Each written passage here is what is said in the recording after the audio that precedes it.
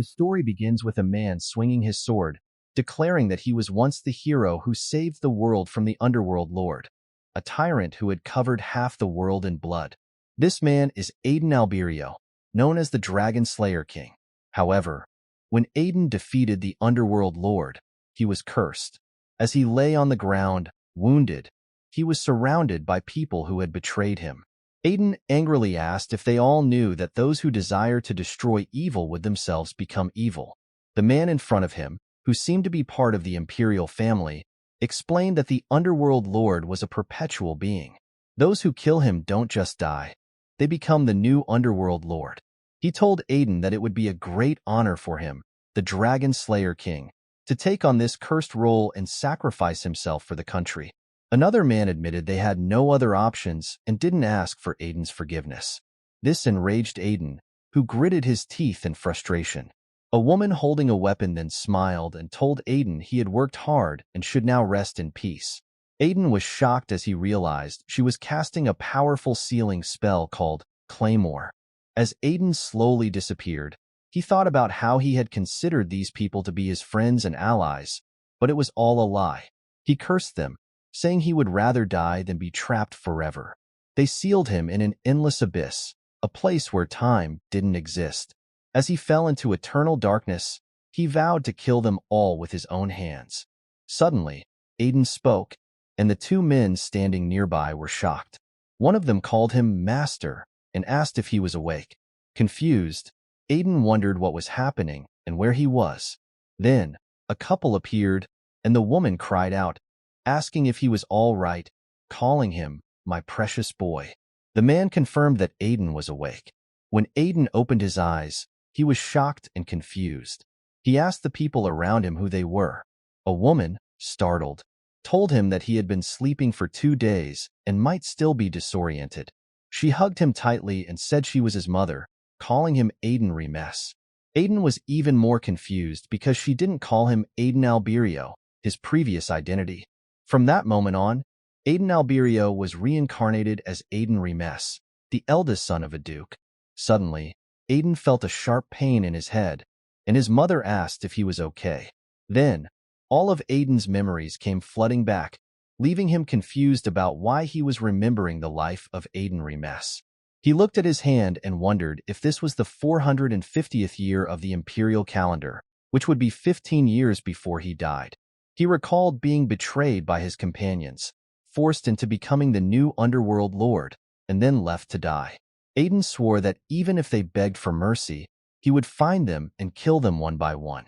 However, Aiden was shocked when he realized the previous owner of this body was a scumbag. He was confused about why he came back to life in a body like this and why Aiden Regressed had been passed out for 2 days, drunk and drenched by rain. Aiden thought that if he hadn't been the Duke's son, he might have been beaten to death. The next day, Aiden looked at himself in the mirror, feeling awkward.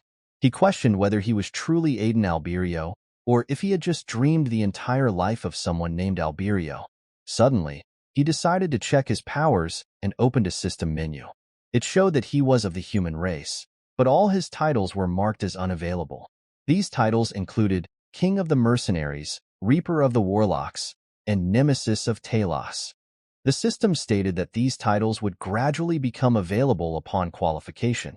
Aiden was stunned, especially when he realized he still possessed the power he had gained by consuming the heart of the Berserker, along with his title of Dragon Slayer. Aiden realized that his powers were still with him, so it wasn't just a dream. Although he was bothered by his name being different, he wasn't sure if it mattered. Then, he laughed, thinking that this must be a gift from the gods, and vowed to find and destroy those who betrayed him. Suddenly, a servant appeared and was shocked to see Aiden laughing to himself. The servant asked what was going on, but Aiden just smiled and said he was thirsty. The servant brought him something to drink, and Aiden grabbed it, thanking him. The servant was confused and scared, wondering why Aiden was being so polite, as it was unusual for him. Aiden continued to laugh, asking the servant if the drink was good and if he could get some water. The servant, trembling in fear, watched as Aiden drank the coffee, remarking that it tasted lovely. The servant was unsure if Aiden really liked it, or if he was serious about saying thank you. When Aiden asked if there was anything else, the servant quickly said no and left. Outside, the servant told another that their young master had just said thank you, which confused the other servant, who wondered if Aiden had gone mad. Back in his room, Aiden cursed, realizing that his simple words had caused the servant to overreact. He was confused about what had happened to the original Aiden Remes. Now that he had regressed 15 years into the past, he wondered if the original Aiden still existed separately in this timeline. Aiden recalled that by this time, he should have gained his independence from his mentor, Valkan, the former mercenary king. Determined to find out more, Aiden left his room and called out to a servant named Philip. Both were shocked, as Aiden had never called him by name before.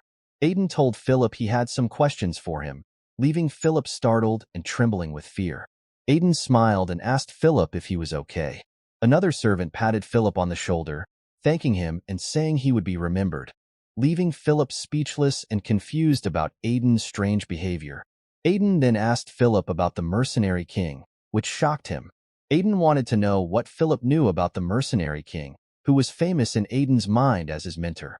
Philip told him that there were rumors the mercenary king had gone missing some time ago, but he had never heard anything about the mercenary king having a disciple. This left Aiden shocked and confused.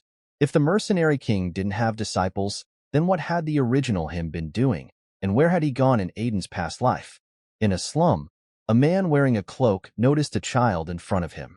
As the man walked towards the child, who was the young Aiden Alberio in his past life, decided to test his luck. He bumped into the man and slyly stole something from him. As Aiden continued walking, he smirked, thinking how lucky he was to steal such a large money bag from someone important. However, the man suddenly appeared behind Aiden and smiled, saying, "You're quite gutsy, aren't you?" Aiden was shocked and speechless. This man was Valkan, the king of mercenaries. Valkan asked Aiden how he dared to steal from him, then grabbed Aiden's shoulder, making him tremble in fear. Aiden quickly apologized, but Valkan just smiled and commented on Aiden's sturdy body. He then declared that from that day onward, Aiden would be his disciple. Aiden was confused, but Valkan pulled him along, laughing and promising to train him to be the best mercenary. That's how Aiden met Master Valkan, and from then on, he made a name for himself as Valkan's disciple. Later, after slaying the Berserk Dragon, he earned the nickname the Dragon Slayer King. In the present time, Philip was shocked when Aiden asked him about the Mercenary King, stating that he'd never heard any rumors about the Mercenary King having a disciple. Aiden was startled and stunned, thinking there was no way the disciple of the Mercenary King, Aiden Alberio, didn't exist in this timeline. Meanwhile, in the hall, one servant asked his companion if he thought the young master had changed lately. The other servant agreed, mentioning that the last time Philip spilled wine, Aiden didn't throw anything at him. Instead, he even thanked him. Aiden had started calling people by their names in a friendly way, which surprised the servants. They thought people could change after a life-threatening experience, and it seemed to be true for Aiden. However, they were still concerned, noting that Aiden had recently looked spiritless, with empty eyes. Meanwhile, Aiden felt like he had nothing to do. The servants prepared his meals, and he didn't even have to do the dishes. He had tried searching for his other self, Aiden Alberio, but as expected, that version of him didn't exist in this timeline. Despite this, he was still haunted by thoughts of betrayal, hatred, and revenge. Aiden was startled to see two men having a sword fight for training. They were knights from the duchy. Suddenly, a man approached Aiden, asking why he was there. This was Carl Remes, Aiden Remes's younger brother. Unlike the former owner of Aiden's body, who was a scumbag, Carl was diligent and had already become a knight despite being the second son, even having a right to succession. However, Carl had no respect for his older brother. Carl was angry, asking why Aiden wasn't off drinking like usual. Aiden could see the disgust and sense of superiority on Carl's face as he looked down on his older brother for wasting his time playing and drinking. Aiden replied that he was just watching the trainees because he was bored. Carl snapped back, saying that night training wasn't a spectacle, and if Aiden wasn't there to spar, he should leave. Aiden was initially stunned and confused, but then realized he hadn't held a sword since the fiasco. He told Carl that he'd like to spar. Carl was shocked and asked him to repeat himself. Aiden confirmed that he wanted to spar. At the training grounds, a trainee knight named Bazan kneeled before Aiden and greeted him as the young master before their sparring match. Aiden looked at Bazan and simply said, "Good." Meanwhile, two knights watching from a distance were concerned. One asked if they should stop the sparring since Aiden was still the young master. The other knight replied that Bazan would probably lose on purpose to avoid getting fired. Bazan was nervous and uneasy about sparring with Aiden, whom he considered a scumbag. He couldn't believe he was being forced to fight someone so weak, someone who even lost to the neighborhood dogs. However, Aiden could tell that Bazan was thinking about how to lose on purpose. Aiden smiled and said it had been a while since he had warmed up, and he was curious about what would happen if he went all out. As they raised their wooden swords, Aiden told Bazan not to hold back and to do his best. He asked if Bazan agreed that a training knight who loses to a weak alcoholic is useless. Then, Aiden smirked and warned that if Bazan lost, he'd have him kicked out of the order. Bazan was shocked by this challenge. Carl, watching nearby, thought Aiden had lost his mind. In his view, Aiden had never even held a sword, and now he wanted to spar seriously with a trainee knight. Bazan, his eyes bright with determination after Aiden's words, stepped forward and attacked. Aiden managed to block the strike but gritted his teeth, realizing that this body was much weaker than he had thought. Despite the pain, he found himself wanting to exchange more blows. As the sparring continued, Bazan became increasingly frustrated. The knights watching were shocked to see Aiden holding his own. One of them was worried about Aiden getting hurt, while Bazan was confused, wondering how the young master was managing to keep up. Carl was shocked, and Bazan was confused as to why Aiden wasn't going down. Bazan was certain Aiden wouldn't stand a chance, but his sword just couldn't reach him. As their swords clashed, Aiden found it refreshing, feeling the hot blood coursing through his veins. Bazan was taken aback, while Aiden smirked, enjoying the exhilaration he hadn't felt in a long time. The other knights were stunned, with one commenting that there was no way Bazan was being pushed back and wondering if he was seeing things. Carl was angry, unable to believe that the scum Aiden was gaining the upper hand against a trainee knight, especially since Aiden used to get beaten up by street dogs. Bazan was shocked to see that Aiden's attacks had suddenly changed, as if he had been holding back the whole time. He couldn't understand how Aiden was performing such moves, but in Aiden's mind, he realized that after living lazily for so long, he had forgotten who he truly was. Despite his current weak and muscle-less body, he was still Aiden Alberio, the Dragon Slayer King, who had once killed the Berserk Dragon. Aiden swung his sword, forcing Bazan to retreat. Suddenly, Aiden pointed his sword at Bazan, who was shocked.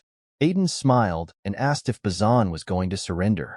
The other knights were murmuring, wondering if Bazan really lost to their young master, which seemed unbelievable to them. Aiden laughed and thanked Carl, saying the sparring match was refreshing. Carl smirked and replied that he was glad to hear that. Aiden then waved his hand, saying he'd come by often to spar again, and told everyone to do their best before leaving. Carl was stunned and confused, wondering if Aiden was really the same person he knew. Another knight shared the same doubt. Later that night, Aiden looked at his hand and said he couldn't believe his body struggled with even one duel.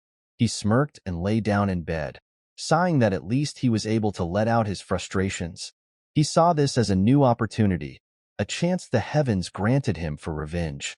However, he knew his enemies were incredibly talented, practically one-man armies, and held high status.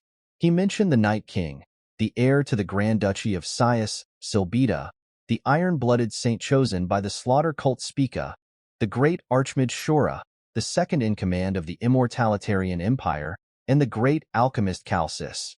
Aiden realized he couldn't stand a chance against them at the moment and might need to fight them all alone.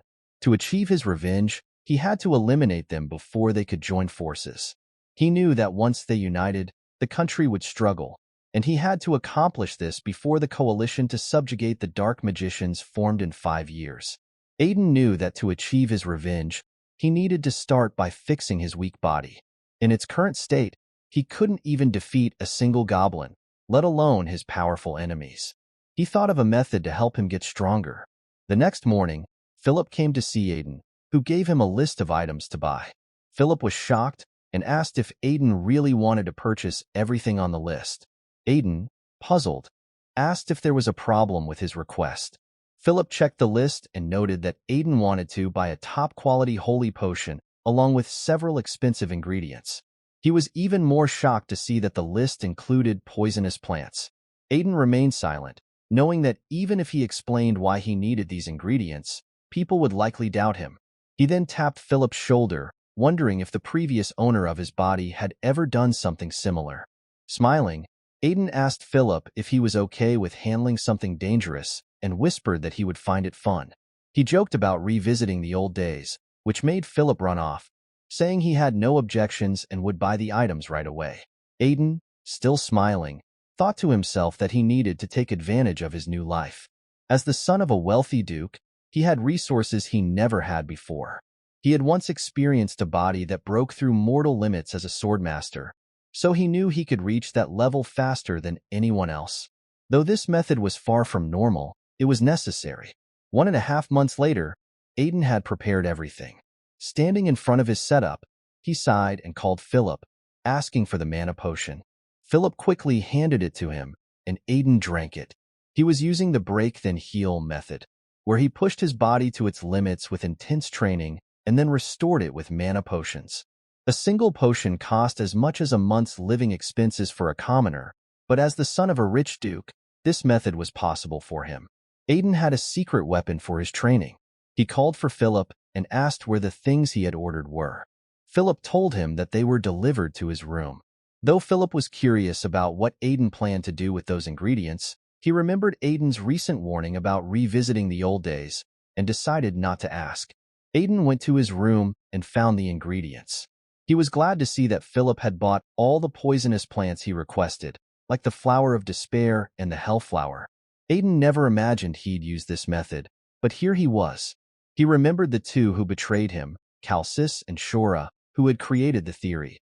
While poison wreaks havoc on the body, it will use all its resources to survive, unlocking hidden potential. Aiden knew this could easily kill him, but he had a top-quality holy potion to help him recover, so he figured he'd be fine. As he prepared to eat the poisonous flower, Aiden remarked that he'd already overcome death once. After eating it, he drank the holy potion, but the pain was intense. He kneeled, panting, thinking about how much it hurt and that he would have to do this 100 more times. Still, he could feel his mana flow improving, as expected from the knowledge of those who betrayed him.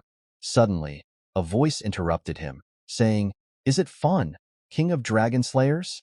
Aiden was shocked and angry, demanding to know where the voice was coming from and telling it to show itself. He recognized the voice and couldn't forget it, even if he wanted to. At that moment, Philip came into the room, nervous after hearing a loud noise. When he saw Aiden, he was shocked. Aiden, still furious, ordered Philip to leave immediately. Philip, understanding the seriousness, quickly left the room. Aiden was still fuming, sure that he had heard the voice and that it wasn't a hallucination. Suddenly, someone appeared in front of him. Aiden was confused and asked if it was the Underlord, and wondered why he was there. When Aiden turned around, the Underlord suddenly laughed and taunted him, saying, "I caught you, haven't I? It's been a while, King of Dragon Slayers, Aiden Alberio." Aiden was furious. The Underlord continued to tease him, and Aiden, shocked, shouted, "You scoundrel Underlord, why are you here? I saw your end with my own eyes." But the Underlord calmly replied that it looked like Aiden missed him, adding that he didn't have a physical body anymore, so Aiden couldn't look at him. Aiden sighed and asked how the Underlord was talking to him if he had lost his body. The Underlord reminded him that in the end, he had died while becoming the Underlord himself. Aiden clenched his fists, confused, and asked if the Underlord was implying that he was now the Underlord. The Underlord explained that it was half right and half wrong. At the moment of his death, he transferred his soul into Aiden's body. Originally, he had planned to take over Aiden's body and resurrect himself. Aiden laughed, realizing that the Underlord's plan had failed because of his suicide. Aiden then asked if the Underlord's soul still existed within him, and the Underlord confirmed it. Aiden, now more serious, asked how he could kill that soul. The Underlord was momentarily speechless. Aiden wondered if pouring holy power into his body would work, or if the only way to kill the soul was for them to die together. The Underlord quickly told Aiden to wait and listen. He said to Aiden, "He is different now how I was in the past." Aiden asked how, pointing out that he was still a being that loved madness and chaos. The Underlord explained that the madness and chaos Aiden witnessed were not originally part of him, but were due to a link with the demon god. That link was severed when the Underlord was trapped in the void, which is why he now seemed more composed compared to the insane lunatic Aiden remembered from back then. Aiden, confused, asked the Underlord about the demon god. The Underlord explained that the demon god, also known as the original sin, is a being of pure malice, feared even by the gods.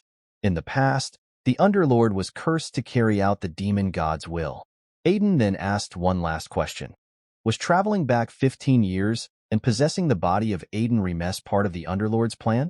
The Underlord admitted that it was. When he entered Aiden's body, he tried to use the dragon's mana that Aiden possessed to turn back time. Aiden was shocked and asked if that was even possible.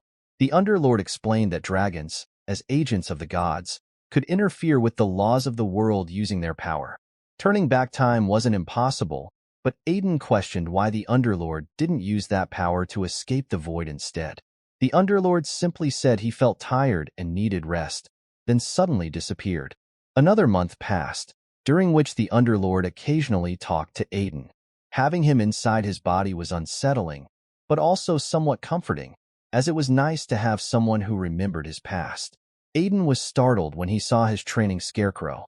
He realized that his training method was effective, but the scarecrow wouldn't be enough anymore.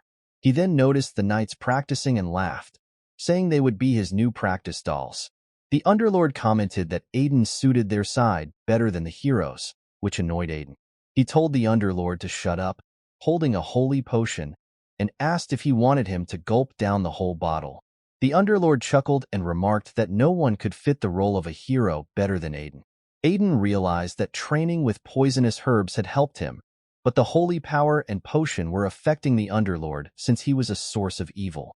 Aiden warned the Underlord to be careful, then suddenly noticed a man who looked familiar but couldn't quite place him. A knight nearby called the man Lo and told him to pay attention. This shocked Aiden as he realized that this was Lo, the free knight, from his previous life. Lo, who had once been a mercenary pretending to be a knight, had earned the nickname Free Knight and had saved Aiden's life several times before dying in a battle against a dragon. Aiden sighed, thinking that seeing Lo again made him feel like he had truly returned to the past. He then called out to Lo, startling the other knights. The head knight asked what was going on, but Aiden approached Lo directly. Lo was startled and asked if Aiden was speaking to him. Aiden, now irritated, demanded to know why Lo hadn't addressed him properly by name and rank when spoken to. Instantly, Lo bowed and apologized, introducing himself as Apprentice Knight Lo and greeting Aiden formally. Aiden laughed, which made Lo angry and confused. Lo thought to himself, "Why is this ruffian picking on me?" but quickly denied thinking that out loud when Aiden accused him of it. Despite his fear, Lo was curious and confused about why Aiden was suddenly acting like this, especially since Lo was planning to quit soon anyway. Aiden found it thrilling to see Lo squirm, and for the first time, he felt glad to be in his new body. He tapped Lo on the shoulder and told him this was no good, instructing him to meet at the training ground that evening. Lo was shocked, but Aiden just smirked and left, deciding to give Lo a small gift as a way of repaying an old debt from their past life. When night came, Aiden was waiting for Lo at the training ground. Lo arrived, visibly distressed, and asked Aiden how he knew his secret, but more importantly, if he could really fix his arm. Lo, on the verge of tears, explained that if his right arm were functional, he could have lived as an ordinary knight. Aiden, recalling the debt he owed Lo from their previous life, decided to repay it by helping him.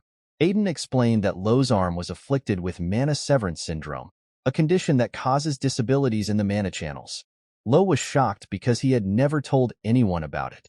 He asked Aiden if it wasn't incurable, and Aiden confirmed that while people believe it's incurable, There was actually a cure that would be discovered in about 10 years. Aiden knew the cure and was willing to treat Lo's arm. But there was a catch. Aiden smiled and told Lo that nothing in this world is free. He presented a contract to Lo, which Lo immediately checked. The contract had two conditions. First, that Lo would spar with Aiden every day, and second, that Lo would swear to do anything Aiden commanded. Lo was angry and called the agreement almost like a slave contract. Aiden just smiled and asked if Lo didn't like it. Despite his frustration, Lo sighed and wondered how he could trust Aiden, especially since Aiden first claimed his condition was incurable. But with no other options, Lo decided to accept the deal. Aiden laughed, relishing the moment, thinking how exhilarating it was to make Lo his slave. As a bonus for treating Lo's arm, Aiden planned to take something valuable as well. Lo, watching Aiden laugh, felt uneasy, sensing danger. Suddenly, the Underlord chimed in, praising Aiden's actions as fitting for a dragon slayer king. Aiden quickly told him to shut up. A few days later, Aiden and Lo were traveling in a carriage toward the small town of Maryland. Lo questioned if this was really the right place, finding it strange. Aiden dismissed Lo's doubts, making him even more nervous. When the carriage stopped, the coachman announced their arrival, and they stepped out. Aiden told Lo to follow him, but Lo couldn't help but worry about whether his arm could truly be cured in such a place. They arrived at an unusual drugstore with a sign that warned it wasn't a clinic and didn't make drugs, telling druggists to get lost. Aiden touched the door, thinking back to Lo's past attempt to cure his condition here, where someone had been researching a cure for mana severance syndrome. As Aiden opened the door, he mentioned that things hadn't worked out back then. Lo, noticing a large painting, asked Aiden what he thought it depicted. Aiden explained to Lo that the painting depicted the Philosopher's Stone, a mythical object believed by mages and alchemists to interfere with the domain of gods, something that could even bring the dead back to life. Though it seemed absurd, Aiden, having transcended the divine realms of death and time, thought it might be possible. Suddenly, a voice spoke, surprised at Aiden's knowledge, and remarked that he was well informed. Aiden casually replied that he'd heard things here and there, thinking back to Calcis and Shora, who would occasionally talk about such topics. The woman, revealing herself, said it had been a while since they had an interesting guest, but pointed out that they didn't do business, as the sign indicated. Aiden then told Lo to step outside for a moment, which he did immediately. Once Lo was gone, Aiden called the woman by her name, Cassie, and got straight to the point. Cassie was surprised that Aiden knew her name. Aiden explained that his knight was suffering from mana severance syndrome, and he knew she was interested in this disease. Cassie was shocked, removing her hood and asking how much Aiden knew. Aiden, stepping closer, pointed out that just like her, his knight was afflicted with mana severance syndrome. Cassie was taken aback, demanding to know how Aiden knew about her condition. Aiden explained that her symptoms were more severe than usual, and without those herb leaves, her condition would keep worsening. He added that while Lo's condition affected only his arm, Cassie's disease had spread to all her organs, making her critically ill. Cassie remarked that Aiden seemed well informed but pointed out a mistake.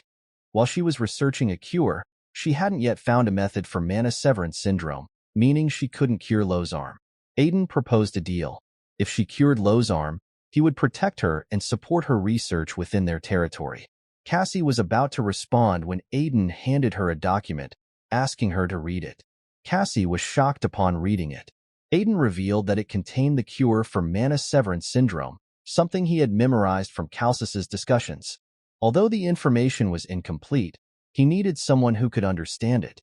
He asked if it was still impossible to cure Lo's arm. Cassie asked for half a month to consider the method.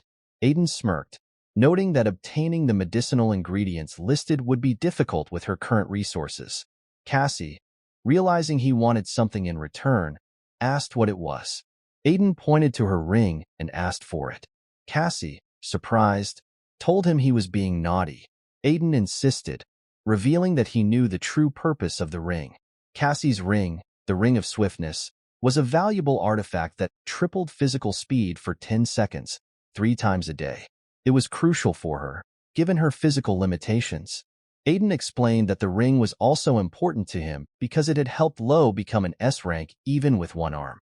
For Cassie, It was her primary means of defense. Aiden told Cassie that if she came to the Duke's house, she wouldn't need the ring anymore because he promised to protect her. He asked what she thought of this offer. Cassie, willing to continue her research, agreed as long as she could keep working. She raised a concern about rumors spreading that a female beastkin was being hosted at the Duke's house. Aiden, unfazed, responded that he was Aiden Regressed, a notorious scoundrel, and that he didn't care about public opinion. Cassie was taken aback by his confidence and smirked, finding him interesting.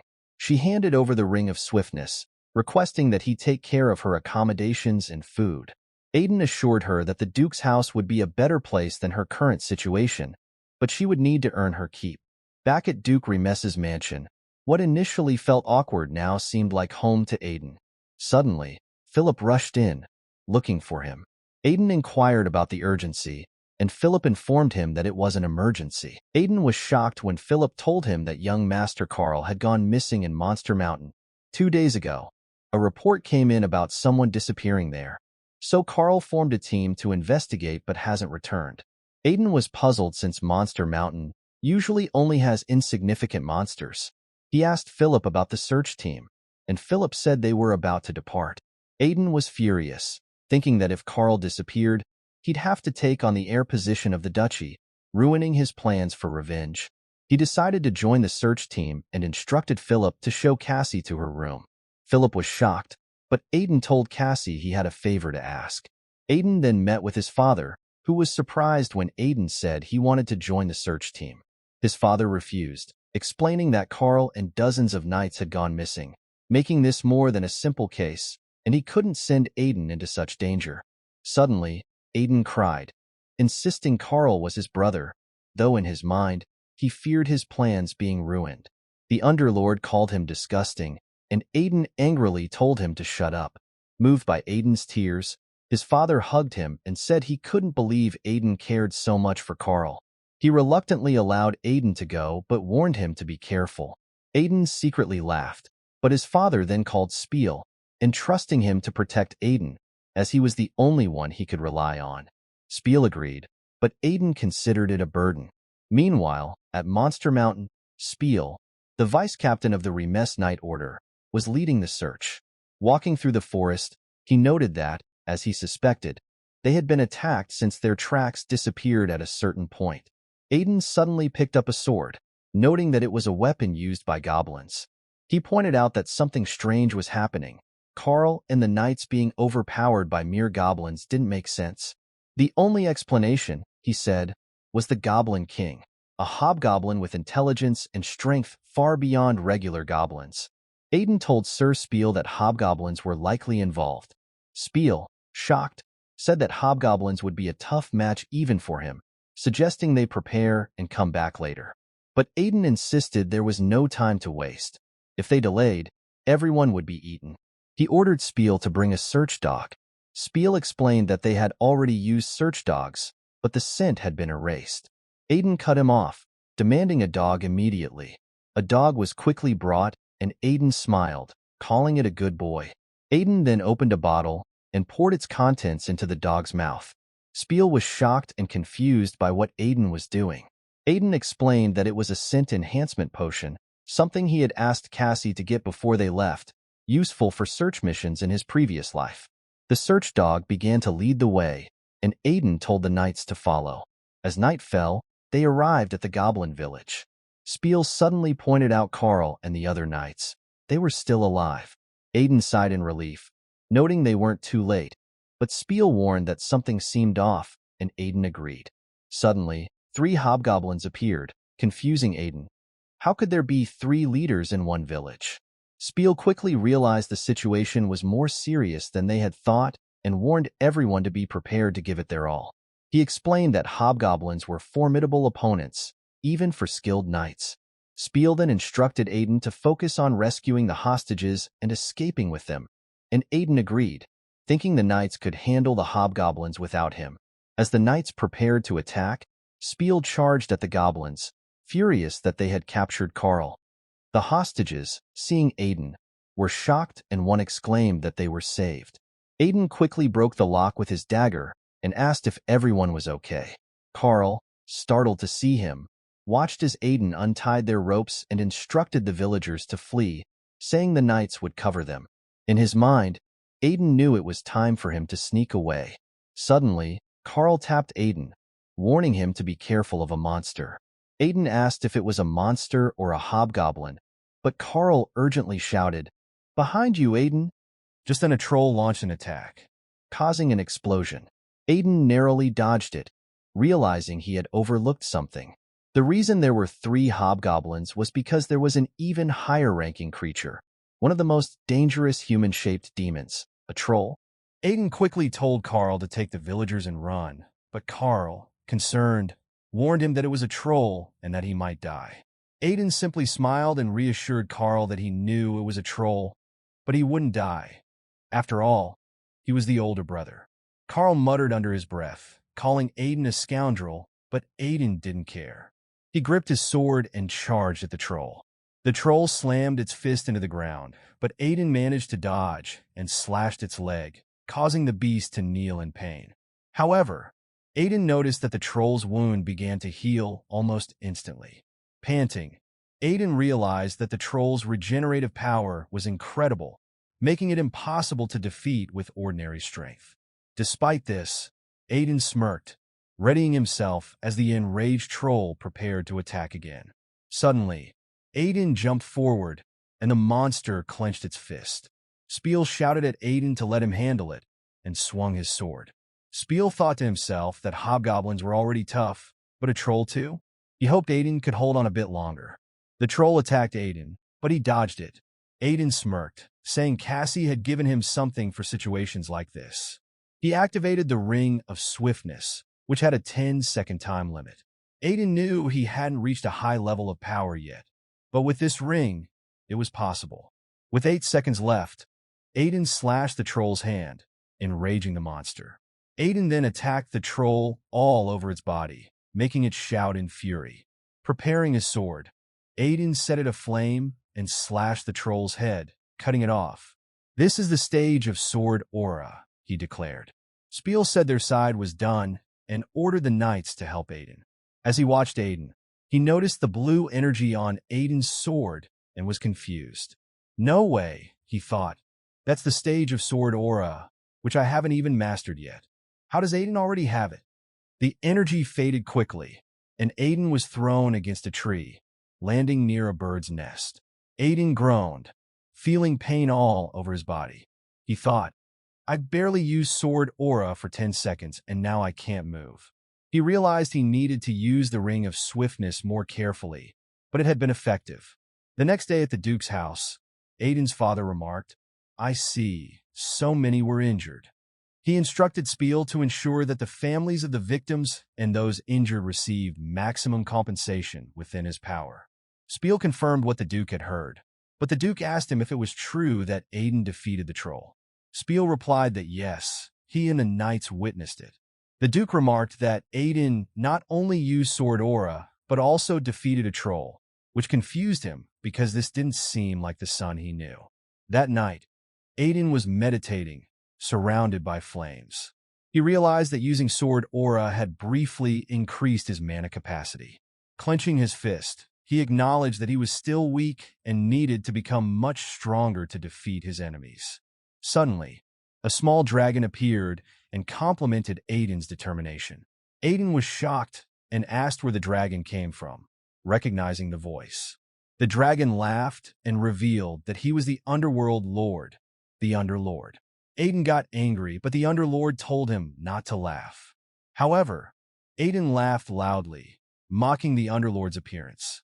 The Underlord blamed Aiden for being weak, but Aiden kept laughing and asked how the Underlord could appear. The Underlord explained that only Aiden could see him because they were one, and as Aiden grew stronger, the Underlord could manifest more. Aiden asked if he would have to keep seeing him from now on, saying he didn't like it. The Underlord replied that it was rude to talk that way to his savior. Aiden was confused and asked, "Wait, didn't you say the Underlord title was a curse from the demon god, and that curse was lifted when the link with the demon god was broken? What's your real name?" The Underlord said he lost his name long ago and now just exists. The Underlord was surprised when Aiden declared that his new name would be Curse. Confused, the Underlord asked why, and Aiden explained that since the Underlord was a curse placed on him, he would call himself Curse from now on. The Underlord thought it sounded silly and told Aiden so, but Aiden told him to shut up. The Underlord sighed, smirked, and said Aiden could call him whatever he wanted, knowing Aiden was doing it just to be difficult. A week later, Aiden went to Cassie's room, knocked, and entered, asking if the treatment was going well. Cassie was startled and teased, saying, "Oh my, the Troll Master has come to visit." Aiden gritted his teeth, thinking to himself that they called him Troll Master because he killed a troll, but it sounded like they were saying he looked like one. He preferred to be called Troll Slayer. He then asked Cassie where Lo was, and she told him the knight was inside. Aiden went to check on Lo and was surprised to see him crying. Lo said his arm was moving and back to normal, then suddenly punched the floor. Aiden was startled, but Lo thanked him, saying, "Thank you, young master, for recognizing and treating my condition. Even though I am just a lowly being, I swear to dedicate my life to you." Aiden laughed and accepted his pledge, thinking to himself that he would work Lo like a slave. Aiden asked Cassie about her own treatment. Cassie smiled and said her mana severance syndrome was a bit unusual and needed more research, maybe another month. Aiden praised her for doing a good job. Cassie smiled and said it was all thanks to the method Aiden had told her about, calling him Troll Master again. Aiden was annoyed and shouted at Lo, "If you're completely healed, then come out quickly. We have work to do." Lo smiled and said, "Yes, understood, sir. Give me any task." However, after Lo was healed, he was annoyed when Aiden's first task for him was physical labor. He shouted in frustration, "Somebody save me." While Lo was panting, a man approached and greeted the young master. He was shocked to see a troll in front of him and asked Aiden if this was the troll he caught. He mentioned that trolls are rare and should fetch a good price. Aiden said he wanted to use the proceeds from selling the troll to buy certain herbs and asked the man if that was possible. The man smiled and assured him that their merchant group had everything, but then nervously mentioned that those were actually poisonous plants. Aiden smiled and calmly said, "If I say they're herbs, then they're herbs. So it's possible, right?" The man laughed nervously, still trembling, and agreed, thinking that if he upset this dangerous man, who knew what might happen. After the man left, Aiden smirked, thinking to himself that easy money was always nice. The Underlord then commented that Aiden's old mercenary habits hadn't changed, but Aiden told him to shut up. Suddenly, Philip rushed in, looking shocked, and called for the young master. Aiden asked what was wrong, and Philip told him the Duke was asking for him. Surprised, Aiden went to his father's room. He heard laughter inside and knocked on the door. Upon entering, Aiden asked if his father had called for him. His father acknowledged his presence, and another man smirked, saying, "Oh, so you're Aiden." Aiden was startled and speechless, wondering what that man was doing there. The man commented that judging by Aiden's appearance, the rumors about him slaying a troll must be true, and it was a pleasure to meet him. Aiden recognized the man, but had no pleasant memories of him. The Underlord asked Aiden if he knew the man, and Aiden replied that he did, but only a little. He knew him as an old man who looked down on mercenaries. Aiden then introduced himself formally, saying, "Nice to meet you. I am Aiden Regressed." Aiden greeted the man, saying, "Greetings to the protector of the northeastern border, Margrave Turid Cetus." Margrave Cetus was surprised and asked if Aiden knew him. Aiden replied that, of course, he did, noting that Margrave Cetus was one of the few in the Empire who had reached the stage of Swordmaster. Margrave Cetus smiled at this. Being a Swordmaster is a transcendental stage that all knights dream of, surpassing mere talent to become superhuman, capable of cleaving mountains with a sword and making the air tremble with their breath. Aiden had reached this stage in the past and knew he needed to reach it again. Margrave Cetus laughed and said Aiden was polite, contrary to the rumors. He complimented the Duke on raising a fine son, but the Duke responded that Aiden still had much to learn. The Duke then asked if it was all right for Margrave Cetus to leave his territory, mentioning that he had heard it was recently attacked by orcs. Margrave Cetus glanced at him and said it wasn't just his territory. Suspicious activities had also been detected at the Slaughter Tower in the Wasteland of Death, which was managed by the Slaughter cult. Hearing this, Aiden was furious, gritting his teeth. He thought to himself that he had some business with the Slaughter cult and that the traitor Iron-Blooded Saintess would have to wait a bit longer. Margrave Cetus turned to the Duke and mentioned that unusual monster movements were happening in 3 different places simultaneously. He asked if the Duke thought it was a coincidence. The Duke admitted that now that it was mentioned, it did seem odd. He then asked Margrave Cetus for help since they were planning to form an investigation team. Margrave Cetus smiled and agreed, saying, "Of course, brother." Then Margrave Cetus added, "But I need one more thing." He suddenly grabbed Aiden's shoulder and asked if he would join his Night Order. Aiden was taken aback, as this offer seemed to come out of nowhere. Margrave Cetus explained that he had heard a lot about Aiden, how he had reached the stage of Sword Aura in less than half a year of wielding a sword. Margrave Cetus thought that the rumors about Aiden reaching the stage of Sword Aura in less than 6 months were nonsense, but seeing him in person made him reconsider. Margrave smirked and promised that he would make Aiden the greatest swordsman on the Western continent, vowing on his own name. The Duke started to say something about Aiden, but Margrave reassured him not to worry, saying he'd take good care of Aiden.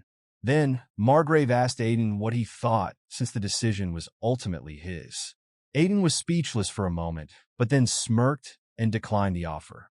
Margrave was surprised and asked if Aiden understood the significance of joining the Cetus Knight Order. Aiden nodded, acknowledging it was one of the most renowned knightly orders in the Empire, but he was confident he could become a sword master on his own. In his mind, Aiden knew he had already reached that stage in the past, so achieving it again was just a matter of time. He boldly told Margrave that even now, he could at least scratch him in a fight. Margrave was shocked, and the Duke trembled with fear. But Margrave laughed, calling Aiden's remark unbelievably rude. The room seemed to shake as Margrave's presence grew powerful, demonstrating his ability to make even the air tremble with his murderous aura, a mark of a true swordmaster. Despite this, Aiden stood his ground, impressing Margrave. Margrave then asked if Aiden was sure he could back up his words. Aiden smiled confidently and suggested they make a bet. Margrave was taken aback and confused. Aiden mentioned that he knew Margrave had a weakness for bets. He proposed that if he couldn't scratch Margrave, he would join the Cetus Knight Order. But if Aiden won, Margrave had to give him his sword. Hearing this, Margrave was startled but then laughed, finding Aiden's audacity amusing. He noted that Aiden was completely different from the Duke. The Duke, unable to withstand the pressure of Margrave's aura, fainted. Margrave accepted the bet, and the Underlord whispered to Aiden that he had been aiming for that sword from the start. Aiden confirmed this, thinking to himself that he had to seize the opportunity to take a sword like that whenever it arose. Aiden identified the sword as Beelzebub, one of the legendary swords. The Underlord commented, laughing, that Aiden definitely belonged on their side rather than the hero's side. Meanwhile, outside the mansion, at the training ground, Aiden and Margrave Cetus were preparing to duel. Aiden asked Margrave if he was planning to use an ogre-slaying sword against a goblin. Margrave replied that he didn't know whether Aiden was a goblin or an ogre, but a knight's duty is to give their best regardless of the opponent. Aiden was speechless, thinking to himself that the knight's courtesy never changes, past or present. The conditions for the match were simple: no use of the aura blade, and Margrave Cetus would not move his right foot. Aiden thought these conditions might seem unfair, but to a sword master, they were hardly a handicap. He knew that if he charged in thoughtlessly, he'd be knocked out immediately. Margrave pointed out that they had quite an audience and suggested they start. Aiden raised his sword and agreed. Aiden suddenly leaped forward, catching Margrave off guard for a moment. He aimed his sword at Margrave's neck, but Margrave easily blocked it. Margrave noted Aiden's real combat experience, as he had gone for the neck right from the start. Aiden landed and swung his sword again, telling Margrave he knew he would block the initial strike. In his mind, Aiden expected Margrave to block every attack, and he did.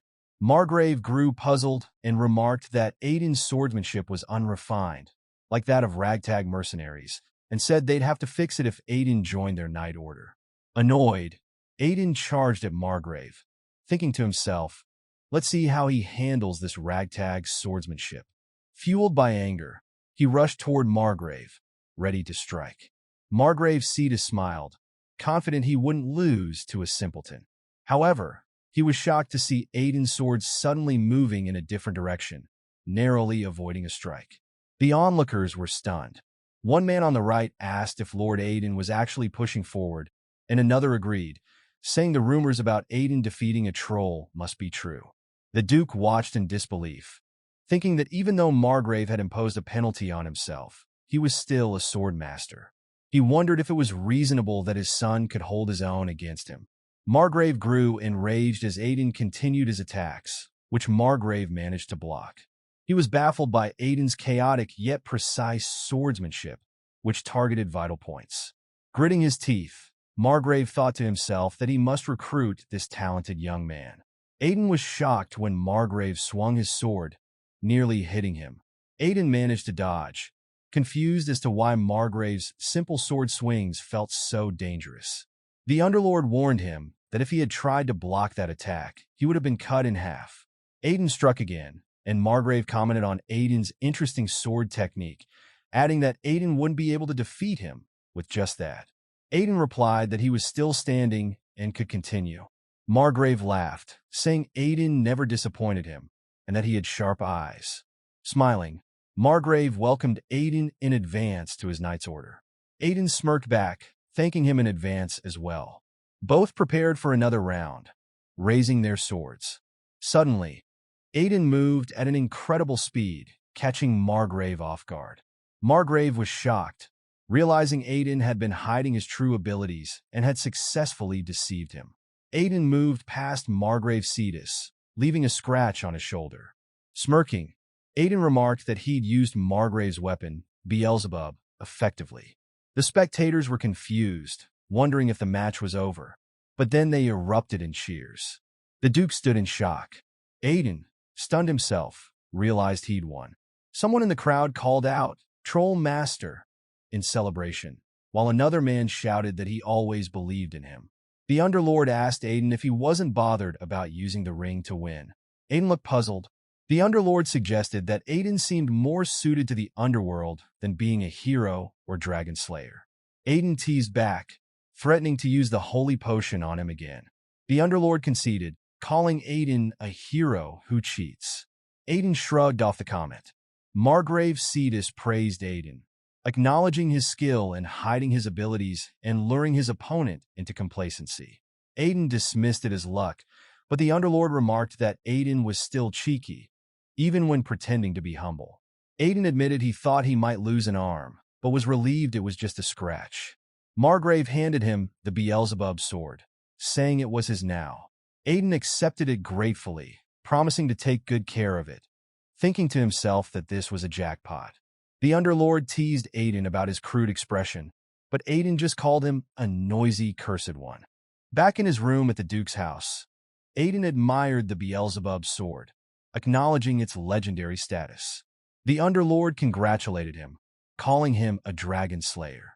Aiden, remembering the earlier accusation of cheating, asked the Underlord what happened to that accusation. The Underlord laughed, admitting he knew secrets about legendary swords that humans didn't. Aiden asked the Underlord if the secret of the sword was just another curse. As Aiden looked at the sword, the Underlord laughed, saying he wouldn't reveal anything for free. He proposed a deal. If Aiden swore to serve him as king and never make him drink holy potion again, he'd share the secret. Suddenly, blood appeared on the sword as Aiden gripped it tightly, and a system notification popped up, announcing a blood pact. Aiden glanced at the Underlord, who looked puzzled.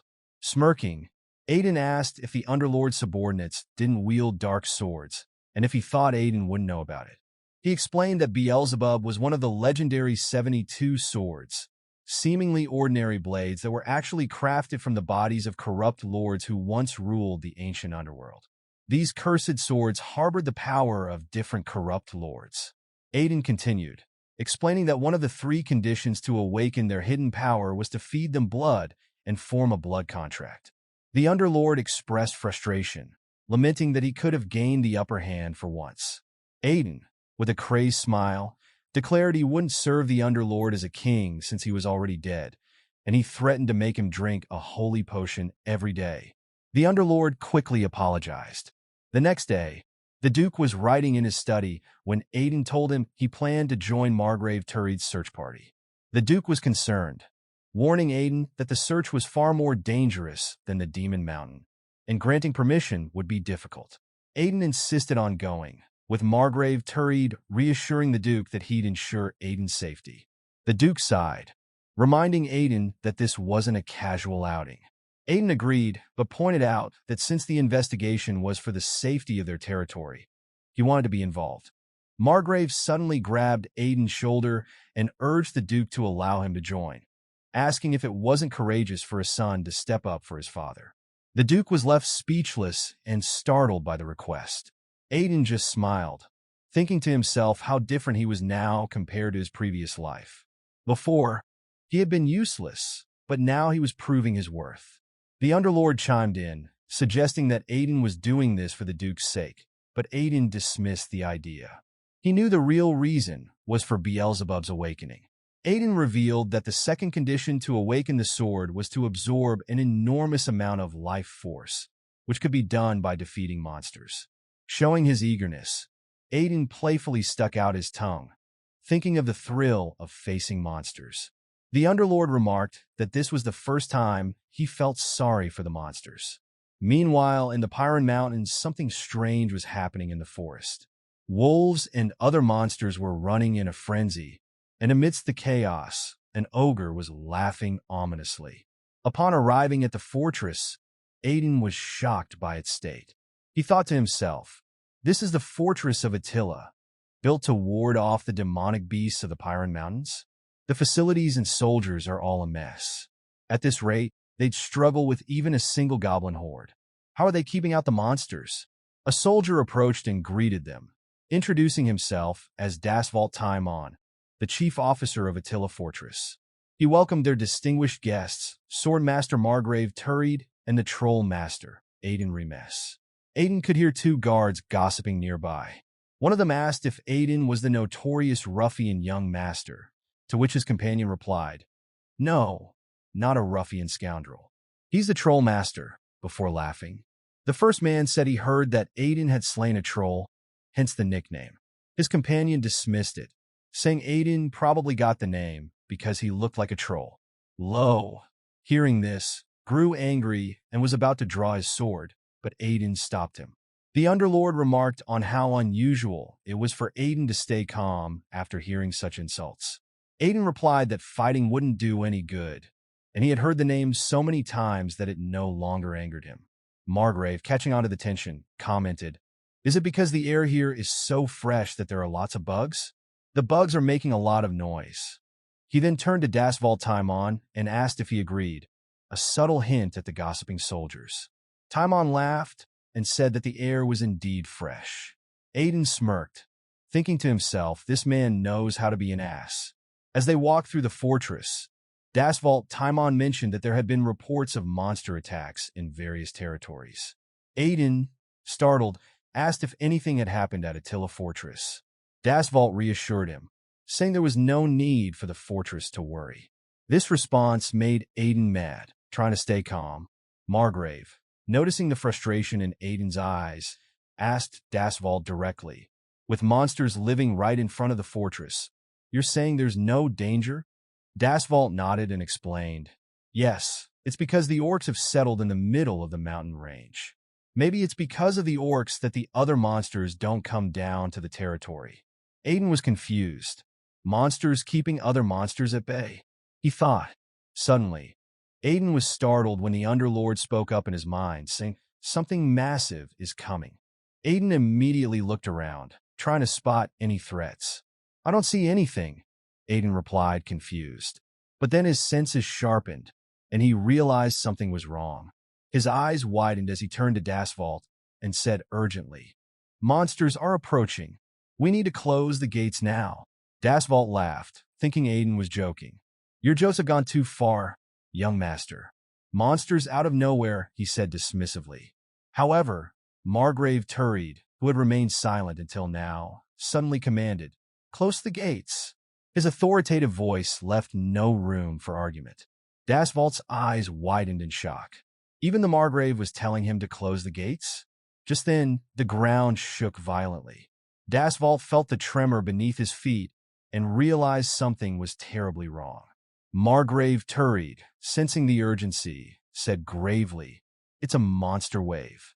Panic ensued. A horde of monsters was heading toward the fortress. The guards, 3 of them standing nearby, were terrified. The man in the center shouted to Dasvalt, "What should we do?" But Dasvalt, trembling in fear, couldn't muster a response. He was paralyzed, unable to command his soldiers. Margrave Turid snapped at them. "What are you waiting for? Close the gates now." His command jolted the soldiers into action. They hurriedly moved to close the gates, sweat pouring down their faces as they struggled to get the massive wooden doors shut. But they were too late. A beast, larger than anything they had ever seen, managed to slip through the gates before they could close them completely. The creature lunged at a nearby soldier, who stood frozen in fear, his eyes wide and his body trembling. Just as the beast was about to strike, Aiden leaped into action. With a swift, powerful slash, he cut down the giant beast, killing it instantly. Aiden stood over the dead creature, panting. He thought to himself, it's not enough to make a difference, but still, it's pretty good at draining life energy. One of the soldiers, watching in awe, muttered, "Did that ruffian just use sword aura?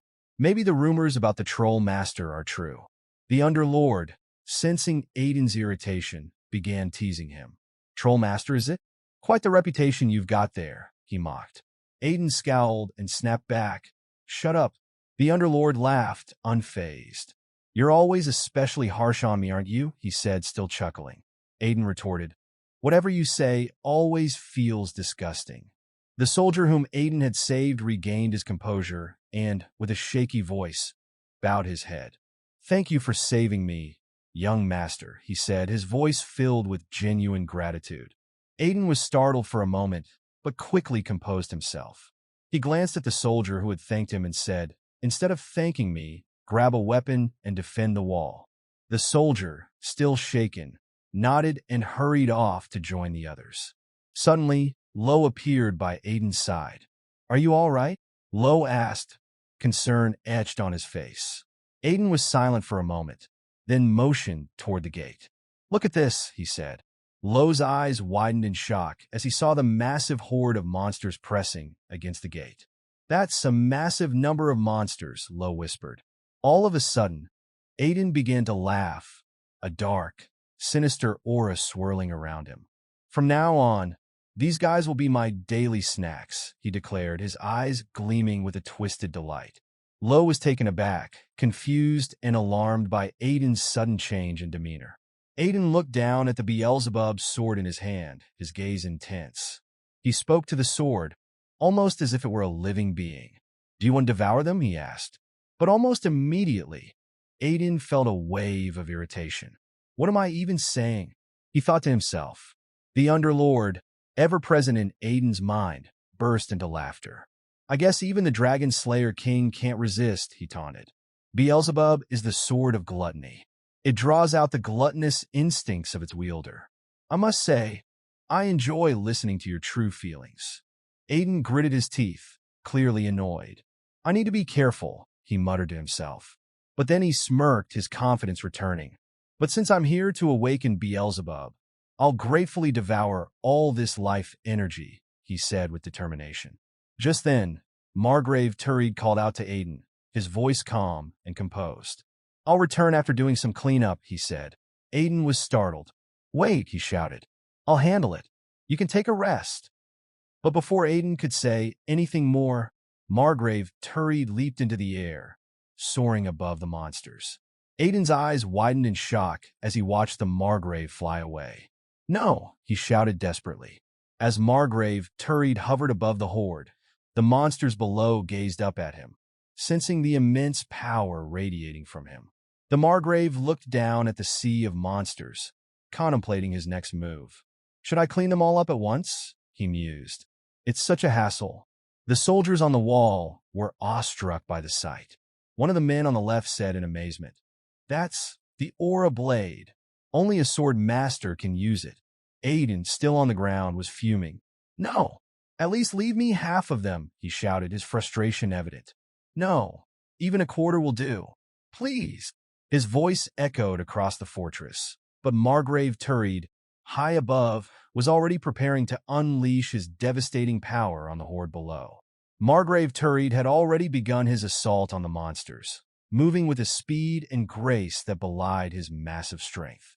With every swing of his aura blade, a dozen monsters fell, their bodies severed and strewn across the ground. It was a massacre. Within moments, the once threatening horde lay dead, their lifeless bodies scattered around like discarded puppets.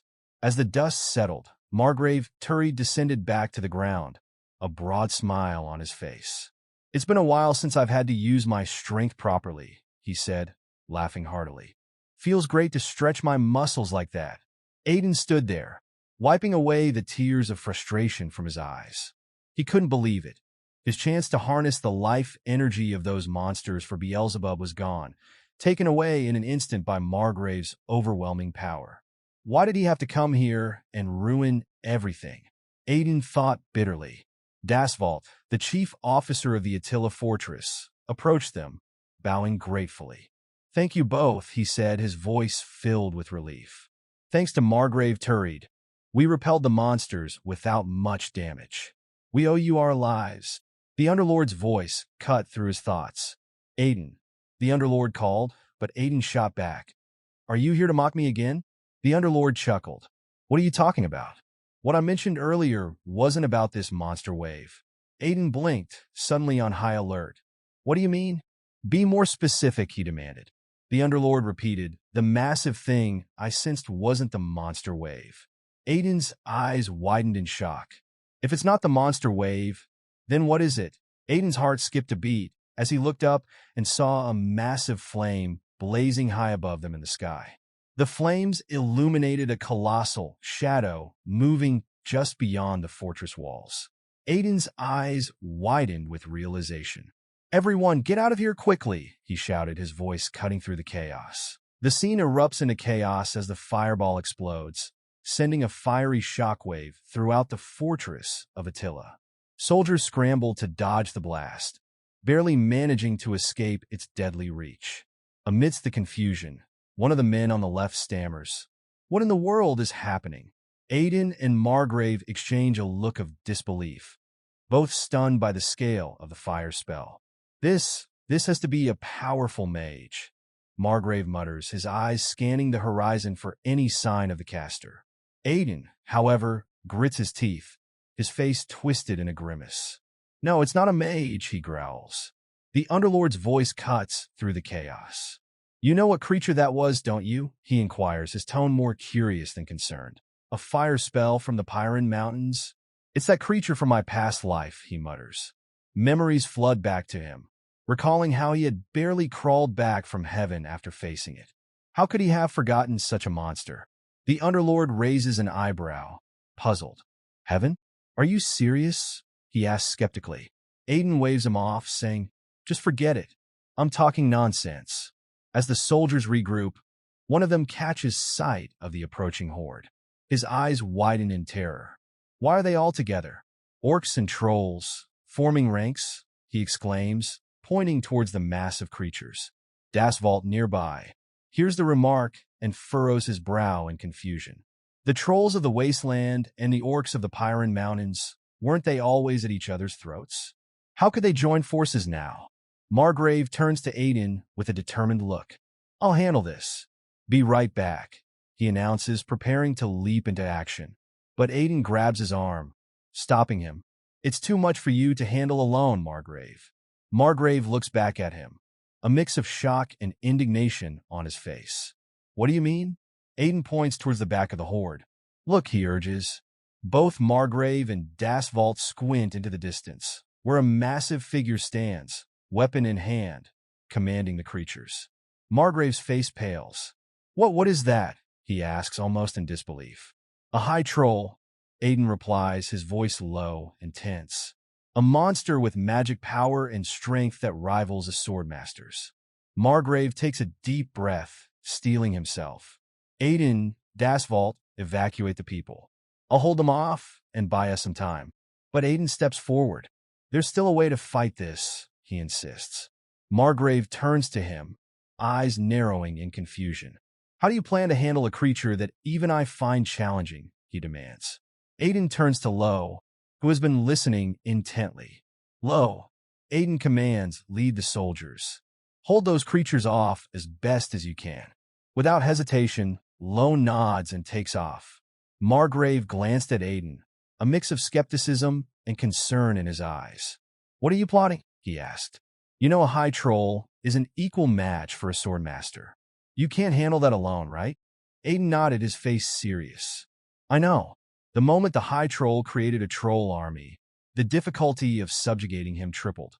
Even if you, Margrave, face him alone, you won't last long. But there's one way for all of us to survive. We're short on time, so I'll explain briefly. As Aiden spoke, the orcs and trolls were closing in, ready to launch their attack. Dasvault's eyes darted between the advancing horde and Aiden, disbelief evident on his face. This is ridiculous, Dasvault exclaimed. If Margrave leaves now, this place will be in ruins within 30 minutes. Suddenly, another explosion rocked the fortress, the shockwave blasting debris into the air.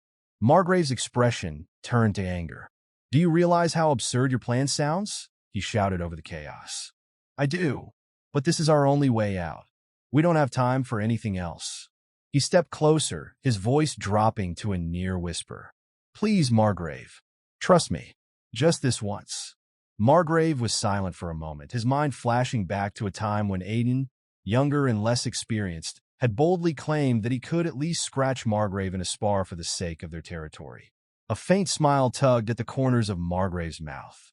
As expected, I can't help but admire your resolve, he said softly. He then looked Aiden in the eye, his tone firm. All right, I'll trust you this time, but know this. If you're wrong, you'll have to join my Knight Order. Aiden sighed, half smiling at the bet-loving Margrave. Agreed, he said. With a nod, Margrave took a step back, then propelled himself into the air, flying towards the enemy horde. The Underlord, observing the scene, couldn't help but voice his doubts. Aiden, are you sure there's only one high troll in this world? How can you be certain it's the same one from your past life? Aiden didn't answer directly. Instead, he asked, do you know how much orcs and trolls hate each other? He then answered his own question. The only one who could be subjugating orcs and commanding them is that creature, and it's using extremely vicious methods to do so. As they spoke, the troll clenched its massive fist and swung it towards the soldiers. The ground shook with the impact, but the soldiers managed to dodge just in time. Suddenly, Lo rushed forward, his sword gleaming in the light. With a swift, precise strike, he severed the troll's head from its body. Aiden watched Lo, a smile tugging at his lips. In his mind, he thought, Lo's grown strong enough to slay trolls. Those herbs I gave him must be working wonders.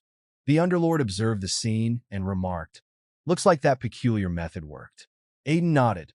Yes, but these trolls can't be killed with just that. There's a reason why trolls led by a high troll are called the Immortal Army. As if to prove his point, the high troll extended its hand toward the fallen troll.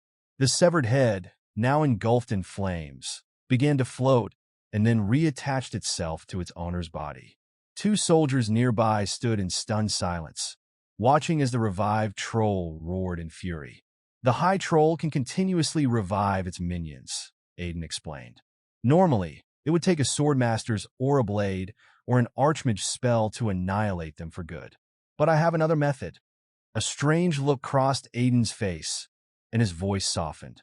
My little baby, he whispered to his sword. You must be very hungry since you missed your meal earlier, right? I'll give you plenty of trolls to eat. The Underlord's voice echoed in Aiden's mind. Beelzebub, you must be having a hard time. Meanwhile, Lo was facing the advancing orcs. His thoughts were frantic. After eating the young master's poison, no, the medicinal herbs, I thought I'd become strong enough. How can it end like this? I haven't even repaid the young master yet. The troll loomed over Lo, ready to deliver a crushing blow.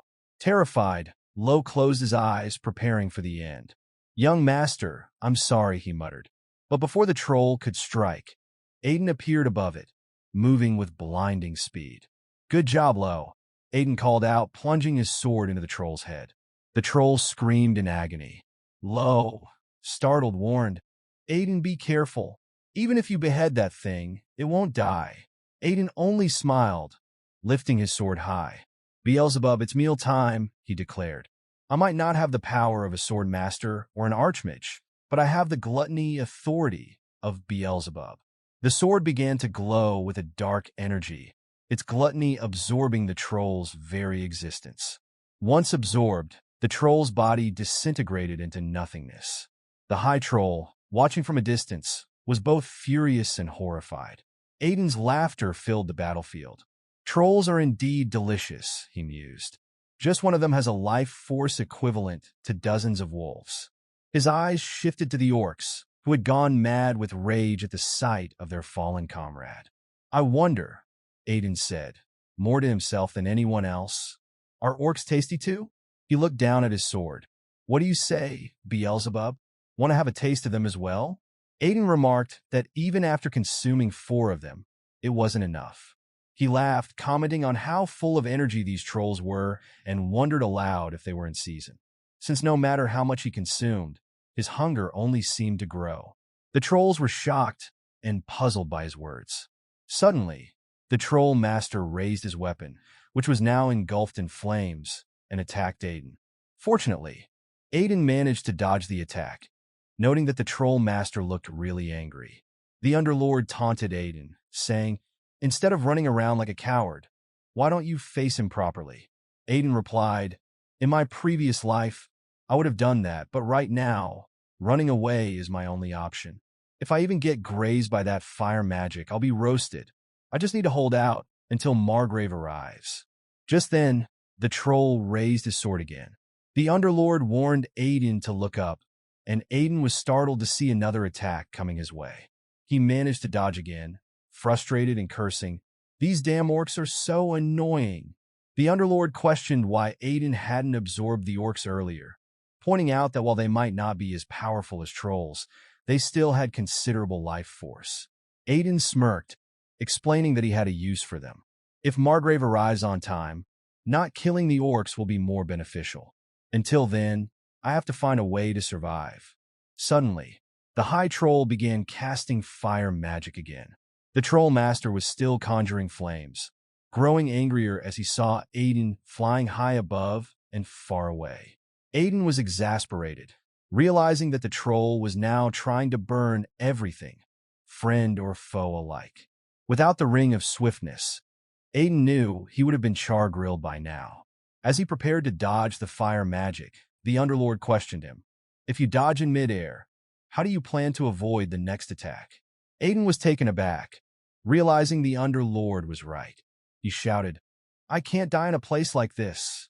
Determined, he headed into attack. Meanwhile, Margrave was being chased by orcs, but suddenly, an aura blade flashed. Margrave appeared and called out to Aiden. You held on well? Relieved, Aiden responded. You really put out the fire just in time. Aiden praised Margrave, saying, as expected, a sword master can cover that distance so quickly that after seeing Orc's chief, Aiden thought it seems everything went smoothly. The high troll was shocked and confused by the sight of this unexpected intruder. The surrounding orcs were equally startled. However, Aiden just smiled and said, the tide has turned, you disgusting troll.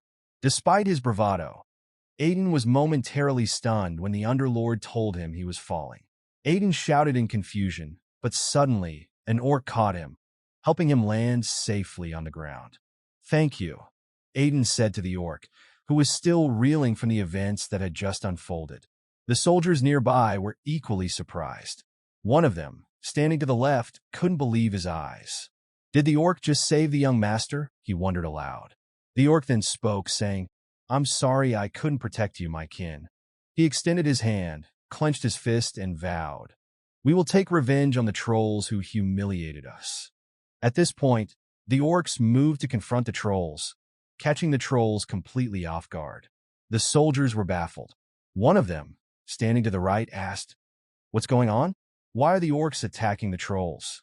Aren't they on the same side?" His companion beside him was equally confused, questioning, "What on earth is happening?" The Underlord then addressed Aiden, saying, "It has happened just as you predicted." Aiden nodded, replying, "I told you." The High Troll was controlling the orcs by exploiting their loyalty to their tribe and chief, using their leaders and children as hostages. Still puzzled, Aiden asked, "Were those hostages released?" Aiden smirked, saying, "The enemy of my enemy is my friend. That's why I didn't absorb the orcs recklessly." At this moment, the High Troll gripped his weapon tightly, laughing as if he had a plan. But his confidence shattered when he saw Margrave attacking him. The High Troll was taken aback, and Margrave, too, was momentarily confused, contemplating using fire magic to defend himself. Margrave thought to himself, "The troll is truly an entity on par with a sword master," just as Aiden said. "If it were only me, I wouldn't have been able to win." At that moment, the orc chief also joined the fight, attacking the High Troll. However, their combined efforts still weren't enough. Margrave thought to himself, "If only there were another sword master, this situation could change." The High Troll, shocked by the turn of events, heard Margrave's voice. "That's enough of your screeching," Margrave said coldly. "Just die quietly." Despite this, the troll snarled, "I can't die so meaninglessly. I will never forgive the humans who killed my parents." Suddenly, flames erupted from his eyes and nose, catching Margrave and the orc chief off guard. Margrave felt a strange disturbance in the mana flow and realized something was wrong. The troll had gone mad, declaring, "I'll explode all the mana in my body and take you all down with me." Margrave's face grew serious. "Even if I can't stop this, the knights won't be able to withstand the flames," he thought. He shouted urgently, "Everyone run! He's going to explode." But before anyone could react, Aiden charged toward the High Troll. Everyone was stunned. Margrave called out, "Aiden, come back. You might die." But Aiden just smiled, his eyes full of determination. He prepared to stab the troll, saying, "The final blow is mine." In an instant, the explosion occurred. Aiden stabbed the High Troll with his Beelzebub sword and said, "It's time for the main dish." As he drove Beelzebub into the troll's heart, the sword began to absorb all the mana from the troll. The High Troll, now almost unconscious, could only gasp as Aiden continued to stab him. Lo! Seeing this, shouted in alarm, clearly worried for Aiden. Meanwhile, Margrave looked on, confused and concerned. How does Aiden plan to handle such a massive mana explosion? He wondered. He couldn't tell if Aiden had a plan. Suddenly, Aiden's confidence wavered. He was startled by the sheer amount of life force and mana he was dealing with. "It's much more than I expected," he muttered, realizing the sword might not be able to absorb it all. The troll's screams filled the air, and Aiden, shivering from the effort, urged, "Just a bit more." He plunged the sword deeper into the troll and called out, "Underlord, I need your help now." The Underlord appeared suddenly, looking at Aiden with a smirk. "You would use me for something like this?" he asked. Aiden, desperate, said he'd do anything. The Underlord replied, "If you promise not to drink any holy potions for a week, I'll help you." Annoyed but out of options, Aiden agreed, telling him to hurry.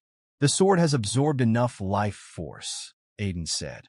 "Now, to awaken it, we need to infuse it with demonic energy. It's time to awaken the corrupted lord sleeping within." The Underlord placed his hand on the top of the Beelzebub's sword and chanted, "Awaken, Lord of Gluttony, Beelzebub." Suddenly, the ancient lord inside the sword awoke, his voice echoing with a sinister power. "It has been a while," he said, his presence overwhelming. "I am the will of the Lord of Gluttony, who seeks to devour even the sky. Who dares to awaken me?" Aiden felt the weight of Beelzebub's presence. As expected from an ancient ruler of the underworld, it was overpowering. He knew that if he were an ordinary human, he would be mentally dominated and turned into a puppet.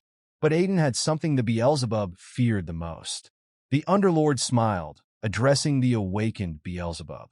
It has indeed been a while. Aren't you curious about who woke you up? Beelzebub turned his gaze to the Underlord, his voice a low growl. Why are you here? He demanded. The Underlord glared at Beelzebub and snapped. Enough with the chit-chat. Just hand over your authority. Beelzebub, still processing his surroundings, looked surprised. To see you here? I can't believe it, he murmured. The Underlord pressed him. Are you giving it up or not? Beelzebub sighed and said he would comply. Aiden smirked, thinking to himself, the Underlord really did take down all the corrupted lords and became the ruler of the underworld. No wonder Beelzebub fears him. Aiden then spoke aloud. You could be useful too, you cursed creature. The Underlord shot Aiden an angry look and warned, just keep your promise. Suddenly, Aiden entered his berserk mode, his eyes burning with intensity. He nodded at the Underlord and said, of course. Gritting his teeth, he commanded, devour it, Beelzebub. Beelzebub let out a scream, and the High Troll was visibly shocked. Aiden attacked, absorbing the troll's power, leaving the troll helpless. As Aiden continued to absorb power, he warned everyone, I can't see anything. Be careful. Low held tightly to a pole, shouting over the roar of the wind. It's a huge gust. Watch out. Aiden shouted at the troll. Become my strength. But the troll, in a last act of defiance, refused, saying no. Suddenly, the wind stopped and the troll disappeared. Margrave, witnessing this, was shocked. Where did the High Troll go? He wondered aloud. Low asked, is it over? Are we safe now? Aiden stood there, stunned, realizing the immense power he had just absorbed. Is this the true power of the Lord of Gluttony's authority? He wondered. The sheer amount of life force and mana was overwhelming. Feeling a wave of nausea, Aiden muttered, I overdid it. I ate too much. The Underlord chuckled. That's what happens when you try to consume everything. No matter how strong the power, if you overuse it, it turns into poison.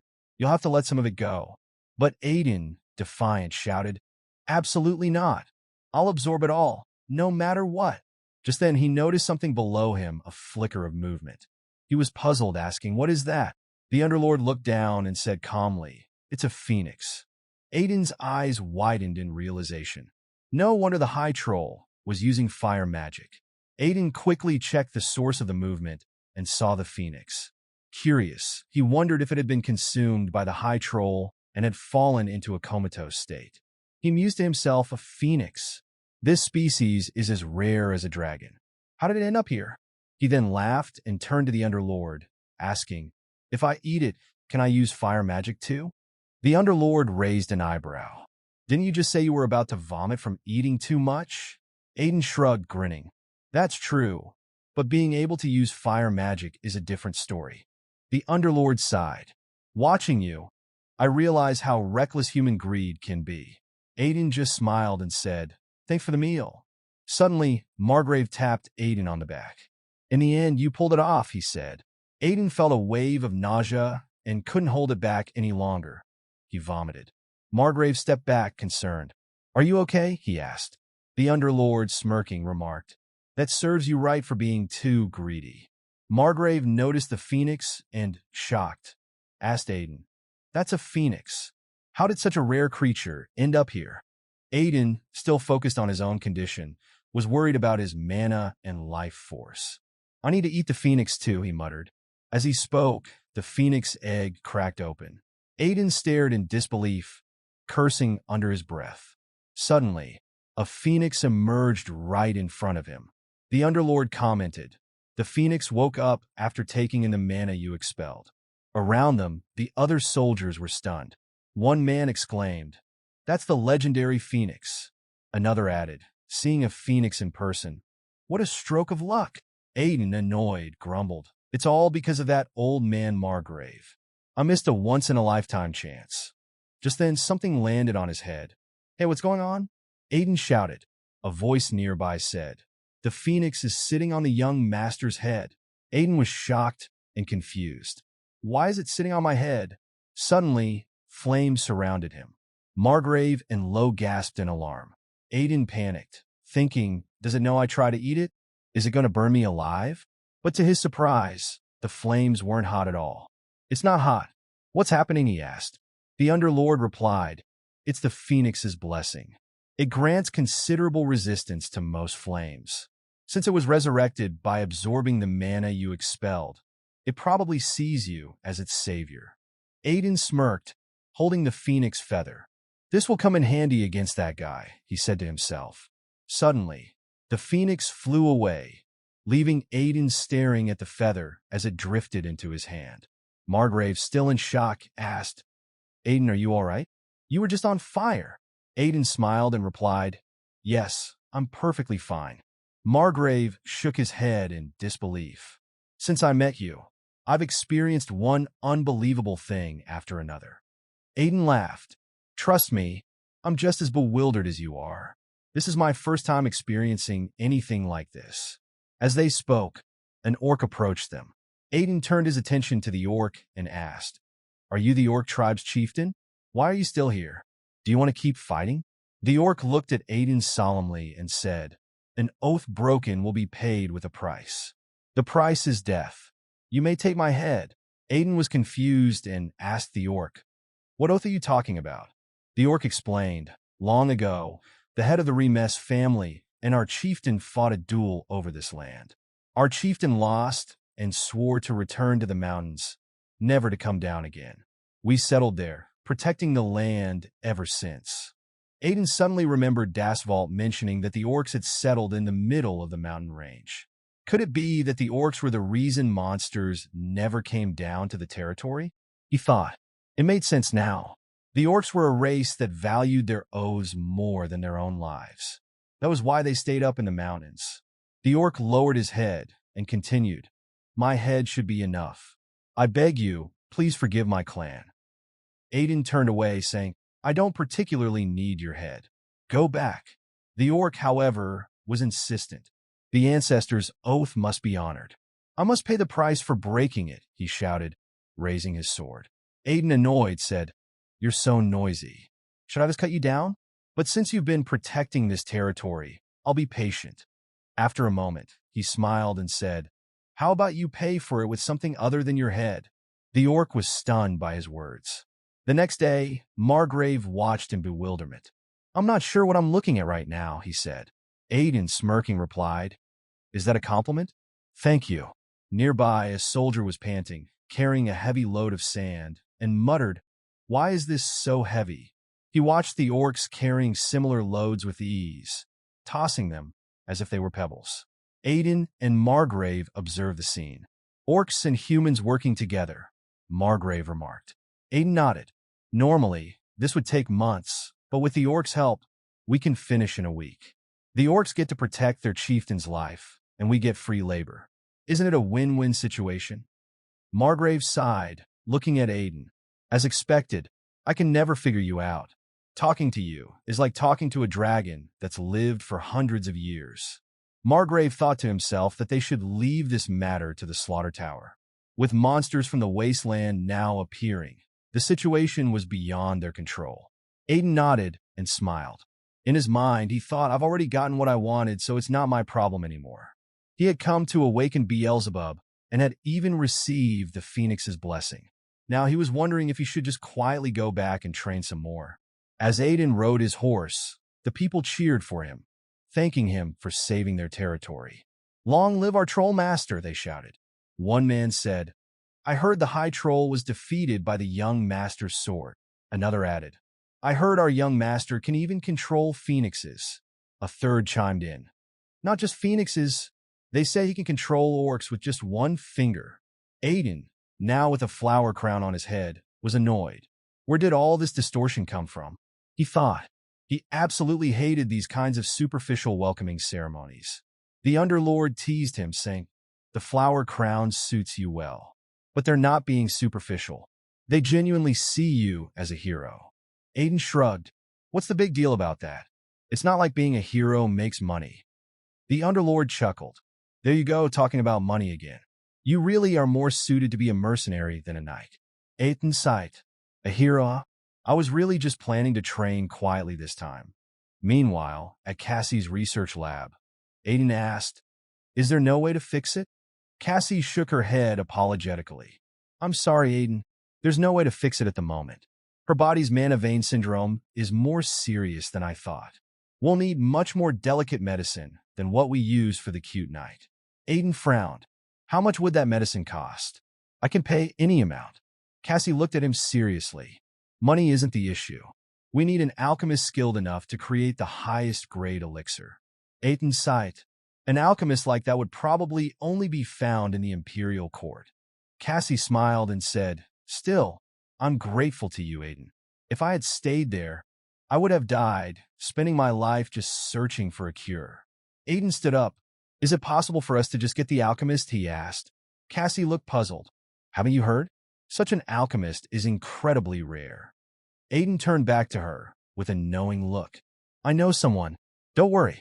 Just wait here. I'll bring them back soon." As Aiden left, Cassie reflected. At first, there was doubt. When Aiden had suddenly come to her and offered a way to cure Manhwa vein syndrome, even providing research funds. Then came acceptance. Knowing her body wouldn't last long, she had no choice but to accept his offer. Next was despair, realizing that the method to cure her body was impossibly difficult. The people she had met so far had warm words but cold actions. But Aiden, his words were cold, yet his actions were warm. It had been a long time since she felt such genuine kindness. Cassie sighed, watching Aiden leave. "Interesting," she murmured. "I'll be asking you to bring me a skilled alchemist then. My research will be perfect after all." Aiden simply nodded and left. As Aiden walked down the hall, the Underlord's voice echoed in his mind. "You're moving for someone else's sake. They say a sudden change in a person can be fatal, so you need to be careful." Aiden replied calmly, "I'm just keeping a promise. You know how important promises are to mercenaries. Besides, I was planning to visit that alchemist soon anyway. That person doesn't have much time left." 3 days later, Aiden arrived in Markellan City. The Empire's largest free trade city was bustling with life. "It's such a lively city," Aiden thought. The Underlord, confused, asked, "Is this what you meant by a city?" Aiden smirked. "A hot city where everyone is working hard." The city itself disappeared once due to a crazy dragon's attack. "I guess I'm the only one who feels strange about it being here." The Underlord pressed on. "Where is this skilled alchemist you mentioned?" Aiden's expression turned serious. "I'll find my way there. Just be quiet for now." Meanwhile, in the slum area on the outskirts of Markellan City, 3 men were bullying a 4th man. The leader of the trio clenched his fist and snarled, "Why didn't you have the goods ready by today?" The man in front of him, trembling with fear, stammered, "No matter how fast I work, I can only make one a week at best. If you suddenly ask me to make twice as many of those top-grade elixirs." Suddenly, the leader punched the wall beside him, making the man flinch. "That's not my problem, Joseph," he growled. "Be careful. If you don't bring it by tomorrow, your collateral might get hurt, you know that." Joseph's face went pale with fear. Just then a voice rang out. "Fraud, extortion, threats. For those suffering from these, we offer solutions." Aiden shouted repeatedly, catching the attention of the men. The leader, surprised and annoyed, looked around, trying to locate the source of the voice. He turned to his companion. "Karen, go take care of him." Karen stepped forward and approached Aiden. "Who are you? And what are you doing hanging around here?" he demanded, sizing up Aiden. Aiden smirked. "You don't know who I am?" he replied coolly, ignoring Karen. He waved a hand toward Joseph. "Hey, are you suffering from fraud, extortion, or threats?" Karen's face twisted with anger. Gritting his teeth, he stepped forward to punch Aiden. "How dare you ignore me?" he roared. But before Karen's punch could land, Aiden struck first, sending Karen flying into the wall. The 3 men were stunned, watching Karen slump to the ground. Aiden clenched his fist and smirked. "Move aside," he said, his eyes cold. "I can't see the customer." Suddenly, the leader of the group grew furious and lunged at Aiden. "You dare mess with my people? I'll kill you," he roared. Aiden sidestepped the attack with ease, a smirk playing on his lips. Grabbing hold of the man's pants, Aiden yanked them down, revealing a pair of cute boxers. The man's face turned crimson with embarrassment as Aiden laughed. What's with these cute panties? Aiden teased. The man, enraged, shouted, You troll-looking bastard. Aiden's smile faded, his eyes narrowing. What did you just say? He growled. The man raised his sword, glaring at Aiden. You think you can mess with us? We're Cerberus, the top predators of Markellan City. You're dead. He swung his sword, but to his shock, the blade shattered against Aiden's defense. Aiden grabbed the man by the collar, lifting him effortlessly. The man, now visibly terrified, stammered, Who are you? Flames suddenly engulfed Aiden's sword. The thug's eyes widened in disbelief. Ow! How are you using sword aura? Aiden's expression darkened. Your eyes must be broken if you think I look like a troll. You're lucky I'm ending this so easily. The Underlord's voice echoed in Aiden's mind, amused. You're the first person I've seen use Beelzebub like this. Ignoring the Underlord's comment, Aiden turned his attention to Joseph, who was still trembling. So, how about it? Need some help? Aiden asked, his voice calm but authoritative. I offer my services at a reasonable price. Joseph stared at him in shock and confusion. An aura-awakened swordsman offering to help at a low price? It seemed too good to be true.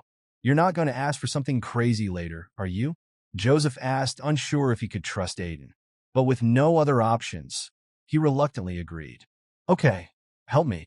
Joseph was a renowned Chinese alchemist in the underworld of Markellan City, and his daughter had been kidnapped by the Cerberus Guild, a notorious criminal organization.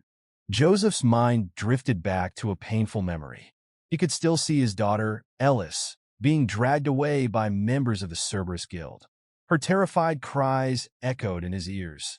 Dad! Dad! Joseph, filled with rage and fear, had screamed her name, trying to reach her. But he was powerless against the guild. The Cerberus Guild boss had smirked at him, his voice dripping with mockery. You used to be a Chinese alchemist in quite an interesting place, right? The boss's eyes gleamed with greed as he continued. Here's the deal. You give us an elixir pill once a week, and we'll protect you and your daughter. It's a good deal considering how dangerous this place is. Joseph had felt tears welling up as he gritted his teeth, the bitter taste of helplessness filling his mouth. In the present, Aiden's voice broke through Joseph's memories. In my previous life, Joseph made those pills for years, Aiden said, his tone cold. But when he found out his daughter was already dead, he came to me for revenge. Shortly after, he joined her in death. But that was in a different life. This time, it's not too late. Desperation filled Joseph's eyes as he looked at Aiden. I'll give you anything you want, he pleaded. Please save my daughter. Aiden smirked, confidence radiating from him. Of course, Mr. Joseph. But remember, you must keep your word to give me anything I want. As Aiden spoke, the Underlord's voice echoed in his mind. Beelzebub says you're the first person he's seen with a stronger power of gluttony than him. Aiden's smirk widened. Well, that's a fair deal, he thought. While Aiden and Joseph spoke, one of the Cerberus men tried to sneak away. Aiden noticed him and called out, Hey, where do you think you're going? The man froze, startled. Aiden approached him, his eyes narrowing. Did you think I spared you for no reason? I've got some questions, but I doubt you'll answer them willingly. So we'll start with a few hits.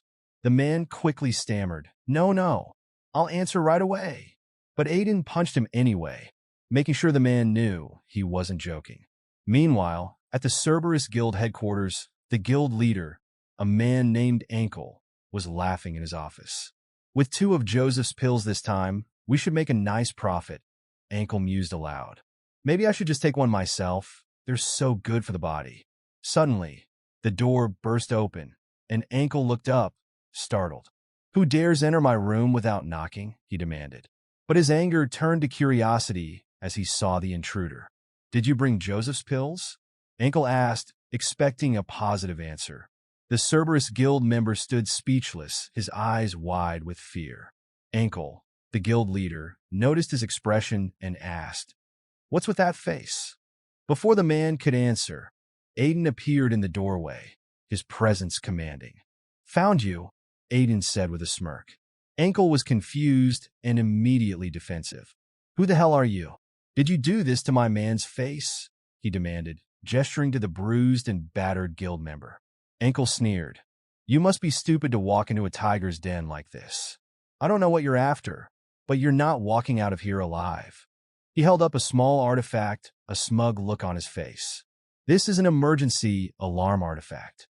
The moment I inject mana into it, my men will be here in seconds, he boasted. He activated the artifact, but nothing happened. Ankle's smugness quickly turned to confusion. He pressed the alarm again, looking around the room, bewildered. Why isn't anyone coming? Is this damn thing broken? Aiden slowly advanced toward him, a dangerous smile on his face. Looking for your guild members? He asked casually. I made sure they were all in a deep sleep when I came in. But don't worry, I won't let you sleep so easily. Aiden's eyes darkened. Now, where is Joseph's daughter? Ankle tried to regain his composure and laughed nervously. So, you're just a mercenary hired by Joseph, huh? Don't get cocky, because you took out a few of my grunts. I'm the strongest in this guild. He clenched his fists and prepared to attack Aiden. But before he could make a move, Aiden punched him hard, sending him sprawling. After beating Ankle, they made their way to prison, where Joseph's daughter was held captive. After reaching the prison cells, Ankle told Aiden, "We are here." Aiden was shocked to see and told Ankle, "You locked her in a place like this. You guys are really shitty people." Then Ankle said, "But that child, she is not an ordinary one." After Ankle opened the door, he told Aiden, "She may seem calm now, but usually..." Then Joseph's daughter suddenly hit Ankle in his face, and he flied backward due to her kick. And then she told him, "I will kill you." The girl's eyes blazed with fury. "I'm going to kill you," she screamed. Aiden raised an eyebrow, impressed. Not bad, even though he's half dead already, he thought. Before he could say anything else, the girl lunged at him, attacking with a surprising speed and strength. Aiden barely managed to dodge her blows. The Underlord's voice echoed in Aiden's mind. "She's using an interesting power," he noted. Aiden ducked another punch and asked, "What do you mean by that?" The Underlord responded, "It's the power of a really annoying guy."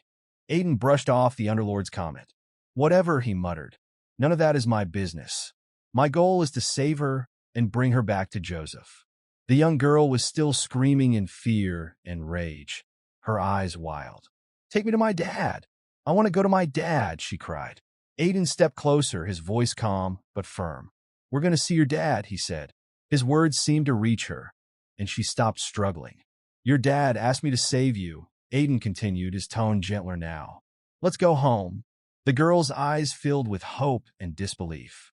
She reached out and grabbed Aiden's hand, looking up at him with wide, tear-filled eyes.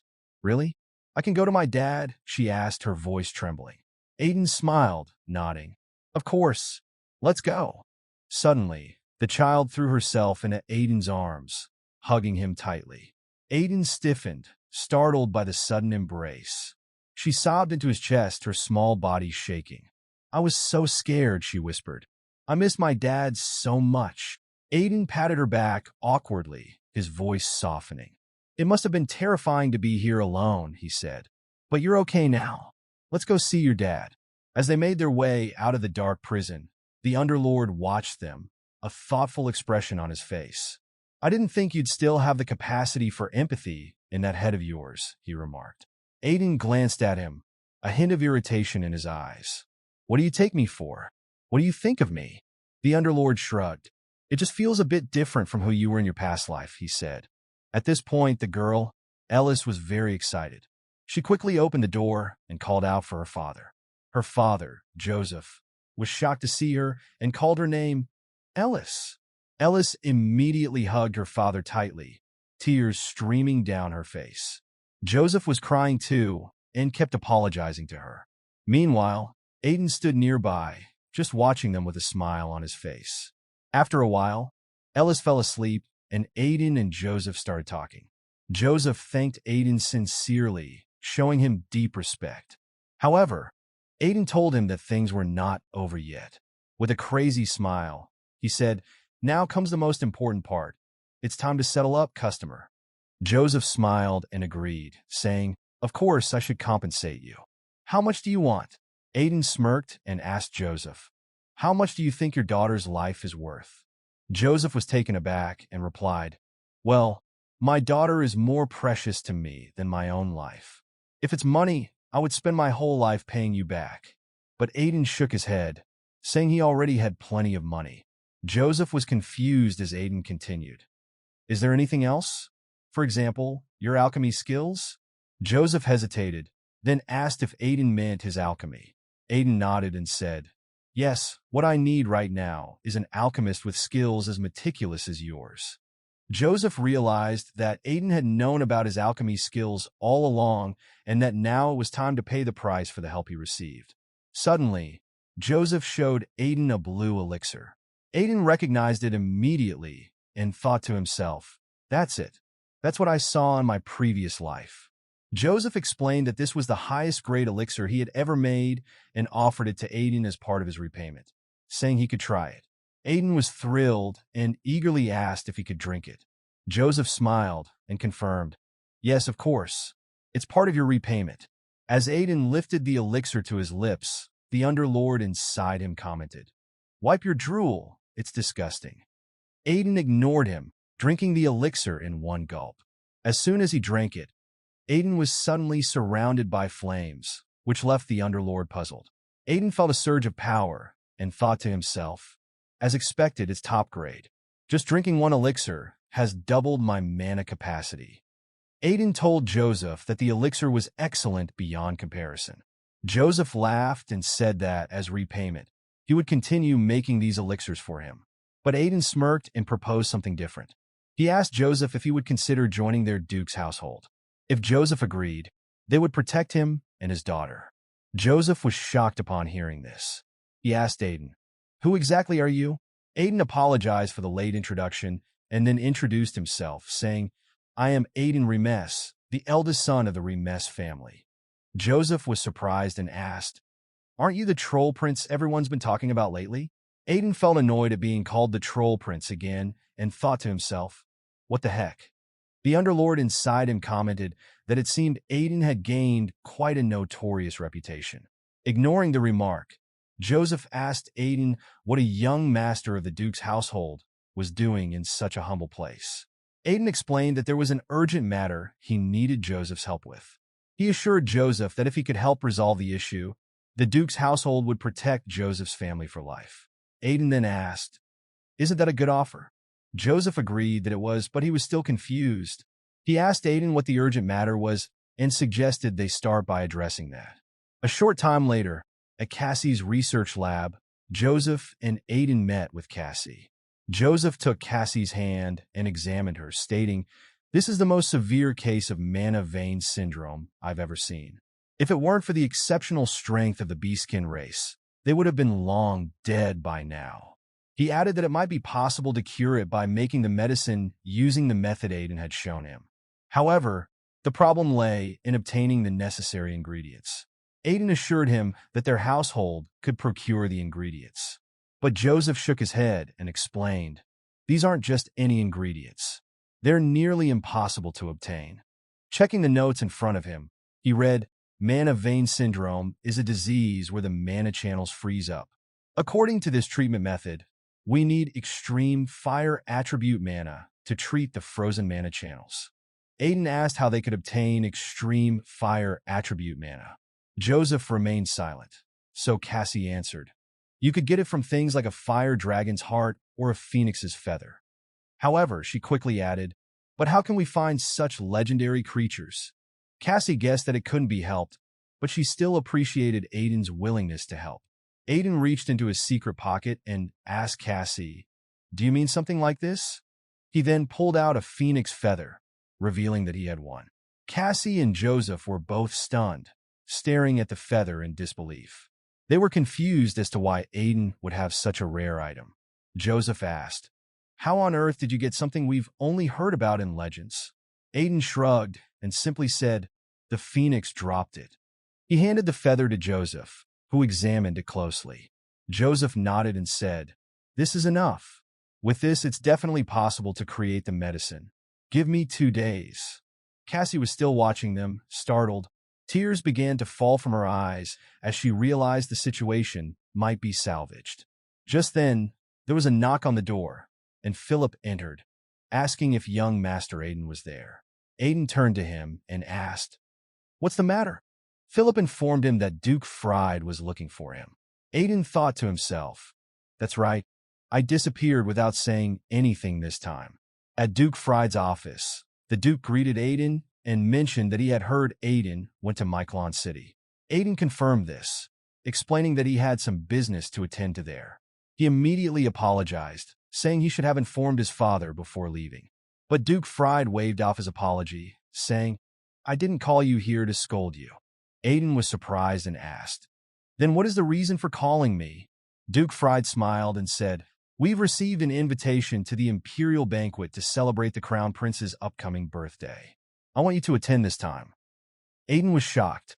Hasn't Carl usually attended such events on behalf of the family? He asked, thinking about how much he still had to do.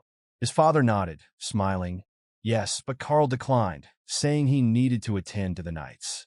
Besides, many people want to see you. Aiden was stunned. "But I'm also busy," he protested. He then asked his father, "Is this the 450th Imperial year?" Aiden's father nodded and said, "Yes, that's right. You must attend this banquet, no matter how much you dislike it." Surprisingly, Aiden smiled and agreed. "All right, I'll go," he said, which left Duke Fried shocked. Aiden continued, still smiling. "I suppose I have no choice since Carl is busy. I'll just think of it as making an appearance." Duke Fried told him, "You've made a good decision. Be careful on your trip."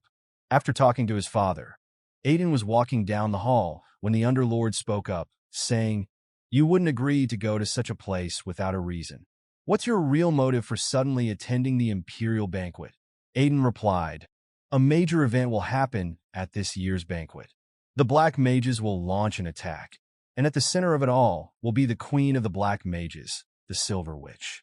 I must bring that woman to our side."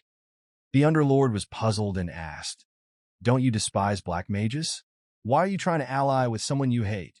Aiden explained, "Unlike the radical, heretical Black Mage group, Chaos, she leads the moderate faction, Fire of Florence. Although I ended her life in my previous one, things might turn out differently this time."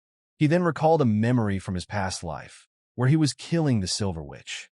In that moment, she had told him, "If we had met under different circumstances, we might have become quite close." Aiden thought to himself, "It's a pity I couldn't reform the corrupted black magic back then or re-establish the true will of Florence." As they rode in the carriage, Aiden asked Lo, "Do we really need such a large entourage just to go to the Imperial Palace for a birthday banquet?" Lo replied, "The size of the escort represents the family's power. It's unavoidable for the sake of the Duke's reputation." However, Lo was curious and asked, "Why are we taking this detour? Is there a specific reason you insisted on stopping by this village instead of taking the shortcut?" Aiden replied casually, "I just wanted to take a more leisurely route." But in his mind, he had another reason. He wanted to get more of Joseph's top-grade elixir. However, there was a problem. He recalled Joseph mentioning, "Even if I wanted to make top-grade elixir now, I can't. We need Ents tears, which come from tree spirits, as an ingredient. But as you know, they're endangered, and it's hard to even find traces of Ents, let alone their tears." Aiden thought to himself, "I've never seen an Ent either, so I don't know much about them. But there's someone who definitely would." Aiden smirked and thought, "Might as well pick up a gift while I'm at it." He then told Lo, "You all go ahead. There's somewhere I need to stop by briefly." Lo offered to escort him, but Aiden declined, saying, "You're weaker than me, so I'll go alone." Lo nodded and said he understood. Aiden got down from the carriage and started walking alone. The Underlord's voice echoed in his mind, asking, "Are you sure there's someone to meet in these mountains?" Aiden replied, "I never said it was a person. It's here. Even now, I can't fully grasp my master's thoughts." Soon, Aiden found himself standing in front of a heart-shaped stone. The Underlord commented, "That heart-shaped stone looks very artificial." Aiden nodded. "It is. It's a gift personally prepared for a disciple who will come someday, or so my master said. He had quite unique tastes." The Underlord asked skeptically, "Are you saying that weird stone is the gift? It feels like nothing more than an ordinary rock to me." Aiden shrugged. My master had a habit of overpackaging things. Aiden smirked and said, Master, I'll be taking it this time as well. With that, he slashed the heart-shaped stone. The Underlord questioned him. Didn't you just say this was your master's gift? Aiden replied, This is just the wrapping paper. As the stone broke, a hidden passage was revealed, leading into a cave. The Underlord remarked, This looks like a dungeon. Is this supposed to be a gift?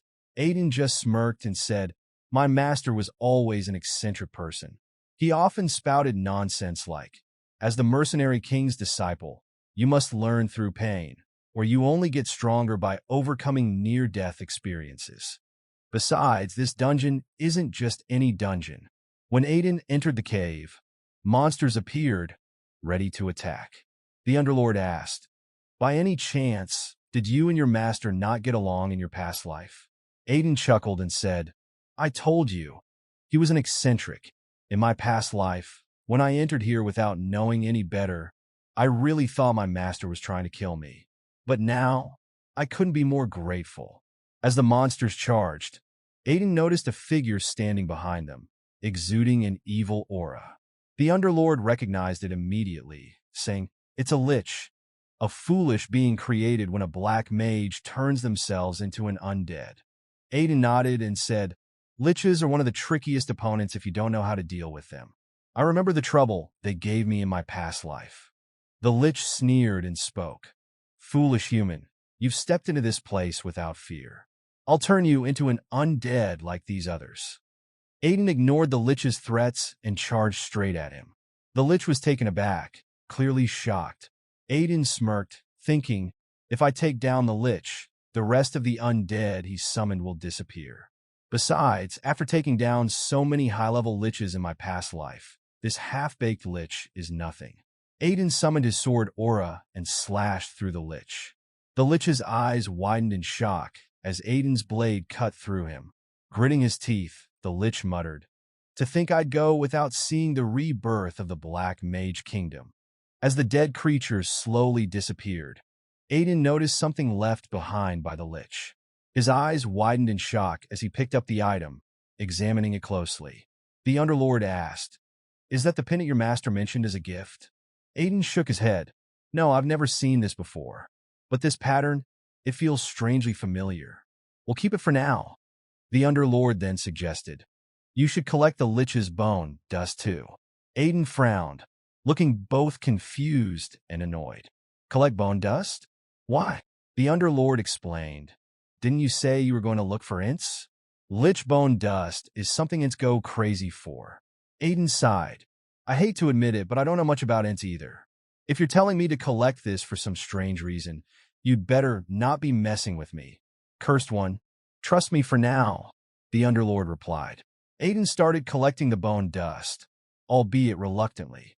The Underlord then asked, Where exactly is this gift supposed to be? Just wait a bit, Aiden replied. The Underlord couldn't help but tease. A moment ago, you were skeptical, and now you're collecting bone dust like it's valuable. Aiden smirked. Well, it's good to keep useful things, isn't it? As they continued exploring, they came across a room. The Underlord commented, Looks like there's a hidden room in the dungeon. Yeah, Aiden agreed. It's actually a hidden dungeon. As eccentric as my master was, he wasn't so crazy as to leave us in a dungeon with just a lich. The Underlord retorted, Throwing in a lich is already crazy enough. While walking through the room, Aiden spotted something and asked the Underlord, Did you see that in our past life too? The Underlord's voice took on a nostalgic tone. How could I forget? If it weren't for that, I would never have lost in our fight. Aiden nodded. It's been a while since I've seen this, the Banshee Spirit Shield, an item imbued with the spirit of a madness-tainted banshee. Aiden thought back to his past life, remembering how the madness from the Banshee Spirit Shield used to affect him, making it difficult to wield. But now he was confident he could handle it. One of the reasons he liked this shield was that it could be worn as a bracelet, unlike most equipment, making it easy to carry around and take out when needed. It was convenient and nostalgic, reminding him of his days as the Dragon Slayer King. He even found himself missing the madness-filled scream of the Banshee. The Underlord commented, You actually missed that? Like master, like disciple. You're both not normal. Aiden waved him off. Quiet. It's time to get out of here. He turned and called out. Should I call you out? I know you've been watching everything. I'd like to make a deal. Will you show yourself? Suddenly, a figure appeared, smirking.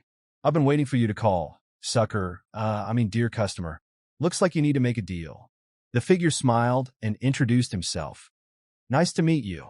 I'm Rabbits, a spirit merchant from the Friendly Spirit Emporium. If there's anything you need, just name it. Potions, weapons, food, you name it. There's nothing our Spirit Emporium doesn't have. Aiden nodded, recognizing the type.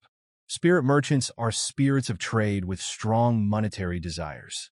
The Spirit Emporium was created when these merchants gathered, with the head merchant as their leader. Aiden knew that typically, when someone cleared a dungeon, the Emporium sent a spirit to trade for the byproducts found there. Rabbits laughed and pointed at Aiden's arm.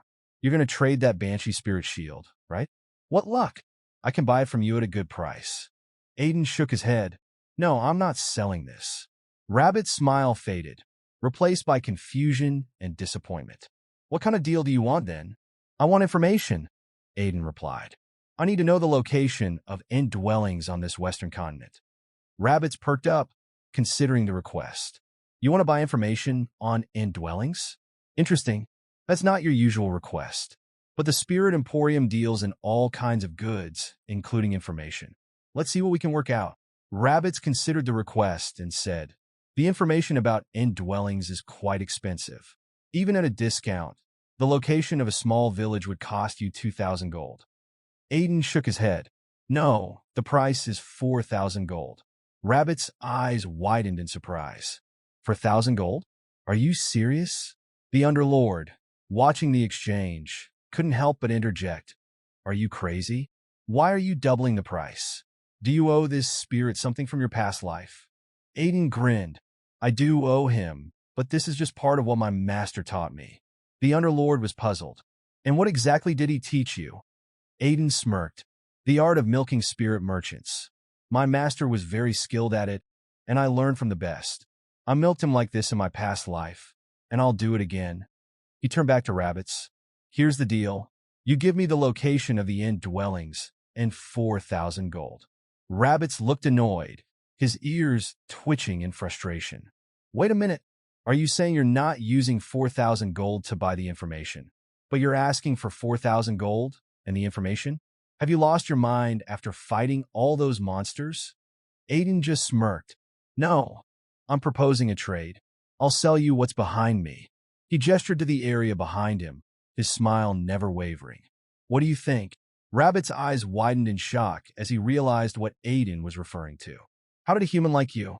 He trailed off, clearly flustered. Aiden kept smiling. If you don't want it, just say so. I can always destroy it. In his previous life, Aiden had been shocked when his master first proposed selling dungeon cores to spirit merchants. Are you saying you're going to sell this to them? He had asked incredulously. His master had nodded, grinning. Exactly. It's my secret money-making scheme. The real reason spirit merchants come to dungeons is for these dungeon cores. Aiden had been baffled. But this thing is so useless no one would take it even for free. Why would they want it? His master shrugged. I don't know why, but they do. When you conquer a dungeon, everything inside it belongs to you, including the core. So you can sell it. And if they don't buy it, just destroy it.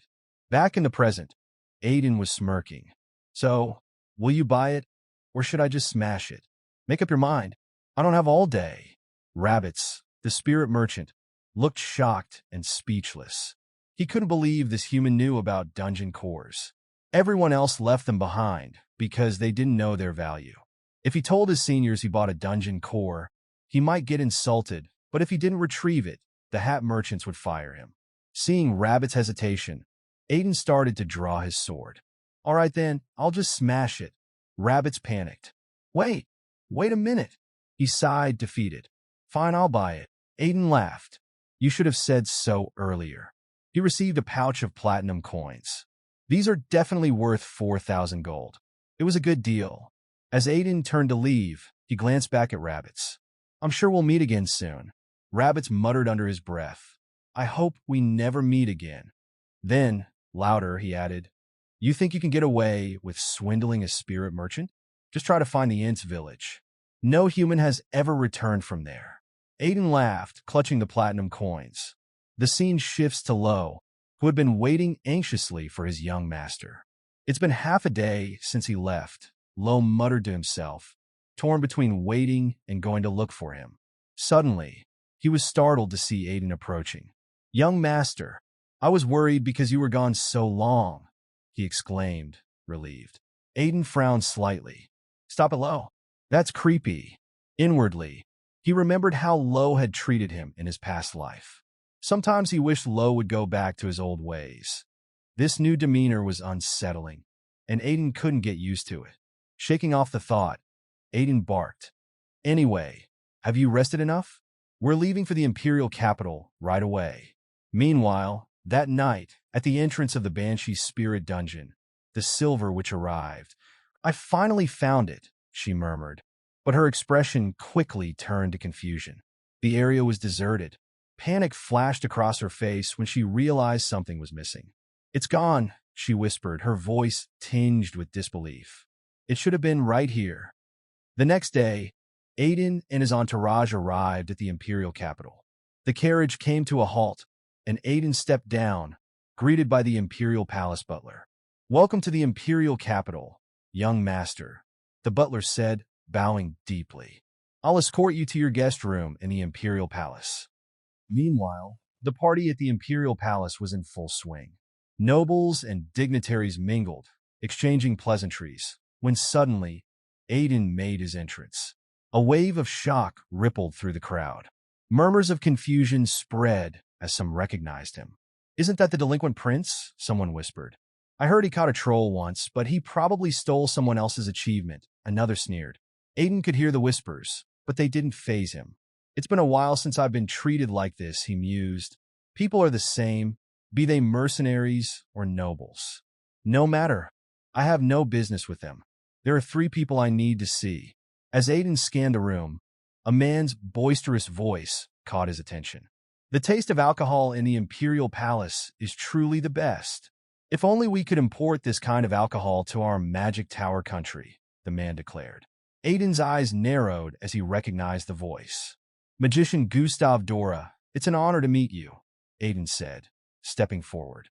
The man, startled, turned to face him. "Do I know you?" he asked, surprised. This was Gustav Dora, the chief magician of Anguis, the city-state of magicians. Aiden greeted him with a slight bow. "Of course I know you. You're one of the top magicians from Anguis." Gustav frowned, clearly wary. "If you're trying to get on the good side of the Magic Tower country, you've come to the wrong person. I'm not on good terms with the higher-ups there." Aiden smirked, unfazed. "I'm not here for that. I've read your book, The Possibilities of Magical Engineering, and I found it quite interesting." Gustav's eyes widened in surprise. "You've read it?" he asked, clearly taken aback. Aiden smiled warmly at Gustav, maintaining a facade of genuine interest. "I couldn't help but be intrigued by the presentation of a new direction I'd never seen before." Gustav, clearly pleased, placed a hand on Aiden's shoulder. "To recognize the greatness of magical engineering, unlike those old fogies in the Magic Tower country, you have excellent insight, young Master Aiden." Aiden laughed, playing along. I've never seen such a useful and superior field of study. But in his mind, he thought, that's what I'd say if I hadn't fallen asleep every time I tried to read it. I never even turned the first page. Gustav continued talking enthusiastically about magical engineering, while Aiden nodded along, laughing at the right moments. Meanwhile, the Underlord, growing increasingly irritated, whispered to Aiden, "Please, shut that guy up." Aiden, unfazed, replied internally, "Just pretend you don't have ears." The Underlord pressed, "Why do we need someone obsessed with magical engineering, which isn't even real magic?" Aiden's eyes glinted with foresight. Magical engineering might be dismissed and considered useless right now, but later, it becomes an indispensable technology for everyone. The Underlord, intrigued, asked, "This Gustav must be quite a famous person, then?" Aiden nodded. "He is. Gustav is famous, but not for his magical engineering. He's known as the Mad Magic Tower terrorist Gustav Dora. The Underlord's interest peaked. A terrorist, not a famous magical engineer? Aiden continued, his voice low, so only the Underlord could hear. Soon, Gustav will likely cause an accident during an experiment, have his mana sealed, and be expelled from the Magic Tower country. After that, he'll attack the Magic Tower with the magical engineering weapons he developed alone. He almost annihilated the Magic Tower country. Of course, he was stopped because they had the great magician Shora. Aiden smiled slightly, a hint of admiration in his tone. Anyway, thanks to that record of almost annihilating the Magic Tower country, magical engineering gained recognition. Isn't that strange? As if on cue, Gustav burst into laughter. This is the first time I've had such an in-depth conversation about magical engineering. I wonder if I got too excited and talked too much on my own. Aiden maintained his calm demeanor, even as the man shouted his name. Not at all. It was a great conversation that broadened my horizons as well, he said to Gustav with a smile. I'd like to have an even deeper conversation next time we meet. Just then, a loud voice interrupted the moment. Aiden Remes. Startled, Aiden turned to see a man glaring at him, his expression filled with rage. Who is this guy? Aiden thought, trying to place the familiar face but coming up blank. The man stepped forward, his fury evident. You thief! How dare you steal our Cetus family heirloom? I won't forgive you. Aiden blinked, genuinely puzzled. Who are you? As the tension in the room escalated, Gustav, who had been observing the exchange, turned to Aiden and asked, Is there some history between you and young Master Tyan? Aiden, still trying to piece things together, shook his head. No, this is the first time I've seen him, he replied, though his mind raced. Tyan Cetus. That explains why he looked familiar, Aiden thought. Smiling, Aiden addressed Tyan. It's a pleasure to meet you, Tyan. Now I realize why you seem familiar. You resemble your father. But Tyan wasn't having it. Shut up, you fraud, he snapped. How dare you scam my father and steal our family heirloom? Aiden was genuinely confused. He remembered making a deal with Tyan's father, but there was no scam involved, at least not in his eyes. The murmurs among the other nobles grew louder as they questioned Aiden's honor and whispered about how he didn't actually defeat the troll on his own. Aiden, still maintaining his composure, said, There seems to be a misunderstanding. I won this with a fair bet. Tyan's eyes narrowed in suspicion. A fair bet? And I'm supposed to believe someone like you could withstand my father's sword and win? Aiden laughed, though his patience was wearing thin. You're going too far, he said, his tone measured. The Underlord, amused, chimed in Aiden's mind. Surprising that you even know what patience means. Aiden retorted internally. Are you saying I should just hit him here and now? Tyan, frustrated, sighed and demanded. If you're so confident, then why don't you prove it's not a scam?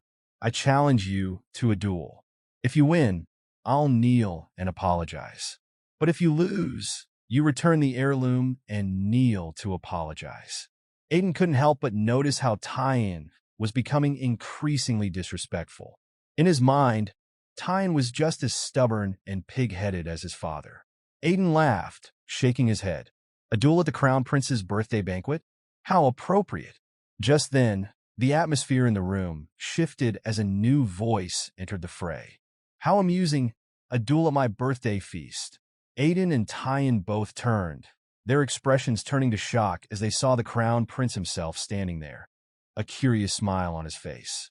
The room fell silent, all eyes now on the prince. As the Crown Prince Mars Immortalia entered, an announcer's voice echoed through the grand hall. The entrance of the Empire's little son, the esteemed Crown Prince's Highness, Mars Immortalia. All the guests, including Aiden and Tyan, bowed their heads in respect as the Crown Prince passed by. Tyan, bowing deeply, greeted the Crown Prince, thinking to himself how unfortunate the timing was. Despite this, the Crown Prince smiled, his demeanor calm yet commanding. I heard an interesting conversation, the Crown Prince said, his eyes twinkling with curiosity. Tyan immediately apologized. We accept any punishment for causing this disturbance, Your Highness. Aiden, internally relieved, thought to himself, Thank the Crown Prince for saving you, you fool. He also apologized, bowing slightly. However, the Crown Prince waved off their apologies. No need to apologize. Raise your heads, he commanded, and they both complied. With a playful smile, the Crown Prince then said, I would like to see your duel. Would you spar here for me? Both Aiden and Tyan were taken aback, their expressions reflecting their surprise. The Crown Prince continued, Young Master Tyan is known for his exceptional martial skills, and young Master Aiden has been making waves with his recent exploits. If you were to showcase your skills for me, it would be the best birthday present I could have asked for. Aiden was momentarily speechless. In his mind, he recalled the Crown Prince's reputation from his previous life. This guy was famous back then too, Aiden thought. He was considered the best candidate to become emperor, but he had one flaw. He's a battle maniac. Aiden realized that refusing the Crown Prince's suggestion wasn't an option, leaving him conflicted about what to do. Suddenly, Tyan smirked, breaking the silence. Gladly, as you command, Your Highness, Tyan replied confidently. Inwardly, Tyan was fuming with jealousy and determination. My father never acknowledged me, but he acknowledged that brat?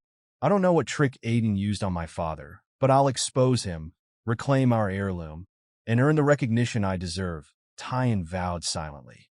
He then laughed, taunting Aiden. Where's your confidence from a moment ago? Now you're trembling like a coward. You've disgraced your family with your actions. Serves you right. Aiden clenched his fist tightly, trying to keep his composure. The Underlord, sensing Aiden's turmoil, asked, Are you sure you're okay?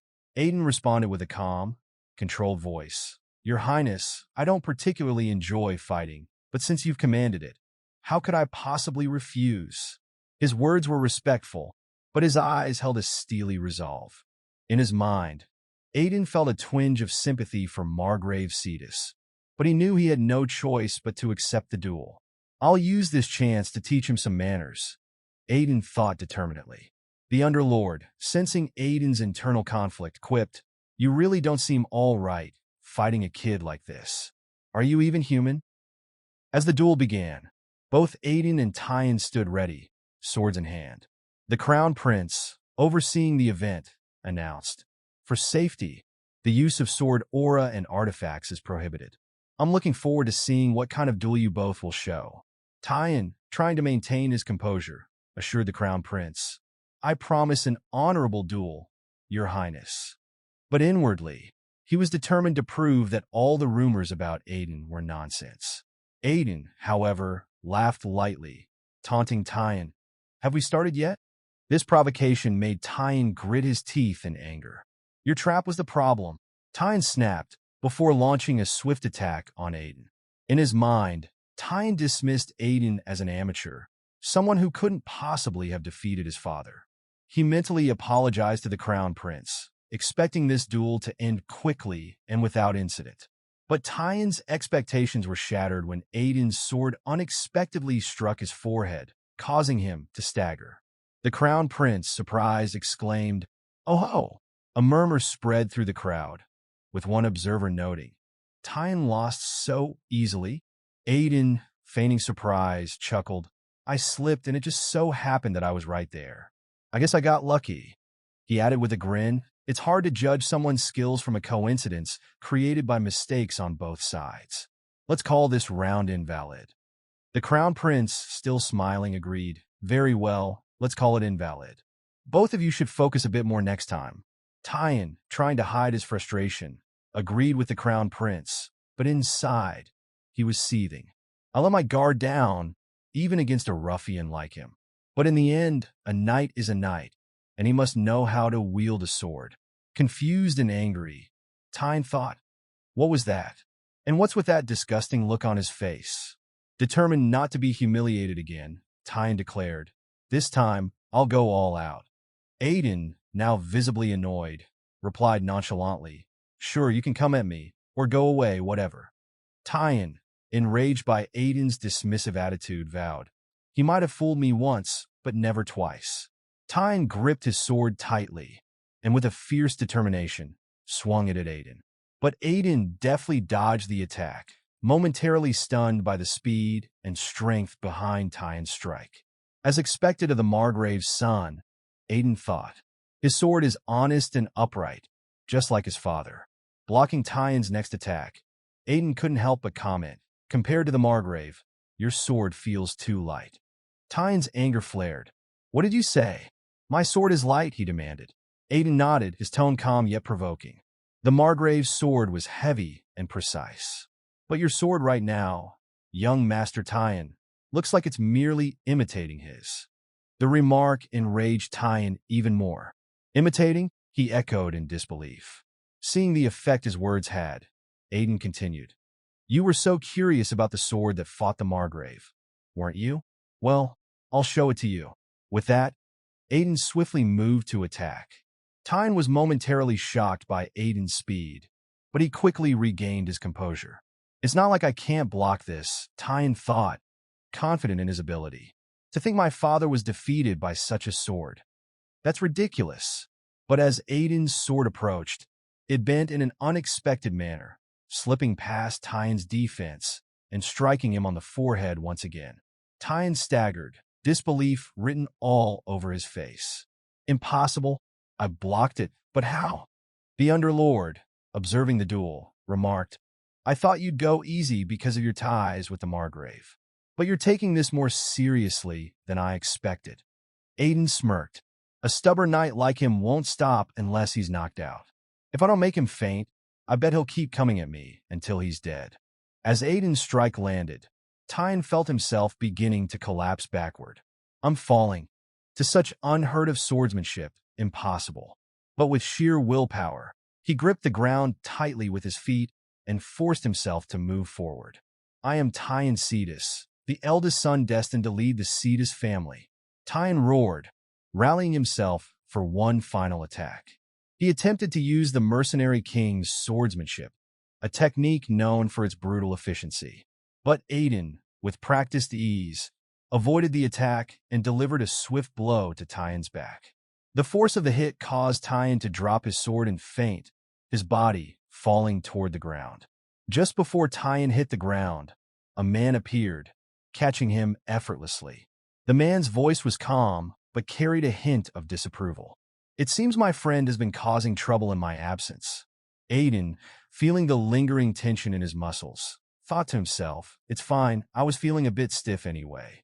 His eyes settled on the man who had caught Tyen. So, this man is acquainted with young Master Tyen. Well, at least I don't have to work as hard to find him now. He's one of the 3 people I came here to see. The man standing before Aiden offered a polite smile and spoke with a calm, measured tone. It's a pleasure to meet you, he said. Aiden quickly recognized him. This was no ordinary noble. The man was none other than Dair Sias, the younger brother of the infamous betrayer knight, King Silbetus Sias. Dair continued, I am Dair Sias of the Sias Archduchy. Aiden stood on the palace balcony, sipping his wine as the cool evening breeze brushed against his face. His gaze wandered over the sprawling city below, but his mind was elsewhere, contemplating the recent duel and the powerful family that Tyen and Dair belonged to. The Sias Archduchy, Aiden mused. The sword that guards the northern continent, the strongest knight family. It's said that no one who inherits their blood fails to become a sword master. He sighed, a hint of envy flickering in his thoughts. If I had been reborn into that bloodline, I would already be a sword master by now. His thoughts turned to Dair. That person is called a genius, born once in 100 years in such a family. Aiden couldn't help but acknowledge Dair's skill and reputation, even if it irked him. The scene shifted to Dair, who was now with his friends, laughing and mocking Tyen. Tyen, clearly frustrated, kept insisting, I lost because I let my guard down. Aiden, having re-entered the palace, overheard their conversation. Suddenly, the Underlord appeared beside him, his presence almost palpable. I've heard the name Sias a few times, but Dair is a name I'm hearing for the first time, the Underlord remarked, his tone thoughtful. He then glanced at Aiden. If you need to meet him, isn't this the best time to approach him already? Aiden shook his head. No, a better time will come. Until then, I have to wait patiently. As he spoke, Aiden suddenly felt an intense gaze from behind, startling him for a moment. Before he could react, a group of people surrounded him, eagerly introducing themselves. Aiden was confused by the sudden attention and grew annoyed when someone referred to him as the Troll Master. Annoyed, he excused himself and returned to the terrace, hoping to avoid further encounters. The Underlord's voice echoed in his mind. Don't you find those nobles disgusting? They were looking down on you just a moment ago. Aiden smirked. What's there to hate? Humans are all the same after all. That's how they are. They cling to you when they need you and discard you when you've outlived your usefulness. He paused, then added with a touch of irony, Don't trust me too much. I'm a human, after all. The Underlord's response was unexpected. I do trust you. Aiden rolled his eyes, annoyed. That's unexpectedly touching, he replied sarcastically. But the Underlord wasn't done. You're more like a troll, so that's why I trust you. Aiden's irritation flared. You're dead once we return. I'm reserving 100 bottles of holy potion for you. Suddenly, a beautiful girl appeared behind Aiden and said, That swordsmanship earlier, wasn't it from a mercenary king? Aiden was shocked upon hearing this. She recognized my master's swordsmanship, he thought. But more importantly, the energy she emitted felt familiar to him. A smile crept across his face as he mused to himself. As expected, she came on her own. The last person I need to meet. The girl moved closer to Aiden, and he asked, Have you seen this type of swordsmanship before? She quickly replied, No, I've never seen it, only heard about it. She then added, The mercenary king's swordsmanship can render any defense useless. If he had been a knight, he would have surely gained great honor. Aiden thought to himself, That man a knight? He would have told you to give that damn honor to the dogs if it didn't make him any money. Smirking, he responded, Yes, he probably would have. He then asked her, Isn't this banquet too boring? I hate these kinds of formal events. Aiden reflected, No matter how much you change your appearance, how could I forget your presence after fighting against you hundreds of times? He smiled and said, Isn't that right, Niceta Florence? She was momentarily shocked, but quickly composed herself. So, you already knew about me.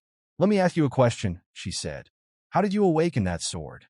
Aiden happily answered, I had a little help from a friend. In his mind, he thought, I figured it out. You came because you saw Beelzebub with me. Niceta seemed somewhat irritated as a dark aura surrounded her. Trying to be evasive? Then let me ask you again, she demanded. Where is that demonic energy flowing from your body coming from? At that moment, Aiden began to sweat. As expected, what an immense murderous aura, he thought. If it's the demonic energy she's sensing, could it be the Underlord? How amusing. He considered, we'll discuss that later. Although we were at each other's throats in our past lives, let's try something different this time. He smirked and said, I'm on your side. Niceta looked puzzled. On my side? As if you know about me. She said. Aiden continued, the leader of the moderate faction of Black Mages, the Fire of Florence, the Silver Witch. The last lineage of the Kingdom of Black Mages, the Florence Kingdom. The head of the intelligence organization, White Moon. Is that enough? Or, do you want to know more about yourself from me? After hearing all of this, Niceta was puzzled and confused. She gritted her teeth and asked, How do you know that much? Aiden noticed that her murderous aura had diminished, but he addressed something else. We don't have much time. Something is about to start. Niceta pressed him. Stop evading and answer me already. But then, she suddenly noticed something, her eyes widening in shock. Is this black magic to summon the undead? I didn't expect them to escalate things this much. Aiden responded calmly. These guys always follow the same obvious pattern as always. He then added, This black magic won't end until the caster is dead, right? You seem to have many questions for me, but let's handle this situation first. He began to smile and said, You're here to capture the heretical black mage group Chaos, aren't you? Niceta was even more shocked, sweat forming on her brow. He even knows that I'm here to capture Chaos? Who the hell is this guy? She thought. She quickly composed herself and said, We'll continue our conversation later. Then, she suddenly disappeared. Aiden thought to himself, I'll let Niceta handle that side. Just then, undead began to appear where the black magic was cast. Aiden remarked, Let's take care of this side. shall we?" As they moved inside the banquet hall, soldiers rushed in front of them, shouting, "Don't let the undead get any further inside." Suddenly, Tyan appeared, swiftly slashing his sword at the undead. With one powerful strike, many of the undead were sent flying. He smiled and said, "Don't be afraid. They're just the weakest undead." Aiden entered the hall, and after seeing Tyan using sword aura, the Underlord inside him remarked, "Oh, even that junior Margrave has reached the stage of advanced sword aura." Aiden acknowledged, being at the advanced sword aura stage means he's definitely strong, but he just picked the wrong opponent earlier. He must always feel like he's losing because of his friend Dair. Suddenly, an undead troll appeared, leaving the soldiers stunned. One of them exclaimed, "When are the reinforcements coming?" Tyan, recognizing the danger, thought to himself, "An undead troll? That's dangerous. We'll have to wait for reinforcements." But before he could react, Dair moved swiftly beside him, striking the troll with his sword aura and killing it instantly. The Underlord inside Aiden remarked, "That guy, Dair, seems to be just a step away from becoming a sword master." Aiden replied, "You're right. He's at the stage just before the wall of sword master, the semi-master." He continued, "Tyan is strong, but having his close friend and rival be Dair, he's got terrible luck." The Underlord then asked Aiden, "Why aren't you helping them and just loafing around?" Aiden responded calmly, "They can handle this on their own. They don't need my help at all. Besides, there's something I need to confirm." The Underlord seemed confused by this response. Suddenly, some armored undead appeared. While Dair and Tyan were fighting against the undead, Tyan sensed an incredibly dense, demonic energy from somewhere and mentioned it to Dair. At that moment, an armored, masked man moved toward Dair, calling his name. Just as the armored undead was about to strike, Dair felt a moment of fear. Before the attack could land, Aiden appeared in front of him, using his Banshee shield to block the strike. In Aiden's mind, he thought, finally, the one who ruined this banquet has appeared, the strongest of the undead, the Death Knight. Plus, I thought something was off, and as expected, even though it's the strongest undead, Dair, as a semi-master, should be able to handle it. I always wondered why he lost in my past life. But this guy, he's been strengthened with dark magic to have power beyond that of a semi-master. He continued to think, I wouldn't have been able to block that attack if it weren't for the Banshee's spirit shield. Now I understand why Dair lost against him in my past life. The Death Knight kept repeating Dair's name, water dripping from his mouth. Aiden was shocked to hear the Death Knight speak Dair's name and thought to himself, I don't need any of the other distractions. In that moment, the undead knight attacked Aiden again with precise force, but Aiden managed to block it once more. As he held off the attack, a realization struck him. So that's what it was, he thought. I should have realized something was wrong from the start. I should have noticed that the undead weren't moving to attack randomly, but were instead trying to separate Dair from the other soldiers. Aiden quickly pieced it all together. Everything here was planned to kill Dair. The Death Knight attacked Aiden again, but he blocked it with his Banshee shield. Aiden thought, as expected from a semi-master level Death Knight. Even blocking his attacks feels overwhelming. Suddenly, Aiden called out to Dair, Now's the time. Attack the Death Knight. Dair charged with all his strength, but the Death Knight easily blocked his spear with his sword. Dair was shocked. He blocked my spear like it was nothing. Aiden grew angry. Aiden frowned, his thoughts racing. Judging by the amount of magical power I sensed, he must be at least a semi-master. He considered, feeling the weight of the situation. But something gnawed at him, something deeper than just the presence of a powerful individual. Why target Dair specifically? His mind worked quickly, connecting the dots. The person who would benefit the most from Dair's disappearance. The person who sees Dair's existence as a thorn in their side. Aiden's breath caught in his throat as the realization hit him hard, a cold sweat dripping from his forehead. There's only one person that fits that description. Solbita, he muttered under his breath, the name feeling heavier than usual. He began piecing it together.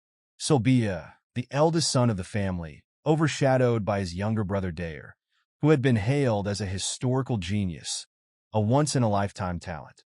Despite his position as the firstborn, Sobita had always struggled to stand out, his achievements dwarfed by Daer's extraordinary prowess. In the Grand Duchy of Sias, where rulers are chosen based solely on ability, in his mind he cursed Sobita, that bastard. He remembered the past and how Sobita had become the Night King by luck because of a similar incident. How did he become the Night King after killing his own brother? Aiden thought. And worse, he's been working with the black mages behind my back. The more I look into it, the worse it gets. Daer, frustrated, asked, "How can we defeat someone who isn't even getting hurt by our attacks?" Aiden replied, "I have a way to kill that monster." Daer was surprised. "You're saying there's a way to beat something that strong?" Aiden nodded confidently. "It's a tactic that can defeat even stronger opponents. It's called the provocation tactic." Daer, still shocked, thought to himself, "Provocation tactic? Can that even be called a tactic?" But he gripped his spear tightly and said, "All right, let's try it, whatever it is." Just then, the Underlord appeared and asked Aiden, "When have you ever not provoked your opponents?" Aiden smirked, replying, "That just means it works, and giving it a name makes it sound more official." Meanwhile, the Death Knight was focusing on Daer, telling himself, "Daer must die." He rushed toward Daer to attack. Daer was scared, but just before the Death Knight could strike, Aiden appeared again and blocked the attack with his Banshee shield. Aiden thought to himself, "As expected, Silbita, you're skilled in betrayal. But things won't go as you planned this time." He then provoked the Death Knight, yelling, "Come out, you annoying insect!" Daer readied himself to attack again, but the Death Knight saw him coming. Before Daer could strike, the Death Knight dodged and leaped into the air. Aiden thought, as expected of a semi-master, his strength is incredible when he gets serious. Daer, on the other hand, thought, if my spear had hit properly, even a Death Knight would have been shattered. The Death Knight attacked Daer from above, but Daer didn't feel anything from his spear. Suddenly, he saw the Death Knight coming at him and was shocked. But just before the attack landed, Daer managed to escape. The impact from the Death Knight's strike stirred up a cloud of dust. The Death Knight grew more annoyed as Aiden dodged and provoked him again. Furious, the Death Knight yelled, "Before I kill Daer, I'll kill you." This cycle repeated. Aiden blocked the Death Knight's attacks. Then Daer would strike, but they couldn't land a solid hit. The Death Knight became increasingly frustrated and angrier. Daer said to Aiden, "We've blocked all his attacks, but we haven't been able to hurt him at all. How can we even make a scratch?" Aiden just smiled. Daer was shocked to see him smiling and called out, "Young master." The Underlord, also surprised, said, "Isn't there something strange with Aiden's condition?" "Beelzebub, are you possessing him again?" Beelzebub replied, "No, Lord of the Underworld, it's not me." Aiden smirked and said, "Don't worry, I'm still in my right mind." The Underlord replied, "Worry? Don't be ridiculous. I'm only concerned because if you die, I'll be in danger too. Right now, you're barely managing to block and can't even attack." Aiden chuckled and said, "Don't be embarrassed. It's not that I can't attack. I'm choosing not to." Surprised, the Underlord asked, "You're choosing not to?" Aiden explained, "Right now, I can't harm him with my power alone. That's why I need the power of this shield." The Underlord responded, "Are you planning to strike him with the spirit of that shield?" Suddenly, a powerful aura from the Banshee's spirit surrounded Aiden.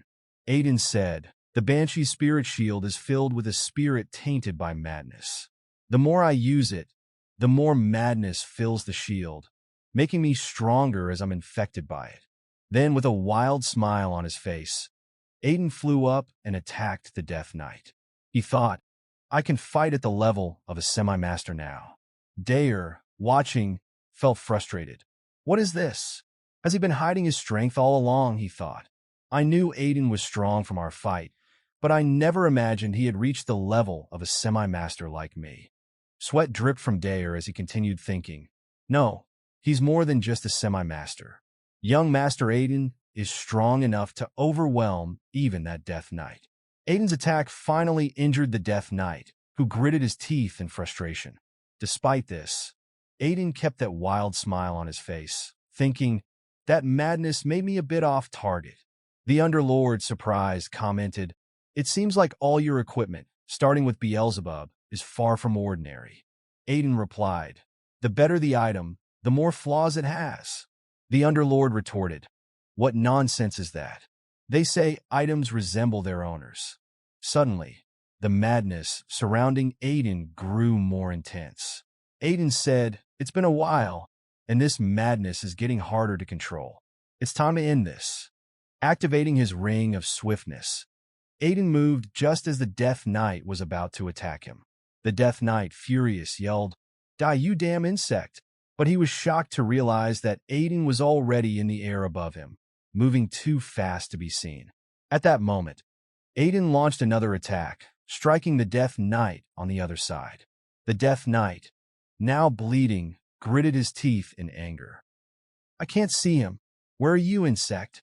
Aiden laughed and taunted him. "I'm right here, you slow fool." Aiden attacked the Death Knight from behind. Dare, sweating as he watched, thought, "He's even faster and stronger than before. If I try to help, I just get in the way." Aiden smirked at the Death Knight and said, "Go ahead and wait. I'll send your master, the Night King, to join you soon." He unleashed a flurry of attacks, causing the Death Knight to scream in agony. The Death Knight thought, "I'm dying. If I die now, my mission will fail." Desperate, he suddenly moved toward Dare to attack him. Dare was shocked by the sudden assault, unable to move. The Death Knight, closing in on him, shouted, "There will be no mission failure." As Aiden prepared his final strike, believing he would finish the Death Knight once and for all, he noticed something odd. Just before his attack could land, the Death Knight had vanished. Confused, Aiden scanned the battlefield and his heart sank as he saw the dark figure of the Death Knight closing in on Dare. The speed of the Knight's movements had been too fast, leaving even Aiden puzzled. He thought, where did he go? How could he have moved so quickly? Dare stood frozen, his body betraying him under the sudden pressure of the Death Knight's approach. Sweat dripped down his face as panic set in. He had no time to think, no time to react. The Death Knight's sword was inches away, ready to end him. Meanwhile, Aiden felt the side effects of the ring of swiftness creeping over him. His limbs trembled as if they were being weighed down by invisible chains. His thoughts were racing. At this rate, everything will go according to Selbita's plan. He tried to push back against the fatigue, but his body refused to listen. Just when it seemed all hope was lost, Tyan rushed forward with a shout. "Get away from Dare!" He sprinted toward the Death Knight, with his sword gripped tightly, determination blazing in his eyes. Dare is much stronger than me, Tyan thought, but even he couldn't handle this guy. "I can't let my closest friend and rival die here." As he charged, Tyan recalled Aiden's words from earlier in their training. "Your sword is too light, Tyan. Compared to the border counts, your strikes lack weight." Something inside Tyan clicked. His sword aura flared, becoming denser and more powerful than ever before. With renewed strength and resolve, he swung his blade just before the Death Knight could land his blow on Dare. In a single, powerful strike, Tyan's sword cleaved through the Death Knight, cutting him clean in half. As the dark figure dissolved into mist, the Death Knight uttered one final, chilling sentence. "The mission isn't over yet." Then he disappeared entirely. The remaining smaller Death Knights, which had been terrorizing the battlefield, vanished in the same instant. The soldiers who had been struggling against the undead were left in shock. One soldier muttered, "He cut that Death Knight down in one strike." Another said in disbelief, "Did young Master Tyan just take it down alone?" The battlefield erupted with cheers. Soldiers began shouting, "Young Master Tyan defeated the Death Knight." Their voices echoed in celebration. Another soldier exclaimed, as expected of someone who inherited the blood of a sword master. Despite the joyous atmosphere, Tyan stood there, drenched in sweat, his breathing heavy. He glanced at Dare, who was now grinning widely.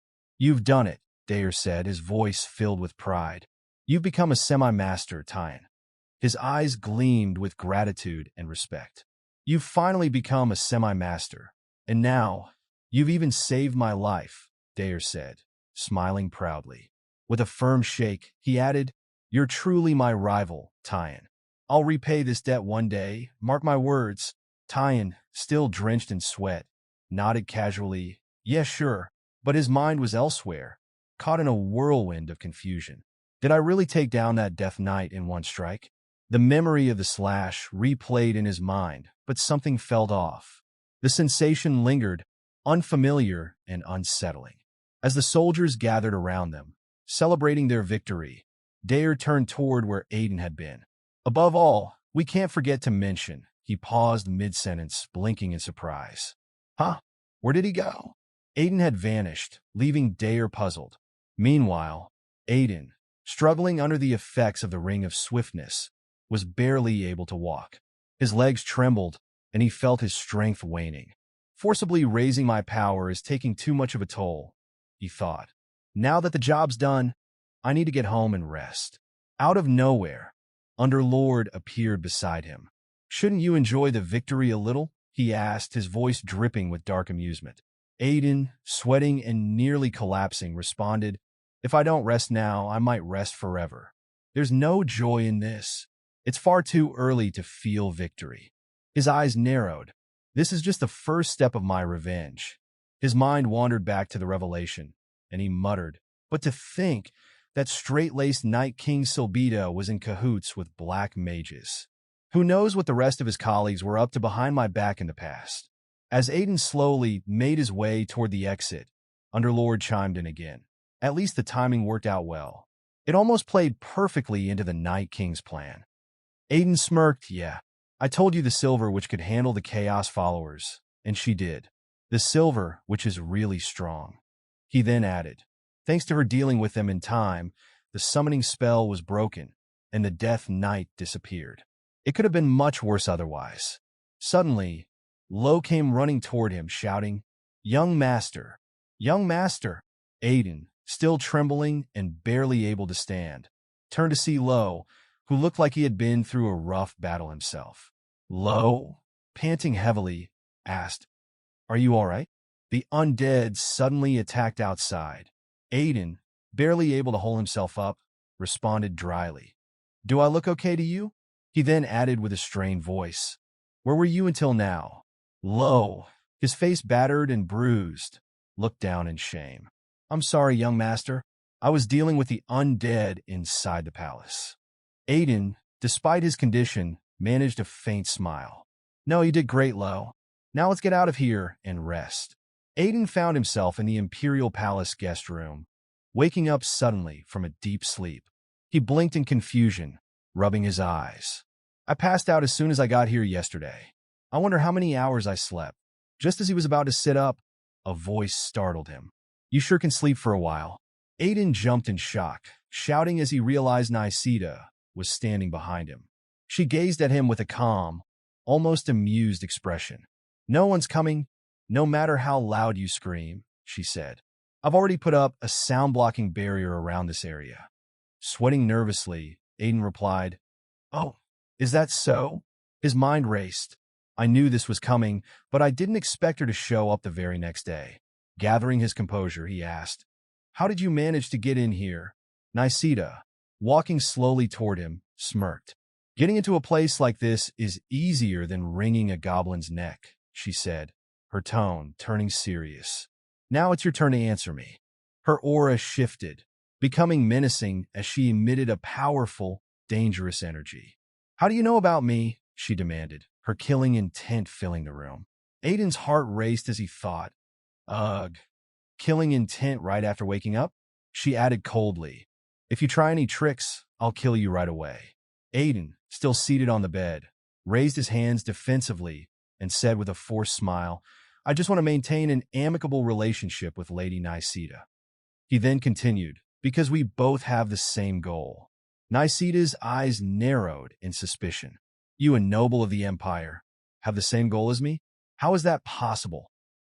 She stepped closer, her gaze unyielding. "Do you even know what my goal is?" Aiden grinned confidently. "You despise black mages." Her reaction was immediate. Her body tensed, and her fist clenched in shock. Aiden, still grinning, knew he had struck a nerve. Suddenly, Nisida's left hand began to glow with a purple aura, dark and ominous. Aiden's eyes widened as she moved closer, her voice filled with venom. Say that again. What about black mages? Aiden kept his composure despite the dangerous energy emanating from her. These days, it seems like black mages have forgotten their principles. Nisida froze, a look of confusion crossing her face. Sweat began to drip down her brow. Her anger mingled with uncertainty. Aiden stood, slowly continuing. A long time ago, someone once told me, and showed me, that originally, black magic was a power created to purify lands tainted by dark mana and to fight against the monsters of the underworld. Nisida's eyes widened further as he added, the current black mages are walking the wrong path, and we need to correct the renegade black mages. Aiden's voice grew firmer as he stood before her.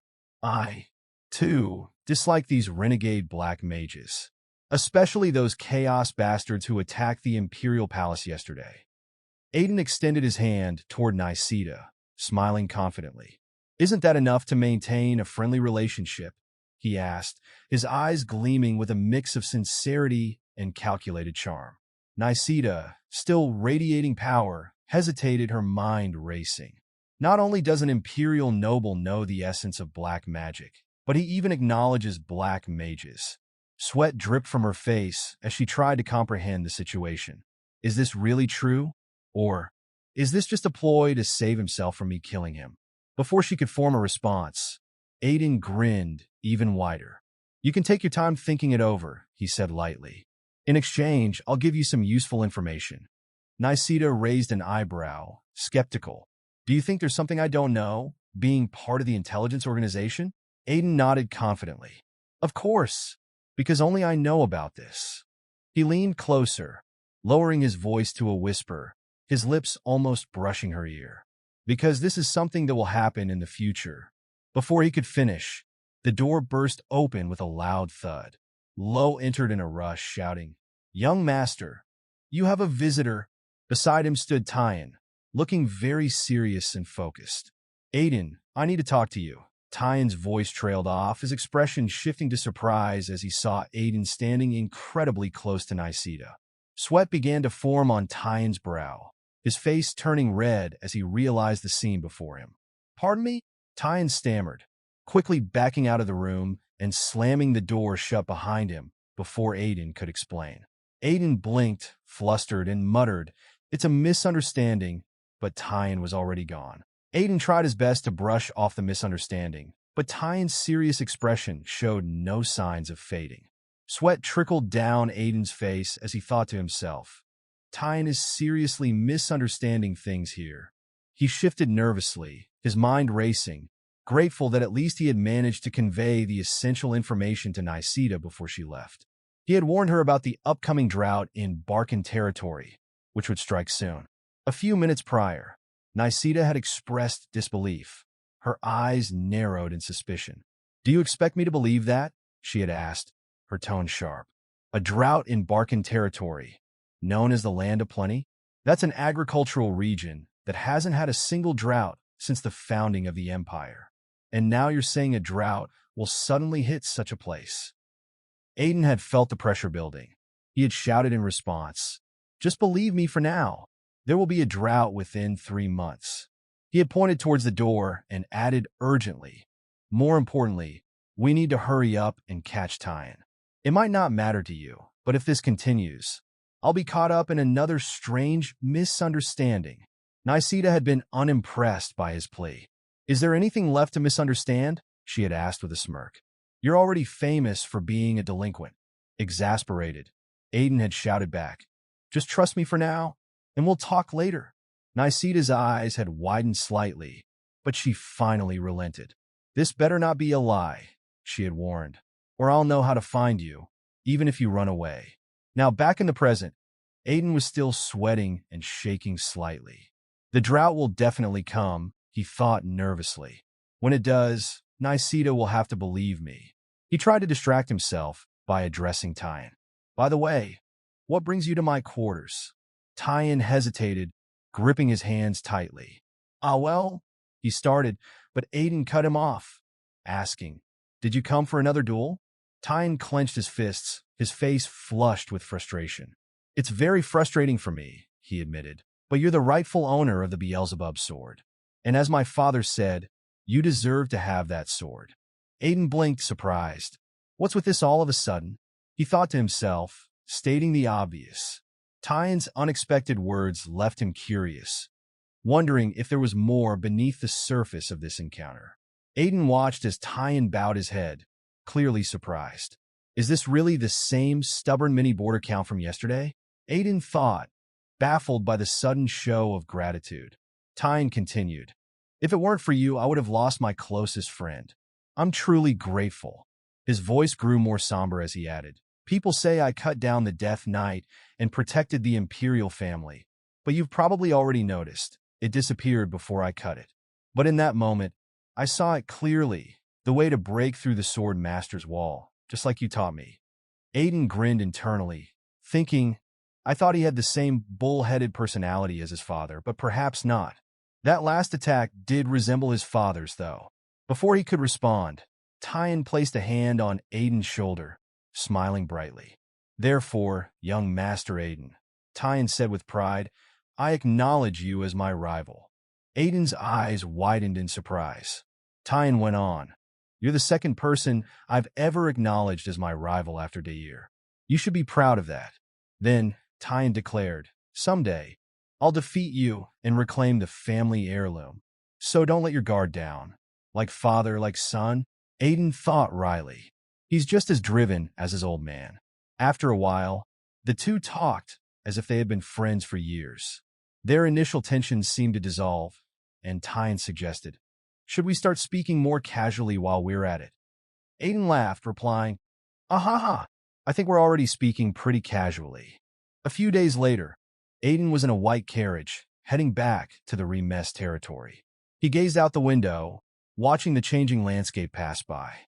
Lo, who was seated beside him, said, "We should be arriving at the Regressed territory soon." Aiden nodded absent-mindedly. "I see," he muttered. Suddenly, Aiden turned to Lo and asked, "By the way, how are your injuries?" Lo's face lit up with gratitude, his eyes welling with tears. "Thanks to the holy potion you gave me, young master, all my wounds have healed. It was so expensive. I'm truly grateful to you, young master." Aiden sat back in the carriage, resting his hand on the gifts he had bought for his family. With his other hand on his chin, he turned to Lo and said with a playful smirk, "That's why you need to be nice to me, you punk." Lo smiled brightly. "Yes, sir, I will." Aiden's grin turned mischievous as he thought, "The Imperial family sure is generous, aren't they? Gave me enough money to buy several mansions as a thank you for saving them." His gaze shifted toward the pile of gifts he'd picked out. "Thanks to that, I bought some things I needed and some gifts for my parents and colleagues." Aiden then thought of Ellis and felt a small wave of uncertainty. "I hope Ellis likes the gifts I got for her. I should have been more careful picking out things for the kids." But, glancing over them again, he reassured himself, "Well, I'm sure she'll like them." Finally, they arrived in Mariland City, in the Regressed territory. The streets were lined with people, cheering and waving in celebration. "Long live the Troll Prince," someone shouted, and another chimed in. "Our young master protected the Imperial Palace from the undead." Aiden gritted his teeth, his anger simmering. The rumor already spread this far? He thought in frustration, wondering how quickly the news had reached even his home. The Underlord's voice echoed in his mind, with a sardonic chuckle. "They do say human rumors spread faster than the wind, don't they?" Aiden put his hand over his mouth, shaking his head. "Anyway, I can't get used to these welcoming ceremonies, no matter how many times I see them." Suddenly, something caught his attention. His eyes widened as he shouted, "What on earth is that?" To Aiden's shock, standing tall in the center of the city was a massive golden statue of him. His eyes twitched in disbelief as he realized it was a muscular, heroic version of himself, crafted from pure gold. Lo beamed proudly. "Actually, to commemorate your feat of stopping the High Troll, the Duke has been secretly preparing this." Aiden's jaw dropped, and he shouted, "Father, did you?" Lo, oblivious to Aiden's horror, admired the craftsmanship. Isn't it beautiful? Those firm pectoral muscles, the bulging biceps, and just look at those clearly defined external obliques. Meanwhile, the Underlord groaned. Such a hideous... I'm not feeling well. I'm about to vomit. Aiden, snapping out of his disbelief, shouted at the Underlord. Hey, don't throw up inside me. Lo, now confused, looked over at Aiden. Young master, calm down, he urged, puzzled by the outburst. As Aiden reached the Regressed residence, Lo carried all the gifts, and Aiden instructed, I'm going to stop by Father's place. You go ahead and distribute all the gifts. As he made his way to his father's office, Aiden's mind was racing with annoyance. To erect such a hideous statue without even consulting me? I need to have a word with Father. His irritation grew as a servant greeted him. Welcome, young master. Aiden casually replied, Oh, yeah, but was puzzled by their odd expressions. Why does everyone have that kind of expression today? Am I making them uncomfortable? His annoyance deepened as he thought. It's all because of that weird statue. Now I'm the only one who looks strange. When he reached his father's office, Aiden knocked on the door before entering with a laugh. Father, I'm here, he said, trying to keep his tone light. I definitely saw that statue in the village. But his father, Duke Fried, interrupted with a somber tone. I'm sorry. Aiden blinked, taken aback. He rubbed the back of his head, thinking, oh no, if you apologize so earnestly, I'll feel like the bad guy. He awkwardly laughed. Ah. No, it was a great statue, but Fried looked more anxious than before. I tried to stop them somehow since it was the people you brought, but it was beyond my power. Aiden's eyes widened in confusion. What do you mean all of a sudden? Fried took a deep breath, explaining. The father and daughter you brought, Joseph and Ellis, were taken away by the heresy inquisitors from the Holy Fire Order. Aiden's heart sank, and a wave of dread washed over him. No way, Fried continued, his tone heavy. The inquisitors claimed they were runaways from the order. At first, I refused since they were under your protection, but Joseph said with his own mouth that he would go with them. Since he volunteered, I had no grounds to stop them. Aiden's rage flared up, and he slammed his hand on the table, causing a loud bang. Of course, the two of them were escorted to the Holy Fire Order's headquarters, right? He asked, his voice shaking with barely contained anger. Fried sighed. I suppose so. Aiden turned, ready to leave, when his father called out to him. Son, you know well that we must never touch the three great orders. If we do, not just you, but our entire family will be wiped out. Aiden paused, turning back to face his father with a calm smile. Don't worry, Father. I just want to see their faces one last time. That's all. Fried, still uneasy, nodded. In that case, be careful on your way. Aiden left the room, but the moment he was out of sight, he clenched his fists tightly, barely able to contain his fury. The Underlord's voice echoed in his mind, mocking. Your outside and inside are indeed very different. Aiden's expression darkened. If I had said what I really meant back there, I would have been caught right away, right? His voice dripped with anger. Order or whatever. How dare they take my people without my permission? His fists tightened further, and his thoughts turned vengeful. If they've done anything to Joseph or Ellis, I'll crush everything they stand for. As Aiden traveled toward the Holy Fire Order headquarters, we learn about the three major holy churches on the continent: the Holy Fire Order, Holy Slaughter Order, and Lawful God Order. These institutions represent and symbolize their respective deities, and even the Empire is cautious when dealing with them. Those chosen by the gods to symbolize these orders are called saints, serving as intermediaries between the divine and human realms. Saints wield immense power and influence, being the very voice and hand of the gods on earth. However, Aiden mused in his thoughts that the Holy Fire Order situation is quite different now. Unlike the other churches, they haven't had a saint for several decades. The loss of their saint has sent the Holy Fire Order into a slow decline, and over the years, it has shrunk to less than a fifth of its former size. Though still one of the continent's three major orders, it's no longer the power it once was. After some time, Aiden's carriage finally arrived at the Holy Fire Order's headquarters. The driver, Pobble announced, "We have arrived."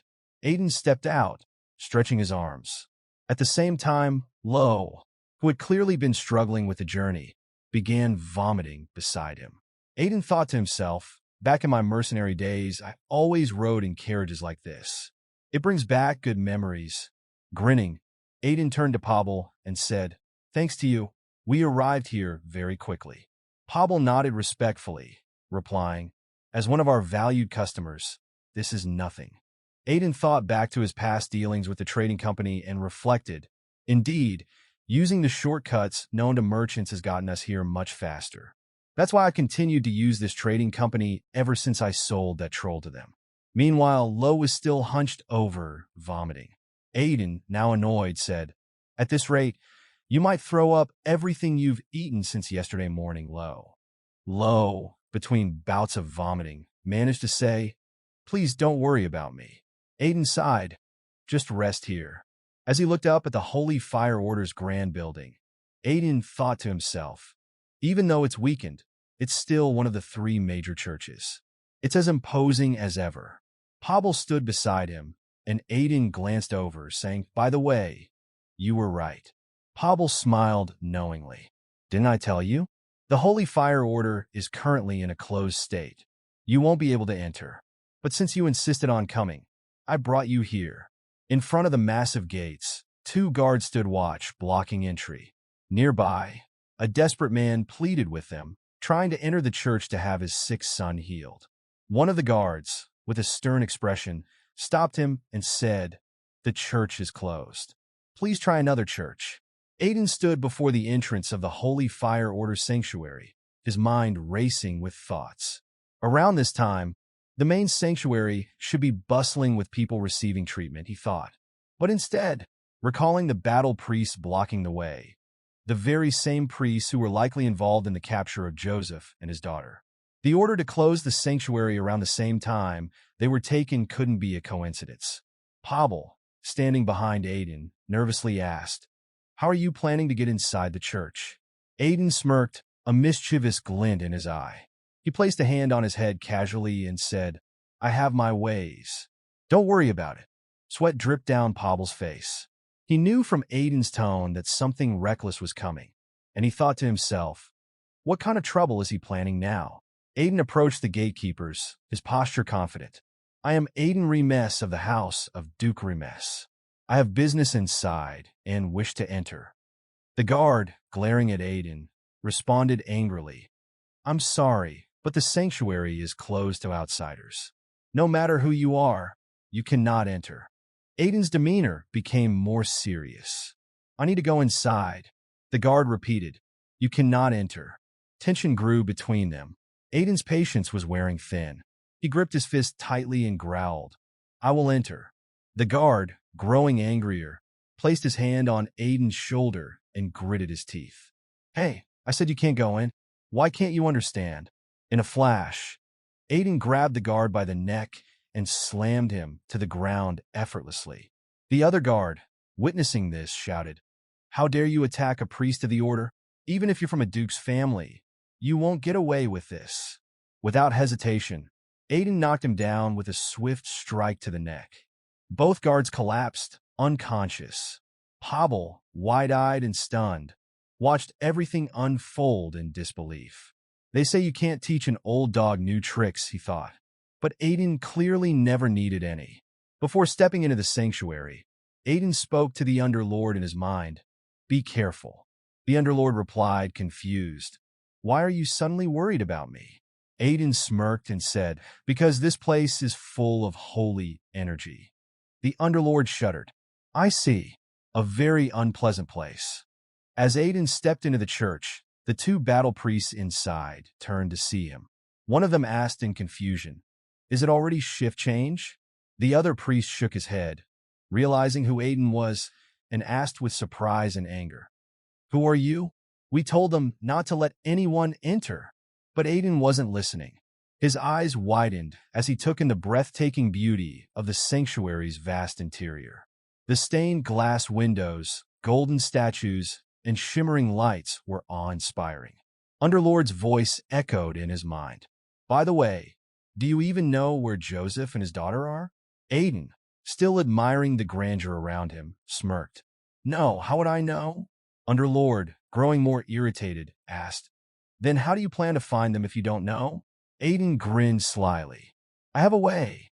All the guards, or munches, rushed into the church courtyard. One of them yelled, Intruder! Stop him! Another shouted, He's broken into the sanctuary. Kill him if you have to. Underlord turned to Aiden, concerned. You're not planning to take all of them on, are you? He asked. Aiden smirked. Come on, I'm not that crazy. I don't want the entire Holy Fire Order after me, he replied. I just need to ring the bell of lamentation. With that, Aiden activated his ring of swiftness and began sprinting toward the bell. As Aiden dashed forward, Underlord called out, The bell of lamentation? What's that? Without slowing down, Aiden explained, It's part of the Holy Fire Order's laws. If someone faces a terrible injustice or has a deadly illness with no cure, they can ring the bell to meet the high priest without being stopped. But over time, people started ringing it for petty reasons, so they moved it to the top of the building to make it harder to reach. Why didn't they just get rid of it? Underlord asked. They couldn't. It's part of their law, Aiden shouted back. The munches were now shouting, Stop the intruder. He's going for the bell of lamentation. Aiden's face dripped with sweat as he gritted his teeth, thinking, It's farther than I thought. He activated the ring of swiftness for the third time, pushing himself even harder. As he neared the bell, he thought, I'm almost there. A smile crept onto his face as he imagined reaching the bell. But just then, someone attacked from behind. Aiden dodged, and dust kicked up around him as the attacker hit the ground. That was close. Aiden thought, his teeth clenched. That guy aimed right for me, even though I'm using the ring of swiftness. A man stepped forward smiling. I commend you for getting past the other munches, he said. But you won't ring the bell of lamentation. The man's smile widened. I'm the highest munch of the Holy Fire Order, Bali, and I guard the bell. Underlord asked Aiden, Is that really a human? Aiden shook his head. Don't ask me. It's my first time seeing someone who looks like an ogre, too. Aiden reached for his sword, thinking, Damn it, I've used up the daily limit of the Ring of Swiftness. I have no choice but to fight him. He glared at Bali and said, If you block my way, I'll have to cut you down. A powerful sword aura began flowing from Aiden's blade. Bali smirked. An intruder making threats? How ridiculous. You've reached the stage of advanced sword aura, haven't you? Bali tightened his grip on his weapon and charged at Aiden. Intruder. Thanks to you, I get to have fun like I haven't had in ages. Aiden was taken aback by Bali's strength. What kind of strength is this? He thought. He's this powerful without using mana? In his mind, Aiden compared Bali to the strongest person he knew. He's stronger than Margrave Turid when it comes to pure muscle. I've never seen anyone this strong, not even in my past life. Bali laughed maniacally. No one in the sanctuary has ever survived my attack. But you're strong. I'm getting excited. Underlord, watching the fight, commented, Is it normal for humans to get crazier as they grow stronger? Still puzzled by Bali's strength, Aiden replied, No, you've just been meeting strange people. Underlord laughed. You know that includes you, right? Aiden sighed. Compared to them, I'm a gentleman. Now, quiet down. Bali attacked again, shouting, Take this intruder. Aiden knew he had no choice but to fight with all his strength. I have to use everything I've got, he thought. Summoning the Banshee's spirit shield, he planned, I'll block with the shield and then counterattack. Bali's powerful strike clashed with the Banshee's shield. Aiden's eyes widened in shock as the shield shattered under the force of Bali's blow. The impact sent Aiden flying backward, and blood splattered onto the ground as he hit hard. Underlord gasped, shouting, Aiden, Aiden. Bali stood over Aiden's battered body, smiling cruelly. Blood dripped from Aiden's mouth as he lay on the ground, almost unconscious. Are you done already? Bali mocked. How disappointing. I thought I'd get a good workout after such a long time. He took slow, deliberate steps toward Aiden, savoring the moment.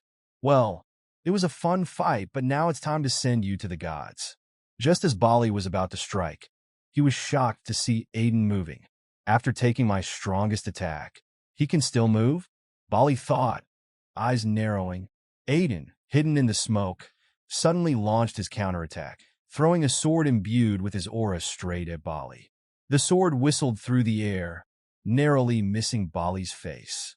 Bali instinctively moved his head, and the blade passed so close that he could feel the sharp wind of it. That was close, Bali muttered to himself, beads of sweat forming on his brow.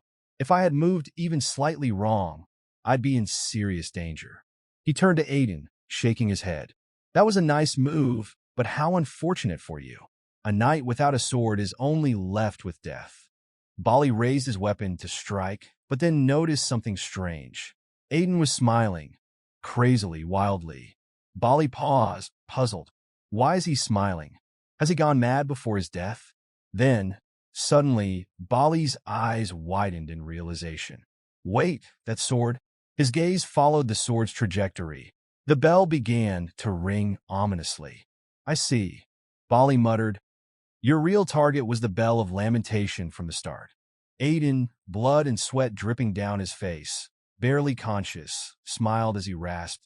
The bell has been rung. Now you need to bring out the esteemed high priest of the church. With that, Aiden collapsed to the ground, unconscious. Bali stood over him, stunned, unsure of what to make of the situation. You got me this time, Bali muttered, shaking his head. A little while later, in the Holy Fire Order sanctuary, Aiden sat up, stretching his neck and rubbing the back of his head. The Holy Order's healing techniques are really something, he mused aloud. I feel like all the fatigue I build up is completely gone. Suddenly, the voice of the Underlord echoed in his mind, irritated. You should leave this place quickly. The humans of the church are too crude. Aiden furrowed his brow. What are you talking about all of a sudden? When you were passed out, these humans poured pure, holy energy into your body for healing, the Underlord explained, his tones seething with resentment. You were unconscious, so you didn't feel it. But for me, it was torture. Aiden's lips twisted into a crazed smile as he laughed. That's what you get for sneaking into my body. Serves you right. The Underlord's frustration was palpable. Just you wait, he growled through gritted teeth. I'll make you regret this. As Aiden was speaking with the Underlord in his mind, a knock on the door interrupted his thoughts. He looked up as the door opened, revealing Bali, the Vice High Priest. The man stepped forward and greeted Aiden with a warm smile. I came to check on how you're feeling, the man said in a pleasant voice. Nice to meet you. I am Hakal Korton, the Vice High Priest of the Holy Fire Order. Aiden, rubbing the back of his neck, replied, hello. I'm Aiden Remes from the house of Duke Remes. Inwardly, Aiden was analyzing the situation. Vice High Priest Hakal, I've heard a lot about him. He seems kinder than I expected. The Underlord's voice echoed in Aiden's mind, curious. Do you know this Vice High Priest as well? Aiden mentally responded, of course I know him. He's the next successor to the current High Priest and the last and worst High Priest who brought down the Holy Fire Order with corruption. Aiden's thoughts were sharp. He's an extraordinary man, able to bring down a sacred order with hundreds of years of tradition in an instant. I was curious about him, but he looks more decent than I expected. Still rubbing his neck, Aiden turned to Hakal and apologized. I'm sorry for barging into the church. Hakal chuckled, waving off the apology. No worries. Since you rang the bell of lamentation, you are now a guest of the order. So, please don't worry. Hakal then gestured to Bali. Priest Bali said he wanted to meet you, so he came with me. Bali, standing tall with his usual imposing presence, nodded. Nice to see you again, young master. Aiden felt sweat forming on his brow, remembering their previous encounter. Oh, this ogre with the immense strength. Priest Bali. It's great to see you again, Aiden said, trying to remain composed. Bali gave a slight smile and remarked, It's unfortunate what happened to your shield. The order has many fine shields. Feel free to take any. Aiden, trying to ease the tension, laughed and placed his hand on his hip. That's all right. My shield is a bit special. It regenerates on its own, you see. Bali raised an eyebrow, intrigued. Oh, that's quite an interesting piece of equipment. The Underlord chimed in with a smug tone. It's as expected. Since it has a connection to the spirit realm, it recovers on its own. Aiden's expression turned serious as he mentally conversed with the Underlord, his thoughts focused on his shield. It's not a shield that would break from a single blow, Aiden reasoned. It must not have fully recovered from the impact of the Death Knight's attack. Running his fingers over the shield, Aiden calculated, it'll probably take about 4 days to fully recover. So I'll have to be careful until then. He turned his attention to Hakal, the Vice High Priest. By the way, since I rang the bell, I would like to meet the High Priest, Aiden requested, already formulating his next move. He needed an audience with the High Priest, Kirtle, to resolve his concerns about Joseph and his daughter Emily. Hakal's smile was small and polite, but there was a hint of reluctance in his voice. According to our law, you should meet with the High Priest, but unfortunately, it's difficult to meet him right now. Instead, the highest authority currently in the order will meet you. Aiden's mind raced. I can't meet the High Priest? He reflected on the strange circumstances, recalling the closure order when he arrived, and now the difficulty in accessing the High Priest despite ringing the bell of lamentation. Something must be up with the High Priest. Walking down the hallway with Hakal and Bali, Aiden's gaze shifted to the large windows, the bright light outside contrasting the dark undercurrents of the conversation. I thought I could get through to the current High Priest, Kirtle. The Underlord's voice interrupted his thoughts.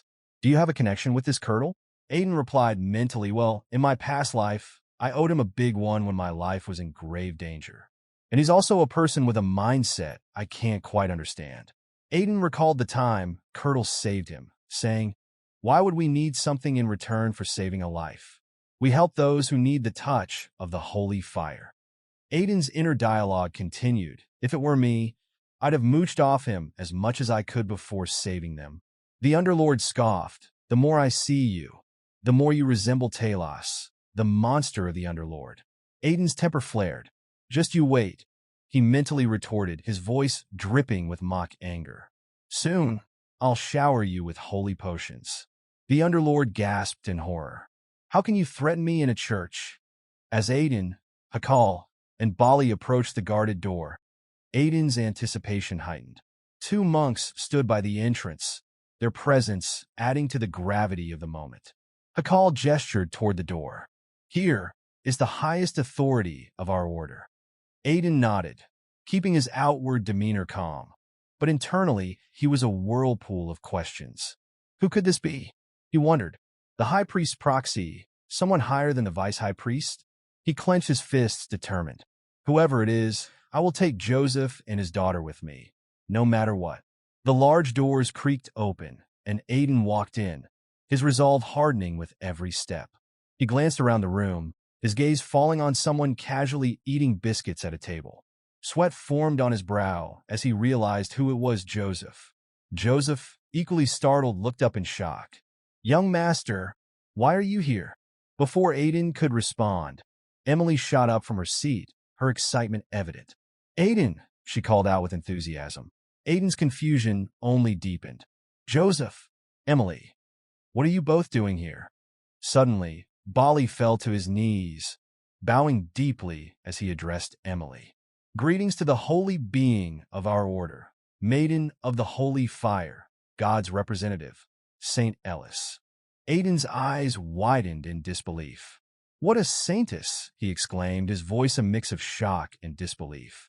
The room fell silent, tension thick in the air as Aiden tried to process this revelation. Eventually, both he and Joseph sat down, an awkward silence hanging over them. Neither knew quite where to begin. Finally, Aiden broke the silence, his voice filled with frustration. Joseph, please explain everything. Joseph remained calm, though beads of sweat formed on his forehead. I will explain, young master. He took a deep breath and added, but first, let me reintroduce myself. Joseph placed a hand on his chest and spoke with formal precision. Nice to meet you. I am Joseph, a former member of the 7-Star Society, serving the master of the Holy Fire Order. Aiden's jaw dropped. What? The 7-Star Society? His disbelief turned to anger as he slammed his hand on the table. Explain. His thoughts raced. The 7-Star Society. It's composed of the 7 greatest Chinese alchemists in the Holy Fire Order. No wonder I didn't see someone like him in my previous life. Suddenly, the Underlord interrupted his thoughts with a casual tone. Is it really that impressive? Isn't it just about being slightly better at alchemy than others? Aiden mentally responded, it's far more than that. The Holy Fire Order monopolizes all Chinese alchemists on the continent. Those in the Seven-Star Society are not just skilled. They hold power second only to the High Priest and Vice-High Priest. Aiden's curiosity intensified as Joseph began his explanation. How did someone of your rank end up in such a place with your daughter? Aiden asked, his tone demanding yet patient. Joseph sighed, lowering his head. Where should I start? He paused before beginning the tale. Every 40 years, a new saint is born and ascends to the position of high priest in our order. The chosen saint fulfills their duties for 40 years, guiding the order. After that, their rank is returned, and new saint candidates, marked with a stigma, are born to continue the cycle. Joseph's voice darkened as he continued. But 10 years ago, the saint candidates, those born with the stigma, began being killed one by one. From those about to come of age to 1-year-old infants, no one was spared. They were all targeted, and my daughter Eldest, she was one of those saint candidates. What kind of parent could stand by and watch their child be murdered? We fled, far away from the order's reach, hoping to escape the fate they wanted to force upon us. Aiden crossed his arms, his anger slowly cooling as the gravity of Joseph's situation became clearer. I see, Joseph continued, but recently, something even more significant occurred within the order. The murders of the saint candidates were not the only dark deeds. Something worse, something deeply wrong has started brewing inside the Holy Fire Order. Aiden's mind raced. The murder of all the saint candidates? Something that's significant. He paused, trying to reconcile what he was hearing with his past life. There were no such murders in the Holy Fire Order in my previous life, so why now? Joseph continues explaining to Aiden the events leading up to his return. A few days ago, at the Duke Remes estate, messengers, munches, from the Holy Fire Order arrived to take Joseph and his daughter, Eldest, back to the order. Spell, a loyal servant of the Duke, sternly told them that without the Duke's direct orders, no one could take the Duke's guests from his estate. One of the munches grew furious, shouting about the sacred duty of the church and threatening severe consequences if the Duke obstructed the church's holy mission. The munch demanded that Joseph be handed over immediately. At that moment, Joseph appeared at the door. Spell was surprised, telling Joseph he didn't need to come out. The munch immediately recognized Joseph and insisted on speaking with him privately. Joseph, concerned about causing more trouble for Aiden, agreed, and they moved into a separate room to talk. Inside, the munch expressed relief at seeing Joseph alive, explaining that he had assumed Joseph had died after fleeing with his daughter. He then admitted that the reason he realized Joseph was still alive was due to the Cerberus Guild annihilation incident. That led him to Joseph's location, and he was sent to retrieve Joseph and his daughter for the Holy Fire Order. Angry, Joseph questioned why the munch hadn't sought him out sooner and why the church was so determined to bring them back now. The munch then explained that no stigma bearer had been born for years, raising concern within the church. His tone became serious as he emphasized the need to bring Joseph and Eldest back, despite the church still having those who might target Eldest for her stigma. Joseph, worried for his daughter's safety, protested, saying he couldn't send Eldest to such a dangerous place. The munch replied that it was out of necessity. They had no choice but to take Joseph and Eldest back. Finally, Joseph reveals to Aiden that the real reason they want him back is because the high priest has collapsed due to an illness, and their return is critical to the order. Aiden, overwhelmed by the weight of the situation, stood up and shouted in shock. What? The high priest collapsed due to an illness? Joseph, looking worried, confirmed. Yes, it seems even the church's holy arts and advanced medical technology cannot cure him. Joseph explained further. The church's reputation is declining rapidly. With the high priest falling ill, they must feel a tremendous sense of crisis. In the worst case, the holy fire could be extinguished, leading to the church's demise. Joseph, standing straight, added, in 4 days they plan to conduct the saint's awakening ceremony for Eldest, making her the new saint. Her strong, holy power will then be used to heal the high priest. Once the vacant saint position is filled, the holy fire will burn even brighter, and the church can regain its former status. Joseph, sitting down again, sincerely apologized. I'm truly sorry, Aiden, for causing all this trouble without explaining anything earlier. Aiden remained silent, his hands still gripping the table. Sweat dripped down Joseph's face as he anxiously wondered whether Aiden was angry. Aiden, gritting his teeth, was lost in thought. What on earth is going on? He wondered. Something feels off here. In his mind, Aiden reflected on how this illness wasn't supposed to happen yet. The high priest Kirtle's illness should occur about 3 years from now, Aiden thought, still grinding his teeth. Why has an event from the future been moved forward? Could it be that the future is changing because of me? Determined, Aiden left Joseph's room and walked down the hallway alongside Priest Bali. As he walked, he thought to himself, I have Joseph's permission to stay, but now I need to figure out where the future started to diverge. Hearing this, the Underlord, clearly shocked, asked Aiden, You mean we have to stay in this dreadful place even longer? Aiden replied, There must be a reason why the past has changed, and I need to find out what it is. If we figure it out quickly, we can leave soon. So, you need to help me too. As they reached the door of the high priest's room, Bali pointed toward it and said, This is where the high priest is staying. As I mentioned earlier, visiting time is only 5 minutes, so be quick. Bali then opened the door for Aiden to enter. As Aiden entered the room, he was immediately hit by the overwhelming stench of a strange, purple aura floating around. He wrinkled his nose in disgust and thought to himself, This stench is terrible. His gaze shifted toward the high priest Kirtle, who lay unconscious on the bed, his frail body barely hanging on. Aiden approached closer, carefully observing the old man's condition. He looks awful, Aiden thought. In my past life, this kind old man died before I could repay my debt for saving me. Aiden clenched his fists, troubled by the sight. I plan to repay that debt, but what is this? Suddenly, his eyes widened in shock. He could see a sinister purple aura releasing from the high priest's body. What is this? Aiden wondered. This energy, it feels familiar yet ominous. Then, without warning, the Underlord's voice echoed in his mind. Didn't you see that a lot in your previous life? Aiden, still trying to grasp what he was seeing, replied, I have seen this before. But, before Aiden could finish, the Underlord interrupted with a grin. It's a curse. Aiden froze, his heart skipping a beat. What did you just say? He asked, his voice filled with shock. The Underlord continued smugly. Normally, it's impossible for a human like you to see a curse. But since you've got the soul of the great Underlord within you, you can see it clearly through me. Aiden's mind raced as the Underlord elaborated. This curse is cleverly and delicately crafted. A thin curse has been accumulating over a long period. That's why his body collapsed. Aiden's eyes darkened with rage, his fists clenching tighter. Curses. Those are the domain of warlocks, Aiden muttered through gritted teeth. His mind whirled as he tried to process the situation.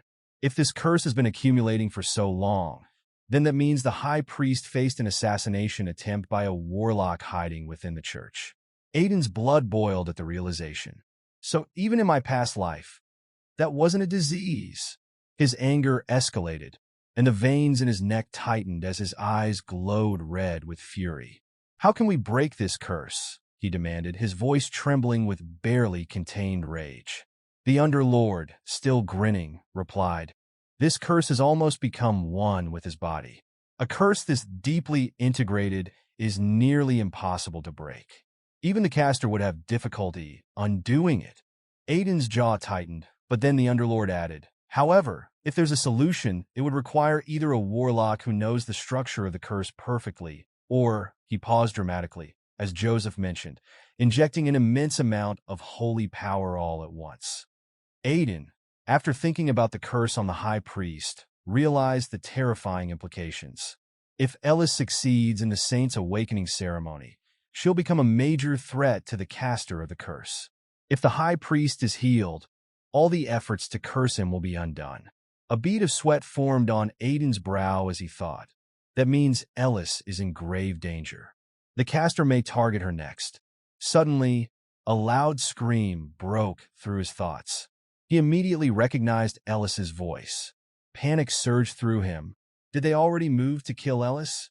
Without hesitation, Aiden dashed toward her room. As he ran, his mind raced.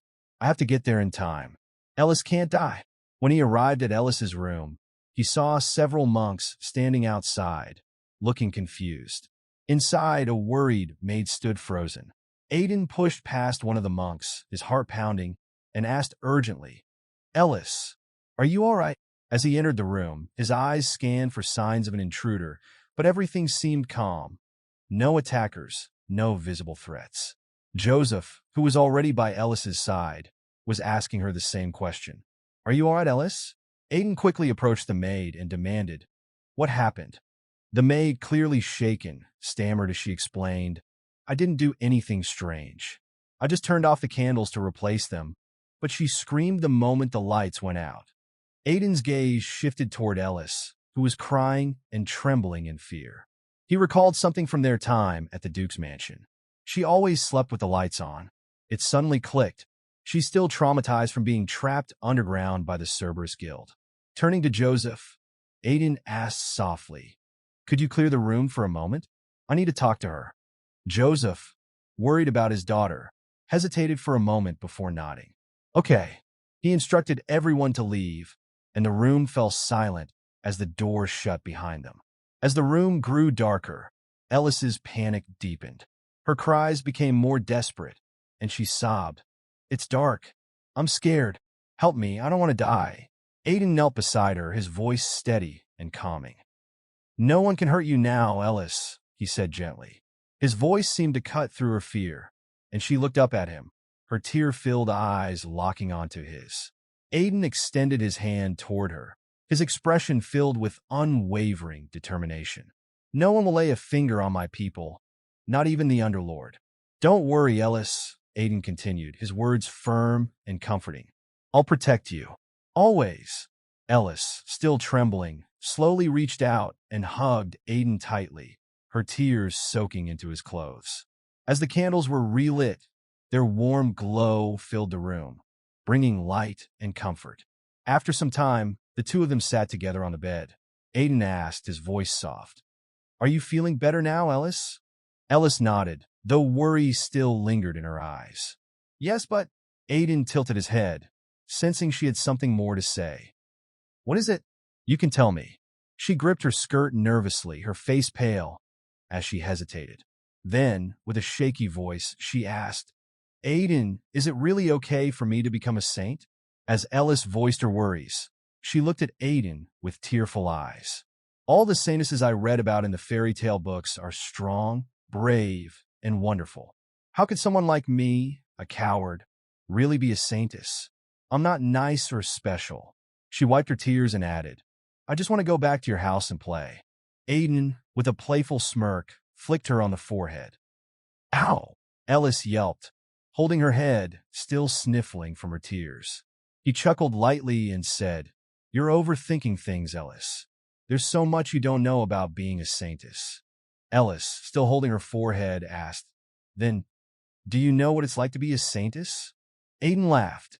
Of course I do. I was friends with a saintess in the past, but his laughter suddenly stopped. His mind flashed back to a painful memory, the moment the saintess from his past had said, I'm sorry, just before she killed him. His face darkened, and his voice trailed off. Ellis, puzzled, asked, Friend? What friend?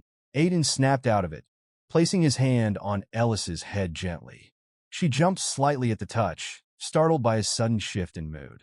Aiden smiled, though sadness lingered in his eyes. A saintess doesn't have to be nice or brave all the time. After all, saintesses are human too. If you want to be angry, be angry. If you want to cry, cry. And, he grinned, you can come back to our home whenever you want. Hearing the word home, Ellis's face turned a shade of red, and she quickly replied, Home? Yes, I want to go home. Her mood lifted, and she seemed energized. She then asked curiously, That friend you mentioned earlier, were you close friends with that saintess? Aiden, trying to maintain a smile despite the uncomfortable memory, felt sweat forming on his brow. Oh, we were just friends. But you were friends, right? Ellis asked, her curiosity growing. Are you not friends anymore? Aiden nodded slightly, his voice soft. Yes, that's right. Why? Why aren't you friends anymore? Ellis asked, pressing him further. Aiden fell silent, not wanting to relive the pain of that betrayal. After a few moments, he stood up and quietly left the room, leaving Ellis behind. Now outside her room, he leaned against the wall, feeling emotionally drained. His thoughts raced. I almost got myself into trouble back there. This is more exhausting than any training session.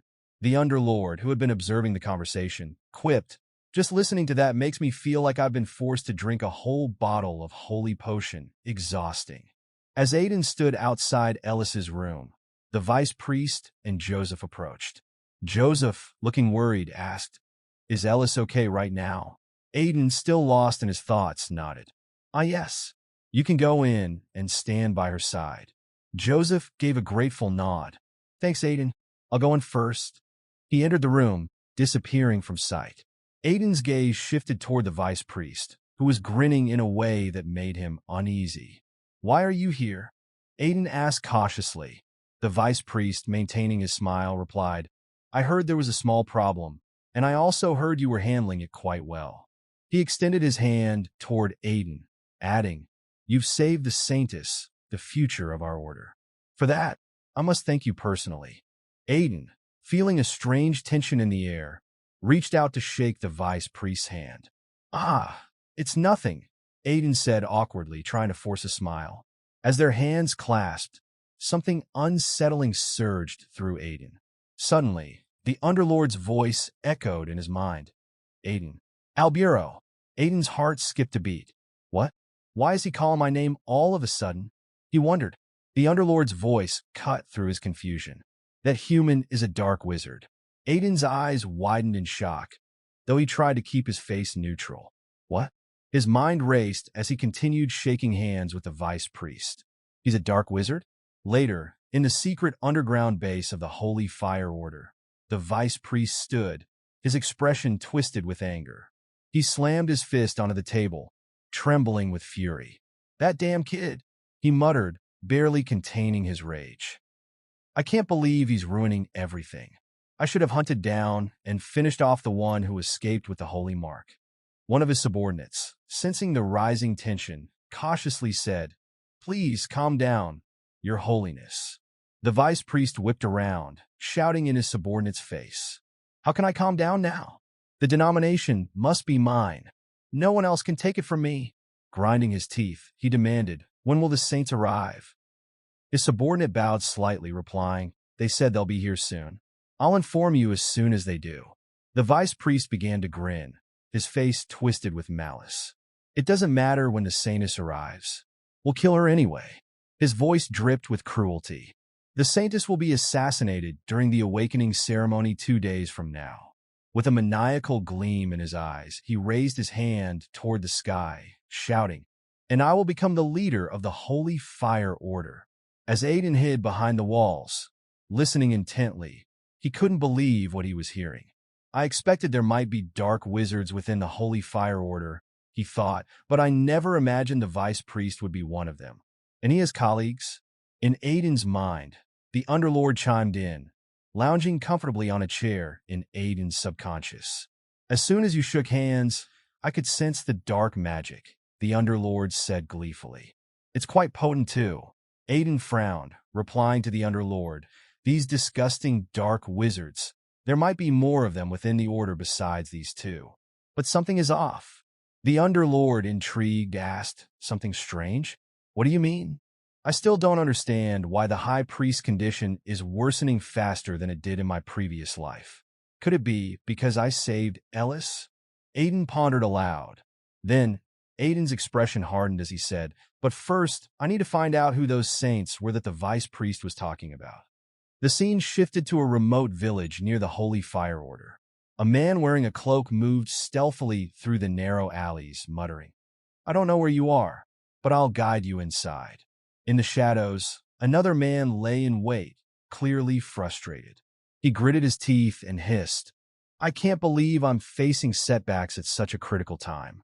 Can't you handle this properly? The cloaked figure, equally frustrated, retorted, We had to accelerate our plans because of you. And who could have known that the child with the Holy Spirit was still alive? Hiding behind a nearby wall, Aiden listened closely. So that's why they moved up the plan, he thought. But something about the second man's voice tugged at Aiden's memory. Wait, I've heard that voice before. Meanwhile, the cloaked man, clearly exhausted by the way things were turning out, muttered under his breath. If things don't go as expected, there will be consequences for your lord too, right? This comment seemed to push the other man over the edge. His eyes flashed with fury as he lunged forward, grabbing the cloaked man by the neck. The cloaked man gasped in pain, his hands clawing at the vice-like grip around his throat. While gripping the man's neck tightly, the other guy gritted his teeth and said, How dare you threaten me like that? If you keep talking like that, I'll tear you limb from limb. The man in the cloak, gasping for air as water dripped from his mouth, pleaded, Please. The other guy threw him backward with force, causing him to fly a short distance before hitting the ground. The cloaked man, now sitting on the ground, held his neck in pain while sweating. The man who attacked him warned, I won't forgive you next time, so be careful what you say with that mouth of yours. At that moment, Aiden, who had been watching, finally saw the attacker's face. He was shocked, his eyes widening as he recognized the man. That's the Red Knight, Benign Haima. Aiden quickly hid behind a wall, pressing his back against it to stay out of sight. Suddenly, the Underlord appeared and asked Aiden, Does that guy have any connection to your past life? Aiden's face filled with anger, his fists clenched, and his body shook with rage. I think he was, Aiden responded, his voice tense. That man was a servant of Silbita in my past life. Aiden then said to the Underlord, Now everything's starting to make sense. That bastard Silbita, a memory from Aiden's past flashed in his mind. He remembered Silbita telling him that the black wizards were a threat to the world, and that he would kill them all in honor of the knights. That's the duty of our Grand Duchy's chivalry, Silbita had said. The memory only made Aiden angrier. His eyes turned red, his fists clenched so tightly that the veins in his arms bulged. So the chivalry was corrupt from the start, Aiden thought. Today, I've seen many disgusting faces. The Underlord then asked, How did they help Hekel become the leader? Aiden replied, It's probably because of the right to succession. For a powerful family like Sias, they rely on both military strength and important supporters. When Deir got injured in the bombing, Silbita made his move to claim the succession. Things might have changed because I saved Deir, Aiden thought. But then he wondered, how can Silbita still be so shameless? That traitor. Before Aiden could continue, he sensed something. The Red Knight was coming to attack, grinning crazily as he said, So there's a rat hiding here. He raised his sword, ready to strike Aiden with a deadly aura. Before the Red Knight could hit Aiden, Aiden started running through the walls and flew into the air to dodge the attack. Aiden thought to himself, his swordsmanship is as violent as ever, just like in the past. Did he notice me from the beginning? After seeing the Red Knight attack Aiden, a cloaked man shouted at the Red Knight, Why would you make such a loud attack in the middle of the night? The Red Knight, angered, gritted his teeth and replied, You're in no position to talk, especially when you didn't even notice a rat following you. The Red Knight continued, You're just getting in the way, so get lost. The cloaked man clenched his teeth, sweat dripping from his face, and ran away. As he left, the Red Knight muttered, If it weren't for my lord's orders, I would have killed him already. The Red Knight then turned to Aiden and said, Well, there you are, rat. He walked toward Aiden and said, You can dodge my sword, huh? You seem pretty skilled. Who are you? Aiden replied, What if I don't want to tell you? The Red Knight laughed and said, You're an interesting guy. Aiden gripped his sword and thought to himself, I can't handle this guy right now. It's better to run. At that moment, the Red Knight ran through the walls and appeared in front of Aiden, startling him. The Red Knight landed on the ground with a crazed smile. Holding his sword near his mouth, he said to Aiden, People who talk too much aren't fun. I'm curious to see how long you'll last. The Red Knight attacked Aiden multiple times, but Aiden dodged every strike. The Red Knight smiled wildly. At that moment, the Underlord said to Aiden, "I'm amazed. There's a human who comes closer to being a monster like Talos than you." Aiden replied, "He's the craziest person I've ever seen." The Red Knight attacked Aiden again, but Aiden dodged it, thinking to himself, "This is bad. This guy is probably one of the highest-ranked sword aura users. And I'm weakened right now. I can't use the Banshee's shield since it's still recovering." Aiden then thought, there's always a way out of everything. He must have caught on to it by now. Meanwhile, sweat dripped down the Red Knight's face as he thought, what is it? Am I just imagining things? He was startled by Aiden's sword techniques and thought, this technique, it's definitely... But before he could finish his thought, Aiden called out his name, Red Knight Benijheimer. The Red Knight was about to attack again, but froze mid-swing, surprised to hear his own name from someone he had never met. Sweat dripped from his face, and he angrily demanded, "How do you know my name? Could it be?" Then the Red Knight laughed, lowered his sword, and said, "Haha, so that's it. That's what it is?" He gripped his sword tightly and said, "I should have realized when you used the same sword technique as my lord." With a crazed smile, he continued, "You're one of those bastards from the Deir faction, aren't you?" Aiden laughed in his mind. This is a big catch, and silently apologized to Sir Deir. Then Aiden said to the Red Knight, "Did you think you'd get away unscathed after getting involved with a warlock?" The Red Knight, furious, gritted his teeth and attacked Aiden again, shouting, "Shut your mouth, you Spear Knight's dog." Before he could land the hit, Aiden dodged swiftly. Aiden thought to himself, as expected, just mentioning Deir made him go crazy. What a mess. Brothers and close aides are killing each other over this. The Red Knight attacked again, and Aiden dodged it with his sword, thinking, especially since the Red Knight is known for his short temper. The more people get agitated, the less rational they become, and the slower they understand the situation. They don't even realize what's happening to their own bodies. Their swords clashed, and the Red Knight grinned wildly. "Deir's dog, how long will you keep blocking my attacks? Do you think you can actually defeat me?" As the Red Knight laughed, blood began to drip from his nose. Shocked, he tried to wipe it away with his hand, but the blood didn't stop. Confused, he thought, blood? What is this all of a sudden? At that moment, he was startled when he saw Aiden attack. He tried to dodge, but his mind was spinning.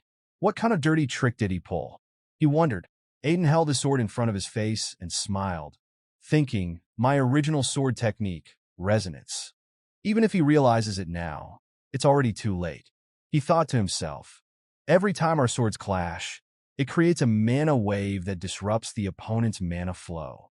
At first, it's so subtle that anyone would dismiss it as a coincidence. Now, the Red Knight was trembling, struggling to even hold his sword. He gritted his teeth as Aiden continued thinking, but as that subtle disruption builds, it becomes a deadly poison. If he were an ordinary knight, he wouldn't still be standing. He's holding up pretty well, Aiden admitted to himself. The Red Knight, furious, shouted, "Do you think you can beat me with these cheap tricks? Stop stalling and come at me already." Aiden casually put a finger in his ear and replied, "I don't want to. If you're so eager, why don't you come at me first?" The Red Knight growled, "You damn dog of day ears." Aiden, still smiling, replied, "Shut up, so'll beat his dog. How dare you bark in the middle of the night?" Hearing this, the Red Knight became enraged, gritting his teeth in fury. "How dare you speak my lord's name?" he shouted, charging at Aiden. "Don't think you'll die easily." Aiden stood there calmly, unfazed. Then, with exaggerated fear, he widened his eyes and said mockingly, "Oh no, I'm so scared of you." He then shrugged and added, "Well, it can't be helped." He reached into his pocket and pulled out a bottle. Tossing it toward the Red Knight, he said, "Come on, attack me." As the bottle flew toward the Red Knight's face, he raised his sword to block it and sneered, using dirty tricks just like Deir. As the bottle hit the Red Knight's sword, it shattered, and thick smoke started to rise, covering his face. Soon, the smoke spread throughout the entire area. The Red Knight shouted angrily, "You son of a bitch, another damn trick?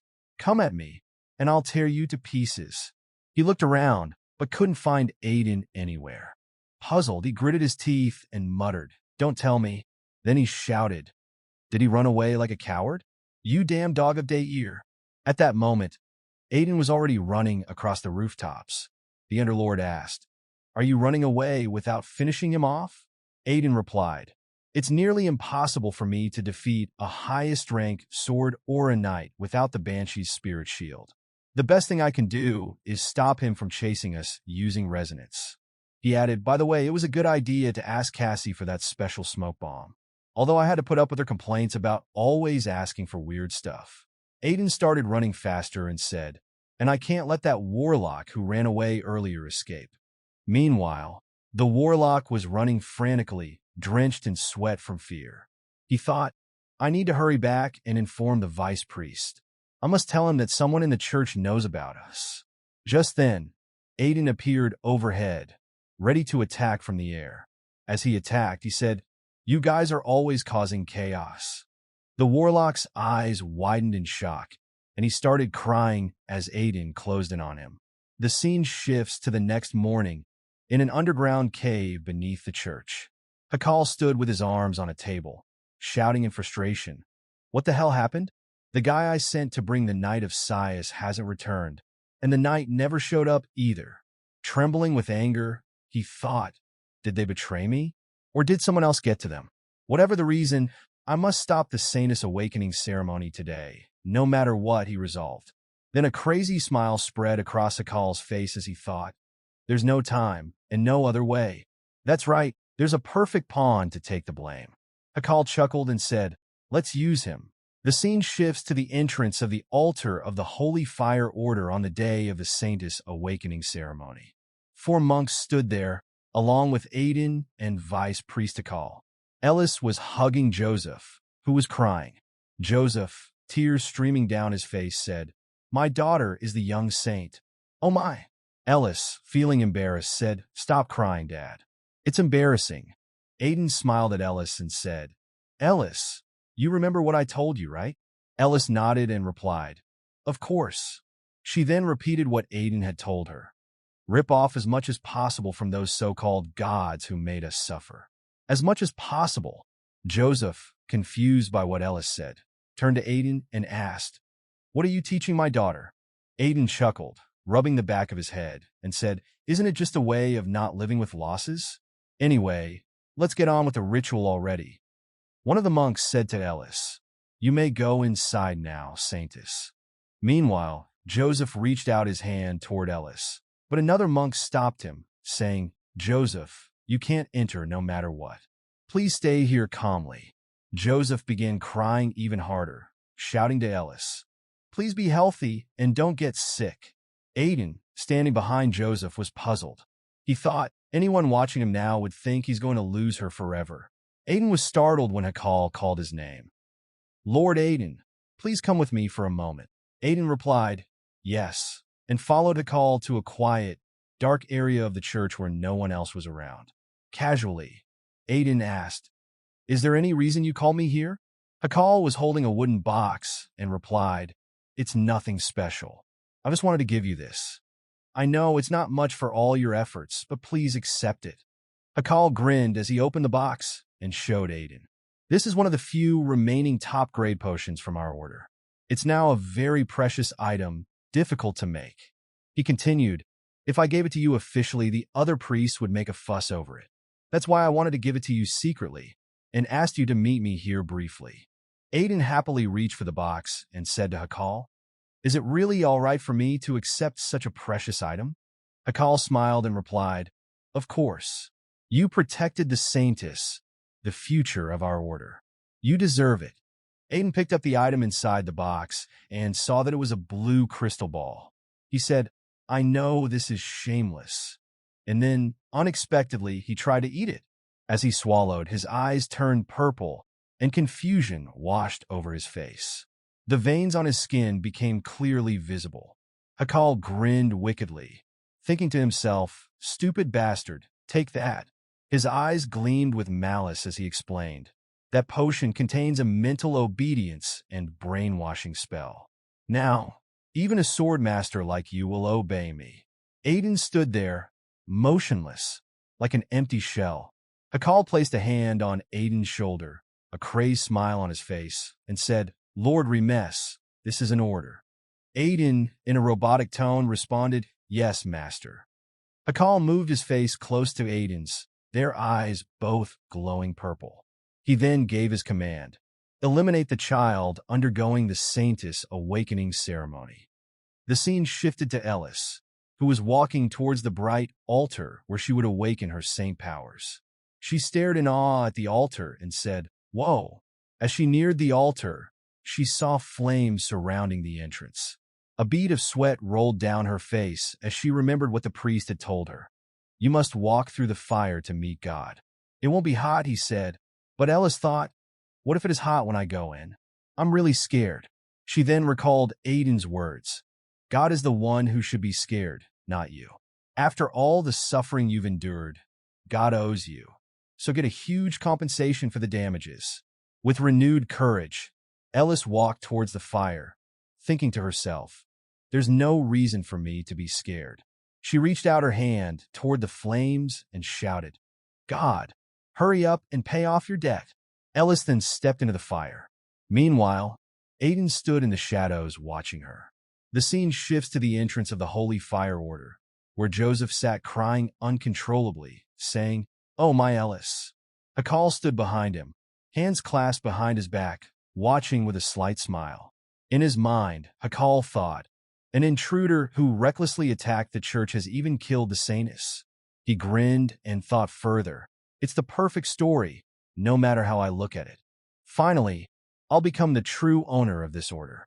Suddenly, a group of monks appeared at the entrance. Bali, one of the senior monks, shouted, "Everyone, don't move." Behind Bali, many other monks stood ready for a fight. Hakal clenched his fist, wondering, what brought the monks here all of a sudden? "What's going on?" He shouted angrily at Bali.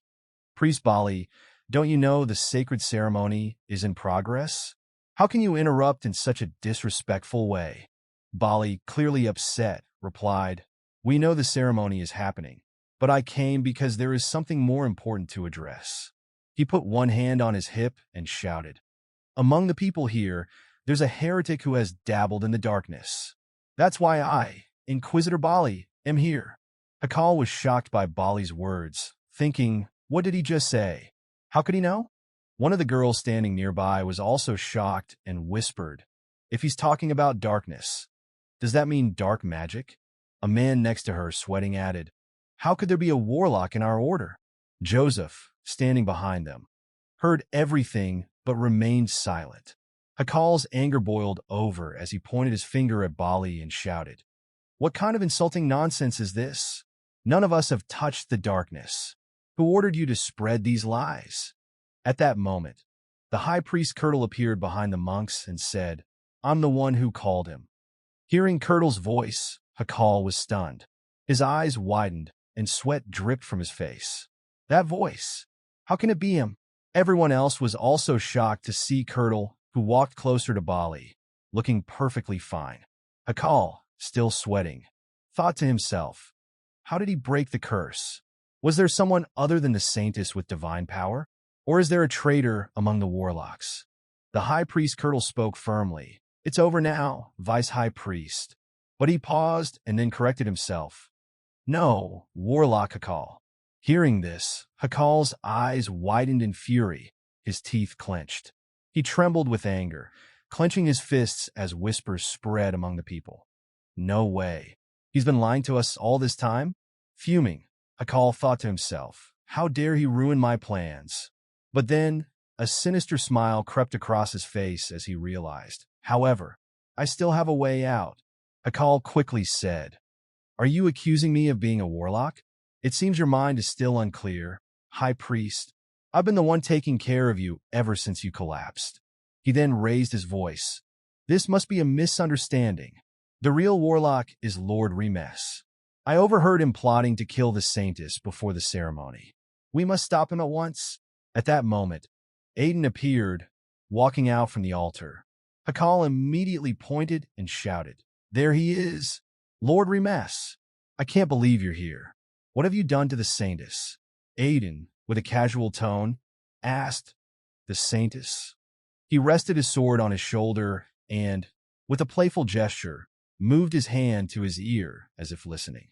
Then, with a smile, he said, "The awakening ceremony is progressing safely." Hakal was shocked to see Aiden unaffected and thought to himself, "What? Was the spell broken? How did he free himself?" A flashback begins. Before the fight with the Red Knight, Aiden had been standing by the window in his room. He suddenly said aloud, "I know you're watching, Nisida. I have something to discuss with you." An owl perched on a nearby tree, which had been watching, flew toward Aiden. As the owl approached, who asked, "What is it, Aiden?" With his arms crossed, Aiden replied, "You've already seen what's happening. Chaos is trying to manipulate things here." He smiled confidently and added, "Chaos is our enemy.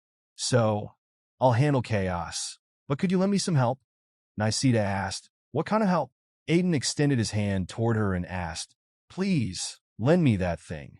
Aiden asked Nisida, "Can you lend me a curse-suppressing magic tool?" Nisida looked at him in surprise. "A curse-suppressing magic tool? Out of nowhere?" she questioned. Then, narrowing her eyes, she asked, "Is this for fighting chaos?" Aiden grinned. "No, it's not for chaos. It's to suppress the curse on High Priest Curdle. His curse paralyzed him while he was conscious, so he already knows Hakal betrayed him." Aiden continued, "Which means, once he wakes up, we can catch all the warlocks hiding within the Holy Fire Order." After a moment of silence, Nisida finally nodded and said, You have a point." She then brought out a ring surrounded by a purple aura and handed it to Aiden. "I made this myself. It's called the Anti-Demonic Ring." Aiden took the ring, examining it curiously. "Does the High Priest have to wear this to suppress the curse?" he asked. Nisida warned him, "Be careful. Chaos has brainwashed a lot of people in the church. You might even be one of them." Aiden, still staring at the ring, smiled and said, "You don't need to worry about me." He then chuckled, "I already have a horrendous curse. This weak chaos curse can't do anything to me." Nisida flew away. At that moment, the Underlord spoke up. "Don't tell me you're calling me a curse?" Aiden smirked. "Who else could it be if not you?" The Underlord, clearly annoyed, responded, "I'm not exactly enjoying being called that either." Aiden teased, "Do you want a holy potion?" Sweat beaded on the Underlord, and he fell silent. Aiden rested his sword on his shoulder, grinning. "Hakal, you're in trouble now." Back in the present, Hakal stood trembling with fury, his teeth clenched tightly.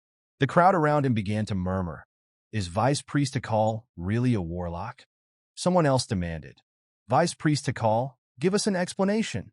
Curdle addressed Hakal with a weary voice. "Hakal, stop this now. For the sake of our years together, I'll at least." Before Curdle could finish, Hakal's face twisted in rage. "Stop it," he shouted. His voice filled with bitterness. He said, "You know nothing about the humiliation of not being chosen by the holy fire." His fists clenched tightly as he continued, "My whole life, I dreamed of becoming a saint. Do you know the despair of losing the meaning of your life?" Curdle, his face pale and sweat dripping, pleaded with Hakal, "Please stop this madness." But Hakal's expression darkened, a malicious grin spreading across his face as a sinister purple aura flared around him. "I'll just turn everyone here into undead," he declared, his voice echoing with malice. The evil aura pulsed through the air as he raised his hands and shouted, "Become my believers." Seeing this, Bali's anger boiled over. His voice filled with rage, he turned to Curdle and said, "I can't let this slide any longer." He shouted to the other munches, "Take him down now." Hakal's laugh echoed through the chamber as he taunted them. "You think you can beat me?" He extended his arms toward the darkness. "Comrades who share this dark blood, help me." From the shadows, several munches revealed themselves as warlocks, their forms twisted with dark magic. The remaining munches looked on in shock, realizing how deep the corruption had spread. Cries of disbelief rang out. "Don't be afraid," shouted one of the loyal munches. "The Lord of the Holy Fire Order is with us." "Subdue the warlocks," another shouted. The air crackled as Hakal's purple aura swirled around, growing more intense. His aura began corrupting those nearby, forcing them under his control. One by one, munches succumbed to the spell, their eyes glowing with a sickly purple light. "Master Hakal, we will obey you, no matter what," they chanted in unison. Suddenly, a controlled munch lunged at one of the loyal ones, swinging his weapon. The loyal munch barely managed to block the attack in time, staring in disbelief. "Have you become a heathen too?" Bali gripped his weapon tightly, fury in his voice. "So many heathens were hiding among us, and we didn't even know." He raised his weapon and shouted, "In the name of the holy fire, kill." Before he could finish, High Priest Kirtle called out, "Bali, stop." Bali turned to see the high priest standing behind him, trembling with rage. Sweat dripped from Kirtle's brow as he confronted Hakal. "Hakal, just how much worse are you going to get?" A wild smile spread across Hakal's face. "You're quick-witted, old man," he sneered. "I wanted to see you all kill each other right in front of me." Hakal's eyes glowed with malice as he revealed his ultimate plan. "As you probably figured out by now, I've already placed the curse of domination on most of the church members. Try to touch me, and I'll make them all commit suicide in an instant." Hearing this, Kirtle's fury grew, his teeth grinding in frustration. But the weight of the situation was clear. Hakal's grin widened as he shouted once more, "You can't do anything now, so give up already?" Aiden stood casually, his hand on his chin, counting the controlled munches surrounding Hakal. 15, huh, he muttered. Before anyone could react, he dashed forward, cutting through two of Hakal's controlled men with precision. Hakal's eyes widened in shock. His calm demeanor shattered as he watched Aiden swiftly dispatch two of his minions. "What?" Hakal stammered, flustered. "I told you I'd make them commit suicide." His voice grew more desperate, trying to regain control of the situation. A wild grin spread across Aiden's face as he turned to Hakal, eyes gleaming. "I don't give a shit about that," he said coldly. "Kill them all if you want. None of this is my business." Hakal's expression twisted in disbelief as sweat dripped from his brow. "What? You think I won't do it? Just one word from me, and they're all dead." Aiden's eyes flashed a burning red, his voice calm but sharp. "Yeah, go ahead. Not my problem. I'm not even a member of your church." He pointed his sword directly at Hakal. "The only thing I care about is chaos. I'm here for you." Hakal's shock deepened. His teeth clenched as he thought, "How does he know I'm with chaos? This bastard, he's been after me from the start." Desperation seeped into Hakal's voice as he extended his arms toward his controlled minions. "Kill him. All of you kill him right now." The minions, under Hakal's curse, advanced toward Aiden. At that moment, Underlord's voice echoed in Aiden's mind. "You're not actually going to kill all these innocent believers, are you?" Aiden smirked and replied nonchalantly, "Nah, I'm not that heartless." Underlord remained silent for a moment, unsure of what Aiden had planned. Aiden pulled out 2 bottles from his pouch, examining them briefly before saying, "Chaos uses curses because individual people aren't strong enough to resist. If we break the curse on a few, it'll collapse for the others too." With that, Aiden hurled the bottles at the approaching munches. Midair, he leaped, slashing his sword to break the bottles before they hit the ground. Thick smoke billowed from the shattered glass, engulfing the cursed minions. Hakal recoiled, raising his arm to shield his eyes as the dense smoke obscured his vision. "What's this? That son of a bitch." Using sneaky tricks again, he spat, gritting his teeth in frustration. Kill him now." But within the cloud of smoke, Aiden was already on the move. He darted through the smoke, his form barely visible as he expertly cut through some of the cursed munches, incapacitating them with swift, non-lethal strikes. The minions, confused by the smoke and disoriented by the effects of the anti-curse mixture, faltered in their movements. At that moment, Hakal stood frozen, unable to see through the smoke. His mind raced as he felt the number of warlocks under his control diminishing. "What the hell is happening?" he thought, panic spreading across his face. "I can feel the number of warlocks decreasing." His body shook with rage. 10 years of planning, damn it. Desperate, he summoned more black magic, his hands glowing with a malevolent purple aura. "I only have one option left," he muttered under his breath. Meanwhile, One of the warlocks, fearing for his life, called out for help as he attempted to flee. Before he could get far, Aiden's sword struck his belly, the warlock collapsing to the ground. Sweat dripped from Aiden's face as he whispered, "You can act innocent all you want, but you're reeking of dark demonic energy. Finding you is a piece of cake for me." Aiden scanned the battlefield, sensing the remaining warlocks. 6 left, including Hakal. He thought, his sharp eyes cutting through the smoke. Suddenly, Aiden paused, feeling something unusual. He placed his fingers to his head in concentration. The warlocks' numbers are decreasing slowly. 5 now. 3. Aiden's eyes narrowed, wondering aloud, is Bali killing them? The Underlord's voice cut in, unsettlingly calm. They're not disappearing. Aiden, puzzled, asked, "What do you mean?" "The dark demonic energy, it's all going to one place." Hakal, now absorbing the energy of the fallen warlocks, stood amidst the chaos. One of the remaining warlocks, witnessing this, cried out in terror, "Hakal, please spare me." But Hakal ignored him, continuing to absorb the demonic energy without mercy. A sinister grin spread across Hakal's face as he lifted his hand into the air, a wild gleam in his eyes. "I give you the tribute of their lives, and half of mine." His voice grew louder, more manic, as the dark energy surged around him. "O noble of the underworld, descend here." Aiden's expression darkened, his eyes widening in shock. "Noble of the underworld, don't tell me." His thoughts raced as the reality of the situation sank in. Bali, seeing the sudden escalation, shouted in disbelief, "What on earth is happening?" All around, the remaining munches and priests trembled with fear, unsure of what was unfolding. The high priest, sweat pouring down his face, whispered in terror, "Is the world really going to end?" Suddenly, a dark rift tore open in the sky above the church. Demonic energy swirled violently, twisting and covering the entire area like a nightmare come to life. Suddenly, some of the munches began regaining their senses. One of them, confused, asked, "What am I doing right now?" As they came back to their senses, they were struck with intense headaches, a side effect of Hakal's control over their minds. One munch held his head, gritting his teeth in pain. Another shouted, "Are you guys back to normal now?" Another asked, "Is the curse of domination lifting?" Bali quickly called out, "Regroup, everyone. The real fight is about to begin."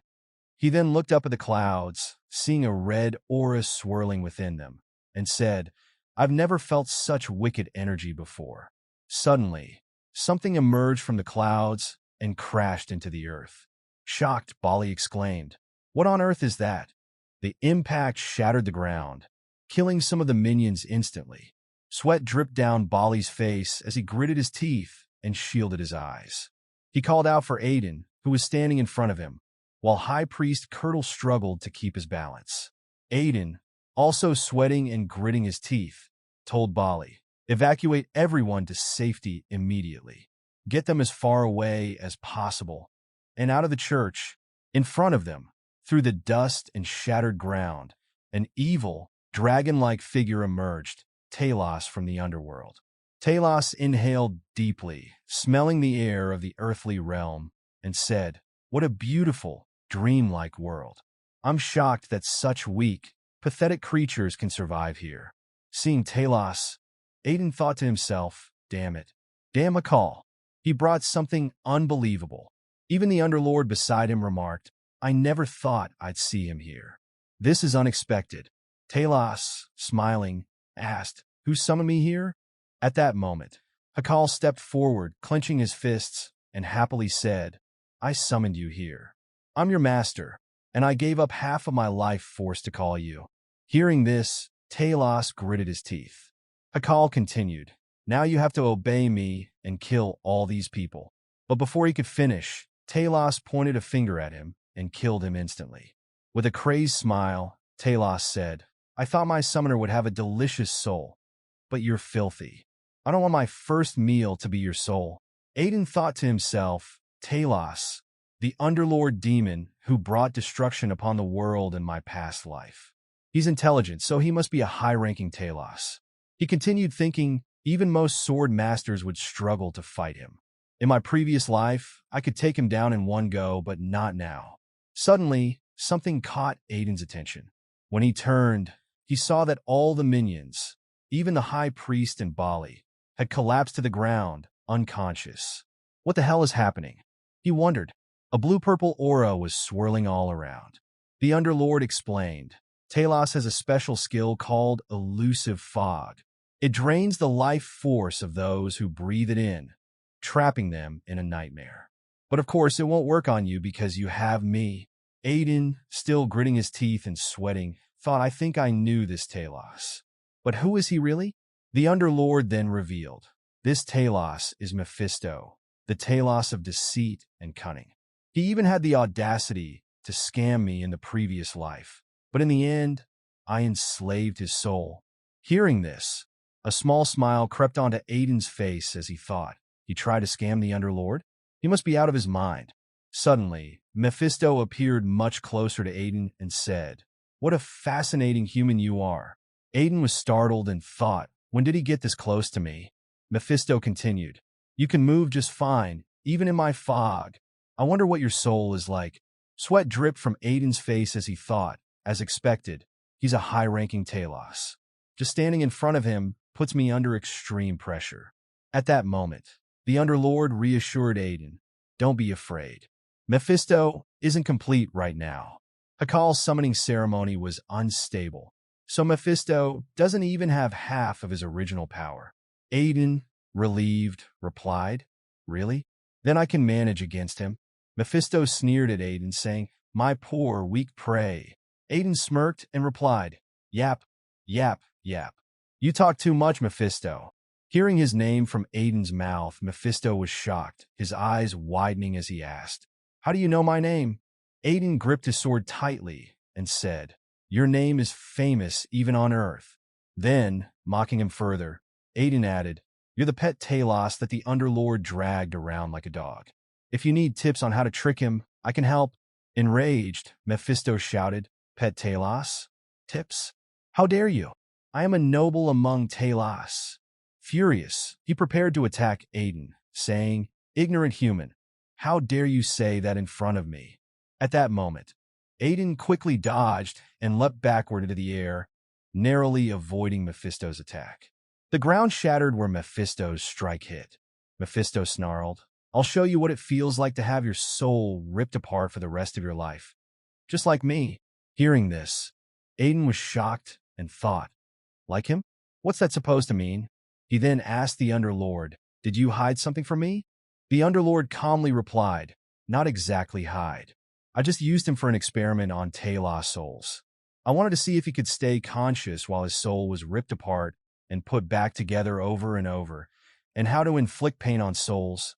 Now back on the ground, Aiden sighed and said, I forgot who you were for a second. You're a lunatic too. The Underlord responded, I guarantee you, not as crazy as you. Aiden thought to himself, There are too many people here. We need to fight somewhere else. As Mephisto grew angrier, he charged at Aiden, shouting, Where are you trying to run, pathetic humans? He opened his hand, preparing another attack, but Aiden dodged it again. Aiden, feeling the pressure, asked the Underlord, You said he doesn't even have half his power, right? Yet he's still much stronger than I expected. Aiden was suddenly shocked as Mephisto rushed toward him again. Mephisto attempted to kick Aiden, but Aiden narrowly dodged using his sword, gritting his teeth as he struggled to hold his ground against Mephisto's attacks. However, Mephisto landed another powerful kick, sending Aiden flying backward into a pillar. The impact left Aiden in pain, and he struggled to recover. Mephisto smiled and taunted, You're still standing after my attack? You're not just an ordinary human. Aiden trembled, thinking to himself, I can't use Banshee's shield yet. It still needs time to recover. There's only one option to defeat Mephisto, though I don't like it. He then recalled, Thanks to that top-grade potion Hakal gave me, all my abilities improved by a whole level, even ones I didn't expect. I'm not sure if I should be grateful to him. At that moment, Aiden decided to tap into the power of Beelzebub, and a red-black aura surged from his sword. Seeing this, Mephisto was shocked and gritted his teeth. What is that energy? Aiden brought his sword closer to his face, thinking, because of Hakal's potion, even Beelzebub's power of gluttony has become stronger. It can now manifest the souls it consumed and turn them into wraiths. He then shouted, skill, wraith enslavement. More dark, evil energy swirled around the sword, and Mephisto, stunned, exclaimed, wraith enslavement? Only warlocks using dark demonic energy can use that. How can you use that power? Just then, a high troll emerged from Beelzebub's sword and stood before Mephisto, addressing Aiden. Master, give me your orders. Aiden smirked and said, the real fight begins now, mocking Mephisto. You're just Underlord's first test subject. Enraged, Mephisto shouted, you son of a... I'll show you what true hell is like. The scene shifts to Eldest, who entered another realm for her sane awakening ceremony. As she stepped into this strange, mystical world, she was overwhelmed by the beauty around her. With wide eyes, she asked, where am I? Looking at the breathtaking scenery, Eldest exclaimed excitedly, it's so pretty. Suddenly, a figure appeared. He wore a cloak and lazily scratched his ear with one finger. It's been a long time since I've seen a human, he said. I need to go back to sleep, so just receive the holy power and leave. This man was the main god of the Holy Trinity from the Great Order of the Holy Fire, the master of the Holy Fire himself. Eldest, unfazed by the god's presence, pointed at him and asked, are you a god, uncles? The Holy Fire god was completely taken aback by her casual attitude. What, uncle? And how dare you point your finger at me? Eldest, still excited, responded cheerfully. Do you know how difficult my life has been because of you? So you have to pay me back. With interest. The Holy Fire god was shocked and thought to himself, what a brave kid, demanding a god to pay her back. Sweat dripped from his face as he wondered, what kind of bold child is this? Are there bad influences in her life? Then, with a smirk, he thought, but still, this is a perfect time. I've been bored. Looking at Eldest with amusement, he said, all right, fine. I'll pay you back for both this life and your past life. Eldest's eyes widened in shock. Past life? What do you mean, past life? The Holy Fire god explained, you're a child whose fate was altered by someone who also lost their own fate. I hope your journey is different this time, and I'm looking forward to your new destiny. The scene shifts back to Aiden, where he commanded the High Troll to kill Mephisto. The High Troll, wielding his staff, unleashed a powerful fire spell. The troll roared as flames erupted toward Mephisto, but Mephisto narrowly dodged the attack by flying into the air. Frustrated by the near miss, the High Troll gritted his teeth. Mephisto, still hovering in the air, suddenly flew directly toward the troll with fierce determination. Mephisto, enraged and sweating, glared at the High Troll. It's so annoying. How dare you use fire magic against me? You're nothing compared to him, he snarled, clearly frustrated by the troll's interference. In that moment, Aiden silently moved behind him, ready to strike. As Aiden grinned and yelled, how can you get distracted by a high troll? Test subject 1. Mephisto gritted his teeth in fury. Damn it. I forgot he's still here, Mephisto thought, but it was too late. Aiden's sword cut deep into Mephisto's back, severing one of his arms and a wing. Mephisto screamed in agony as the force of the attack sent him flying backward, smashing into a wall. The impact shattered the wall and cracked the ground beneath him, landing softly on the ground. Aiden looked at the dust settling in front of him, unable to see clearly through it. Smiling, he taunted, "Do you really think you can face me while distracted by a high troll?" Mephisto, trembling and struggling to rise, put his hand to the ground. With anger burning in his eyes, he snarled, "How dare you? My beautiful wings and my arm." His eyes gleamed with a furious glow. "I'll never forgive you, you worthless creature." Mocking Mephisto further, Aiden smirked. Test subject 1. Why don't you ask the Underlord for new wings and arms? Maybe he'll give you cute angel wings this time. He paused for a moment, then added coldly, "Oh wait, that won't be happening." At that moment, the high troll appeared behind Mephisto, preparing to unleash another fire spell. Seeing the troll behind him, Mephisto gritted his teeth, sweat dripping down his face. Aiden smirked, adding, "You're going to die here." Suddenly, the entire area ignited as the troll cast his fire magic. Flames erupted everywhere, engulfing the space. Aiden, standing before the inferno, allowed a small smile to creep across his face as he said to the Underlord, "I'm sorry, but I guess you'll need a new test subject." The Underlord replied calmly, "You should worry about yourself first. My test subject won't die so easily." Out of the blazing flames, Mephisto emerged, his wings and arms fully restored. Aiden, shocked, watched in disbelief as sweat dripped from his face. I know he's a high-ranking Talos, but how is he still alive after that fire? And his wings and arms, how are they already recovered? Underlord gritted his teeth and replied, "Mephisto is different from the other Talos. The reason he became a high-ranking Talos is because he has the highest endurance among them. Fire doesn't affect him." At that moment, Mephisto flashed a crazed smile, glancing at his unscathed arms. Aiden, confused, asked, "Fire won't work?" But he was definitely scared of fire. Underlord nodded. "Yes, he's terrified of fire, but that's because I experimented on him. I pushed him to develop a resistance to it. I even made him endure the hottest hellfire. And he survived." Aiden's eyes widened. "So, you're the reason he didn't die in the fire?" Mephisto flexed his wings and grinned maniacally. "Your little tricks won't work on me, human. Do you see the difference between us now?" Underlord turned to Aiden. "Do you have any other plan?" Aiden gripped his sword tightly, worry in his eyes. "I'm not sure. I don't know if I can defeat him." Clenching his teeth, Aiden stepped forward. "But I won't let him hurt innocent people." Both Aiden and Mephisto roared as they charged at each other. Their attacks collided with a deafening blast, sending dust and debris flying in every direction. The ground beneath them shattered from the impact. As the dust settled, Mephisto advanced, grinning as he looked down at Aiden, who lay bloodied on the ground, barely conscious. "You're stronger than the others," Mephisto sneered, "but you're still no match for me." Aiden's eyes fluttered open. "It's just like before," he thought.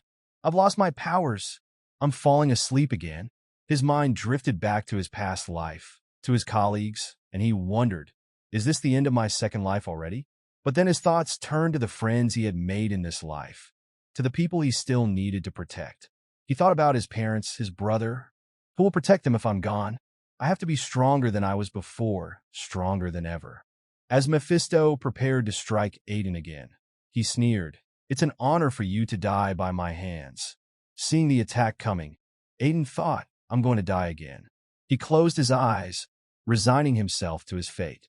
"So, this is the end for me," he thought. The last thing he saw was Mephisto's face. Suddenly, Underlord's voice rang out, filled with frustration. "You arrogant fool," he growled. "Fine, just use my power." A system notification appeared in Aiden's mind, reading, "The Underlord's power has been unleashed." In an instant, a surge of dark energy enveloped Aiden's heart, reviving him. Just as Mephisto's hand was about to strike, he froze, his body trembling uncontrollably. His eyes widened in shock as he saw a dark, purple energy swirling around Aiden's body. "What is this?" Mephisto muttered, his voice shaking. Aiden's eyes snapped open, now glowing with an eerie purple hue. The sinister aura surrounding him intensified, causing Mephisto to take a step back in fear. "I know this power," Mephisto stammered, his trembling growing worse as he watched Aiden slowly rise to his feet. With a cold, commanding voice, Aiden spoke, "Kneel." Without warning, Mephisto's body buckled, forcing him to his knees. He gritted his teeth, shaking uncontrollably, his fear palpable. Aiden clenched his fists, the purple energy pulsating around him, radiating malice. Mephisto's eyes widened in horror as he realized the truth. This is that psychopath's power? And I didn't even notice." Still kneeling, Mephisto lowered his head, voice filled with terror. "I greet the Underlord." Aiden stood over Mephisto, watching him kneel and tremble. his voice calm, yet commanding as he explained. This is the authority of the Underlord, a power natural to him, absolute authority over all. It's how the ruler of the underworld dominates its inhabitants. All the Talos, all who dwell in the underworld, bow in awe before him. That's the reason it's possible to rule the underworld. Still kneeling, Mephisto trembled under Aiden's power, his fear palpable. Aiden smiled faintly, addressing the Underlord in his mind.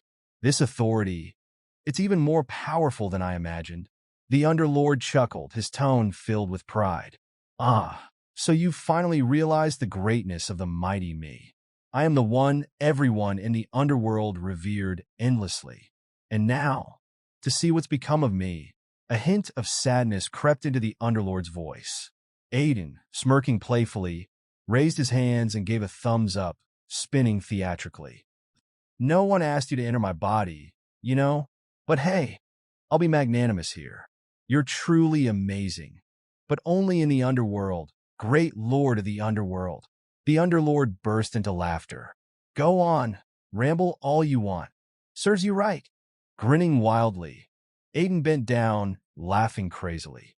Mephisto, still on the ground, stared up at Aiden in terror, his body shaking uncontrollably. You Underlord, he managed to stammer, sweat pouring down his face. Aiden's laughter grew louder. He gave Mephisto another thumbs up and said mockingly, Oh, I almost forgot about you. I'm really pissed off right now, and it's all because of you. So, how about you come here and help me cool down? Mephisto's eyes widened in horror, turning completely black as dread filled him. He thought to himself, I'm screwed. At that moment, Eldest appeared, emerging from the altar. Hearing Aiden's voice, she immediately recognized it and started running toward him. Aiden, she shouted, her voice filled with joy and excitement. But as soon as Eldest caught sight of Aiden, she froze in shock. Her eyes widened and sweat dripped down her face. Mephisto lay trembling on the ground, something lodged in his mouth, while Aiden stood over him. Aiden, what are you doing? Eldest asked, her voice full of disbelief. Aiden turned to her, flashing a bright, happy smile. He waved cheerfully. Hey, Eldest, looks like the awakening ceremony went off without a hitch, huh? Aiden walked closer to Eldest, his hand casually in his pocket, smiling. So, did you get a good look at that god's face? He asked cheerfully. Eldest clenched her fists excitedly as she approached. Yeah, but that weird guy didn't give me anything at all. He just kept glowing, and I came back empty-handed. Eldest's focus shifted to Mephisto, lying on the ground, trembling. Is that a huge bat? She asked, tilting her head. He looks hurt. Mephisto's body was drenched in sweat, his face turned away, trying to hide. Aiden chuckled, glancing at Mephisto. Yeah, he's my friend's pet. Eldest blinked in confusion. Pet? Yeah, Aiden grinned, pointing upward. We played too much today, so he's a little tired. Now he's resting. Mephisto, barely able to speak, whispered, Save me, please. Suddenly, the Underlord's voice boomed, laughing. So, you're telling her you were just playing with him? A moment ago, you told him to flail his legs in the air like that. Enjoying yourself? Are you? Aiden sighed, trying to stay calm. Come on, I can't tell her the truth, you know that. Eldest crouched beside Mephisto, peering at him with concern. Poor bat. Did you have a hard time? She gently patted his head, saying softly, Good job, Batty.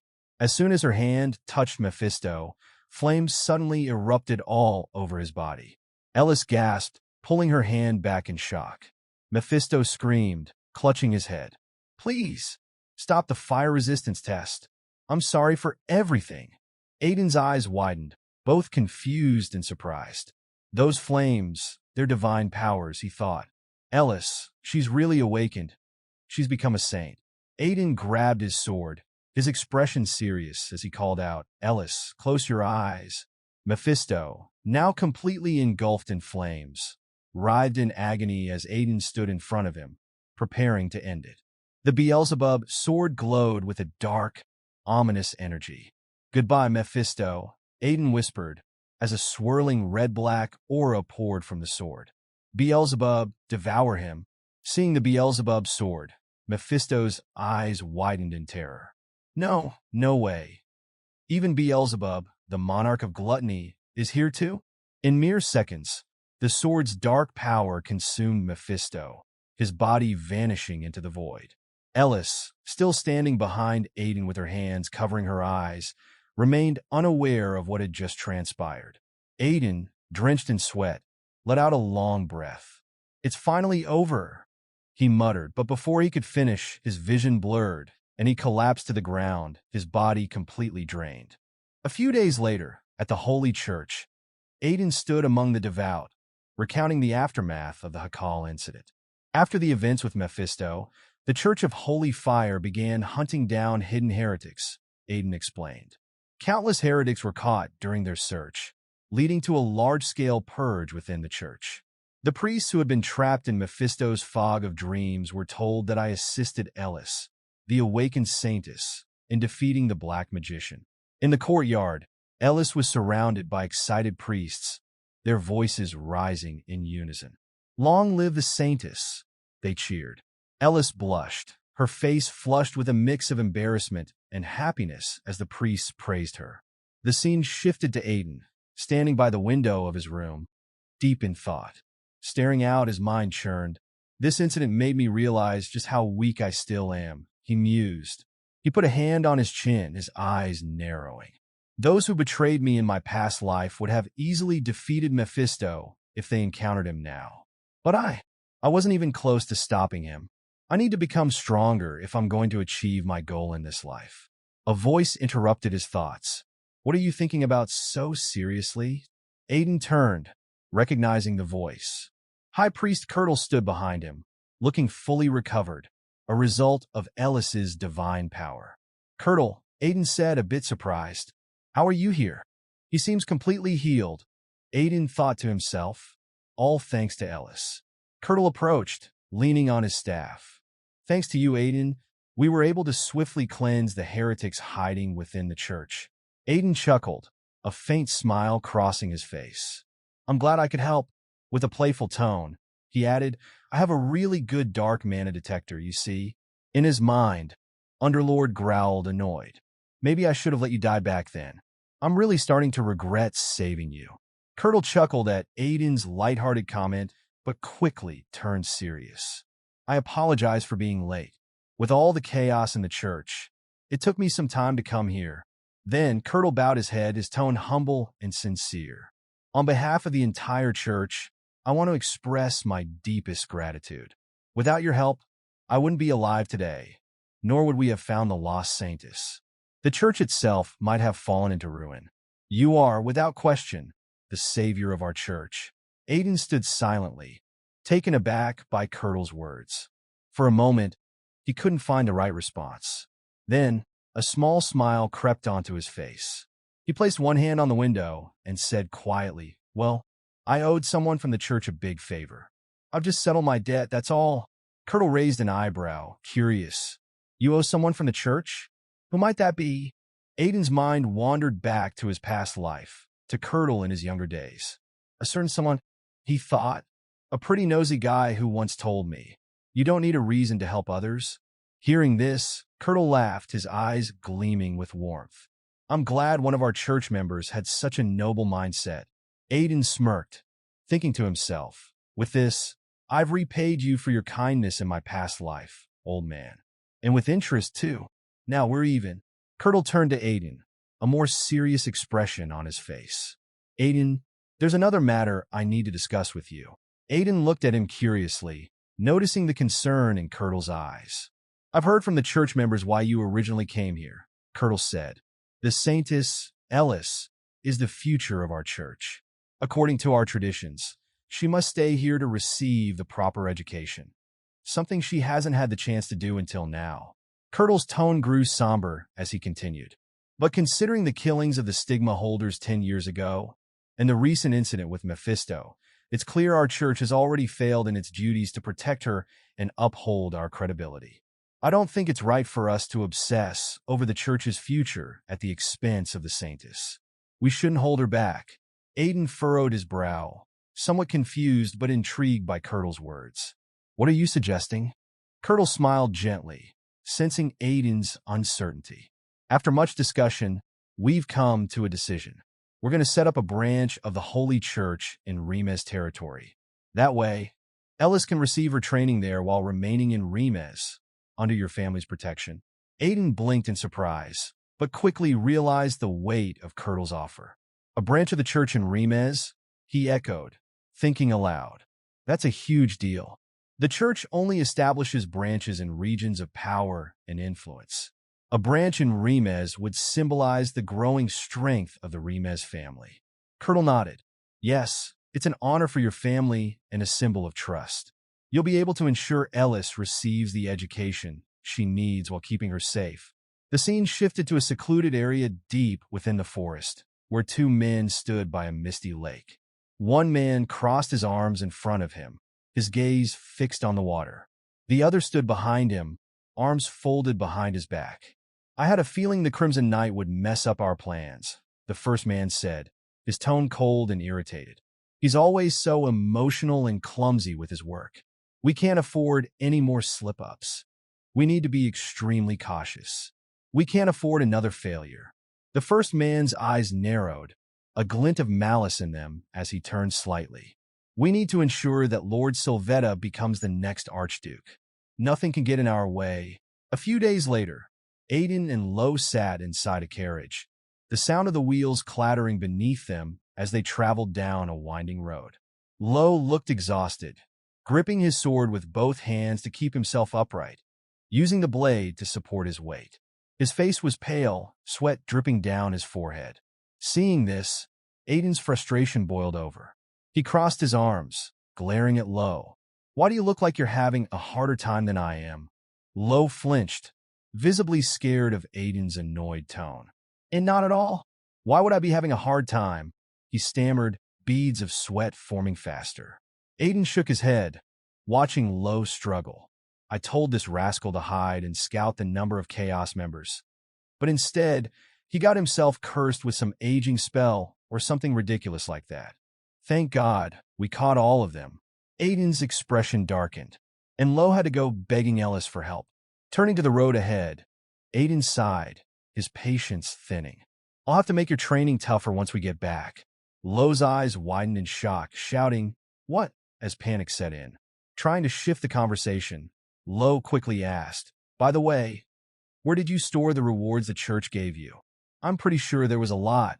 His mind flashed back to High Priest Curdle, showing them a mountain of gold coins.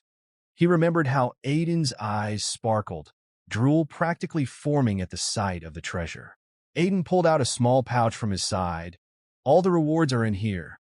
Lo caught the pouch, blinking in surprise. He quickly recognized it, and his jaw dropped.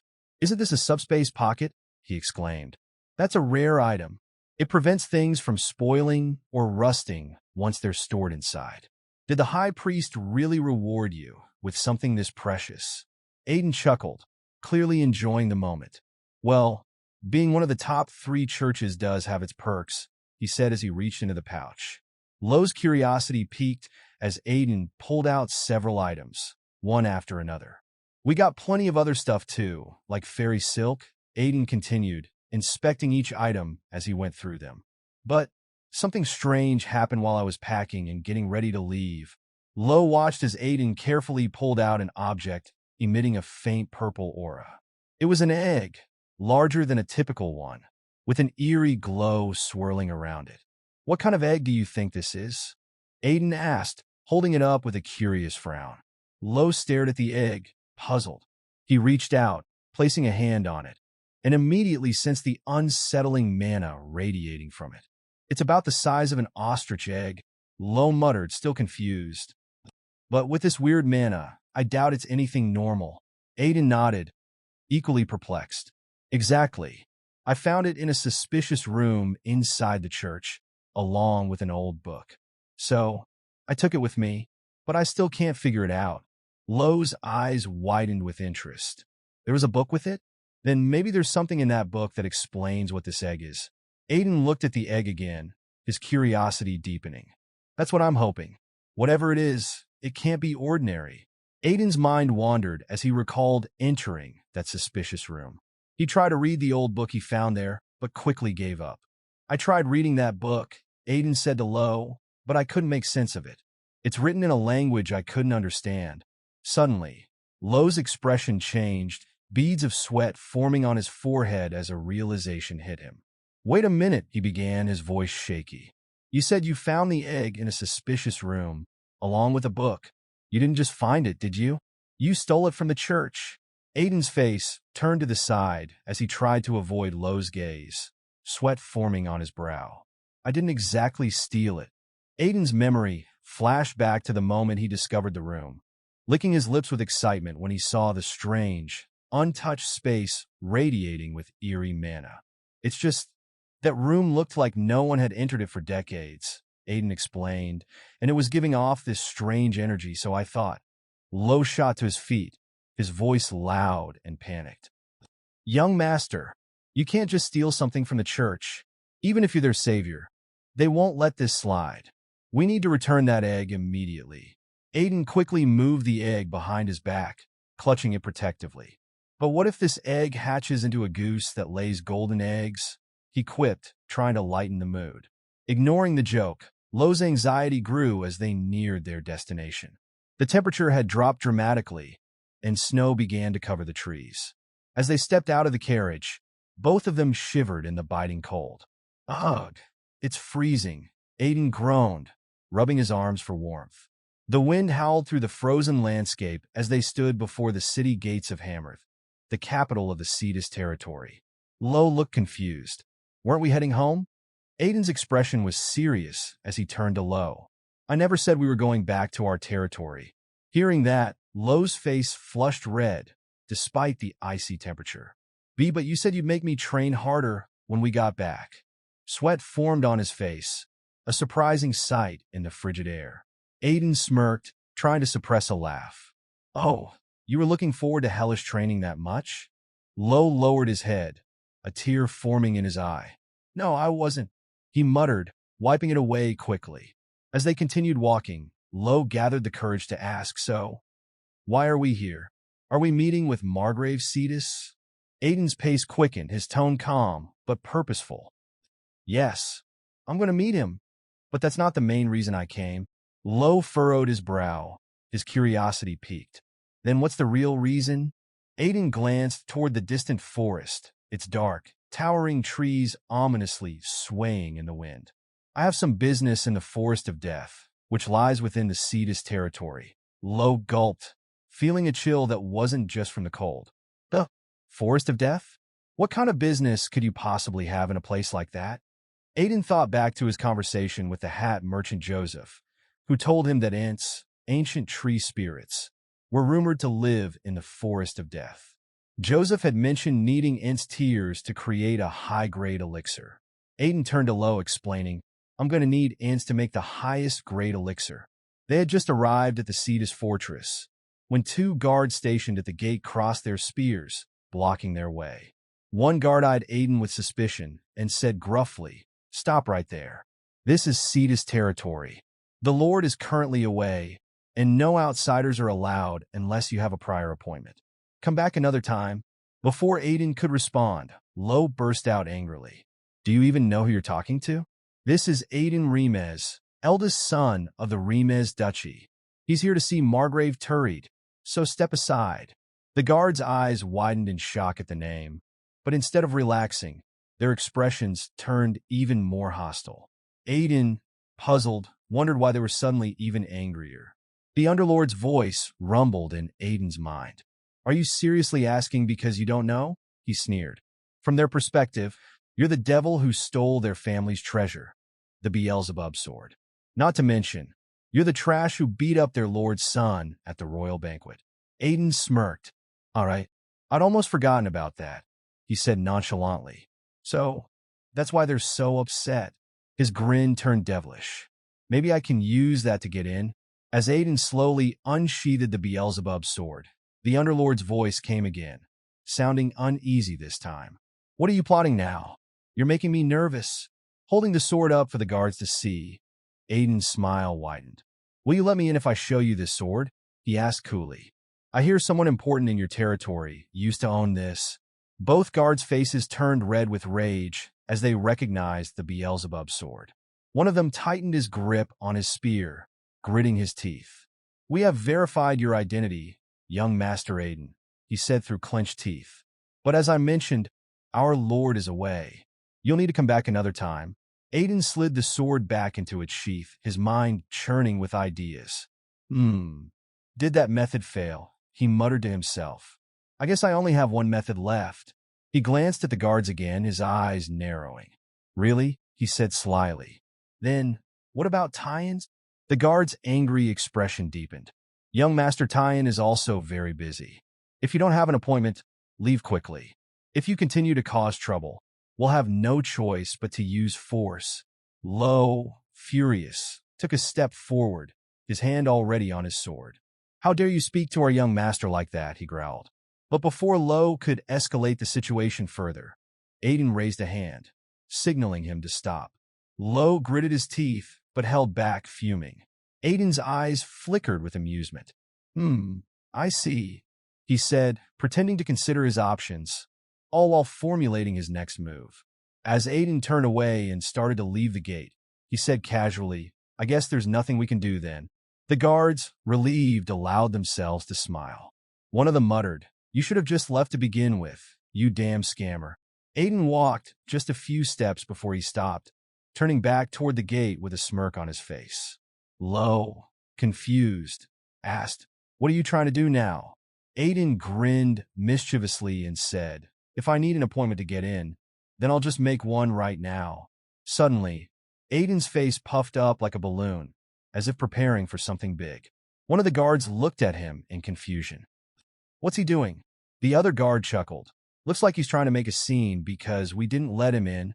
He can try whatever he wants. But Aiden cut him off by shouting at the top of his lungs.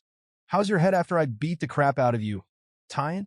His voice was so loud that Lo had to cover his ears, grimacing at the volume. Aiden's shout reverberated throughout the Cetus fortress. Inside the fortress, a familiar voice rang out in response. Aiden Remez, you rascal. Aiden, now grinning widely, casually put his hands in his pockets and looked at the guards. Well, I've got my appointment now. Time will be here soon. The guards' eyes widened in shock. They were sweating profusely as they looked toward the fortress, their expressions filled with panic. A few moments later, they heard the sound of Tyan running at full speed toward the gate, his angry voice echoing. Aiden Remez.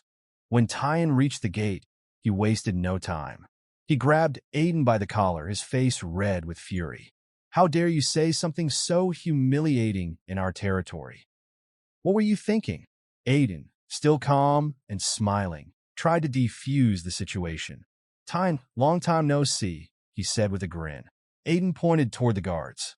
They told me I couldn't enter unless I had an appointment, so I had no choice but to call you out like that. Tyan, visibly angrier now, turned to glare at the guards, who were trembling with fear.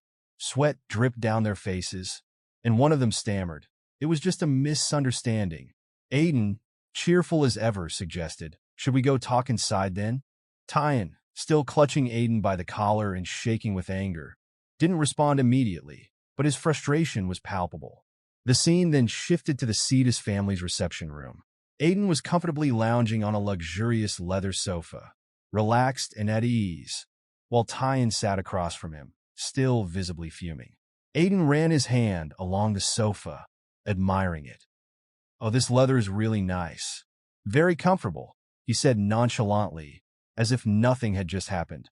Tyan, still glaring at him, struggled to contain his anger, his eyes narrowing as he tried to make sense of Aiden's antics. Aiden, curious, leaned forward and asked Tyan, Is Margrave Cetus really that busy? I heard he's out on some business. Tyan, looking worried, replied, Father is at the slaughter tower right now.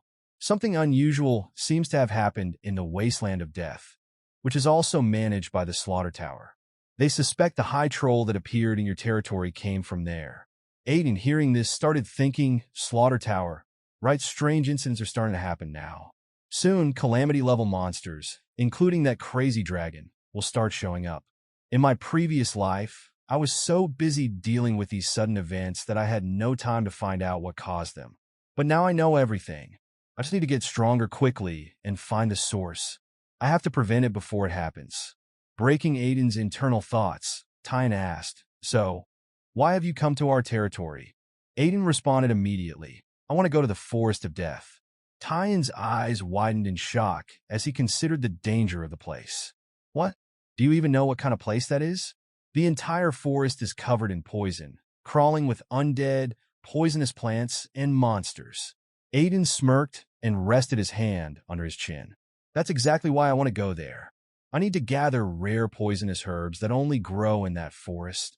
Tyne put his head down, clearly exasperated, as sweat dripped down his face.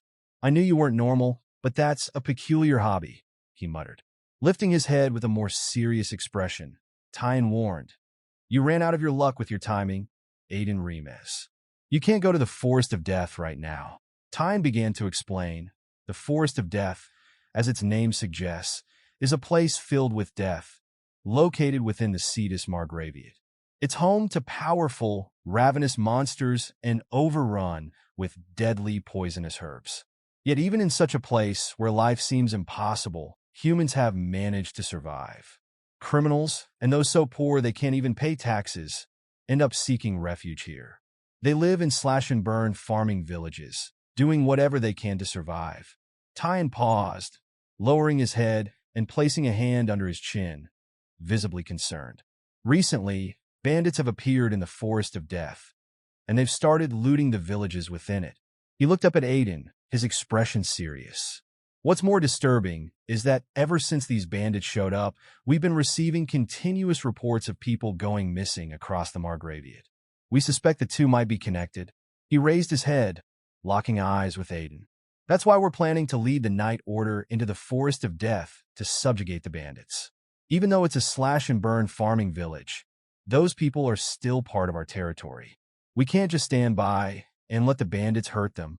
Aiden listened intently, his head lowered slightly, arms crossed, absorbing every word.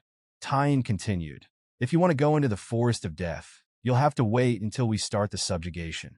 You can join us then, or you can leave." Aiden, still deep in thought, murmured, "That's not good." Seeing Aiden's posture and response, Tyne's eyes welled with unexpected tears. "Don't tell me. Is Aiden, as much of a scoundrel as he is, actually worried about the people living in the Forest of Death? Does this guy really have some basic human compassion?" But while Tyne wrestled with his emotions, Aiden was thinking something entirely different. What if the bandits find the ants first? His annoyance grew as the thought lingered. If those bandits discover the ants, they'll go mad trying to capture them and sell them off. I can't let them take my precious elixir. He gritted his teeth, his inner frustration building. "No, I must save the people first." Just then, Underlord, who had been observing quietly, said with a sly smile, "I think your true intentions slipped out for a moment there, Aiden." Aiden made a worried face and looked at Tyne. Tyne, noticing this, leaned his head slightly toward Aiden, his eyes filled with confusion, waiting for Aiden's response. Suddenly, Aiden lifted his head, smiling. "I'll come with you to help. Let's go and take down those bandits causing havoc in the Forest of Death." At this moment, Aiden, Lo, Tyne, and 4 guards stood at the front gate of Cetus Fortress. It seemed like Tyne was waiting for someone. Meanwhile, Aiden and Lo stretched, loosening up. Aiden glanced at Lo and teased, "Make sure to warm up properly this time. Don't make a blunder like you did at the church earlier." Lo nodded earnestly. "Yes, young master. I'll make sure that won't happen again." As Aiden prepared to join them on the mission, 2 of the guards looked visibly frustrated. One of them glared at Aiden, gritting his teeth. Finally, one of the guards stepped forward and said to Tyne, "I have something to say to you." Tyne turned towards them, raising an eyebrow. "What is it?" The guard, clearly frustrated and angry, clenched his fists. "Are you really planning to take these headaches with you?" Hearing this, Tyne's expression darkened with anger. His gaze sharpened as he responded, "What did you just say?" The guard, still gritting his teeth, spoke bitterly. "Look at them. Clumsy actions, frail frames. They'll only get in our way." He gestured towards Aiden and Lo, who were still stretching, beads of sweat forming on Tyen's brow as he glanced at them. The guard continued, "And that's Aiden Remez, the one who humiliated you in front of everyone, and even insulted the Lord. I can't accept this, not as a knight of Cetus." Tyen's anger flared. "Did you just say, as a knight of Cetus?" He grabbed the guard by the collar, pulling him close. "Is your honor as a knight more important to you than the suffering of our people? And how dare you refer to young Master Aiden, who's risking his life for Cetus, as a headache?"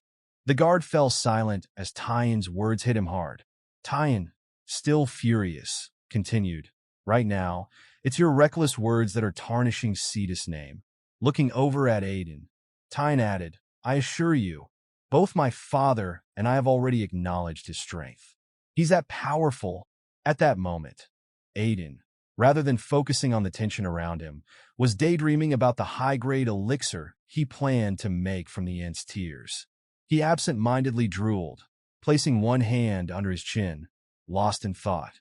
Tyen, noticing Aiden's distraction, sighed and added, "Though his actions can be a little weird at times."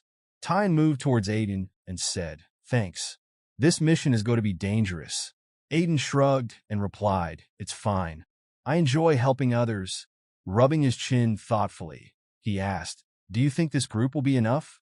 If those bandits are bold enough to cause trouble in the Forest of Death, their numbers must be huge." Tyen, slightly annoyed, shot back, "You think I don't know that? I hired a reliable mercenary for that reason." Aiden's face flushed as a thought crossed his mind. A mercenary? Could it be someone from my past life? Just then, footsteps approached.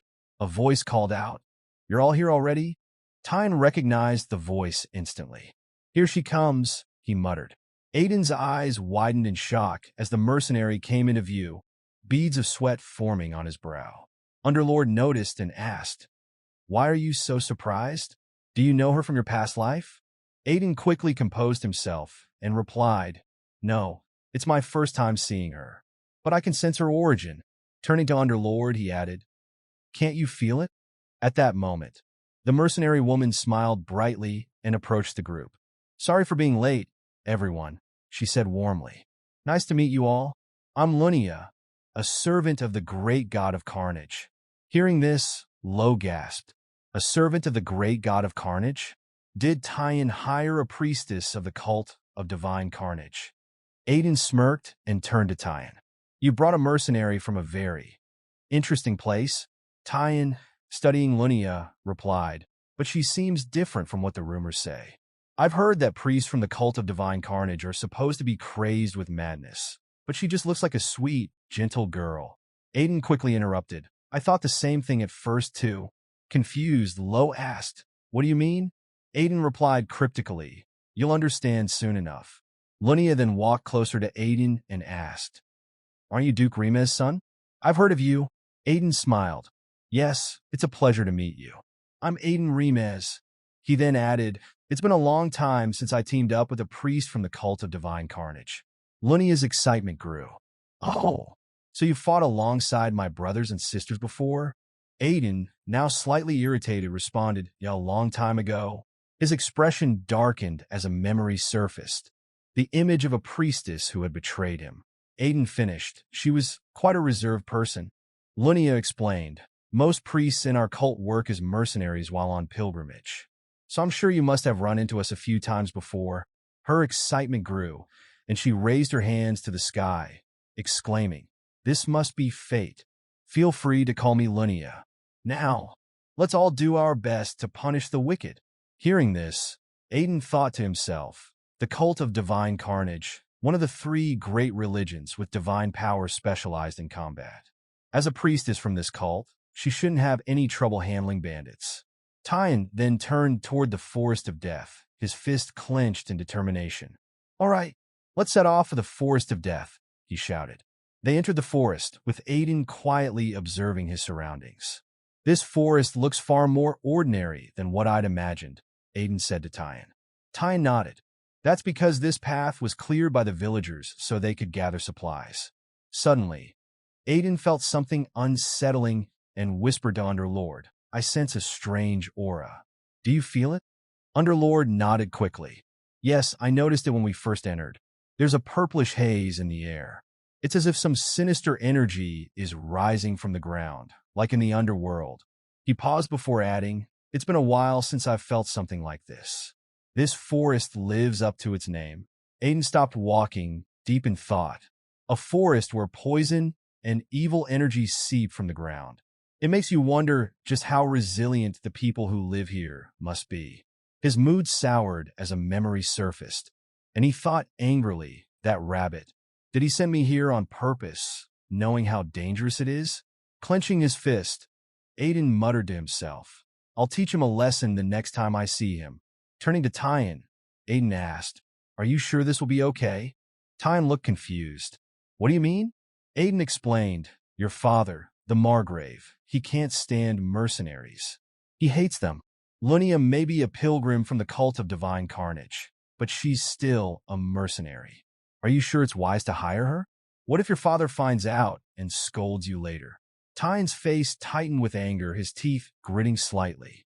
"If my father finds out, he'll definitely scold me. But that doesn't matter," he said firmly. In a serious tone, Tyan continued, "There's no time to be picky about methods when it comes to saving the lives of our people. Besides, mercenaries have more experience dealing with bandits than knights do. If you think about it, it's only logical to hire them." Aiden, confused, turned to Tyan.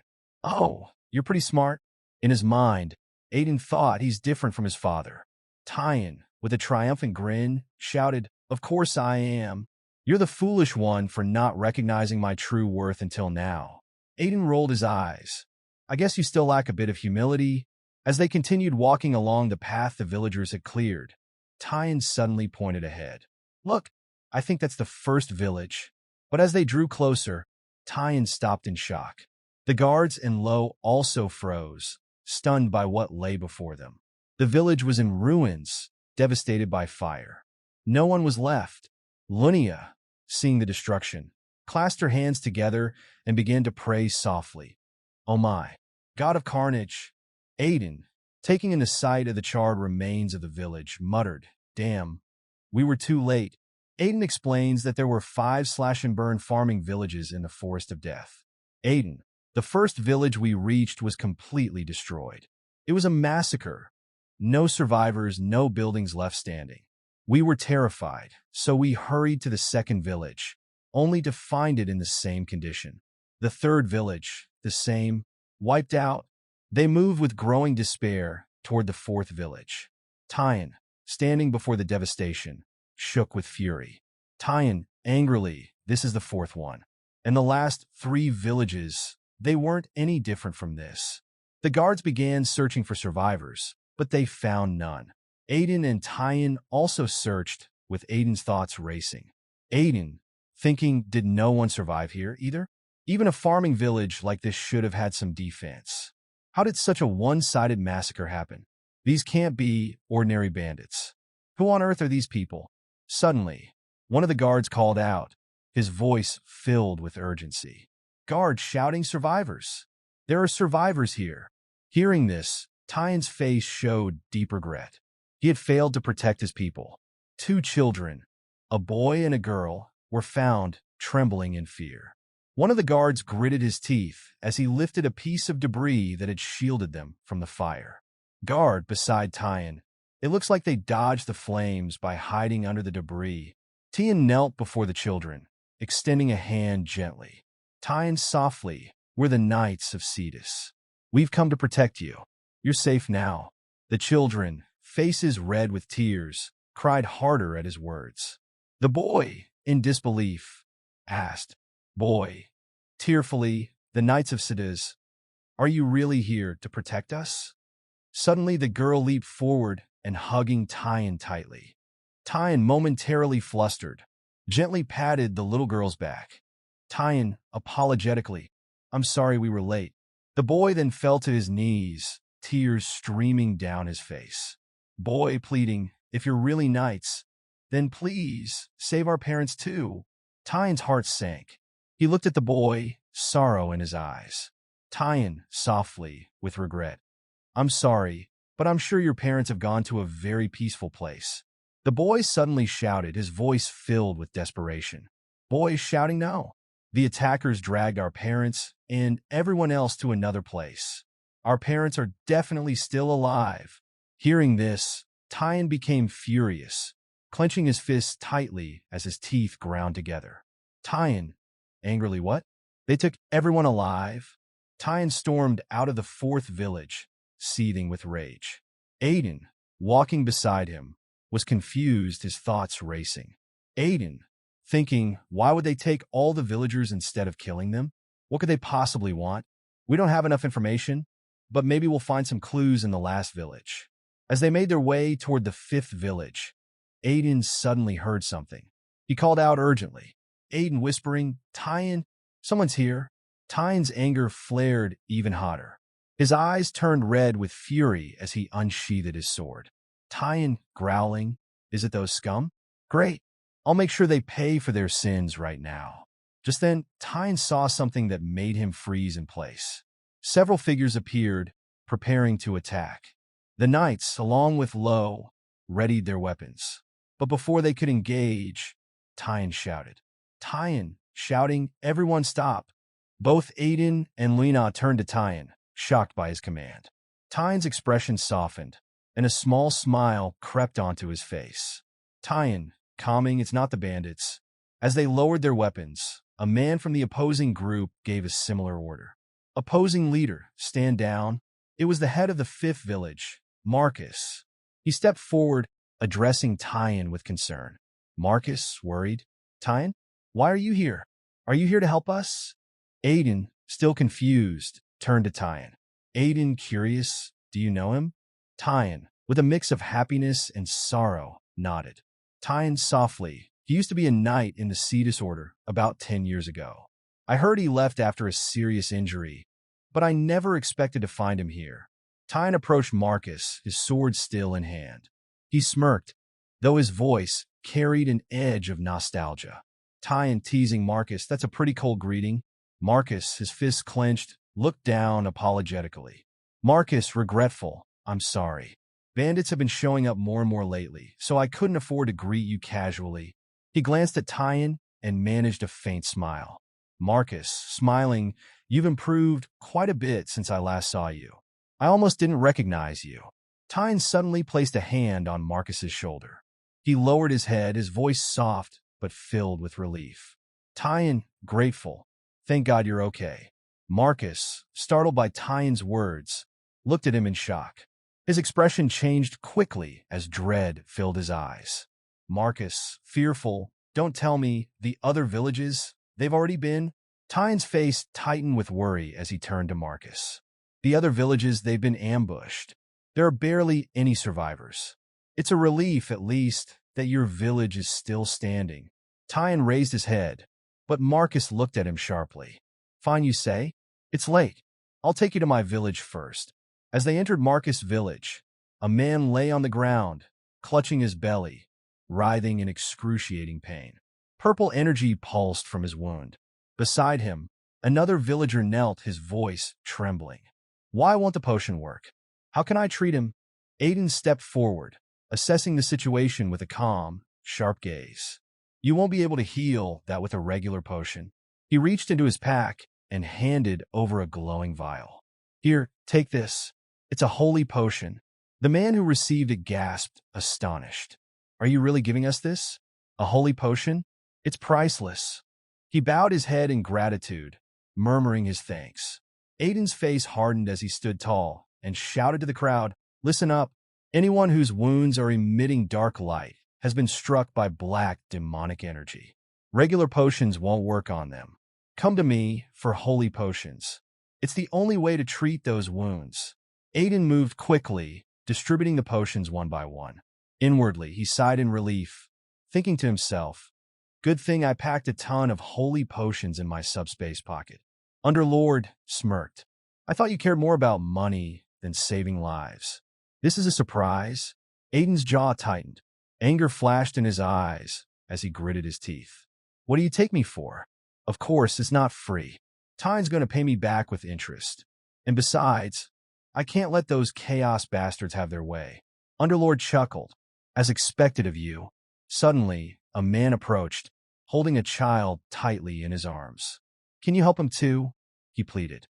Of course, Aiden started, but then he froze, eyes narrowing as he looked closer. The child was wrapped in cloth, appearing human at first glance, but something was off.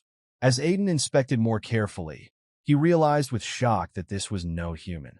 It was an ant, and it too was wounded, the same dark, purple energy seeping from its injuries. Meanwhile, near the village, bandits were approaching.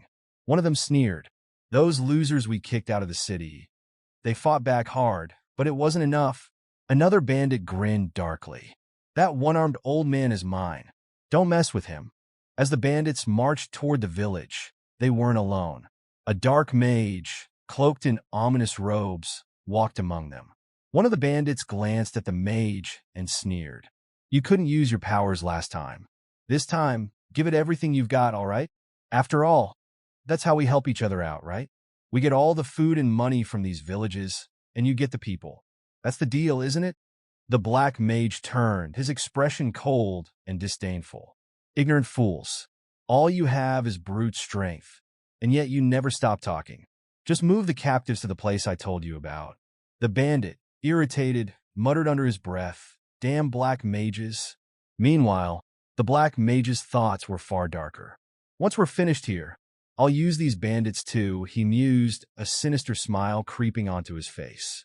Red energy began to swirl around him, radiating a palpable evil. These people should be enough for my research, he thought, relishing the power coursing through him. In a dimly lit room, 2 small candles on the side table cast a soft glow across the space. The ant slowly opened her eyes, blinking in confusion. Where am I? She murmured. Aiden, who was sitting beside her, looked up. You're awake. The ant's eyes widened in shock. She sat up abruptly, her voice trembling as she cried, Please don't kill me. She clutched her chest, sobbing. I'm not tasty. Please don't eat me. Aiden sighed, resting his hand on his knee. I'm not going to eat you, so stop crying and don't be scared. Just then, Aiden's mouth parted slightly, and a bit of drool slipped from the corner as if something tasty was right in front of him. His eyes lit up with excitement. Underlord, watching, rolled his eyes. How is she supposed to believe you won't eat her when you're making that face? Flustered, trying to reassure her. I'm telling you, I won't eat you. My Ilix, no, I mean it. Despite his attempts, the ant burst into louder sobs, pleading, I'm poisonous. If you eat me, you'll definitely get a stomachache. Trying to change the atmosphere, Aiden pulled out a pouch of lichbone powder. As he opened it, the scent wafted toward the ant. Her nose twitched, and she looked up, her eyes brightening. Is it really okay for me to eat this? She asked timidly. Aiden grinned. That's right. I don't need the bone powder anyway. He handed it to her, and she hesitantly took a nibble. Her eyes lit up, and soon, she was devouring it with obvious enjoyment. It's delicious, she exclaimed, a satisfied look on her face. Aiden watched her, both amused and fascinated. Wow, she's really into lichbone powder. Underlord leaned in, cheeks slightly flushed with pride. I told you, ants can't resist lichbone powder. Aren't you glad you listened to me? Aiden chuckled. Thanks. Then, leaning closer to the ant, he asked gently, but why were you injured and unconscious in the forest? At this, the ant froze. The others, the people running with me, where are they? Aiden's face softened. The people who brought you here told us that you were the only one they found, injured and lying unconscious in the forest. They didn't see anyone else with you. The ant's expression darkened, her voice barely a whisper. Could it be? She trailed off, a silent worry flickering in her eyes. Aiden leaned closer, his voice sincere. Do you know what's happening in the forest? If you tell me the truth, I might be able to help. The ant looked down, confused and conflicted. Mom and Dad told me not to trust humans. Suddenly, a bell clanged loudly throughout the village, followed by the urgent shouts of the guards. We're under attack. One guard bellowed, and another yelled, The bandits are back. Aiden's head whipped toward the gate as he rubbed his chin. Ah, those bandits again. Turning back to the ant, he said calmly, Look, I can't help if you keep quiet. Just hide here for now. The ant began to cry again, thought. I can only hope he's not like other humans.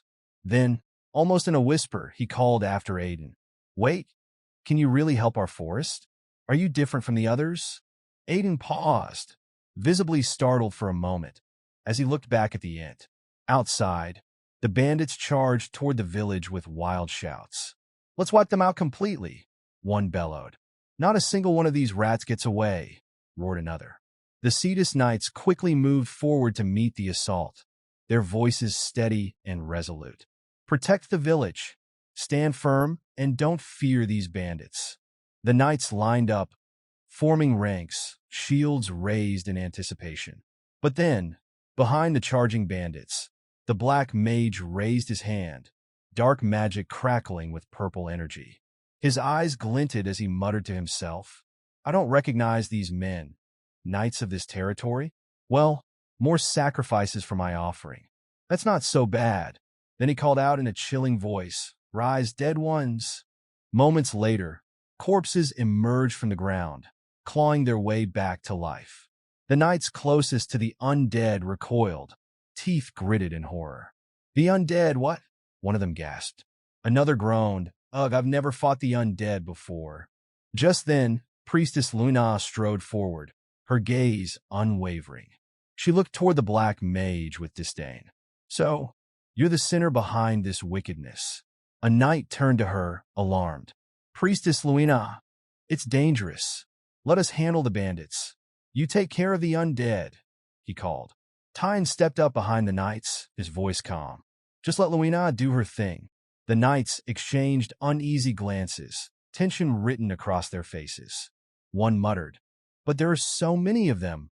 Sweat glistened on Tyne's brow as he spoke quietly. You might not know this, but there's no one better suited to this situation than her. He paused, his voice grim. A mad priestess with the face of an angel, a warrior of carnage who brings death in the name of her god. At that moment, Luina gripped her weapon tightly and launched herself into the air. Tyne watched her ascent, muttering, That's what a priest of the divine carnage cult is like. In midair, Luina's eyes shone a fierce, wild red, and a crazed smile spread across her face. She shouted, Death to those who have incurred bad karma. With a powerful swing, she came crashing down with brute force, slamming into the ground. The impact shattered the earth, and a shockwave rippled outward, hitting all the bandits and undead in the area. The black mage's eyes went wide, and he gritted his teeth, whispering, What is that? Where did a monster like her come from? Luina landed gracefully, a serene look replacing her earlier frenzy. She murmured, O god of death and carnage, by your name, allow your servant to wield this power. With another swing of her weapon, she sent a massive shockwave, and nearby enemies were flung backward. The black mage's face twisted with rage as he watched his summoned undead and bandits fall in mere seconds. She took out the bandits and the undead in just 2 hits, damn her. With fury, he raised his hand, chanting darkly. Purple, malicious energy coiled around his fingers, reaching out toward Luina. O curse of death, devour that crazy woman, he snarled. But as the dark energy shot toward her, Luina suddenly vanished. The black mage staggered, searching in confusion. What? Where did she go? In the next instant, Luina appeared behind him, descending from the air, her weapon poised to strike. Sensing something, the black mage whirled around. His face went pale, sweat pouring down in terror. He barely had time to react before Lina struck him with a crushing blow, sending blood splattering. Meanwhile, the knights pressed forward, surrounding the remaining bandits. One knight ran up to Tyne. We've rounded up all the remaining bandits. Tyne nodded, sighing. Good work, but his face darkened with confusion. Did they say what they did with the villagers they captured? The knight glanced at the bandits, a worried frown on his face. Well, they're not exactly sure. They only took what they could sell and said they dropped the villagers off where the archmage instructed. Tyne's expression shifted to shock. What? He turned back to the knight, frustration mounting. So, the dark mage is dead. Does that mean there's no way for us to rescue the villagers? Suddenly, Aiden appeared, stepping forward with a determined expression. "There's a way, Tyan." Hearing his voice, Tyan turned, anger flashing in his eyes. "Where have you been all this time, Aiden?" He paused, the tension easing slightly as he asked, "Wait, there's a way for us to find the villagers?" Aiden moved closer, nodding. "Yes, there's a way." But he hesitated, frustration etched on his face. "We don't have much time. We need to hurry."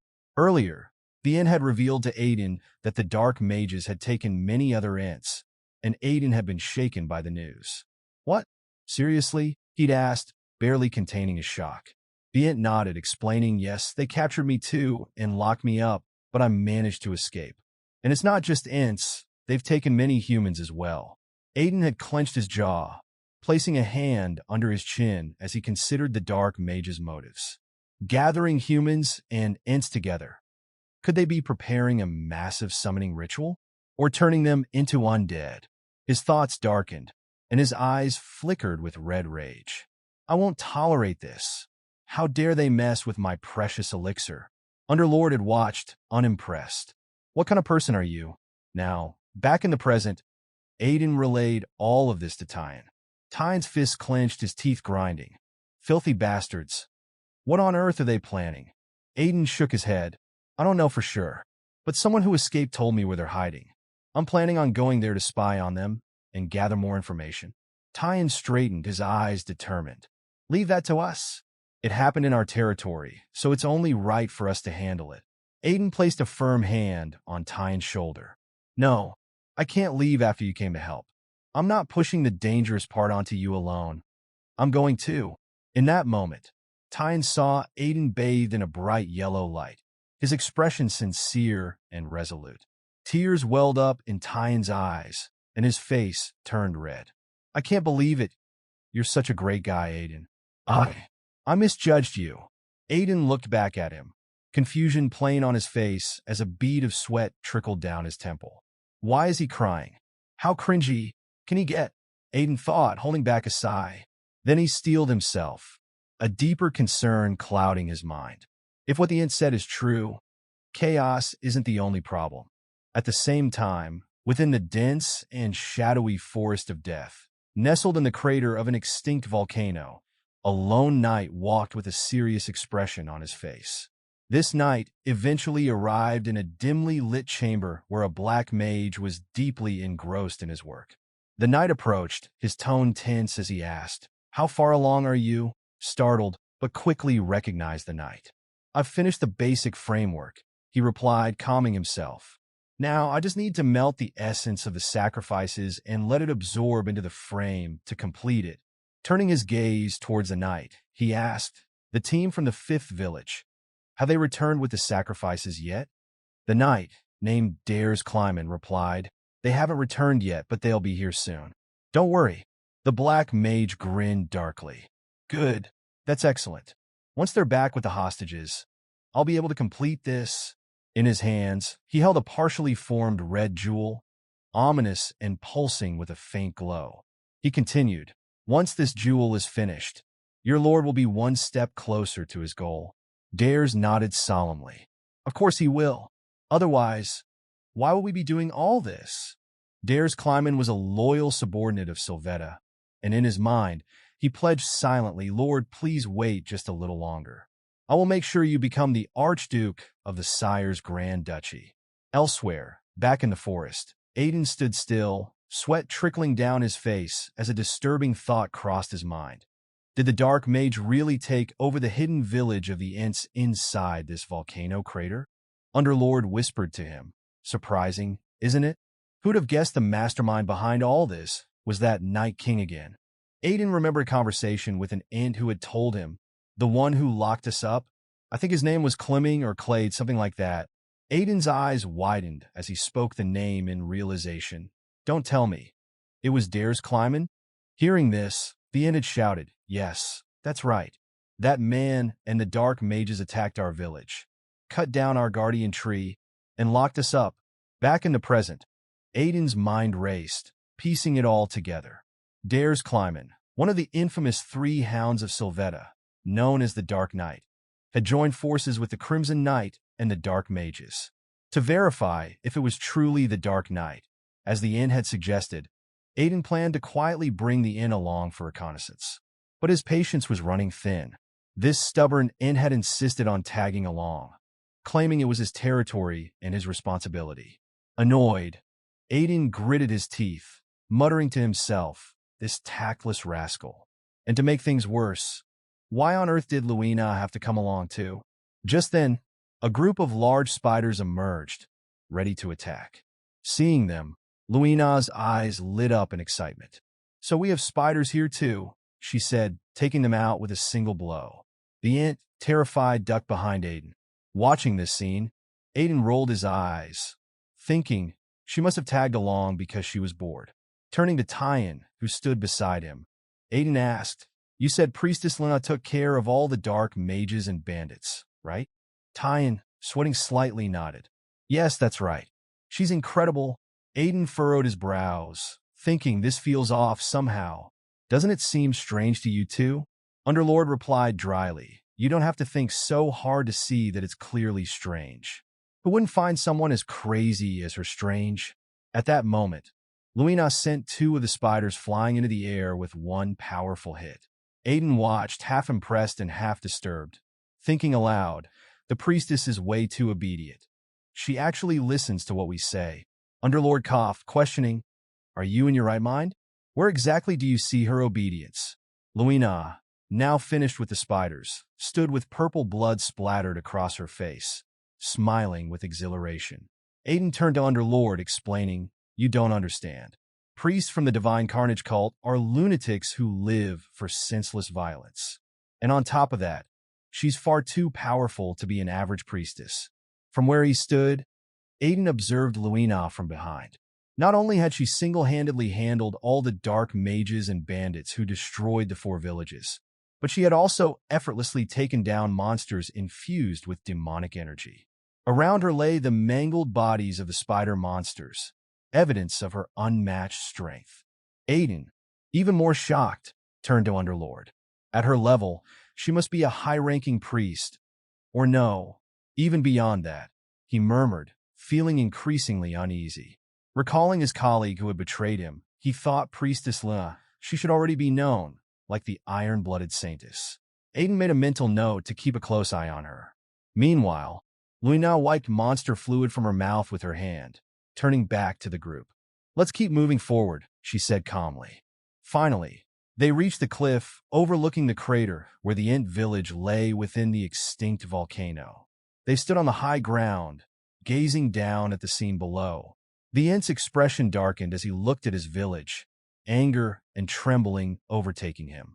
Aiden glanced at him. "Is that your village?" The Ent gritted his teeth. "Yes, there was supposed to be a fairy tree in the center, but..." His voice cracked as he looked at the tree's remaining stump. Aiden realized the fairy tree was the source of the Ent's power. Cutting it down must have nullified their strength. He thought further. In dark magic, fairies are even more valuable as sacrifices than humans. What is Chaos planning with all those humans and Ents? Suddenly, Aiden froze, his gaze locking onto a figure stepping out of a nearby building. It was Dares Kleiman.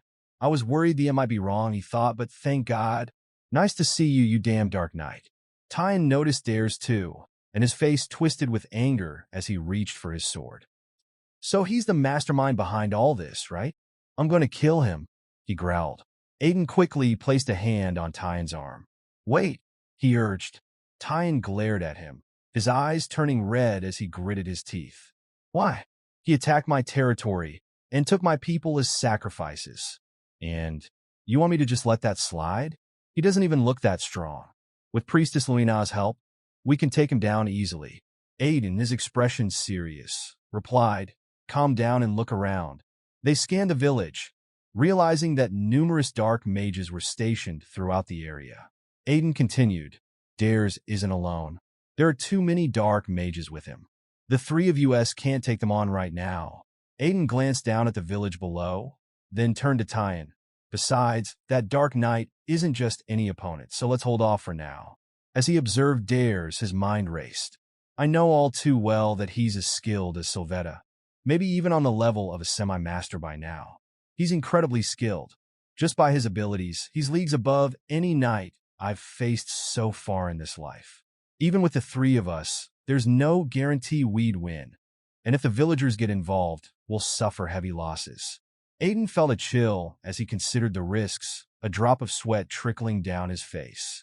There's got to be a better way to handle this. Just then, Underlord appeared at the cliff's edge, his arms crossed, scanning the scene intently. Aiden raised an eyebrow and called out, "Hey, what are you doing over there?" Underlord didn't turn, his voice serious. "I've sensed an unsettling presence since we entered this forest. Now I know what it is." Aiden scoffed, smirking. "The only unsettling thing I see right now is your rear. Get it out of my face." Underlord's eyes flared as he snapped, "I'm trying to help you. How dare you insult my backside?" Rolling his tongue around his lips, Underlord continued, "A human like you can't sense it, but my refined senses can pick it up instantly." Aiden, visibly annoyed, mockingly replied, "Impressive. So, what did you find out?" Underlord bristled, gritting his teeth. "Don't be shocked when you hear it. Beneath those trees." Aiden's eyes widened, his hands instinctively clenching, veins showing on his wrists. "I see. There have been oddities here, but this explains everything." Suddenly, a thought struck Aiden. "If I can use whatever's under those trees." With a new sense of determination, he said aloud, "I've thought of a way." Tyen's eyes widened with hope. "You mean there's a way out of this?" Everyone turned to look at Aiden, curiosity evident on their faces. Aiden glanced at the Ent. "You said you know where everything in this forest is, right?" The Ent, still intrigued, replied, "Yeah. What about it?" Aiden turned to Tyen, his eyes sharp. "Are you willing to do anything for your people?"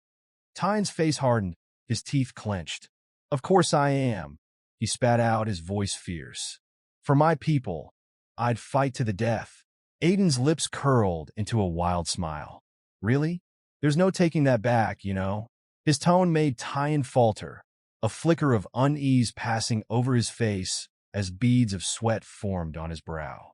Turning to Priestess Luna, Aiden said, "Since you're here, would you mind joining in? It's a fun game." Luina chuckled, a glint of excitement in her eyes. "All right," she replied, her voice laced with eagerness.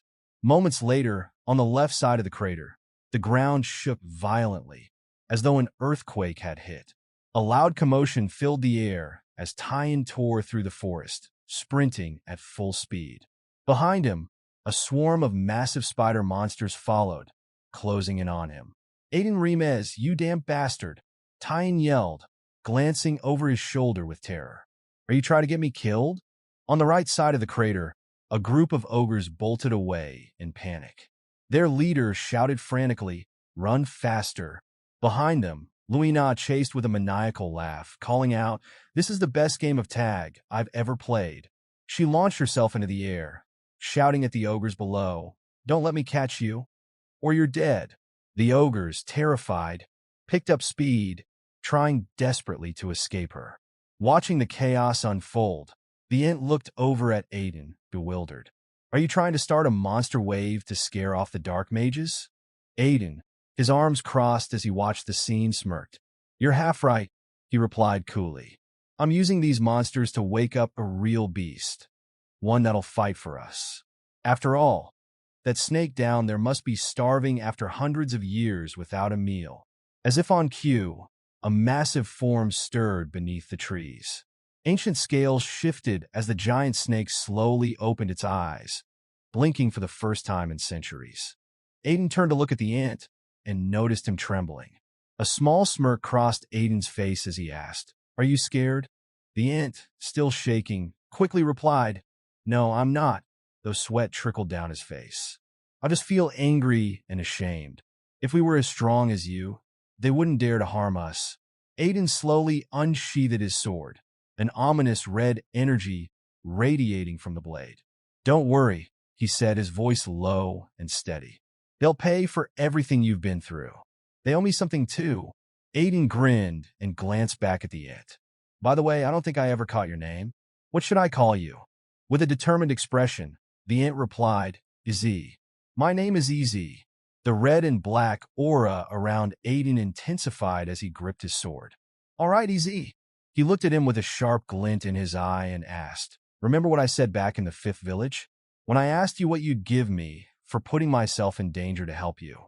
Easy froze, startled at the reminder, then clenched his fists, saying, "If you manage to save our village." He took a deep breath and continued, shouting, "I swear on my spirit name, I'll give you as many of my tears as you want. I've heard they're valuable to humans." Aiden grinned, nodding. "Deal. Consider it done. But from now on, worry about yourself more than your family." Ez's eyes widened in shock, sweat forming on his forehead as he stammered, "Well, what did you just say?" At that moment, Beelzebub's voice echoed through the air. "Power of domination. Answer the call of our master." Aiden addressed the sword. Beelzebub summoned the ghost Mephisto. Suddenly, a ghostly figure materialized before Aiden, bowing his head. "You have called me my lord," Mephisto said. Aiden's eyes narrowed slightly as he considered his summon, thinking to himself, "I still haven't perfected this summoning, but it should do for now." Clearing his mind, Aiden looked at Mephisto and issued his command. "You'll find a group of venomous lizards in the lower part of the forest. I want you to drive them toward the crater at the heart of this extinct volcano." Mephisto placed a hand over his chest, bowing deeply. "I have your order, my lord," he replied with unwavering sincerity. Mephisto soared off toward the venomous lizards without hesitation. Watching him disappear, Aiden grinned in satisfaction, thinking to himself, "How convenient it is to have a high-ranking Talos like Mephisto obeying my every command." He clenched his fist with determination. "But I need to get stronger soon, so I can unlock Mephisto's full potential." Aiden turned back to EZ. "All right, we should get moving too," he said. EZ, caught off guard, stammered, "Where are we going?" Aiden chuckled, a glint of anticipation in his eyes. "What do you mean, where? I made a promise, didn't I? We're going to save your village and your family. Let's go." The scene shifted to the crater of the extinct volcano, where Dares Kleiman stood with his arms crossed, his expression dark and serious. Beads of sweat dotted his face as he thought, "Why haven't I heard anything from the 5th village crew yet? Could they have been taken out? No, impossible. There's no one here capable of that." Just then, Dares noticed ripples in a still pool of water nearby. His eyes narrowed, suspicion rising. Waves in still water? He glanced around and noticed a strange movement in the trees, which seemed to be swaying slightly, as if disturbed by something moving quickly beneath them.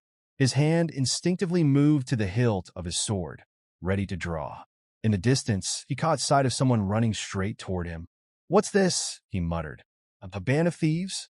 But as the figure drew closer, and behind him, a swarm of monstrous creatures, including spider monsters with venomous fangs gleaming in the dim light.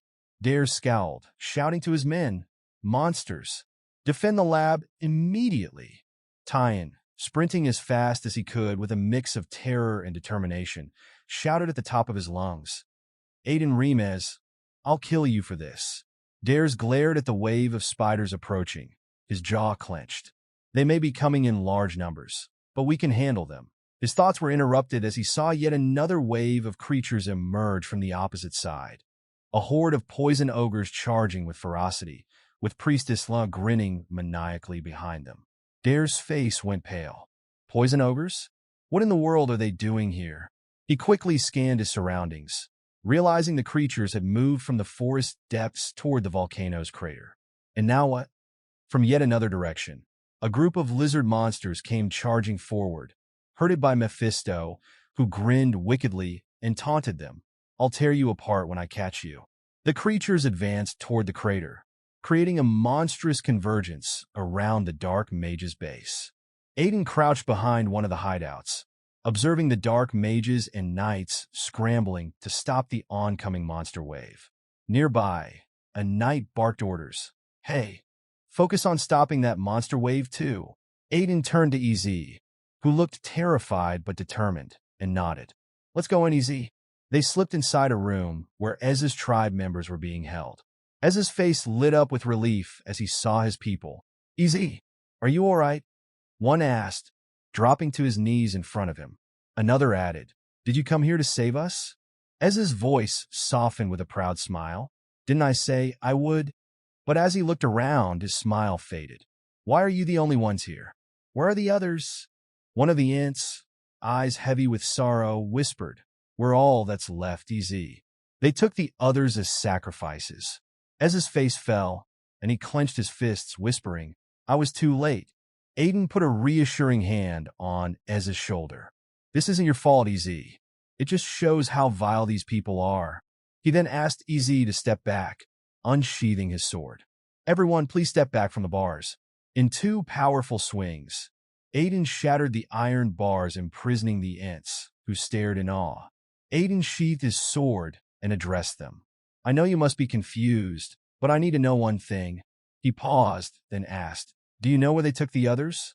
As the words left his lips, he thought to himself, "If I can find where they're keeping them, I might finally figure out what their plan is." Outside, the battle raged as Dares and his squad fought fiercely. Dares cut down monsters with precision and force, while the dark mages used their dark magic to hold back the tide of beasts. The ground became soaked with the monster's purple blood, and its thick, pungent scent filled the air, slowly seeping toward the ancient snake lying dormant underground. Stirred by the scent, the massive serpent's eyes flickered open, its hunger awakened after centuries of slumber. It whispered in a low, rumbling voice, "Hungry."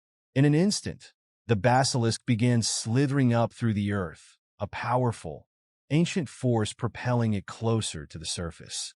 The tremors from its movement caused the ground to shake, and Dares, in the heat of the battle, whipped his head around, shouting, "Now what is it this time?" Water trembled like a quake was brewing, and even Aiden, still in the hideout, felt the tremors. A satisfied grin crossed his face as he whispered, "Finally, it's awake." The king of vipers, Basilisk. With a mighty roar, the basilisk burst from the water, its monstrous form towering above the battlefield. Every soldier and mage halted, staring in horror at the creature, and Dare's eyes widened in shock. He muttered, "What the?" as sweat dripped down his face. Earlier, when Underlord revealed the presence of the basilisk, Aiden had approached him with a skeptical expression. "You're saying this is the basilisk's nest?" Underlord nodded, arms crossed. "This thick, poisonous energy must belong to the basilisk himself. The king of vipers has venom so deadly that a mere graze could cripple even a sword master. He's likely been lying dormant here, isolated because his life force weakened. I think the forest of death around us was created by the venom he's exuded for centuries." A bead of sweat rolled down Aiden's face as he processed the information. "That's odd. Basilisks usually stay in the southern forests, far from here and in warmer climates. What would he be doing in a place like this?" Underlord's eyes narrowed, irritated. "If I had all the answers, do you think I'd be wasting my time stuck in a weak human body like yours? All I know is he's been starving for hundreds of years, and when he awakens, he'll be ravenous." Now, in the present, the basilisk had emerged from the water, its gargantuan form rising, casting a shadow over everything. Its roar shook the air, and everyone froze. Dares Kleiman, in shock, gripped his sword tightly as he muttered, "Damn it, a basilisk of all things?" Dares steadied himself, a grim determination taking hold. "We're not backing down. I won't let it interfere with my lord's plan." He raised his sword, shouting, "Come at me, you damn snake." Meanwhile, within the darkened lab inside the crater, a black mage worked feverishly over a strange jewel, grinning as he listened to the chaos outside. "A monster wave? Perfect," he muttered. "I can use the souls of both monsters and humans to complete the jewel faster than expected. And if I finish it early, perhaps he'll finally acknowledge me." Just then, a shadow fell over him, and the mage looked up to see Aiden standing beside him, eyeing the jewel with a curious smile. "What's this?" Aiden murmured, inspecting the jewel closely. "Doesn't look like an ordinary gem." Before the mage could react, Aiden placed a firm hand on his head, smashing it violently into the table. The mage's head struck with such force that blood sprayed, staining the gem in front of him as his life was snuffed out in an instant. Aiden, still reeling from the jewel's unexpected reaction, remembered that it had warned him about a jewel forged through sacrificial rituals. Examining it closer, he thought this must be what it was talking about. But what's it for? Just as he reached out to pick up the jewel, an intense light erupted from it, catching Aiden off guard. He jerked back, startled. "What's going on?" he muttered as the system suddenly appeared before him. System notification. You have satisfied the condition for the hidden piece. The incomplete jewel has been absorbed by the user. The jewel's light intensified, and before Aiden could react, it was fully absorbed into his body. He clenched his fist, feeling the faint pulse of energy within him, but no immediate change. What kind of twisted magic did these dark mages create? He thought, sweat beading on his brow. He clenched his fist tightly, thinking, the system said it was incomplete, but I have no idea what it does or how to get it out. Aiden put his hands behind his head, mumbling to himself, guess it's just another piece of baggage I'll have to carry for now. At that moment, Underlord appeared with a scoff. Did you just call me baggage? He huffed, clearly offended. Aiden chuckled as he continued walking, saying casually, I didn't mean you, Underlord. Anyway, shall we go finish this? Underlord, still annoyed, shouted after him. Answer me. Outside, the basilisk was wreaking havoc, its venomous fog spreading through the area, immobilizing anyone caught in its path.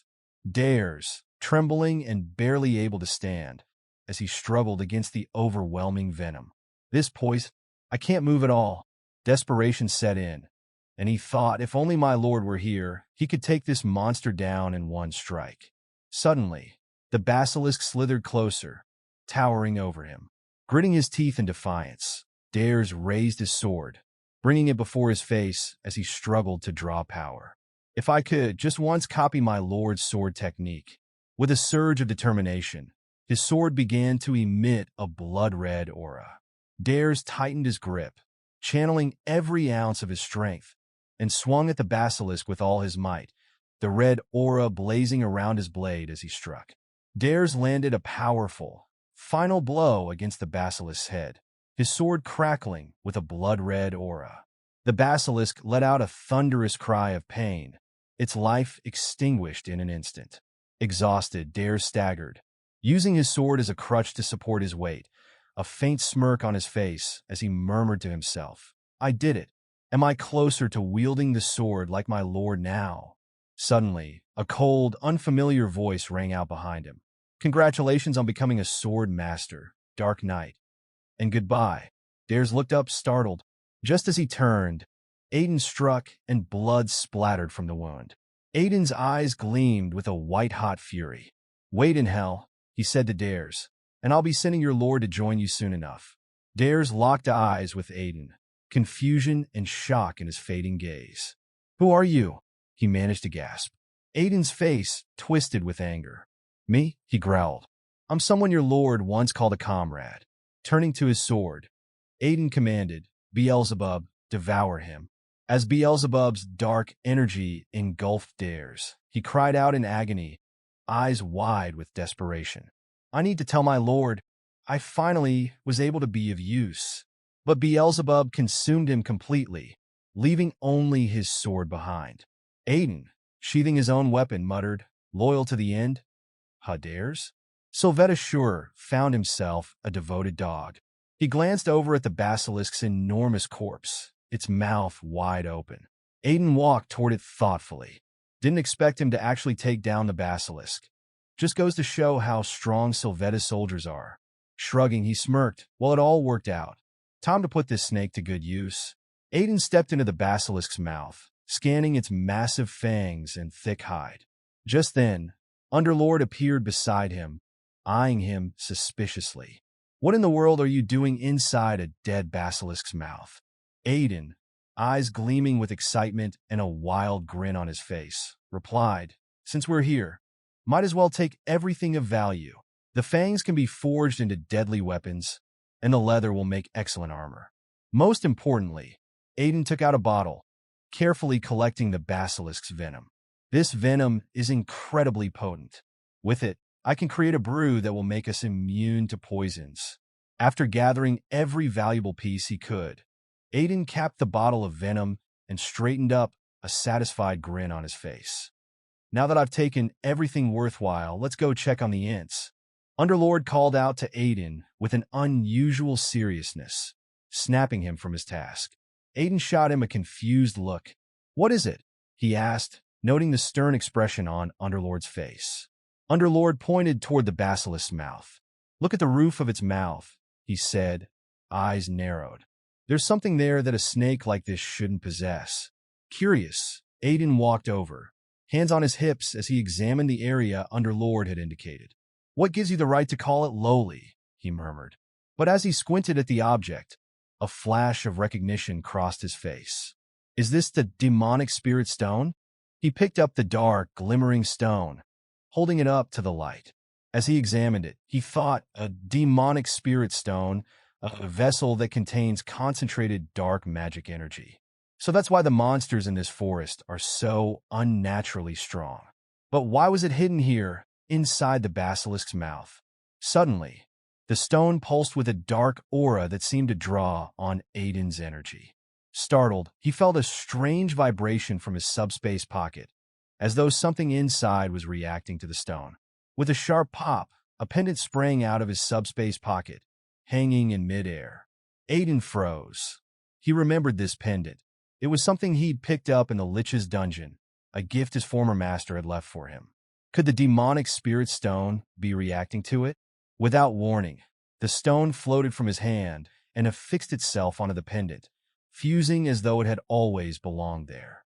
Aiden held the pendant in his hand, staring at it in shock. Was this stone originally part of the pendant? He wondered.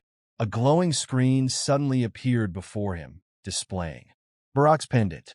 Increases affinity with attributes such as magic and darkness. The pendant's full powers have yet to be unlocked, soul-bound to its wearer until death. Sweat trickled down Aiden's face as he read the message. A dark mage-exclusive artifact? And it's soul-bound? Frustration surged through him, and he hurled the pendant away, shouting, "Why are all these cursed items latching onto me without my permission? Get off me already!" As the pendant tumbled through the air, it shimmered, slowly vanishing only to reappear, fastened securely around his neck. Aiden's face twisted in fury. Damn it, why are these things doing whatever they please? He pulled at the pendant, even using his teeth to try and break the cord, but it held firm. At that moment, someone started to materialize. The figure that appeared was none other than Rabbits, who, without seeming to notice Aiden's fury, clapped his hands with excitement. "Congratulations on clearing the dungeon," he exclaimed. Aiden, however, was anything but pleased. His eyes blazed red with anger, still clawing at the pendant's cord around his neck. "Rabbits?" he growled, advancing toward him with clenched fists. "Dungeon? What dungeon are you talking about?"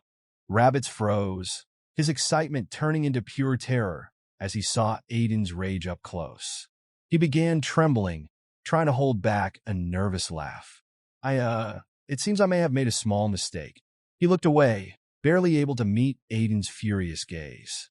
Aiden leaned in closer, voice sharp with barely contained fury. "You said I cleared the dungeon? Then where's the core? Should I just go and crush it to pieces right now?" His voice echoed, and Rabbits flinched, visibly shaking as he stammered. Please, calm down, Aiden, no need for that." At that moment, Underlord's gaze fell upon the pendant still fixed around Aiden's neck, and his eyes widened in recognition. "That pendant," he muttered, his usual dismissive tone replaced by shock and intensity. As Aiden pieced everything together from Rabbit's accidental slip, Rabbits instantly sank into panic, realizing he'd exposed himself yet again. Aiden's gaze turned sharp as he asked if Rabbits was seriously admitting that the entire Forest of Death was, in fact, a dungeon. With nowhere to run, Rabbits reluctantly confirmed it. Aiden recalled a rumor. If a monster's power lingers long enough in one spot, the land itself can morph into a dungeon. And this place was clearly one of those cases. Though it all added up, Aiden's tone grew cold. He pointed out that Rabbits had known from the beginning and still led him straight into the ant village, fully aware it was nestled in such a dangerous zone. Rabbits froze, a chill racing down his back. Aiden's voice turned cutting as he demanded to know why a merchant would try to deceive a paying customer. Soaked in cold sweat, Rabbits panicked. He couldn't figure out how Aiden had uncovered the truth. Scrambling, he insisted it was a misunderstanding and claimed he never meant to trick anyone. But Aiden didn't buy it. He casually mentioned reporting the whole thing to the hat merchant, so they'd know one of their spirit merchants was cheating people. At that, Rabbits dropped to his knees, face drained of color. He stammered, demanding to know how Aiden even knew about the hat merchant. Aiden smirked, throwing a jab, wondering if the hat merchant would still let him keep his title as an elementary rank merchant. Rabbits instantly lowered his head to the ground, admitting defeat. He called himself a low-level merchant who had committed an inexcusable offense by deceiving a treasured customer. Begging for forgiveness, he promised to make it right, whatever it took, so long as Aiden didn't report him. Aiden paused for effect, pretending to weigh the offer before finally giving a small nod. He agreed to let it slide, but only on one condition. Rabbits flinched and cautiously asked what that condition was. Aiden's lips curled into a sly grin. The price? Rabbits had to sign an exclusive contract with him. Rabbits blinked, puzzled. Exclusive contract? Aiden explained, spirit merchants could only enter one exclusive contract in their entire life. Once it's signed, the customer must sell every single piece of dungeon loot solely to that merchant. In return, Aiden explained, the merchant would be bound by strict rules, never allowed to reveal anything about their customer and required to fulfill every request without question. He folded his arms, adding that since these contracts relied entirely on trust, spirit merchants were extremely hesitant to enter one.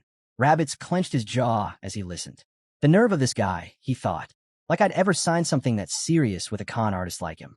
Even if he tore out my liver, I'd still say no. But then he glanced at Aiden's smug grin, and it hit him. This guy wouldn't just take his liver. He'd probably cook it and eat it too. With no better option, Rabbits gave in, reluctantly accepting the deal.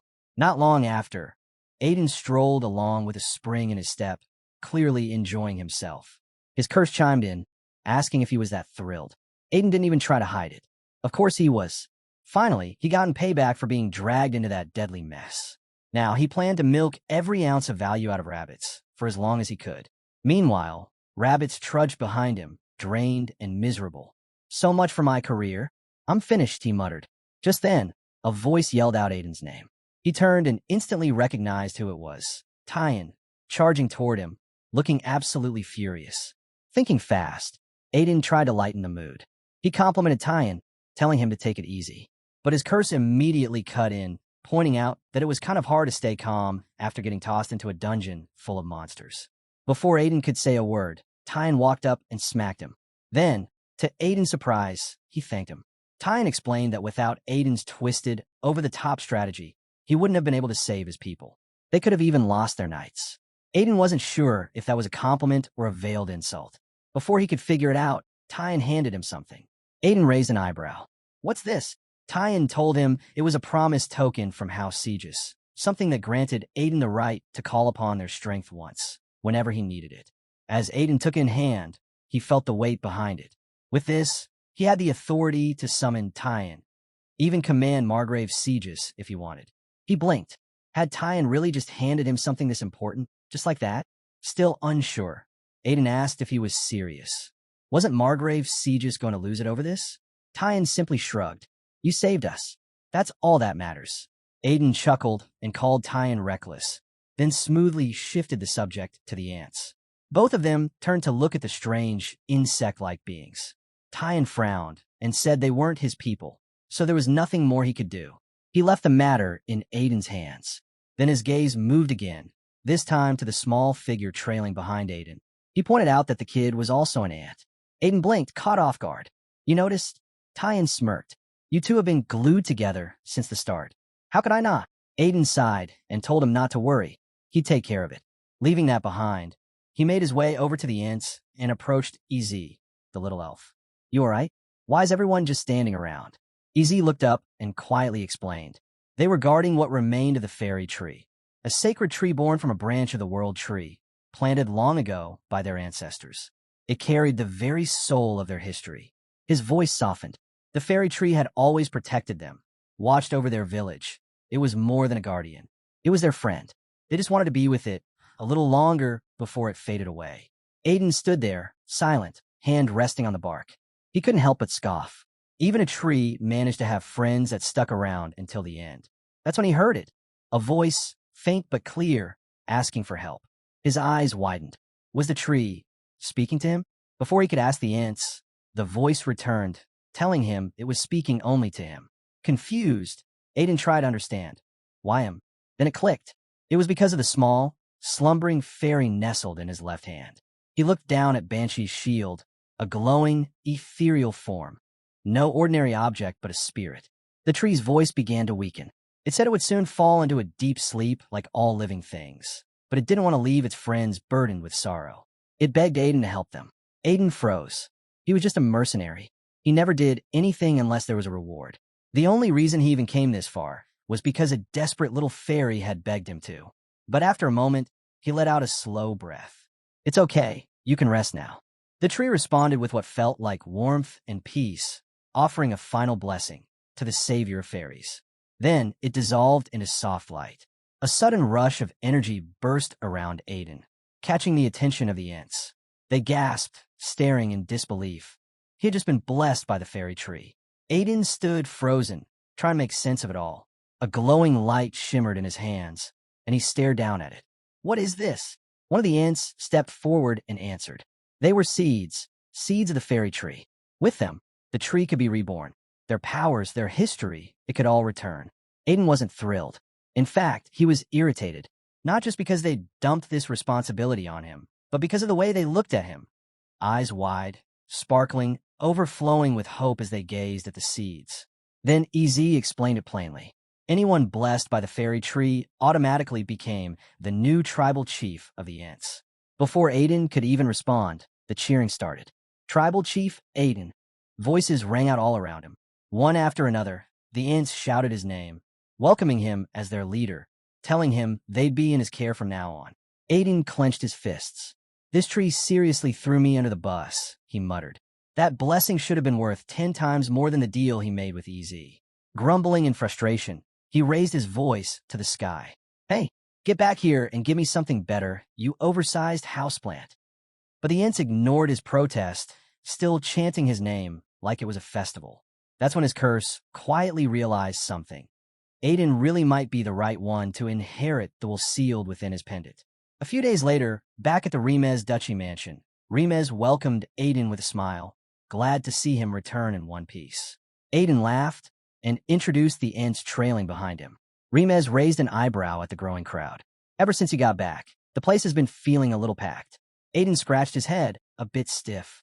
Yeah, this wasn't exactly what I had in mind either. He still couldn't believe it.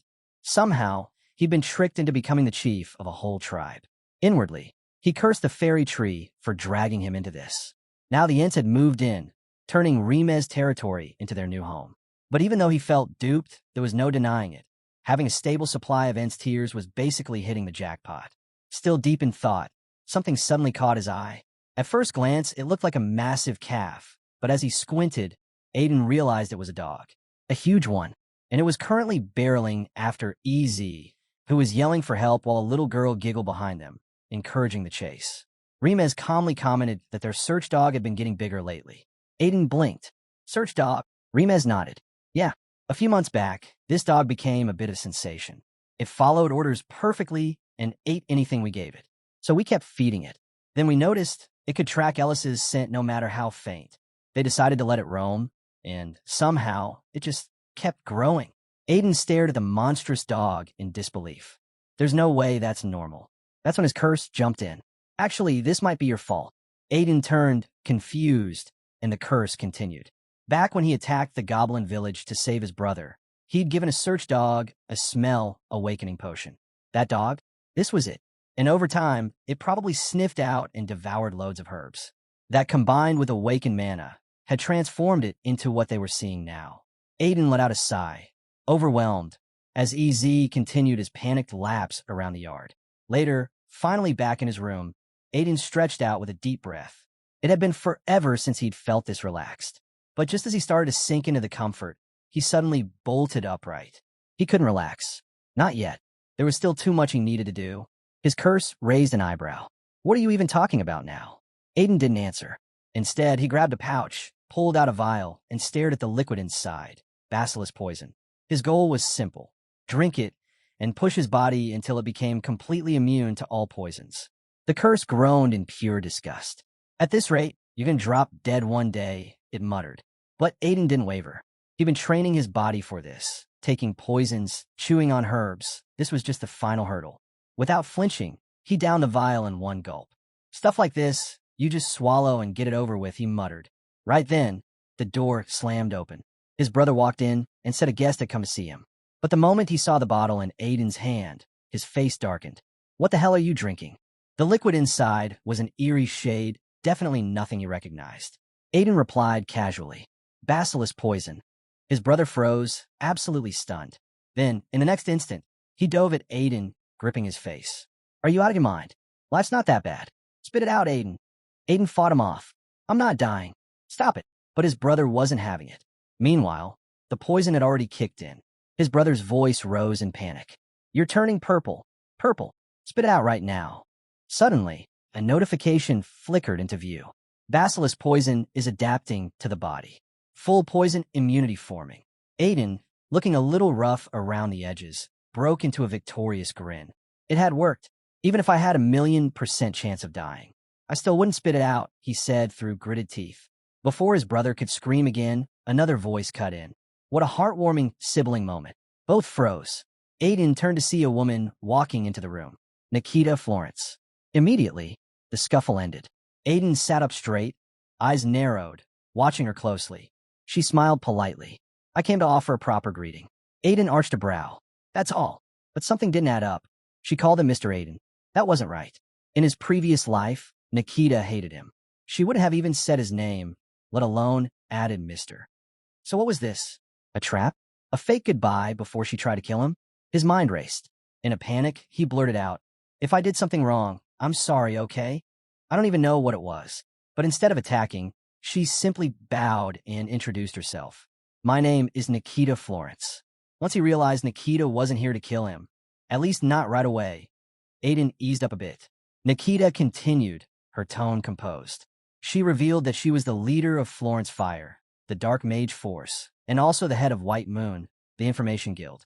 Beyond that, she was the last living descendant of the Florence bloodline. Then, with a deep, formal bow, she addressed him with reverence.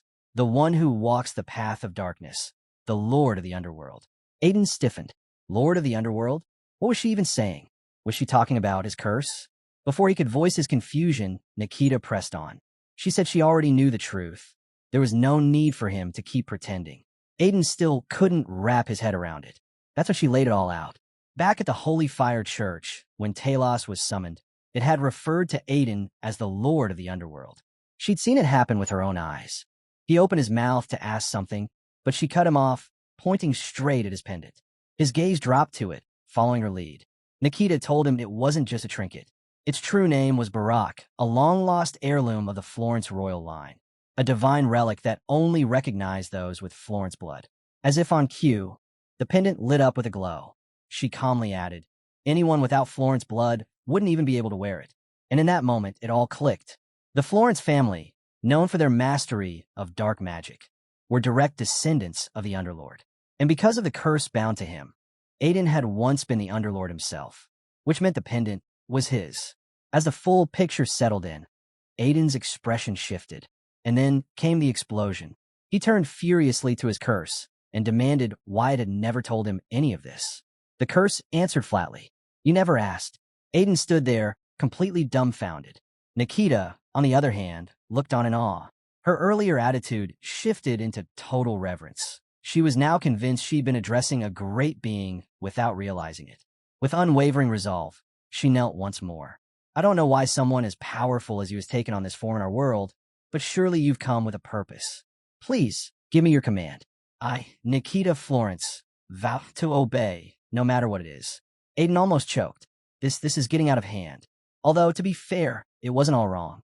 Then the thought struck him. If Nikita truly believed he was the Underlord, that meant White Moon, the most elite information network in existence, now followed him. A slow grin spread across his face. No way I'm letting this jackpot slip through my fingers. With a smooth shift in posture, Aiden crossed his legs and leaned back like he owned the world. So, you recognize me? Good. Then you must know what that means. It's a pleasure to meet you, my descendant. That's right. I am the Lord of the Underworld. He kept a straight face, letting Nikita's misunderstanding play out. If she believed it, why correct her? It worked perfectly in his favor. After she finally left, the curse exploded. That was pathetic. That's your idea of being the Underlord. I've seen goblins do a better job at pretending. Aiden ignored the rant, sinking into silence. Florence, the pendant, the Underlord. The pieces were starting to form a picture, but there were still too many blanks. It was clear now. There was a lot about his past life he didn't understand. None of this had been in his plan. But now, with White Moon's full intel network under his command, hunting down his enemies would be a whole lot easier. Even so, it felt strange. He pressed his fingers to his forehead, lost in thought. In my last life, I was a hero who defeated the Lord of the Underworld. And now, here he was pretending to be him. The curse was still going off in the background, furious and relentless. But Aiden just let out a long sigh, staring at the ceiling. How did my life get this ridiculous? Deep in the Remez territory forest near Monster Mountain, Aiden paid a visit to the ant tribe as they went about their work. When he greeted them, they told him that everyone was happy with the forest he'd chosen. Aiden gave a small nod, pretending to have planned it all. In truth, he just dumped them into an unoccupied patch of land and called it a day. But hey, if they liked it, that was what mattered. Looking up, his gaze landed on the towering Sadivi tree. He'd assumed it wouldn't be much different from an average tree, maybe just a bit faster in growth. But this? It had skyrocketed in just 2 days. That's way too fast, isn't it? He asked, turning to EZ. EZ explained that Ellis had stopped by the day before. She'd sprinkled some holy powder onto the sprout of the fairy tree. And the moment she did, the entire thing erupted with radiant energy and shot upward like crazy. Aiden blinked. So Ellis's holy power wasn't just powerful. It was surprisingly versatile. Then EZ passed along a message from the tribal chief. Everything Aiden had asked for was ready. They were waiting. Aiden turned to Eve and motioned with his head. Come on, let's check it out. At the vice tribal chief's post, Aiden's attention was immediately drawn to a strange object. It was a purple egg with a hard shell. He crouched beside it and began analyzing the aura around it. The reading was clear. This wasn't just any egg. It held a spiritual beast. The 10th village vice tribal chief confirmed his findings, saying he could feel the spirit energy within it too. Aiden had originally thought the egg, taken from the cult of Holy Fire, might have belonged to the fairy race. But no, this was something far rarer. In all his lives, past and present, he'd never seen a true spirit beast egg before. The chief explained how spirit beast eggs usually draw in surrounding energy to grow. But this one wasn't doing that. It was dormant, completely sealed off from absorbing anything. Aiden asked if that meant it couldn't hatch. The chief shook his head. Not exactly. The egg needed a concentrated burst of energy, aura, holy power, or something just as potent to stir it awake and kickstart its development. But there was a catch. You couldn't just pump energy into it blindly. The type of energy the egg absorbed in its dormant state would shape both its appearance and nature. If it was a dragonoid spirit beast and absorbed water energy, it would hatch into a water dragon. If it took in fire energy, it'd become a fire dragon, and so on. And most importantly, the beast would imprint on whoever fed it that energy. To the spirit beast, that person's energy would become its home. Meaning, if Aiden kept feeding it his own energy, taming it would be no problem at all. Aiden immediately recognized the opportunity. He wasn't just holding a spirit beast egg. He was holding the chance to mold its power and lock in its loyalty from the very beginning. Pleased, he thanked the chief for the spot-on explanation. Before handing over the book Aiden had asked for, the chief took a moment to inspect it, noting that the characters belonged to the ancient fairy race. As Aiden flipped through the pages, he learned it was a mana cultivation technique once practiced by humans who wielded mana. After a brief scan, he let out a sigh. TCH, I really thought this would be something rare. What a letdown. The chief apologized, saying it was outside his area of expertise. He couldn't offer much more. Still, Aiden took both the book and the egg, thanking him and tossing in, next time I get my hands on some leech bone powder, I'll bring you a share.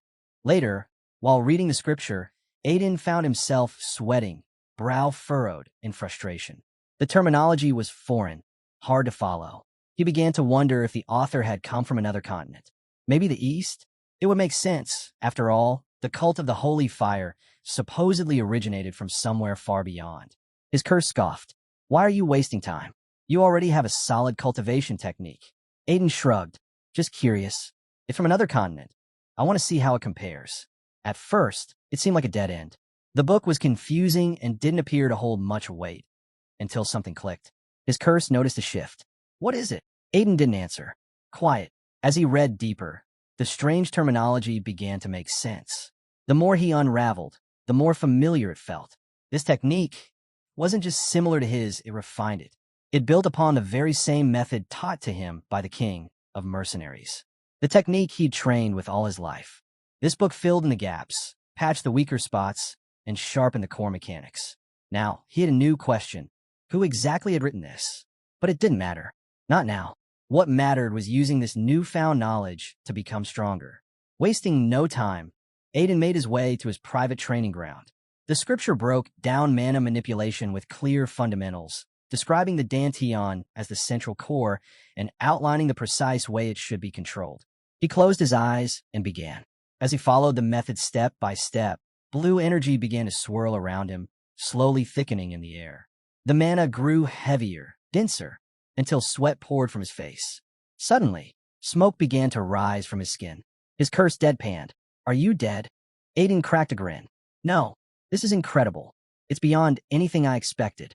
Just then, a system notification flashed before Aiden's eyes. New mana cultivation technique acquired. He stared at it, stunned. This wasn't just theory, it was working. He could feel mana surging through his body, circulating with a clarity and precision he'd never thought possible. Every pulse, every flow, it was like his core had come alive. As he turned toward his curse, something caught his attention. What the hell? Aiden muttered. The curse had suddenly ballooned in size, grotesquely massive, hovering over him like a shadow. It had never looked this disgusting before. He squinted suspiciously. Why do you look like some bloated leech now? The curse immediately snapped. I can hear everything you're thinking, genius. Watch your mouth. Irritated, Aiden pointed accusingly. You're just a parasite. You suck up half my energy like it's your birthright. The curse growled. And without me, you be a dried-up husk drifting in the void. Don't forget who saved your miserable life. After their usual round of bickering, Aiden brushed it off and turned back to the book. He still couldn't believe it. He had just unlocked an evolved version of the very technique his master had taught him. When he'd first opened the book, it had felt impossible to decode. But now, almost everything made sense, almost. There was still one passage. Written in elegant, poetic verse, it hinted at something deeper. A next stage, maybe, but the meaning escaped him. He'd have to break it down piece by piece. Meanwhile, far across the Empire, in the slums of the immortal Empire, a cloaked figure muttered bitterly under his breath. Magic Tower brats, turning magic into some kind of mercenary hobby. Idiots. He kicked a stone out of his path, scowling. Magic was sacred. It was discipline, not something to mix with brawling and coins. And for that, they'd expelled him. He'd been on the verge of a breakthrough in magical engineering, his life's work. They had mocked him for it, but once it was complete, they'd all regret ever doubting him. He clenched his fists. All he needed now was funding. A patron. Someone with influence who could see what the rest of the world was too blind to notice. That's when a name surfaced in his mind. Aiden Remes. The one who had praised his work. The only one who saw value in what he created. His frown twisted into a grin. That's it. Aiden will understand. He'll support me. His decision was made.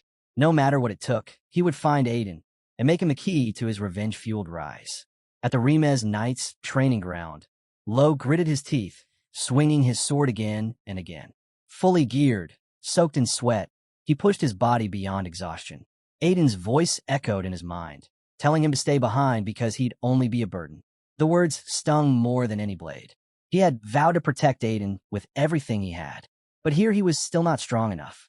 He knew he could never catch up to Aiden's level, but at the very least, he had to stop being someone who held him back.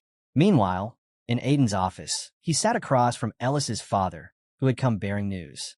She has to go? Aiden asked, brow furrowed. Her father nodded solemnly. It's the Church of Holy Fire's law. Any saint who undergoes the walking ceremony must embark on a pilgrimage across the continent within the same year. It's tradition. Not a single saint has ever been exempt. But there was more. This time was different. Ellis had awakened as a saint unusually young. And Sending her out now? That was a serious risk. Aiden leaned back, considering. Can't it be delayed until she's fully recognized as a saint? Her father sighed. I brought that exact question to the church.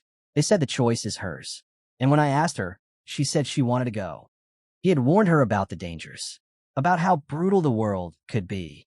But she had just smiled. All the saints before me made it back safely, didn't they? And if she refused, he'd be the one punished for breaking church law. He clarified that Ellis wasn't blindly brave or unaware of the danger. She had made the decision herself.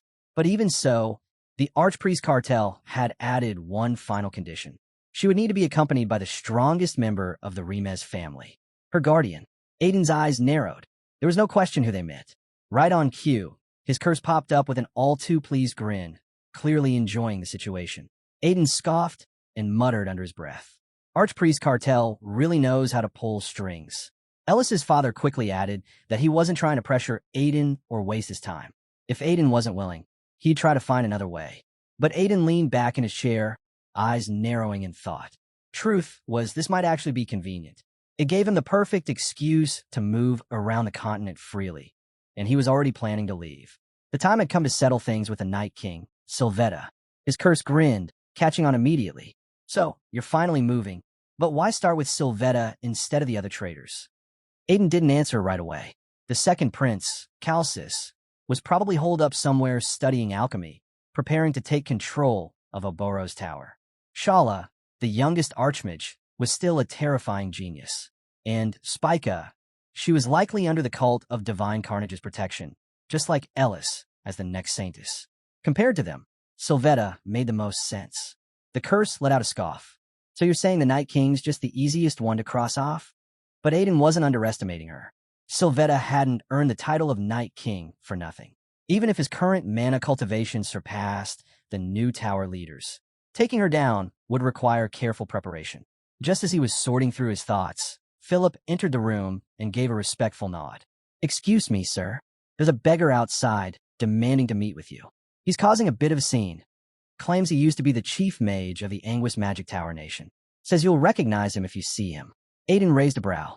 Chief mage, Magic Tower Nation. And then it clicked. The first prince's birthday banquet.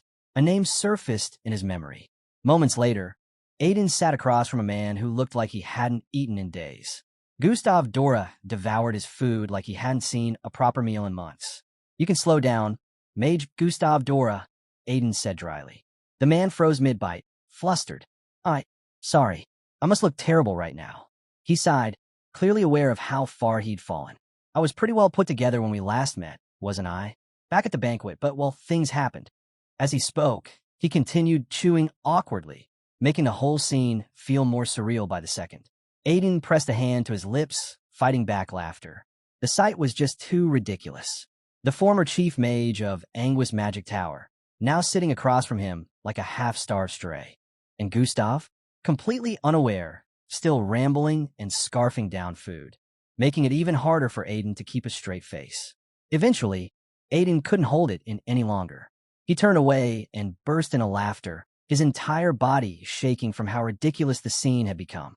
Gustav, completely missing the reason for the laughter, breathed a sigh of relief. I knew you'd understand me, young Master Aiden. That's why I came to you. Wiping his mouth and sitting up straight, he spoke with sudden seriousness. My research is almost finished.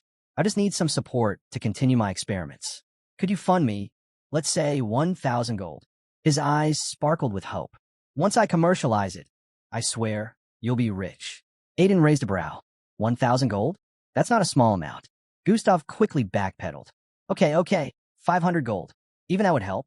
But deep down, he knew the truth. No one would back a disgraced mage, tossed out of the tower and branded insane. Maybe his work really would die out, unnoticed and forgotten. Then Aiden said something that stopped Gustav cold. I'll give you 50,000 gold. Gustav blinked. Aiden leaned back, arms crossed. 1,000 gold isn't enough for serious research. You'll need at least 50,000. And if that's not enough, ask for more. Gustav's hands trembled. You're seriously going to support me with that much? Aiden gave a small nod. There's just one condition. Gustav tensed. Here it comes. Slavery? Some binding oath? Servitude to the Remez family? But Aiden's smirk said otherwise. The mages of the tower. I've always hated their pride. That arrogance, that narrow-mindedness. I want you to prove them wrong. Make them eat their words with the results of your research. That's all I ask. Gustav's breath hitched.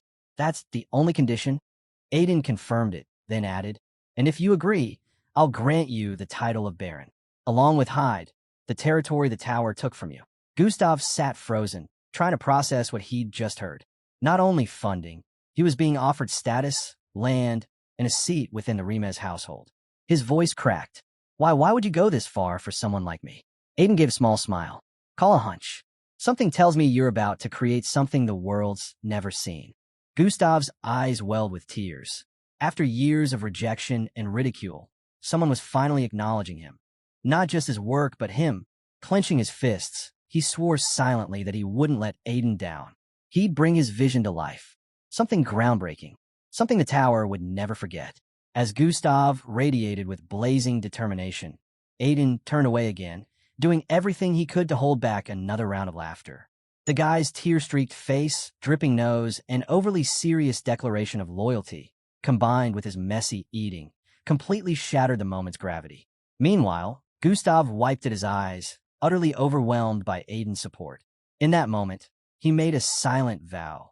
He would follow Aiden to the ends of the earth. The man who believed in him when no one else did. He would never betray that trust. Still chuckling, Aiden finally let out a long sigh. I swear, I thought I was going to die holding in that laugh. His curse piped up with a snort. Seriously? Magic engineering? You just threw gold at that guy like it was candy. Aiden didn't hesitate. It's worth it. He leaned forward, eyes sharpening. Magic engineering weapons were one of the main reasons Talos' advance was halted during the last war. Without them, the outcome could have flipped entirely. No matter how much damage had already been dealt, they might have lost everything. He went on to explain that the first-generation magic engineering weapons, developed under Gustav at the tower, had the unique ability to channel massive quantities of mana. That tech alone changed the battlefield. And one of the key figures who'd made that possible was Shala. Aiden's mind drifted back to a vivid memory from his past life, as Aiden Alberio, standing in the heart of the magic tower, surrounded by blazing yellow light. Flames crackled, magic blasts flew across the battlefield, and yet the reporting machines stood untouched. Shala narrowed her eyes, noticing how the machines resisted the bombardment. We'll need something stronger, she muttered. Gustav, perched on top of his machine, let out a madman's laugh. Behold, he shouted, this is the power of magic engineering, the very thing your magic tower always mocked. Spreading his arms wide, he bellowed toward the elite mages. Come on, you cowards, face me. I'll show you just how useless your precious magic really is. Shala didn't back down. She gathered a massive surge of mana and poured it into her weapon, her excitement growing. She wanted to know just how long would his machines last. Gustav grinned, teeth bared, and stood his ground. Magic is nothing. When the attack came, Shala unleashed a full-force 7-circle spell, barely managing to counter Gustav's machine. After that clash, everything changed. Magic engineering, once ignored, was finally recognized as a serious force on the battlefield. Back in the present, at Aiden's training grounds, a month had passed since Gustav had joined the estate. He hadn't left his workshop since, obsessed with preparing something for the pilgrimage. With Ellis's departure scheduled for the next day, Aiden briefly wondered if he'd overestimated Gustav, but shook the thought away. Right now, his focus was on Sylvetta and revenge. Just then, Lo approached him with purpose in his stride. I heard you're joining Saintess Ellis on her pilgrimage, Lo said. I can't let you go alone. I'm coming with you. Aiden raised an eyebrow. You? How do you plan to protect me when you're weaker? Lo didn't flinch. I'll prove myself. He admitted that he couldn't match Aiden's strength, but he wasn't the same as before. If Aiden didn't believe him, he was welcome to test him, right here, right now. Aiden paused, surprised by Lo's conviction. Has he really grown that much through training alone? Then grab a sword, Aiden said, stepping onto the field. He recalled something from his previous life. Lo had once claimed he would have reached the level of sword master, if only he'd had both arms. Now, Aiden was curious to see if that potential had started to bloom. Lo gave a warning and charged. His movement was fast, fierce. The strike came with real power behind it, and Aiden could immediately tell Lo was stronger, sharper. His strikes had weight, and his mana flow was solid. But there were flaws, too many gaps in his form. He was charging in too aggressively, focusing entirely on offense and neglecting his defense. It was clear Lo was betting everything on overwhelming force. Hoping for more, Aiden felt a twinge of disappointment. The fight wasn't worth dragging out. With a calm breath, he channeled aura into his wooden sword and pointed it at Lo's face, ready to end it in one clean move. But before he could strike, Lo threw a punch, fast and wild. The moment it connected, Aiden's aura-infused sword shattered into pieces. Aiden's eyes widened. That sword was tougher than iron, and he broke it with his bare fist? Lo's arm was coated in something rough, something bark-like. Without wasting a second, he followed up with another powerful swing of his sword, aiming straight at Aiden. Shocked, Aiden stepped back. What the hell is that arm? Lo finally spoke, explaining that during his solo training, he kept asking himself the same question. What can I do that no one else can? And then it hit him. Mana vasoconstriction. The condition Aiden had once cured him of. Aiden's expression shifted. He's using that. Lo explained that he started experimenting with his once petrified arm. By channeling mana into it, focusing on the sensation from his illness, he could now harden his limbs at will, tough as stone. Those gaps in his defense Aiden had noticed? They weren't mistakes, they were bait.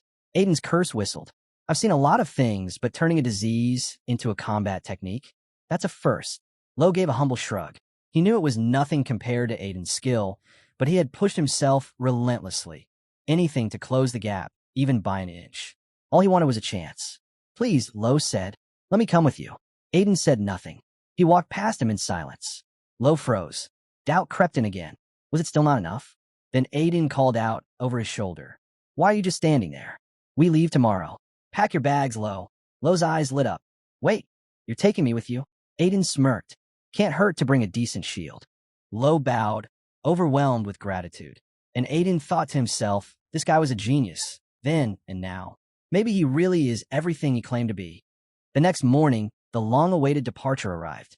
Ellis's father wept openly, clinging to his daughter's hand like child. Please come back safe. Embarrassed, Ellis nudged him and hissed. Stop crying. Everyone's watching. Not far off, Aiden's father sighed.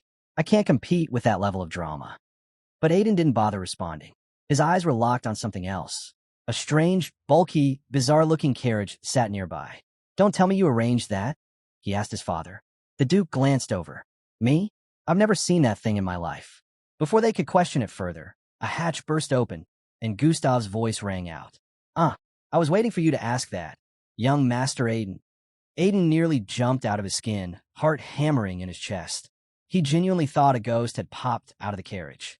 But when he realized it was just Gustav, he let out a long sigh, only for it to be cut short. Gustav puffed out his chest proudly and declared, Behold, my first successful creation, my masterpiece of magical engineering. He had rushed to finish it in time, keeping the promise he'd made to Aiden.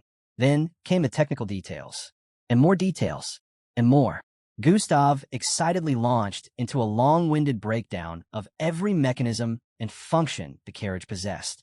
Aiden's father, cornered by the enthusiasm, nodded along and praised the work, even though he barely understood half of it. Aiden, on the other hand, stood there with a blank expression, his irritation rising by the second. His curse muttered darkly, this guy's completely insane. Eventually, Gustav handed Aiden a thick manual. Be careful.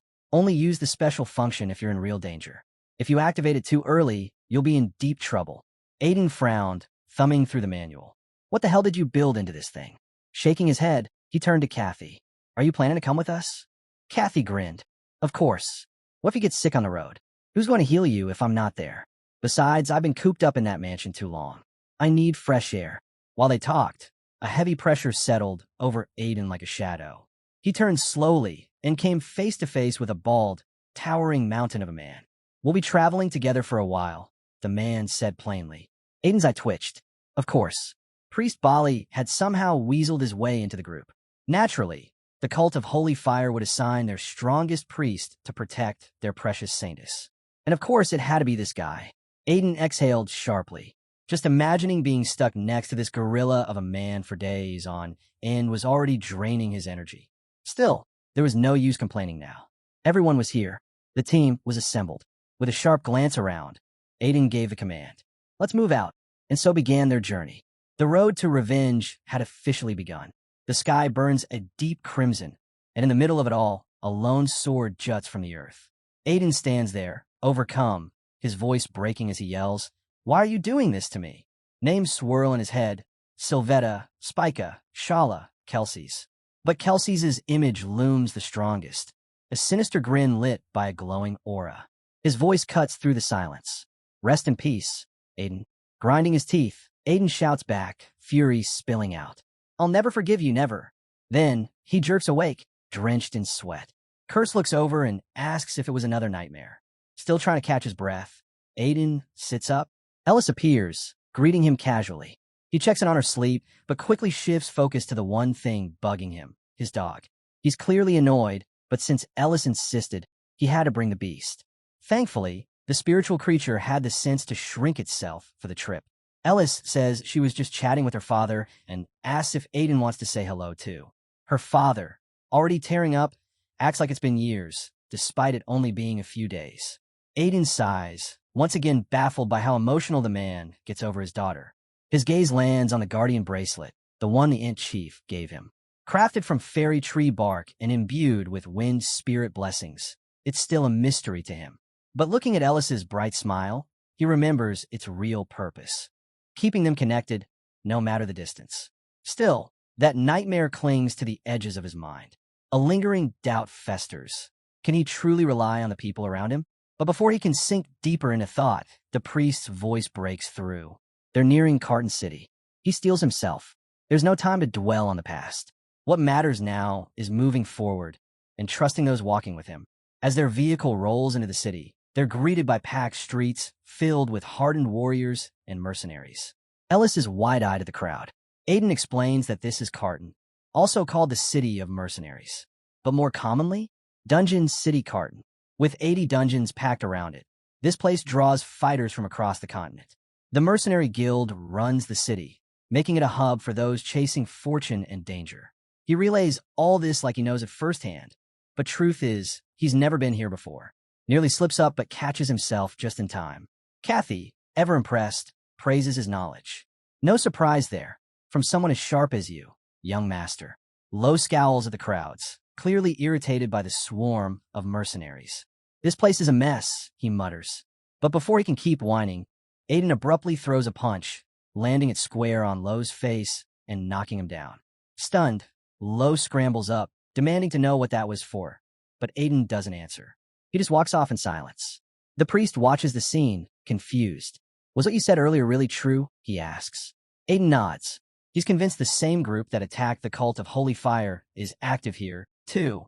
And whatever they're up to, it's bound to be bad.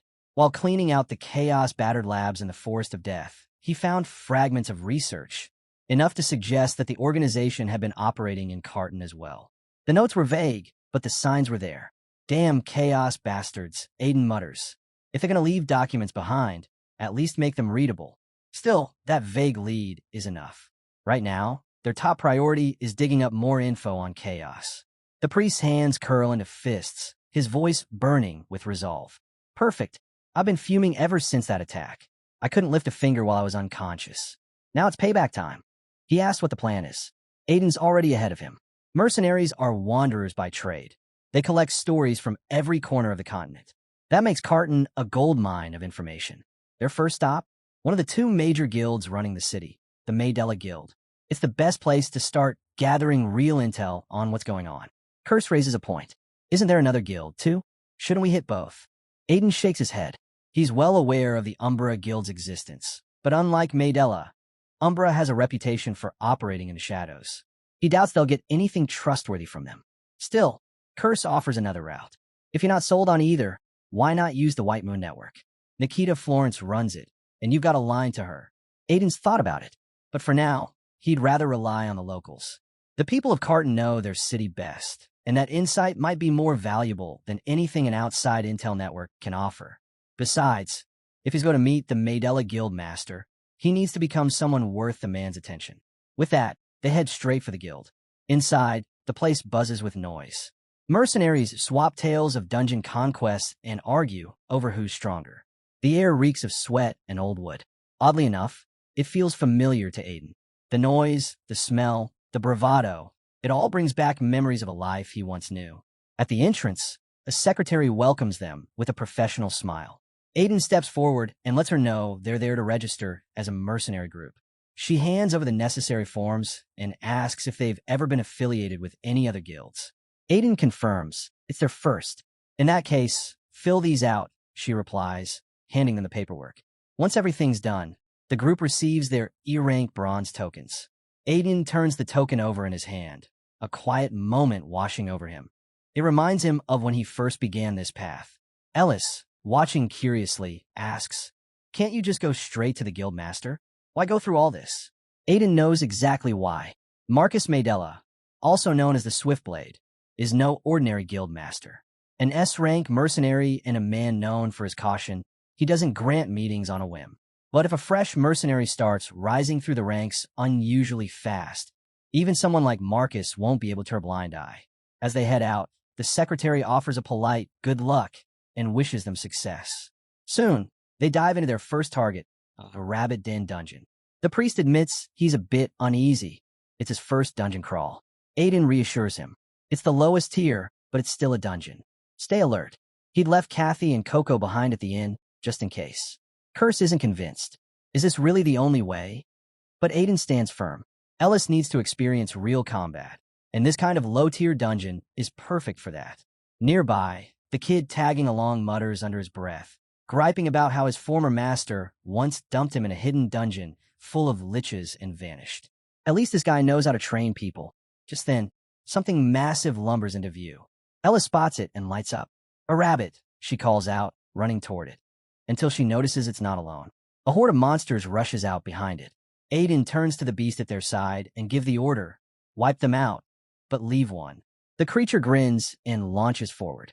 As one of the rabbits leaps, the beast slams its mace down, instantly flattening it. The others freeze, trembling. The priest steps forward, eyes gleaming. "All right, who's next?" Aiden watches. Even monsters know when they're outmatched. It's natural. They just saw one of their own get crushed in a blink. The priest waves the last rabbit forward. Aiden nudges it toward Ellis, trying to make it fight. It's already drenched in fear, but then, with a sudden burst of desperation, it lunges straight at her. The rabbit barely had time to react before Ellis charged in, shouting that she wasn't some carrot. Aiden and the priest stood back, quietly observing the chaos. The priest blinked in disbelief. That's the 14th time she's wrapped her fist in holy power today. I've never seen anything like it. He turned to Aiden. "Did you teach her that?" Aiden gave a half shrug. "I suggested mana martial arts, but I didn't expect her to take it this far. Normally, priests channeled holy energy for spells or reinforcement. But Ellis was doing something different, fusing it directly into her body, something that should have been impossible. It all made sense, though. Aiden explained how Ellis had been given top-tier magic potions by Joseph since she was a kid, treated like candy. That training shaped her in a way unlike other saints or priests. So when she awakened as a saint, her body naturally accepted holy power, allowing her to use it like mana. He thought back to when he first met her. "I'll never forget that kick she threw the day we met. That's when I realized her potential. She reminded me of someone, so I passed on that fighting style." The priest raised an eyebrow. "You mean Spica?" The thought of her made even the iron-blood saintess flinch inwardly. Spica, unmatched in holy power, deadly in hand-to-hand combat. A true force of nature. Suddenly, a voice cut through Aiden's thoughts. "You evil bastard." It was Ellis, still beating the life out of the monster. Aiden watched, mildly concerned. Did I accidentally create a monster? Right then, the priest rubbed his chest, recalling the exact spot where Spica had once struck him. The pain lingered even now. Ellis had wiped out the entire dungeon. To reward her, Aiden handed over a treasure box. "You earned this." Her eyes lit up. She opened it with glee and gasped at the contents. Jewelry, a glittering bracelet, ornate armor, and a strange-looking hat that made her pause. As she reached for the hat, it suddenly twitched. A rabbit burst out of it and struck a pose. "Greetings. I am Rabbits, a friendly spirit merchant." Ellis recoiled, eyes blazing. "Rabbits!" She lunged at him. "You evil rabbit!" Rabbits yelped, barely dodging her swing. "Hey, what's wrong with you? How dare you attack such a sincere and gentle spirit? Get down here, evil rabbit!" Ellis snapped. Rabbits huffed. "I'm the kindest rabbit you'll ever meet. Show some respect." "I said get down," she yelled again. From the sidelines, Aiden deadpanned. The way he talks, it really does sound like he needs a beating. A few days later at the Mandela Guild, chatter filled the hall. Did you hear? Someone asked. The northern dungeon's been cleared. Again? Was it that same team? The other replied. How many times has it been now? They grumbled about how one small group was sweeping through all the dungeons, leaving nothing for anyone else. Even with a full party, it's a challenge. And they're doing it with just a few people? Ridiculous. A man with his hair tied back spoke up, saying he'd seen the group's leader firsthand. The other was surprised. You saw them? In person. The red-haired man nodded. He said it was just by chance, but as the four adventurers walked into view, he pointed them out. That's them. The one in front. That's their leader. The other guy noticed the massive weapon and intimidating frame. That thing looks like an ogre's lair on legs. And that mace, brutal. But why are they even bothering with dungeons that barely pay out? He couldn't understand why such a strong group didn't just join a noble house or start their own organization. They could be rich already. Not far off, Ellis and her group called out cheerfully to a blonde-haired girl. She responded with a bright smile, congratulating them on clearing their 10th dungeon. You guys did great, she said. Because of your effort, your rank's gone up from C to B. As they celebrated, someone leaned in and whispered something in her ear. The four adventurers watched silently.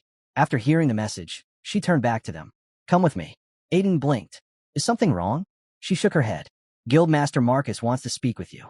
She led them straight to his office. Inside, Marcus Maydella, head of the Maydella Mercenary Guild, thanked her before turning his attention to the group. Aiden stared. The scars on Marcus's face matched what he remembered from his previous life. So he's still the same. He must have heard the rumors and got curious. Stepping forward, Aiden bowed deeply toward Ellis. Greetings, Saint Ellis of the Holy Fire Cult. A message from Marcus, leader of the Maydella Mercenaries. Ellis and Aiden both looked surprised. Marcus then greeted Aiden directly. Ellis sighed. I knew you'd figure out who we were eventually, just didn't expect it so soon. Marcus gave a slight smile. I know everything that goes on in this city, and with all the noise you've been making, it was impossible not to notice. Aiden looked at Marcus and spoke plainly. Even if you already know who we are, calling us here must mean you need something. Marcus let out a short laugh, sharp as ever. Aiden shrugged, figured as much. So what's this about? Without beating around the bush, Marcus turned to Ellis. It's about my daughter. I need your help, Saintus. Right then, the doors burst open and a man rushed in, visibly shaken. Guildmaster, it's Miss Charles. Her condition's taken a turn for the worse. Aiden froze. Marcus has a daughter? That was news to him. What's going on here? The group quickly followed Marcus to a room where a girl lay weak and pale. Marcus explained that his daughter had been sick for a long time. Nothing has worked. Not healers, not potions. You're our last hope, Saintus. Please, help her. He promised Ellis generous compensation if she could do anything. Ellis paused for a moment, clearly weighing the offer. This could be her chance to win over a powerful ally. Aiden leaned in. You think you can do it? Ellis gave a nod. I'll try. She placed her hands over the child and began pouring out her holy energy, whispering prayers as she worked. 10 minutes passed. Nothing changed. She tried one more time. Still nothing. Marcus let out a tired breath. Thank you for trying. That's all I can ask. He gave his daughter a dose of medicine, but she winced in pain as she took it in. Aiden frowned. You already had medicine? Marcus nodded. I did. It helped for a while, but it's only temporary, and it's expensive. I got it from the Umber Guild. He added that even a saint's power hadn't worked before this, and the situation was draining him financially. He was even considering selling the guild just to keep buying the medicine. That made Aiden pause. If it were a normal illness or curse, Ellis's holy power should have worked. So why didn't it? And yet, somehow, the Umbra Guild's medicine was effective. His eyes shifted back to the frail girl. Something didn't add up. Just then, Curse appeared quietly at his side and spoke in a low voice. I think I know what's happening. Aiden looked at him sharply. You do. With a hand on his chin, Curse replied.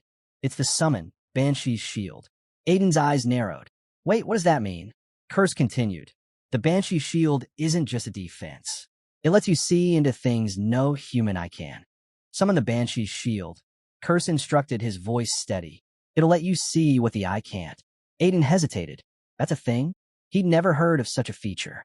Could it really reveal something hidden to normal humans?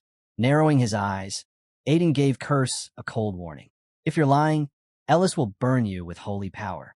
With that, He summoned the Banshee's shield.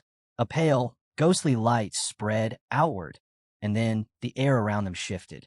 Swirling blue energy thickened, revealing ghostly silhouettes. Wandering souls floating silently in the room. Marcus staggered back, stunned.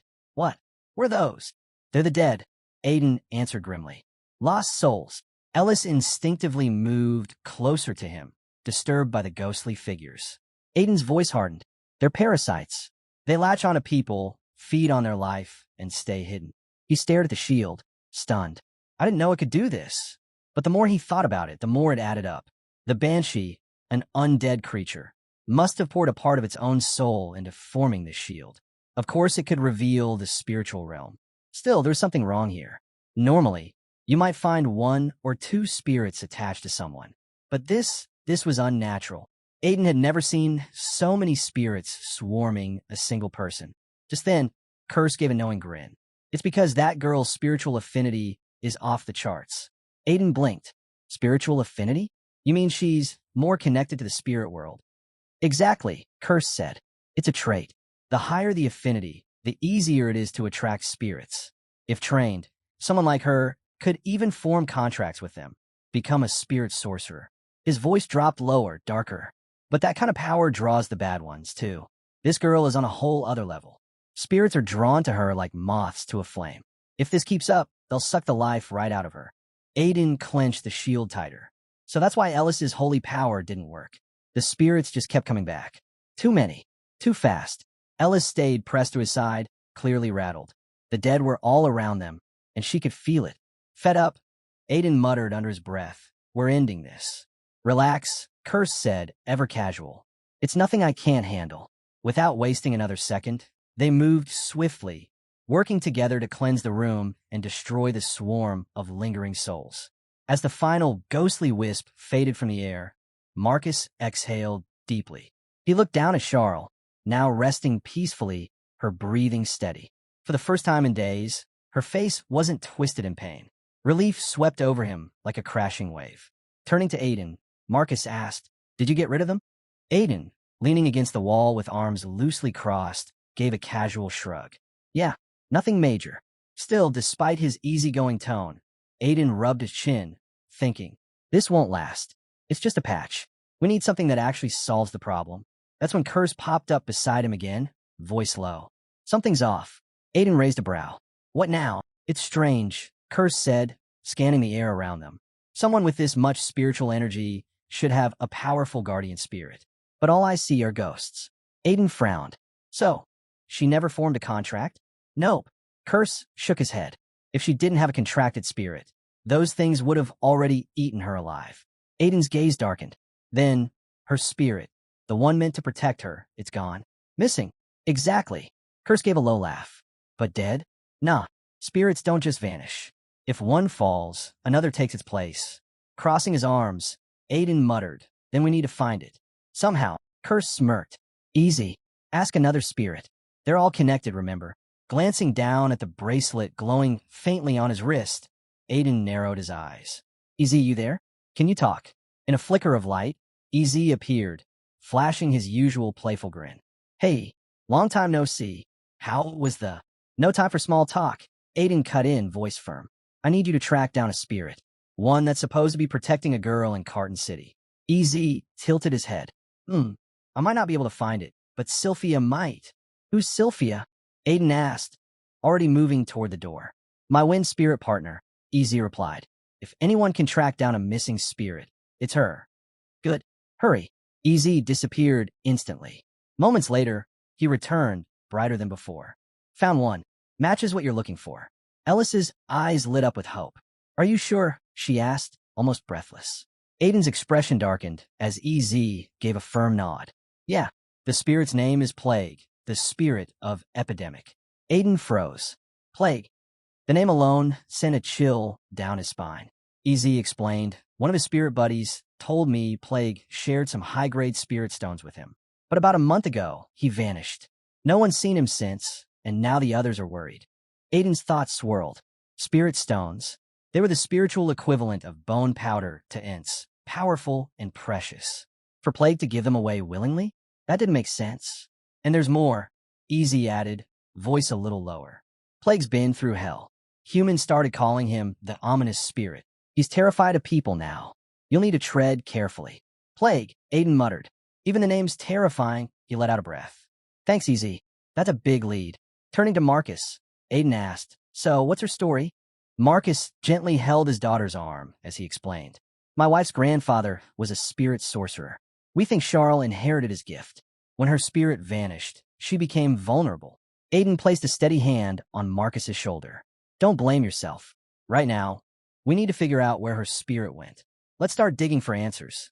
From nearby, young Lo hesitated, then spoke up. Aiden. Aiden glanced over. Yeah? What is it? I've just been thinking. Doesn't something feel off to you? Aiden narrowed his eyes. Off how? Lo shuffled his feet.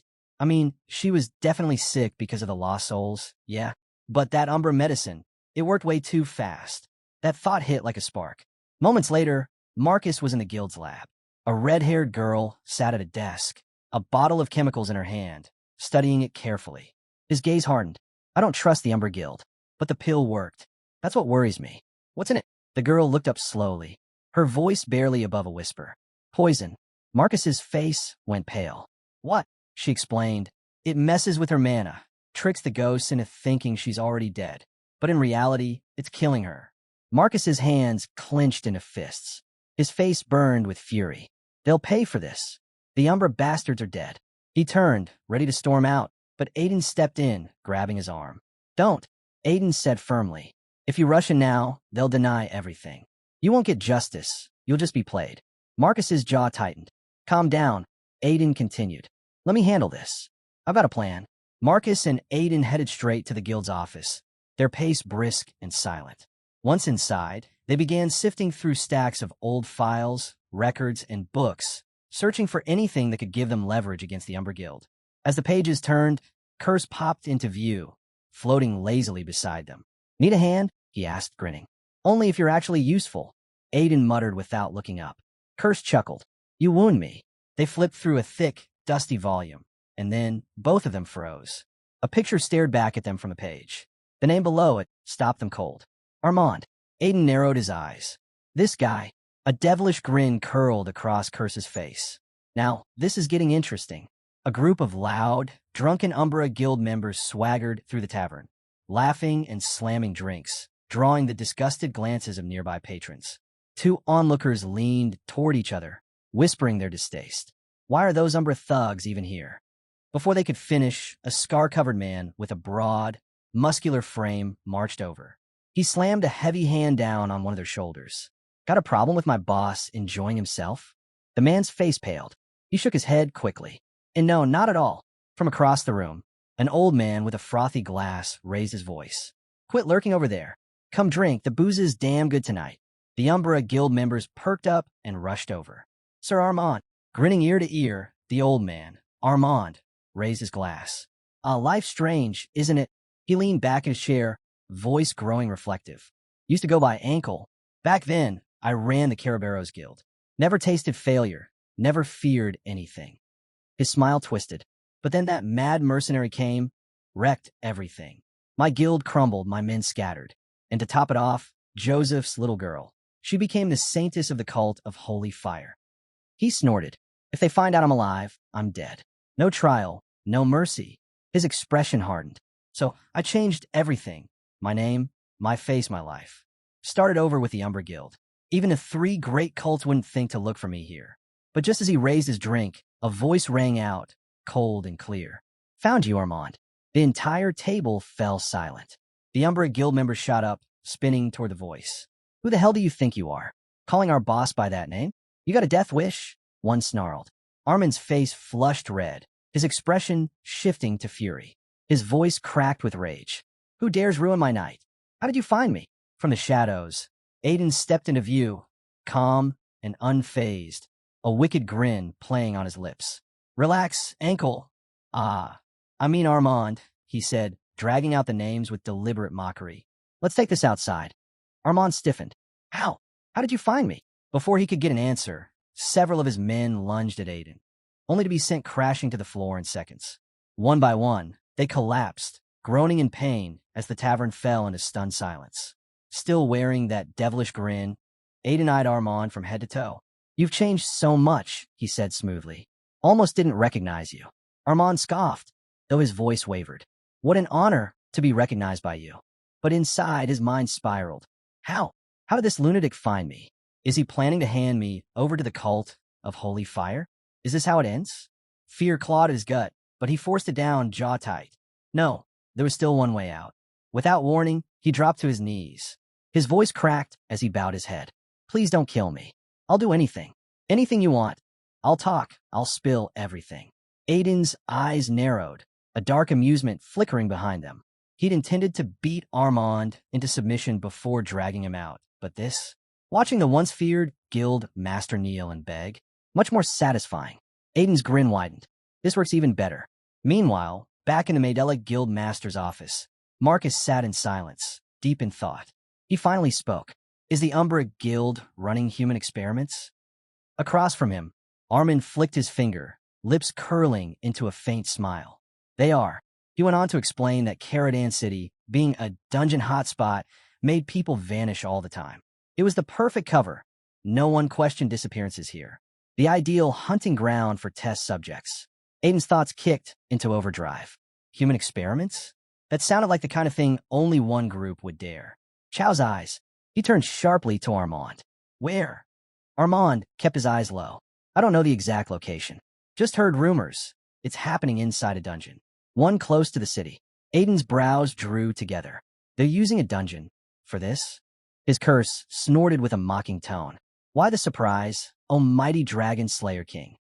Aiden ignored the jab. It didn't add up. Dungeons belonged to the spirit merchants. After a dungeon was cleared, merchants would move in, set up shop, collect loot and rare resources. Then the dungeon would collapse.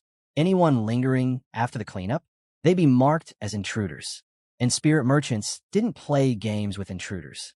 The curse, still circling with curiosity, asked, "Then why haven't they been kicked out?" Aiden's face darkened. "There's only one explanation. Someone made a deal. If the merchants were offered enough profit, enough to outweigh the rules, they might be willing to look the other way. And if that happened, the intruders would never be reported. Not to the Spirit Emporium, not to anyone." Marcus clenched his jaw, eyes burning. "This operation's too big. There's no way a single guild could pull this off. Who's backing you?" Still kneeling, Armand trembled, hesitation gripping his throat. Aiden's smile sharpened. His voice dropped to a low, icy whisper. "If you lie, or even think about hiding something, I'll personally hand you over to the cult of holy fire." That broke him.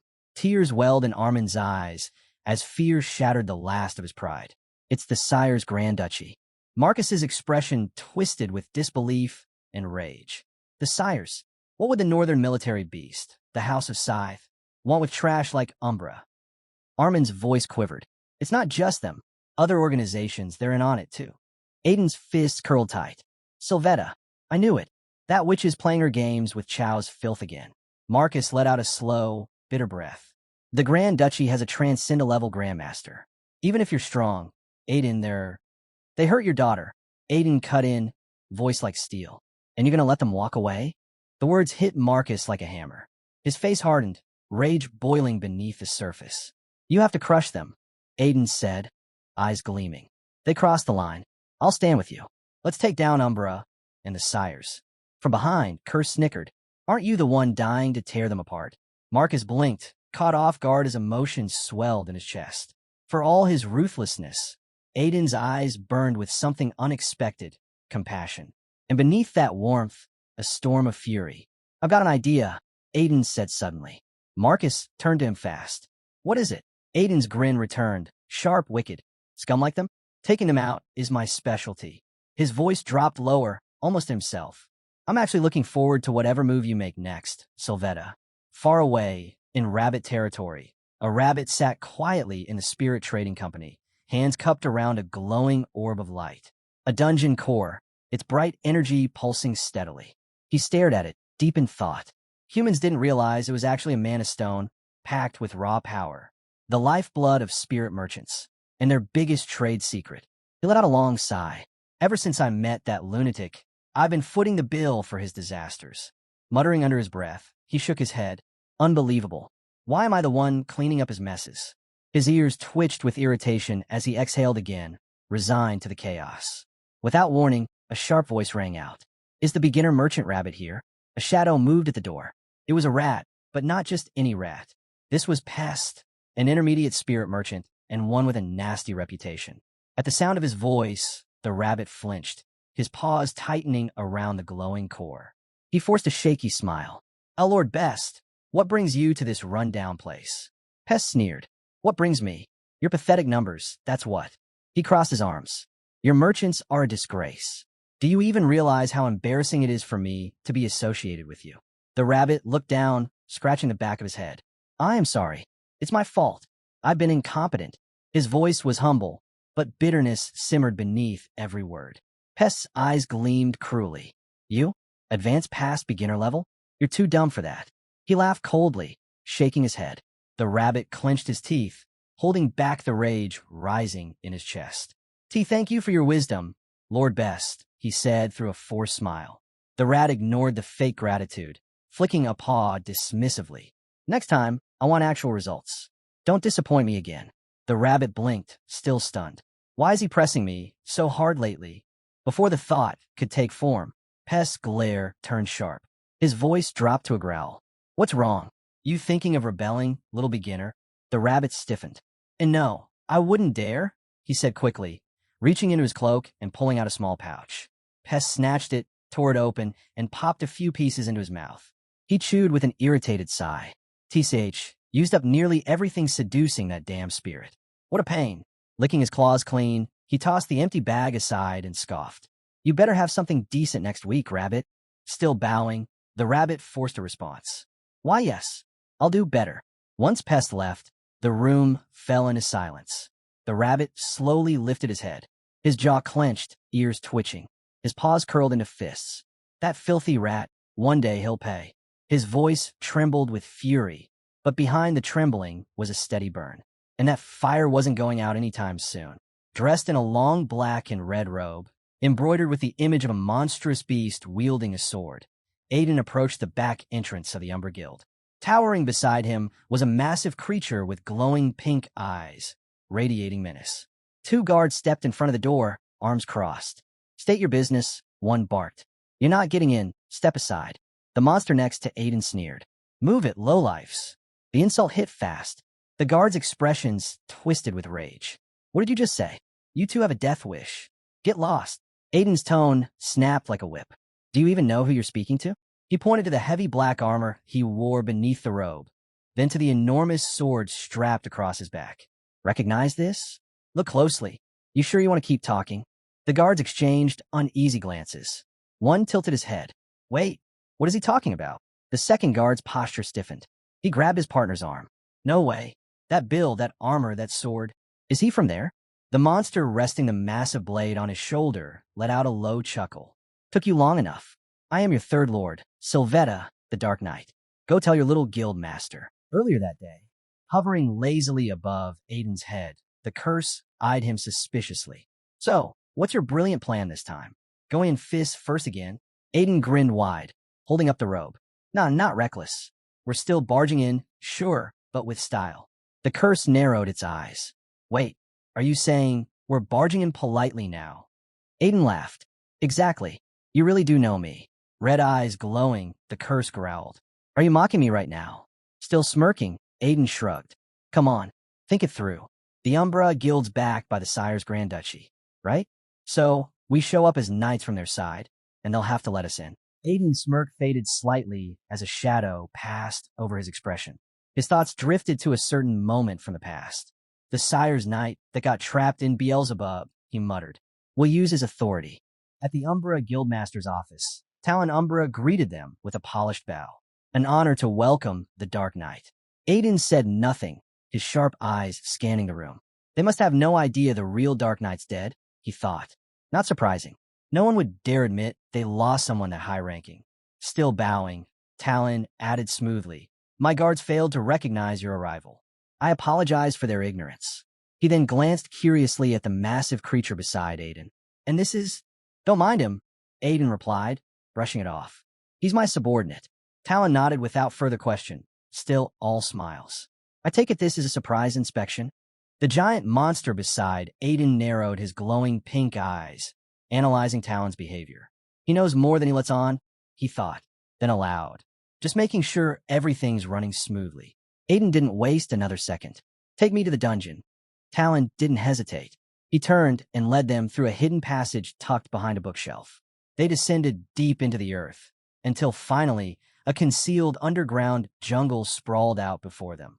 Lush, vast, and teeming with secrets. Aiden's eyes narrowed. No wonder it was so hard to track down. They built it right beneath their headquarters. Inside, he spotted figures moving through the shadows, wearing the same black armor he had used for his disguise. Then he saw the monsters, imprisoned, thrashing violently, rage burning in their eyes. Aiden's gut twisted. What kind of experiments are they running here? Talon, practically glowing with pride, broke the silence. Your timing is perfect. We just made a major breakthrough. He guided them deeper into the lab. There, two figures lay still on cold metal tables. These, Talon announced, gesturing toward them, are our latest successes, B12 and B14. He snapped his fingers. The two figures slowly sat up. Their bodies were covered head to toe in tight, layered bandages. Their skin pale, their eyes empty, drained, hollow. Aiden narrowed his eyes, studying the two bandaged figures closely. They look human, he thought. Too human. Talon, wearing a smug smile, stepped forward. As you requested, he began. We kept their human form intact, but enhanced them with the regenerative abilities of a troll and the raw strength of an orc. Then he motioned to a young man standing nearby. The man stepped up and unsheathed a sword. The blade began to hum, and a crimson aura flared around it. Aiden's eyes widened. His stomach turned. That color, no way. Talon, clearly relishing the moment, went on. They've achieved high-rank sword aura, combined with their monstrous strength and rapid healing. And, thanks to perfect mind control, they'll never rebel. He grinned even wider. We're preparing to mass-produce them. When we do, your dream of an immortal army will be a reality. He extended his hand toward the bandaged soldiers like a showman unveiling a masterpiece. I give you the Berserk Blood Knights, warriors who've conquered death. They'll serve Lord Salvata without question. Aiden's hands balled into fists.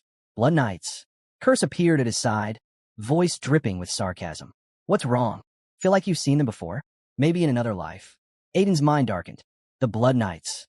Sylveta's personal force. The Sire's deadliest unit. They were fearless, unbreakable, loyal to the grave, and their presence had earned Sylveta her title, the Night King. Curse gave a low snicker. Guess this is where a nickname started. Aiden's jaw tightened. How long has she been preparing for this? Talon turned back, still basking in his own glory. Remember when I told you the human body was too fragile to merge with monster traits? He paused, letting the moment hang. We solved it. The towering monster beside, Aiden shifted the sword on his shoulder, giving Talon a pointed stare. A solution? Huh? He repeated skeptically. And we're just supposed to take your word for it? Talon didn't answer. Instead, he turned and walked toward a massive iron door at the far end of the lab. With a slow, deliberate push, he opened it. A thick wave of green light spilled out, casting warped shadows along the walls. The air grew heavy. Inside, chained by thick, glowing restraints, was a towering figure. Power pulsed from it, wild, unnatural. Talon's voice dropped to a reverent whisper. This is the one who made it possible. Aiden's stomach twisted the moment he saw it. His suspicions now grim reality. So, this is where they kept him. Chained in thick, rune-etched links, the spirit of epidemic, plague, glowed with a menacing, sickly green light. The air around him was dense, almost toxic, as if the spirit's very presence corrupted the space. Aiden lowered his head slightly, his voice cold and composed. We've heard enough. Without hesitation, he gave the order. Kill him. The massive monster at his side moved instantly. With a single, ruthless swing, his blade tore through Talon. The guild master's body dropped in a heap, blood spreading across the cold floor. As the creature raised his sword again, power surging around him, Aiden's voice remained calm. Let's free the spirit. It's time to finish this. The monster stepped forward, eyes blazing pink, blade humming with raw force. His gaze never left the crumpled corpse. Then, in a low growl, he asked, So tell me, who was Talon, really? Talon, now fully transformed into a towering lizard-like beast, locked his eyes on Aiden. Who are you? He growled, his massive sword crackling with a surge of red aura as he swung it. Aiden stood his ground. He'd seen the Dark Knight's soul-pierced talon moments ago, so how was this monster still alive? With no time to dwell on it, Aiden focused, channeling mana into his blade. He took a swift step forward and slashed Talon across the abdomen. The cut landed clean and blood sprayed, but within seconds, the wound sealed shut like it was never there. Talon grinned wickedly and sprang back before launching a vicious counterattack. Aiden barely deflected it, skidding toward the outskirts of the battlefield. Watching closely, Aiden's eyes narrowed. That healing, he knew what it was. Talon was using red aura to regenerate. You really turned yourself into a Blood Knight, he scoffed. You must be out of your mind. Talon laughed, unbothered. You think I'd waste power like this in front of someone like you? Don't be stupid. He raised his hands, red energy swirling violently. Thanks to you, I finally broke through the bottleneck I've been stuck in for years. He glanced at Aiden with a smirk. Your control over the Dark Knight's soul is impressive. You've got guts, I'll give you that. Then, instead of interrogating him, Talon made an unexpected offer. Join me. I'll share my power with you. I'll make you an executive in the guild. Aiden let out a short laugh. Tempting, he replied. But are you sure there'll even be a guild left after this? Just then, a battered guild member stumbled into the battlefield, gasping for air. Talon, it's bad. The Maidella Guild just raided HQ. Marcus is leading them. We can't stop them without you. Talon froze, his expression twisting as the pieces fell into place. His guild was under siege. This wasn't a coincidence. Aiden had planned it all. You're behind this, he snarled, turning back to Aiden with a furious glare. Aiden's smirk widened. What's wrong? Not a fan of surprises. Roaring in rage, Talon's sword exploded with crimson energy. I'll end you, he bellowed, unleashing a relentless storm of attacks. But Aiden dodged every strike with ease. Then, cloaked in flickering mana, Aiden stepped forward. Let me show you what you gave up. Talon's eyes narrowed, then widened. That technique, he knew it. That was no ordinary sword style. It was crafted to pierce dragon scales, a move that belonged only to one man, the slayer of the Berserk Dragon. Aiden's blade pulsed with raw power as he unleashed the Dragon Slayer King sword technique, Scale Slash. The strike landed clean, tearing through Talon's body. This time, the wound didn't seal. Blood spilled freely, and the scent of scorched flesh filled the air. Talon staggered, his breath catching, his healing gone. And the pain, it was unlike anything he'd felt before. Aiden tilted his head slightly, unimpressed. That's it, he muttered. Honestly, he'd expected Talon to be engulfed in flames by now. Still, with smoke rising from the gash and his new technique doing the job without relying on anything but his blade, he counted that as a victory. He locked eyes with Talon. Those wounds are burning from the inside, he said flatly. They won't heal. If you want to live, you'll surrender. Talon's fists clenched tight, his pride taking a hit harder than any blade could deliver. Mana erupted around him as he hissed through gritted teeth. Tise, I didn't want to resort to this. Then, slamming his palm to the ground, he bellowed, Oh, dungeon! Talon Embra, call upon the spirit merchant, Pest. Aiden's eyes snapped wide. Pest. Green light shimmered in the air, and a peculiar energy hat floated into view, followed by a massive chest and a grotesquely large rat. Hovering above them was Pest himself, calm and eerie. What's your request, Talon Embra? He asked, voice laced with amusement. Aiden narrowed his eyes. So this was the one who secretly sold the dungeon, captured the spirit of Epidemic, and tricked the hat merchant. Pest turned to Talon, smirking. You even used the emergency summon I gave you. For free, no less. Must be serious. Despite his condition, Talon managed a smug grin. Yeah, I need your help to eliminate him. Pest's pupils shrank slightly. Then he answered coldly. I can interfere in dungeon matters, but only for proper compensation. Without missing a beat, Talon shouted, Take it all. Everything I have, just kill him. Pest's grin stretched wide. Then we have a deal. Suddenly, a dark green aura exploded from his form, twisting and growing until Pest stood as a towering merchant spirit, radiating deadly intent. Aiden's curse whispered from within him, voice hushed and wary. So this is a true spirit merchant, no longer bound by the Emporium's laws. This power, it's beyond a sword master. No, even beyond that. But Aiden didn't flinch. Eyes steady, he looked up at the monstrous figure. You sure about this? He asked. Interfering in dungeon matters goes against your kind's rules. You think you'll walk away from this? Pest let out a low chuckle, clearly amused that Aiden knew so much. Impressive, he said with a grin. But in the end, it doesn't matter, as long as no one finds out. His eyes gleamed as he raised a hand. Now, then, time to die. Don't take it personally. Aiden smirked back. Funny, guys who count on staying under the radar. They're usually the first to drop. Pest scoffed, brushing it off. Spare me the lecture. But Aiden wasn't bluffing. He knew the truth. Fighting a fully unsealed spirit merchant inside a dungeon was a death sentence. Only one move left on the board. Then, a voice rang out across the space. So, the rabbit's report was right after all. Pest froze mid-hover, his body stiffening instantly. That presence, he recognized it, and he didn't like it one bit. Aiden had done the unthinkable. He'd summoned someone even Pest couldn't ignore. A higher-ranked spirit merchant.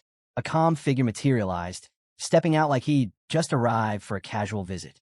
Been a while, Pest, he said. Immediately, Pest tore off his hat, face pale and drenched in sweat.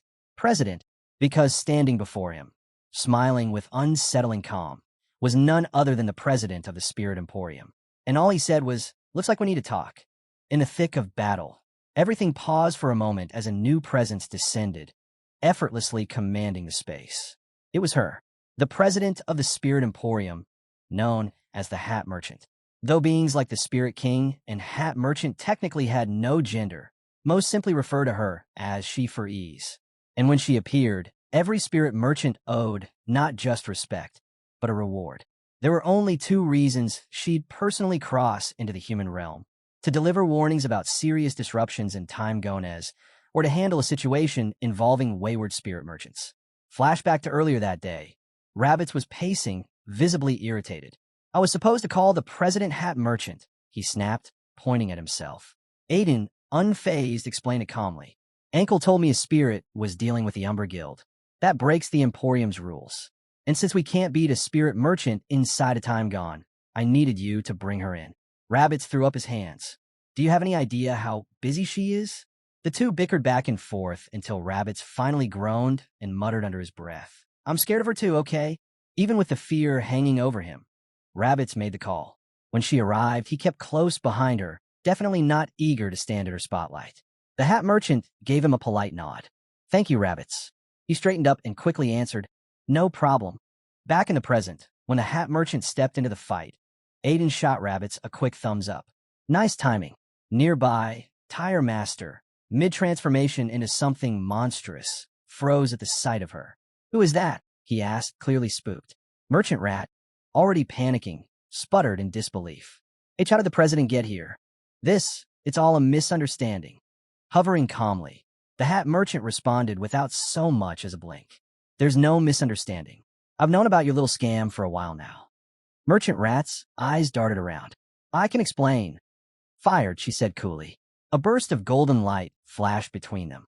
In an instant, Merchant Rat's grotesque form crumpled down into a harmless, squirming rat. The Hat Merchant reached out and plucked him from the air, fingers gently curling around his tiny body. She then turned to Aiden. "Rabbits filled me in. Apologies on behalf of the Spirit Emporium for all this mess." Aiden, still trying to wrap his head around her overwhelming presence, gave a slight nod. "It's all right." The Hat Merchant shook her head gently. "Words alone won't do," she said. "That's not how the Emporium operates." Reaching into her coat, she handed Aiden a small bag. "This holds a few things you'll find useful on your journey." Aiden's eyes widened slightly. A gift from the Hat Merchant was practically unheard of. "Thank you," he said sincerely. As she turned to leave, Aiden stepped forward. "Wait, can I ask you something?" She paused, head tilting just a little. "What is it?" Aiden led her and Rabbits toward a large green stone wrapped tightly in thick chains. "How do I save the spirit of epidemic trapped in there?" The Hat Merchant examined the sealed stone for a moment, then nodded. "He's in a deep slumber," she said. "Even if you break the chains, he won't wake up. The only way is through a formal contract." Then, glancing off to the side, she added, "There is another option. Might be easier, considering the circumstances." Aiden's expression darkened. "You mean banishing him?" She didn't answer directly. Yellow mana shimmered faintly around her. "If that answers your question, I'll take my leave." Aiden gave a slight nod. "Thanks." She began to walk away, then stopped to offer a final word. Good luck on your journey. Mr. Aiden Alberio. Aiden froze. His eyes widened. How do you know that name? But she was already gone, vanished like smoke. As the quiet settled, Aiden turned to Rabbits. Did she just call me by my past life name? Rabbits blinked, still processing everything, and slowly nodded. She did. Aiden fell silent, deep in thought. Something wasn't adding up. Something big. Then it hit him. A smirk crept across his face as he turned, eyes burning red. Behind him, the battered, crumbling figure of the monster glared at him.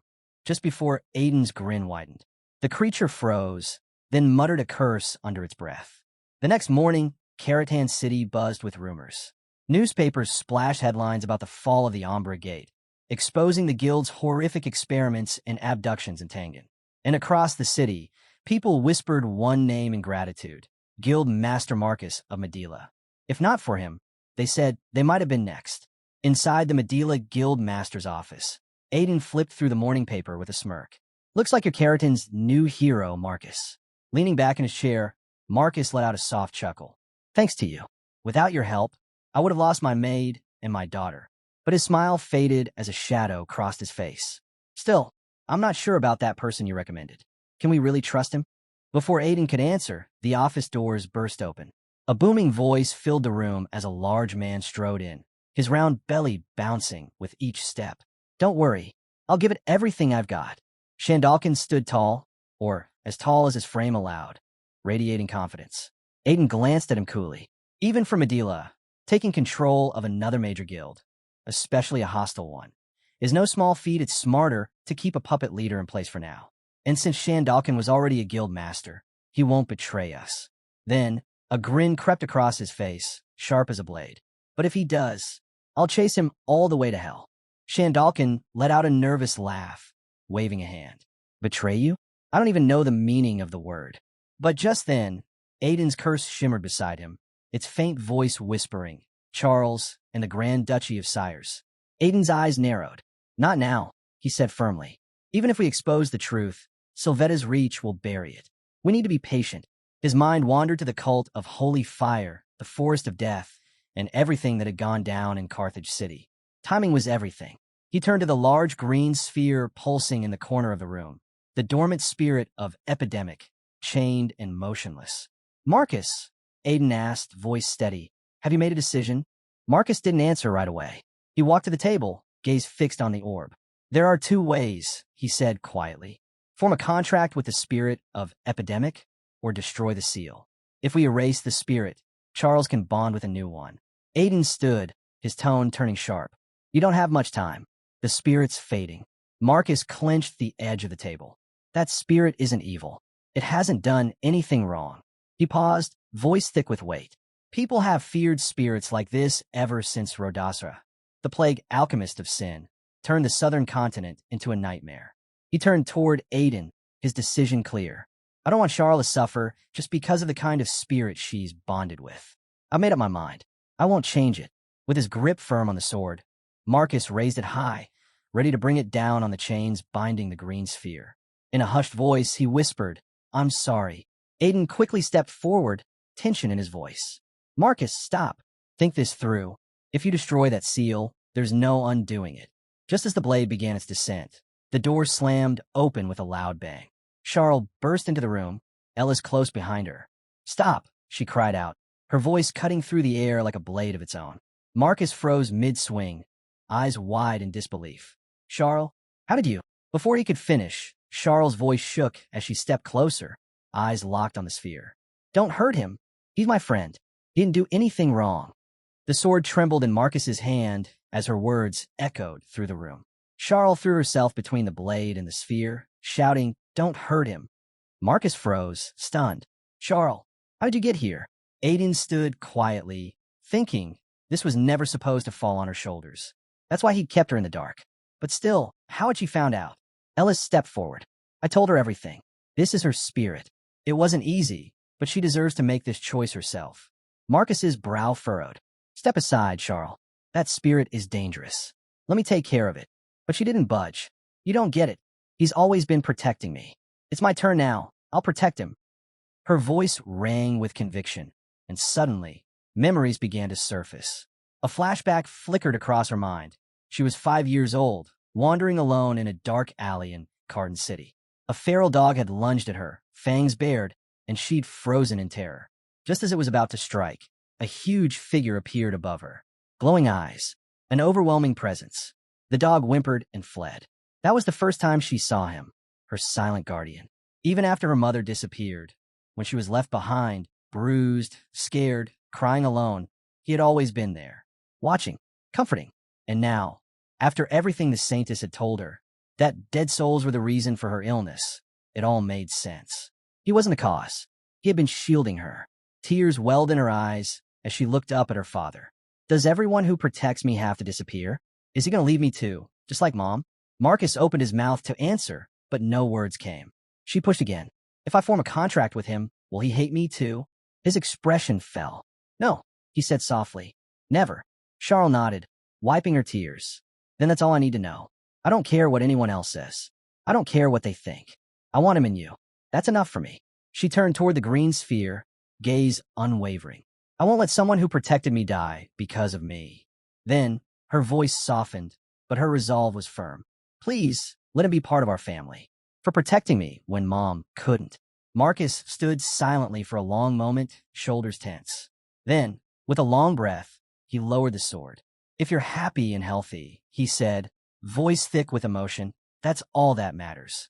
He stepped forward and pulled her into an embrace. Through the glass, the spirit inside stirred slightly, and in its eyes, tears shimmered, quietly falling. Back in the Mandela Guild's office, Marcus turned to Aiden, his voice steady. I'll never forget what you've done for me. Aiden brushed it off with a casual wave. Don't make a big deal. It was part of the agreement, nothing more. Still, he paused for a moment before asking, are you really okay with all this? With Charles becoming the sorcerer of the spirit of epidemic? Marcus let out a deep sigh. I won't lie, I'm not thrilled. I know it'll only make her life harder. But if it makes her happy, that's enough for me. He looked toward the sealed spirit and added quietly, I'll raise her right. Make sure she doesn't get hurt. Help her grow strong. His expression softened as he stared at the orb. To me, that spirit's not some cursed omen anymore. It's family now. Aiden nodded, then shifted the topic. In that case, I have a suggestion. I think Charles should study at the House of Remus. Marcus blinked, caught off guard. The House of Remus? That's not a bad idea, but before he could finish, Aiden cut in. Rodasra's powers are dangerous. That's not something she can just learn to control on her own. She needs the right environment. The House of Remus is full of spirits. It'll help her grow into a proper spirit sorceress. Marcus hesitated. But why? Why go so far for us? This isn't a small favor. Aiden shrugged. Like I said, part of the deal. Marcus narrowed his eyes. What kind of deal? Aiden gave him that familiar smirk. If I ever need Charles' help one day, you'll answer the call. That's all. I won't misuse her powers. Marcus clenched his fists and shouted, if you ever call on us, we'll come running. Not just Charles. We'll bring the full strength of the Mandela Guild. Wherever you are, whatever it takes. Aiden smiled. With Charles' potential and the Mandela Guild at his back, the advantages were stacking up. He extended his hand, and Marcus took it, sealing the deal. Far from the warmth of the city, deep in the icy wilderness of the northern continent, the cold bit through the wind like blades. A man stood alone in the snow, scowling. The Embera Guild's gone too, he muttered. Damn it, this is getting out of control. Amidst a frozen battlefield strewn with corpses, both human and beast, an armored man stood silently before a massive, lifeless rhino. Behind him, a cloaked figure waited in the shadows. The air was cold, the silence heavy. The commander bowed slightly. My lord, I bring unfortunate news. His lord turned, eyes sharp. Have you identified the ones responsible? The armored man nodded. According to the Crimson Knight, the attacker used a sword like yours. We suspect Dyer's involvement once again. Also, Chaos suffered major losses. The research has been delayed. At those words, the Lord's jaw tightened, fists curling. Those damned remnants of the fallen kingdom, he muttered. I should have never trusted those traitors. A crackle of yellow energy flared around him, his anger bubbling over, but then his body lurched. He dropped to his knees. The commander rushed to his side. My lord, quickly the potion. Blood spilled from the man's lips as he gasped. This man was Sir Sylvette. He snatched the potion and drank it down in one breath, then grimaced in disgust. How pathetic, depending on something made by impure hands. His voice was bitter. If I hadn't wrecked my mana core during the monster wave 7 years ago, I wouldn't be like this.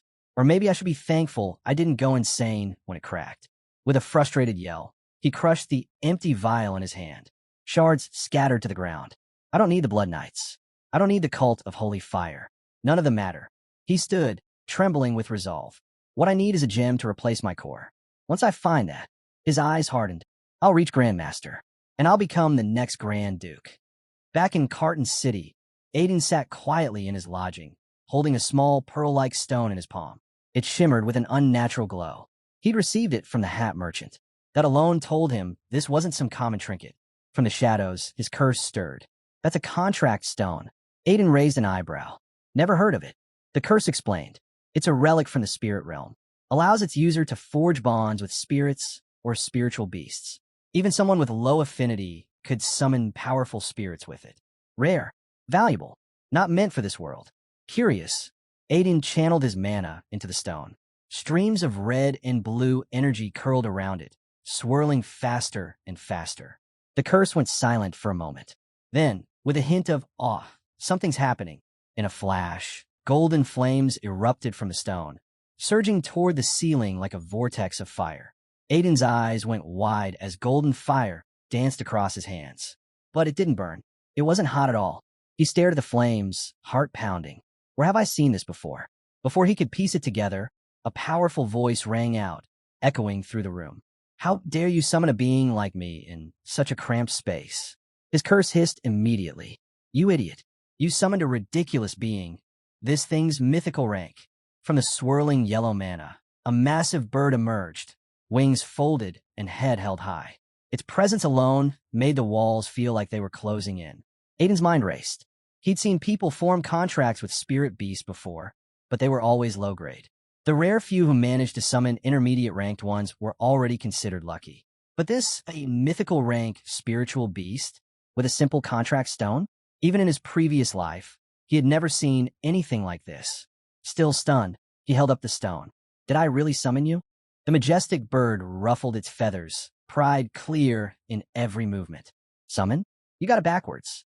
I found you. That only confused Aiden more. What does that even mean? With a soft, almost warm chirp, the beast explained. My child owes you their life. A memory clicked in Aiden's mind, and his jaw dropped. He remembered. That little bird. The troll. That day. The beast continued. You saved my child from a disgusting troll that was ready to devour them. I've come to thank you. But then her tone shifted. Her eyes narrowed. Still, I'm surprised to see you. Aiden frowned. Surprised? Why? The beast's gaze sharpened. Resurrection, exposure to demonic corruption, poison that should have killed you. And you even survived a banshee's shield. She paused, then added, and on top of that, you're carrying a particularly nasty curse. The curse flared instantly. Nasty, it growled. That feathered freak dares call me. Aiden nearly laughed, barely keeping it in. The curse muttered darkly, clearly insulted and ready to throw feathers. But Aiden ignored it and turned back to the bird. Then, are you willing to form a contract with me? The beast looked him over one more time. Normally, not a chance. You'd be incinerated trying to handle even a fraction of my power. But, her eyes flicked to his chest. With that strange stone inside your body, maybe. Aiden's brow furrowed. You mean, that weird stone from the Forest of Death? The beast tilted her head, thoughtful. Perhaps. I can't say for sure. But long ago, there were beings with stones like that. And even among kings like me, they stood at the top. While Aiden's body couldn't compare to those ancient beings, Pyronus noted that with enough control and precision, he might just manage to handle her power. Then, with a piercing gaze, the great bird finally asked, So, are you willing to form the contract? Aiden didn't hesitate. This was a chance he couldn't pass up. I am. The beast dipped her head, ruffling her wings. Then allow me to introduce myself. I am Pyronus, king of immortal birds. To finalize the contract, she said, state your name. Aiden took a breath, then declared clearly, Aiden Ramez. Pyronus tilted her head slightly. Is that the only name you go by? His eyes flickered. Aiden Alberio. With that, the contract was sealed. A glowing screen flickered into view. Confirmation that Aiden had successfully formed a contract with a mythical rank spirit beast. For days later, a quiet carriage moved along the path toward Carton City's north gate. Inside, Ellis gently held a fluffy puppy in her lap. Kathy smiled, reassuring her. Once the pilgrimage is over, we'll meet again. I promise. Lo let out a laugh. I'll even ask Mr. Joseph to let us visit Carton City sometime. Back in his room, Aiden lay on the bed, staring at the object in his hand, a brilliant white gold token, an S-rank mercenary badge. His thoughts drifted back to earlier. The priest had been holding a gold token, the mark of an A-rank merc. Lo had gotten his B rank. Then, glancing toward Aiden, Lo casually asked, "What about you? What did you get?" The moment Aiden held it up, both the priest and Lo froze. "Wait, that's a white gold token. That's S-rank, isn't it?" Marcus, calm as ever, responded. "Mercenary rank is determined by skill and accomplishments. The more experience he gets, the more he'll rise. No need to overthink it." Then he turned. "So, where are we headed next?" Aiden glanced up. "Sires, there's something I need to take care of there." There was a moment of quiet before Marcus spoke again. His voice was soft, cautious. "Young master, can I ask you something?" Aiden raised an eyebrow. "What is it?" Marcus hesitated. Then, with a heavy tone, he said, "You already know someone from Sires was behind everything that happened, don't you?" He looked at Aiden carefully. "Every time that name comes up, I can feel your rage. You know exactly who they are, what they're capable of. People who commit atrocities without a second thought." Marcus's fists clenched tightly as his voice trembled with restrained fury. "After what they did to my daughter, I can't even put into words the hatred I feel for them. They preach nobility, but their actions are filth. Everything they do is a lie." His shoulders sagged slightly. "But I'm just one man. I don't have the power to take them down on my own." He took a deep breath, then looked Aiden in the eye. "So even if it's shameless, I want to ask a favor. If you feel the same way, if we share this goal, I want to fight with you. And in return, I'll give everything I have to support you, no matter what path you take." Aiden's smirk was cold and sharp. "There's no stronger bond," he said, "than two people united against a common enemy." Without hesitation, they clasped hands, sealing a silent vow to bring ruin to those who deserved nothing less than death. Later that evening, Aiden sat alone on his bed, eyes unfocused, mind spinning back to the deal he made. The promise he could not break.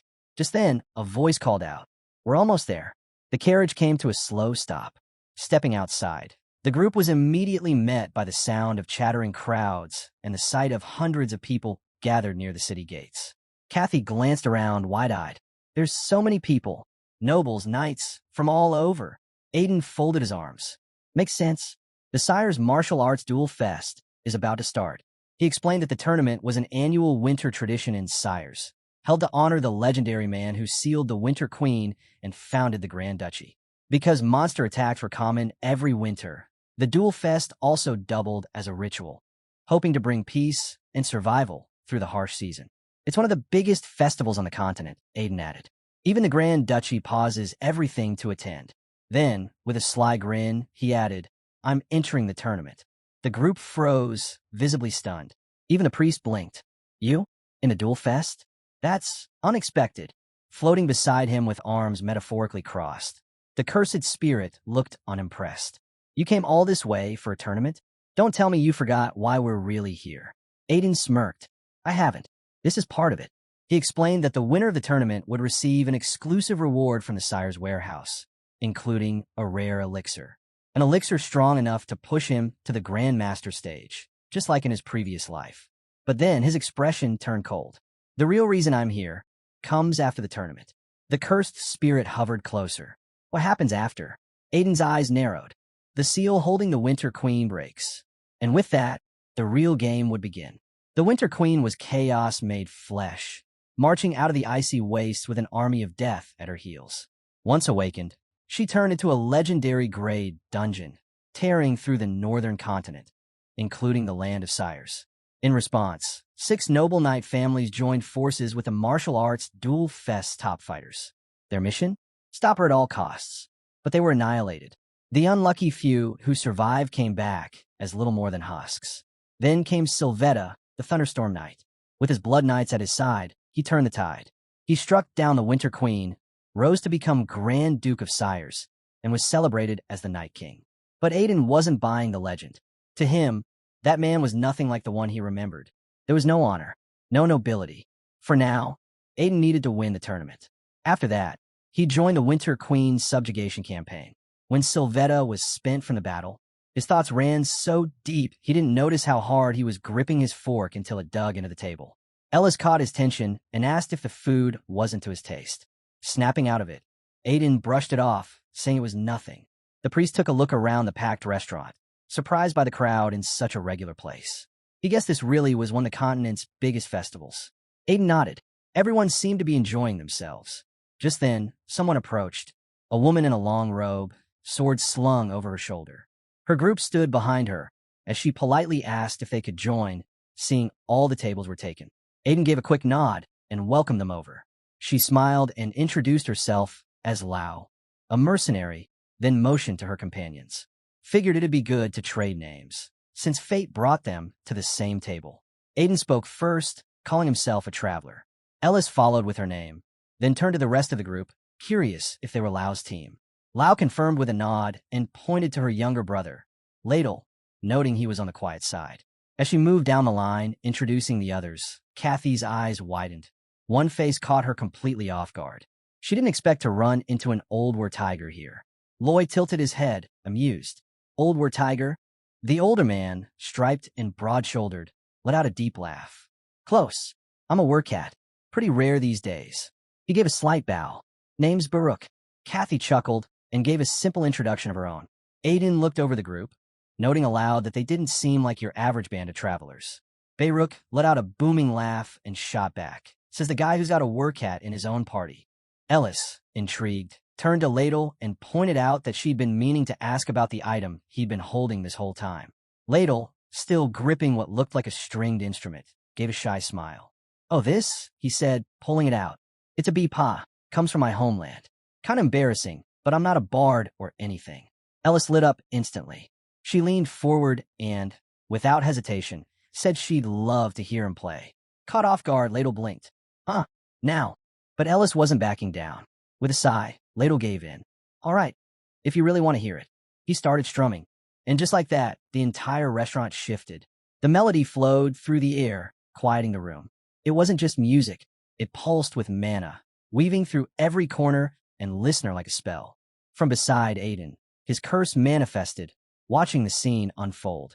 In a low, impressed voice, it remarked how the boy's music was resonating with everyone, proof of just how gifted he really was. Ladle kept playing, and the stunned crowd sat in silence, until someone raised their mug, cheering in admiration. Kathy rested her cheek on her hand, smiling gently. That was beautiful. Thank you.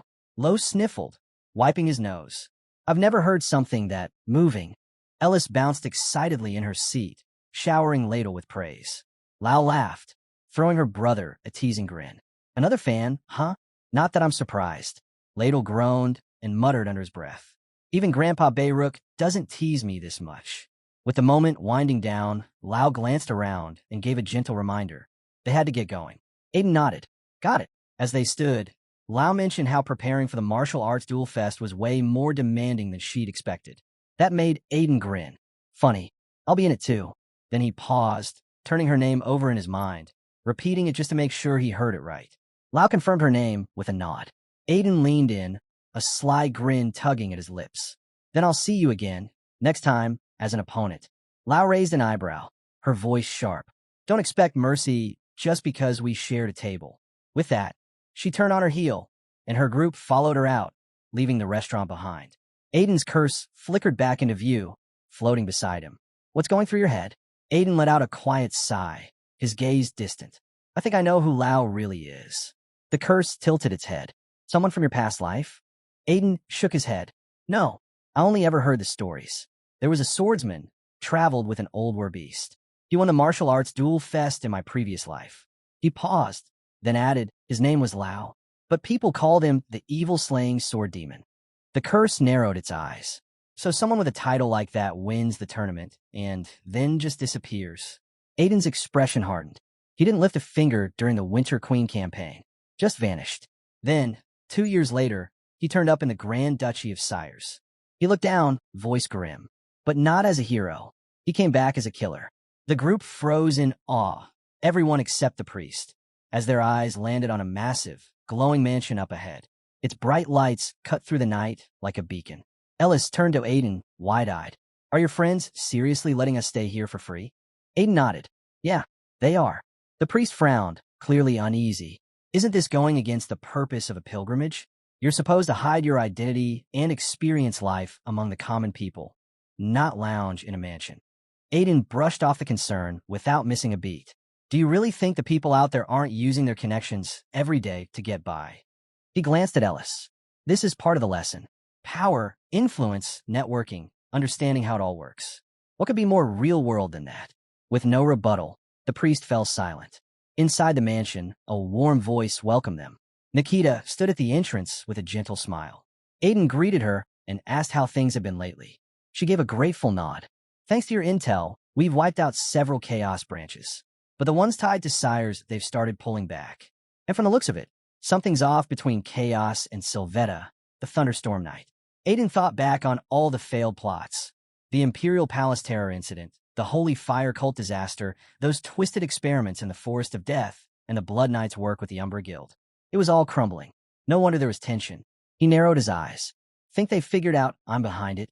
Nikita shook her head. Highly unlikely. As expected of you. The way you deal with these heretics, it's flawless. You're the perfect shadow ruler. She looked away for a second, a faint blush coloring her cheeks. Aiden caught it, and it reminded him of who she was in his past life. Someone who once tried to paint his body in blood. His jaw clenched, but he forced the rage down. I'm more concerned about the item, he said coldly. Nikita gave a slight bow, then retrieved a black box and opened it. Inside were 7 bars of stellenium, exactly what he had asked for. Aiden's smirk returned as he eyed the dark, gleaming ingots. A mineral almost no one ever laid eyes on.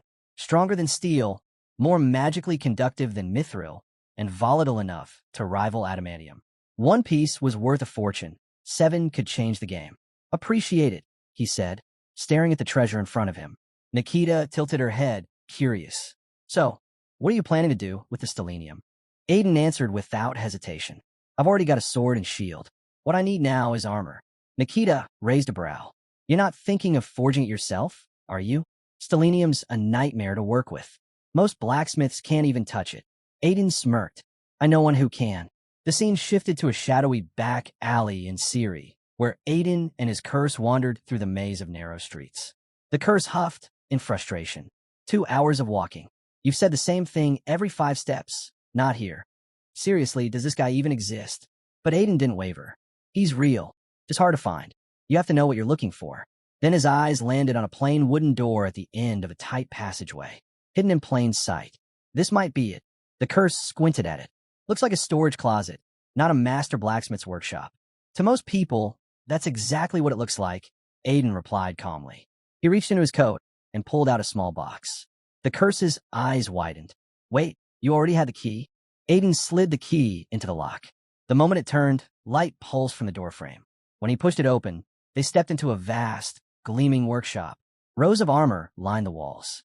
Weapons shimmered on elegant racks, each piece a masterpiece. Aiden exhaled slowly. It's been a while. The curse looked around, eyes wide. This is subspace magic. Aiden nodded. The craftsmen's from a race blessed by the earth. They're born with workshops, little worlds of their own, and they can set conditions for who gets in. He pointed at a badge nailed to the wall.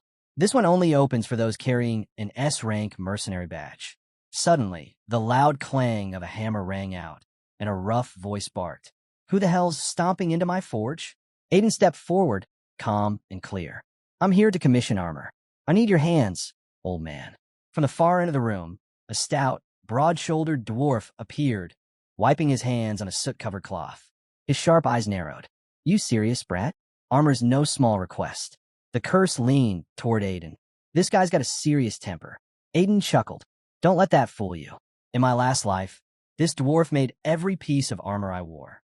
The curse groaned. Ugh, more stories from your glorious past? Pass. Hidos walked up, giving Aiden a skeptical once-over. You? An F-rank mercenary? You look like a stiff breeze would knock you out. Aiden just smirked and pulled out his white gold badge. S-rank, actually. The blacksmith stared at it, then let out a grunt. The world's gone insane. giving this kind of badge to a twig like you. He turned, muttering, might be time to raise the entry conditions. Without looking back, Hitos waved him off. Go find another smith. I don't have time for amateurs. Unfazed, Aiden reached into his bag. That's a shame, he said, holding up a bottle. Was hoping we could share a drink while we talked. Hitos froze mid-step. Tears of the White Dragon, Aiden added, voice casual. From Drather. As he turned, pretending to leave, he raised the bottle just high enough for the dwarf to catch a clear look. Hitos snapped around. Hold on. Did you say Tears of the White Dragon? Aiden didn't stop walking, just angled the bottle to shimmer in the light. Hitos barked out, wait. Come back. Let's talk properly. Not long after, they were seated inside the workshop, the bottle open, and Hitos laughing heartily with a goblet in hand. Humans, say what you will, but your liquor is on another level. He took another sip, eyes gleaming. So, what's your name? Aiden swirled his glass, lips curled into a smile. Names aren't important, but this wine, now, this is something special. Hitos chuckled, savoring another sip. Haven't tasted anything this fine since Saskel Balakin handed me a bottle, 20 years ago? The name hit Aiden like a memory. Saskel Balakin, his old instructor. He remembered that day clearly. His master had told him to find a particular blacksmith and introduce himself. He had, and Hitos, with a grunt, had said, You look just as scrawny as your teacher. Back then, the old dwarf hadn't gone easy on him. The training was brutal, constantly pushing, testing, breaking him down to rebuild him stronger. Hitos let out a long sigh, his gaze distant. Wonder where that reckless fool Balakin ran off to. Aiden stayed quiet, lost in his own thoughts. In this life, with Master Balakin gone, the void he left behind must have felt even heavier for Hitos. A reminder of what had been lost. Snapping back, Aiden cleared his throat. Enough reminiscing. Let's talk business. Hitos chuckled, setting the goblet down. With a drink like that, I'd be a disgrace if I turned you away now. He leaned back, grinning. Go on, tell me what you want. There's nothing I can't forge. The scene cut to the North Glacian Mountains of Sires, an endless sea of snow and jagged peaks stabbing into the sky. In the heart of it all stood a colossal slab of stone, unmoving and ancient. Trapped inside, a figure lay frozen, entombed in thick, unbroken ice. Then, a faint crack echoed across the mountains. A second followed, and a third. From within, a pair of eyes flickered open, breaking centuries of stillness. Back at Hito's forge, Aiden stood silently by the window, staring out at the quiet alley beyond. There was something oddly comforting about seeing the old dwarf again after so many years. With his new armor and daggers scheduled to be ready in 4 days, and the Winter Queen's return still 10 days off, he figured the timing couldn't be better. He rolled the key between his fingers, the one that let him return to Hito's workshop from anywhere. That alone made the trip worth it. In the meantime, he and the others continued their pilgrimage, arriving at the Grand Temple of Ceres. But as soon as they stepped into the temple grounds, Aiden felt something was off. A crowd had gathered, all dressed in holy robes, their faces lit with joy. They were calling out a name that rang clearly through the air, Saintess Ellis. Voices rang out, one after another, begging her to look their way, overwhelmed with admiration. Ellis stepped down from the cart, glowing with warmth as she greeted them. I'm truly happy to meet you all, she said with a beaming smile. The crowd erupted. Cheers, praise, hands waving, it was overwhelming.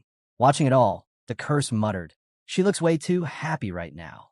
Aiden glanced at Ellis, then away, a flicker of jealousy surfacing, but he said nothing. Let her have her moment.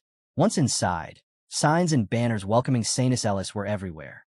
It wasn't just a temple. It was a celebration. They had arrived at the Sire's branch of the cult of Holy Fire.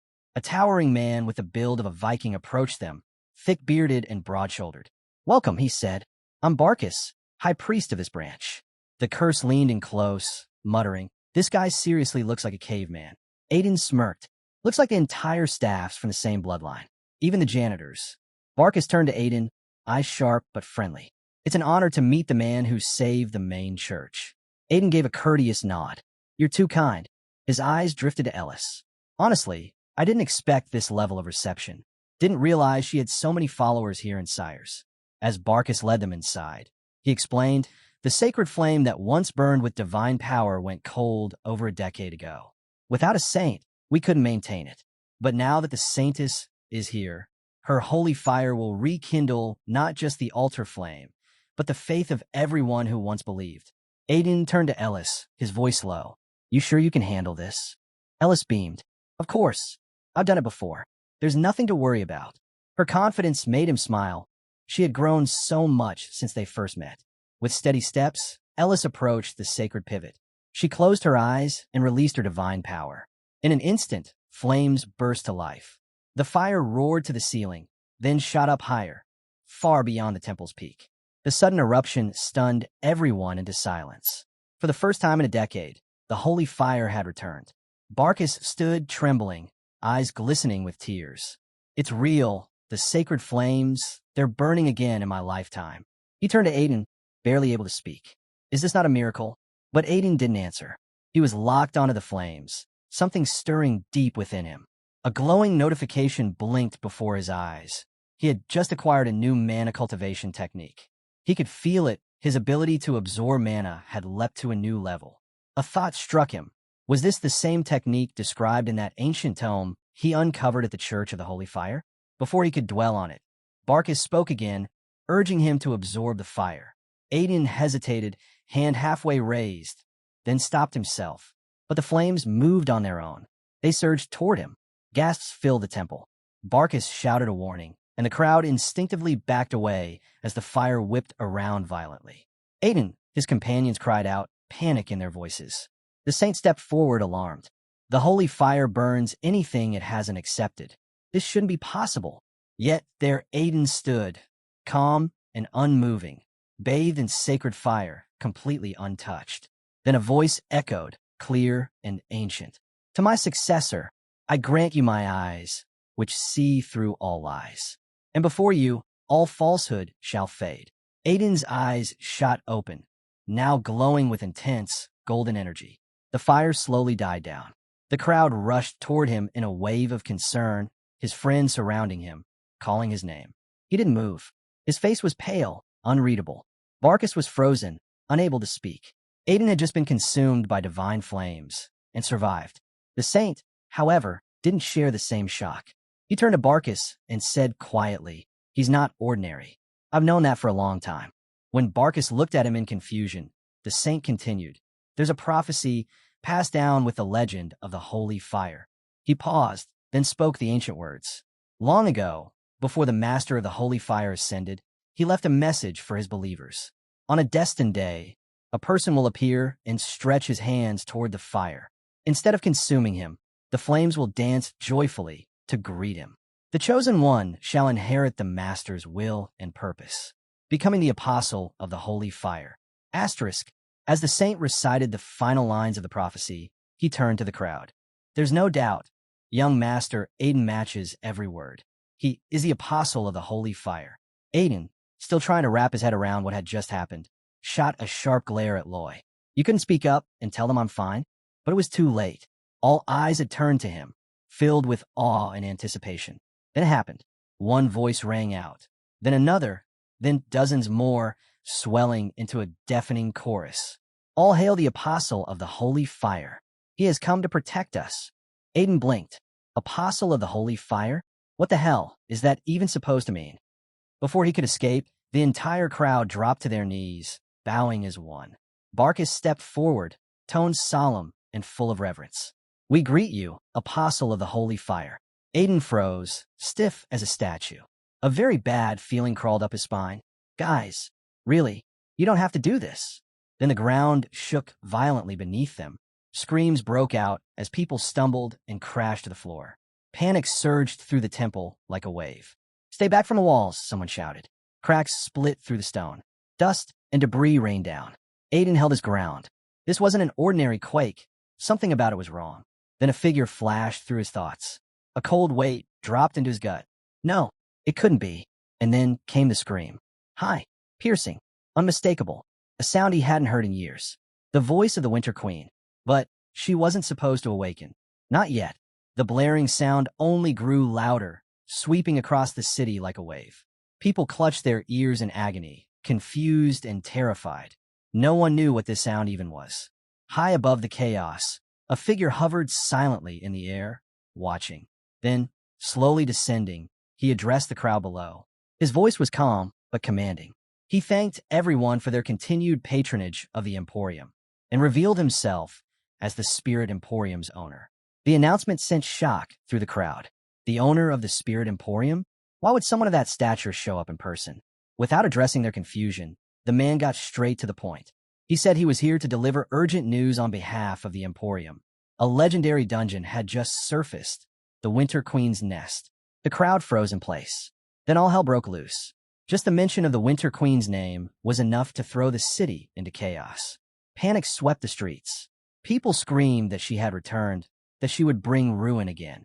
Some ran without looking back, yelling for others to flee if they wanted to live. Back inside the church, Aiden watched it all unfold. Something wasn't right. She had awakened 10 days early. Why? His plans were only half complete. To make things worse, his banshees were going wild over the Queen's return. And the specter of the Dark Night? He was beginning to stir, filled with the urge to defend his homeland. Annoyed, Aiden sighed. These ghosts were such a headache. He snapped at them to calm down and move quickly. But before he could take action, something shifted. A strange purple mist began leaking from the specter. Aiden's glowing eyes flickered, and everything went dark. When his vision came back, a warrior in full armor stood before him, appearing out of thin air. "I am Dare Clyman," the figure said. "I once served under Lord Sylvetta." Then, a distant voice rang out, like an echo from another time. "If my mana core stays like this, I'll lose everything. My claim to the Grand Duke's title. Dark Knight, find those dark mages again. Tell them I accept. If this gemstone really can replace my core, I'll take back what's mine." Aiden's gaze sharpened. This was no ordinary vision. He was witnessing a memory. The blessing from the holy fire had awakened a new ability within him. The Fire Eye.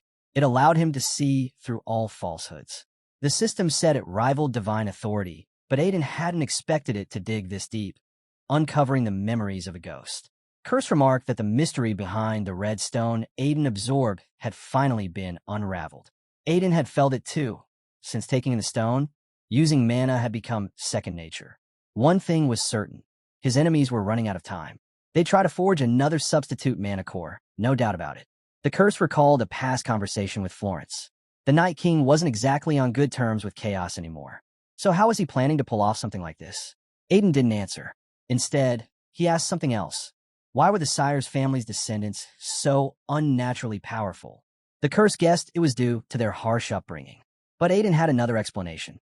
The original Grand Duke had defeated the Winter Queen and drank her essence. That essence was no ordinary power.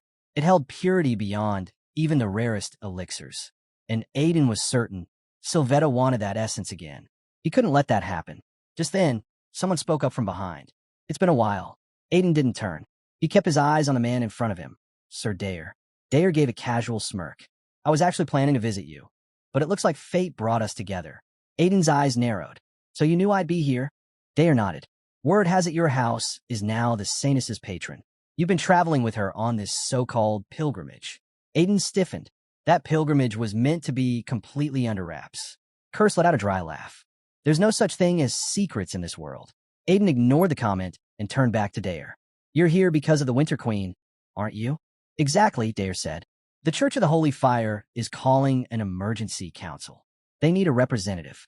Aiden gave a knowing smirk. "Only top-level church members can attend that meeting, right?" Dare gave a slight nod. Then Aiden continued. "Wouldn't someone hailed as the Apostle of the Holy Fire be a perfect fit?" Dare paused, then reluctantly agreed. Aiden turned and started walking. "Then let's not waste time." Dare blinked. "Wait, what?" Glancing back over his shoulder, Aiden grinned. "I'm the one you've been sent for, Sir Dare. I'm the Apostle of the Holy Fire. Let's go see your father." The curse eyed him suspiciously, sure Aiden was scheming something. And Aiden didn't deny it. He admitted this had been his plan all along. Meeting the current Grand Duke of Sires was always part of it. Now, everything was lining up perfectly. With full confidence, Aiden strode forward, ready to bring his master plan to life. The scene shifts to Sylvette's office, where he sat behind his desk, eyes locked on the knights before him. Leaning forward with a deep, satisfied sigh, he spoke in a low, firm voice. He'd been waiting a long time for this, the Winter Queen's return. His eyes gleamed with intensity as he explained. People always believed the first Grand Duke of Sires had slain the Winter Queen. But that wasn't the whole truth. Yes, she was defeated, but never destroyed. When she fell, her essence shattered, scattering across the northern lands. Those fragments turned the entire northern continent into a frozen wasteland and fused with the monsters there, making them even more powerful. One of those shards had embedded itself in the Grand Duke's body, enhancing his physical form. Because of that, the sire's bloodline had been gifted with unmatched strength, speed, and endurance. Suddenly, Sylvette slammed his fist onto the table, his voice brimming with ambition. After all these years, the Winter Queen had reassembled her essence and returned. And now, if he could capture her and absorb that refined essence, he would surpass all others, becoming the strongest being alive. He turned to his knights with a fiery glare. Get ready for battle. We'll be the first to reach her, destroy her, and claim that essence. The knights immediately bowed, accepting the order without hesitation. But the charged atmosphere was shattered when the doors burst open. A man hurried in, breathless and pale. Sylvette's eyes narrowed. What's with the panic? The man bowed quickly, then spoke. The Grand Duke of Sires had handed the Winter Queen's hunt to someone outside the Night Order. Sylvette's face froze in disbelief. An outsider? His voice dropped, laced with irritation. He told his father personally that he would lead the hunt. How could it be given to someone else? His glare darkened. Who is it? Who's this external force? The messenger hesitated, then finally said the words, the Church of the Holy Fire. Sylvette's fists tightened. Rage welled up in his chest. Those Holy Fire zealots were always interfering. Then, stepping forward, the instructor added fuel to the fire. This hunt would be led by someone who'd recently gained a lot of recognition. Sylvette's eyes narrowed. Ooh, the instructor took a breath, then said the name, Aiden Remes. Silence fell. Sylvette clenched his fists harder, memories of Aiden flashing in his mind. Aiden Remes, is that so? His voice was calm, but his stare had turned ice-cold. Then I'll have to meet him myself. The scene transitions to the Grand Duke Vernon's reception hall. He sat in silence, mulling over Aiden's bold claim that they plan to take over the Winter Queen hunt. Vernon repeated Aiden's words slowly, as if weighing each one. You're saying you'll handle in my place? Aiden gave a slight nod, then clarified. He wasn't just offering help. He was proposing a deal. Vernon leaned forward, intrigued. Let's hear it. Aiden laid it out plainly. The Winter Queen was a calamity-tier threat. Even an army of swordmasters wouldn't guarantee victory. The casualties among the Grand Duchy's elite would be steep. Instead, Aiden and his party, alongside the Holy Fire's chosen, would handle the threat themselves. Vernon took a moment to consider. And in return, what is it that you want? Calmly, Aiden lifted a finger. Everything. The territory and all spoils it yields. Dayer immediately objected. That's insane. Asking for the land? There's no way father would agree to that. But Aiden raised his hand, cutting him off. There's one more thing I want. Vernon's eyes narrowed, one brow lifting. Oh, and what would that be? Dayer looked stunned by his father's response, but Aiden simply offered a knowing smile. Then, in one swift motion, Vernon reached for the sword fastened to his son's armor. Without warning, he struck. Aiden moved in an instant, meeting the blade mid-swing. The clash sent a jarring shock through his arms. He had expected a test. This was a Grand Duke, after all, but the raw strength behind the blow still rattled him. Father! Dayer shouted, shocked. He saved your life. Why? Vernon said nothing. He tossed the sword aside, like it was nothing more than a formality. That attack had been a test, and Aiden passed. You're not just talk, then, Vernon said plainly. Now, what's your final condition? Aiden took a second, slightly thrown by the man's blunt nature. But then he answered. The scene cut to Aiden's room. In his hand, he held the reward originally meant for the martial arts champion, a powerful elixir, rich with dense, condensed mana. This was the final piece of his bargain. He didn't hesitate. Lifting the elixir to his lips, Aiden drank it in one go. His body reacted instantly. A tidal wave of cold mana crashed into him, surging through every fiber of his being. The energy was far beyond what his body could handle, but Aiden refused to let a single wisp slip away. It was his. Every drop of it. Curse warned him. The mana was building too fast. If Aiden kept pushing, it would spiral out of control. He needed to release some of it before it tore him apart. But Aiden's eyes burned with resolve. No, he shouted. Not yet. He was determined to hold on, just a little longer. The air around him cracked with raw energy. Mana pulsed violently through the room, the walls groaning under the pressure, ready to collapse. Then, without a word, Curse stepped back. His form had changed, stronger, more defined. Aiden looked at him and smirked. Underlord, huh? The Curse nodded. Seems the more strength I recover, the more of myself returns.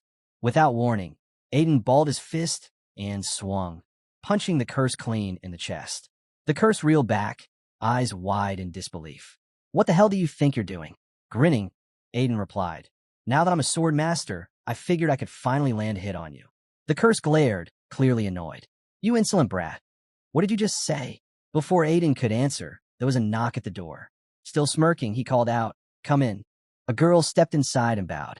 Preparations are complete. Aiden's smile deepened. Then we move out. Now, the scene shifts to the entrance of the Winter Queen dungeon. Snow fell heavily, blanketing the ground in silence. Aiden walked forward, Nikita at his side. She eyed the thick fog ahead. This mist, it's not natural. Aiden nodded. It's a cursed spell. Nasty one, too. The fog wasn't just for show. It was Banshee fog. The reason Sire's elite knights had been annihilated during their first assault. It forced people to relive their worst fears, their deepest regrets, until their minds shattered. But Aiden wasn't affected. His eyes, forged by the fire eye, saw through the illusion. He looked up. There it was, the second reason for the knight's downfall. An army. Thousands of frozen undead stood silently in the mist, their glowing blue eyes locked onto him. Aiden turned to Nikita. They've got numbers on their side. She couldn't see them, but she didn't need to. I can feel it, she said softly. Their cries. It's overwhelming. The screams, the begging. They're drowning in fear and sorrow. She explained the truth. These undead were trapped, reliving their deaths over and over. Their souls hadn't passed on. They were stuck in an endless loop of pain, fading slowly into nothingness. Their despair was a silent cry for mercy. Nikita raised her arm, dark purple mana pouring from her fingertips. This, she said, is why dark sorcerers exist. Not to curse the living, but to bless the dead. To give them peace. She smiled faintly. The churches today only care for the living. But in Florence, we were once the priests of the dead. Nikita rose into the air, her aura erupting around her in waves of violet flame. The sky pulsed with her power as she declared her name for all to hear. I'm the last of Florence's royal bloodline, she said, her voice echoing like a chant.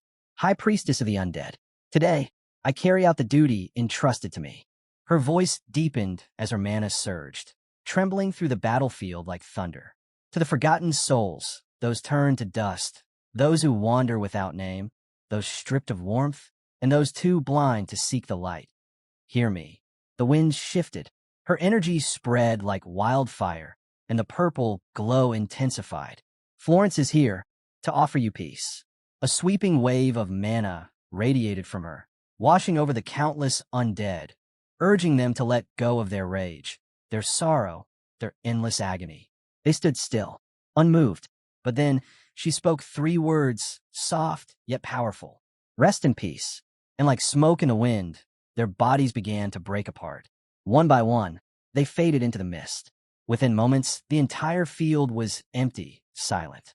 The fog thinned, and now she came into view, the Winter Queen, seated on her frozen throne, eyes blazing with fury. Her teeth clenched, her body tensed, and then she screamed, a sound filled with rage, betrayal, and wrath. Aiden immediately understood. Wiping out her entire undead legion had struck a nerve. He turned to Nikita, a smirk forming on his lips. So, shall we find out just how strong she's gotten? At the Church of the Holy Fire, Eldest knelt quietly, his hands clasped, eyes closed before the sacred flame. His voice was low but unwavering as he prayed. For mercy, for protection, and above all, for Aiden's safe return from the battle against the Winter Queen. Back at the gates of the Winter Queen's Palace of Evil, Aiden stood firm, bracing himself against the howling winds. The air was vicious, the cold so intense it could kill a normal person in minutes. But his armor, forged with phoenix feather by heat torch, kept the frost at bay. Durable, warm, and tailored for this exact battle. It had been the right call. The fog was thick, but it wasn't the only danger. The cold itself had been a silent killer. Scattered across the frozen battlefield were the remains of knights, frozen mid-swing, their hands still gripping their weapons. A grim reminder. Curse commented dryly. This is exactly why we didn't bring the dark sorceress. Aiden stepped forward, eyes sharp, until he stood directly before the Winter Queen.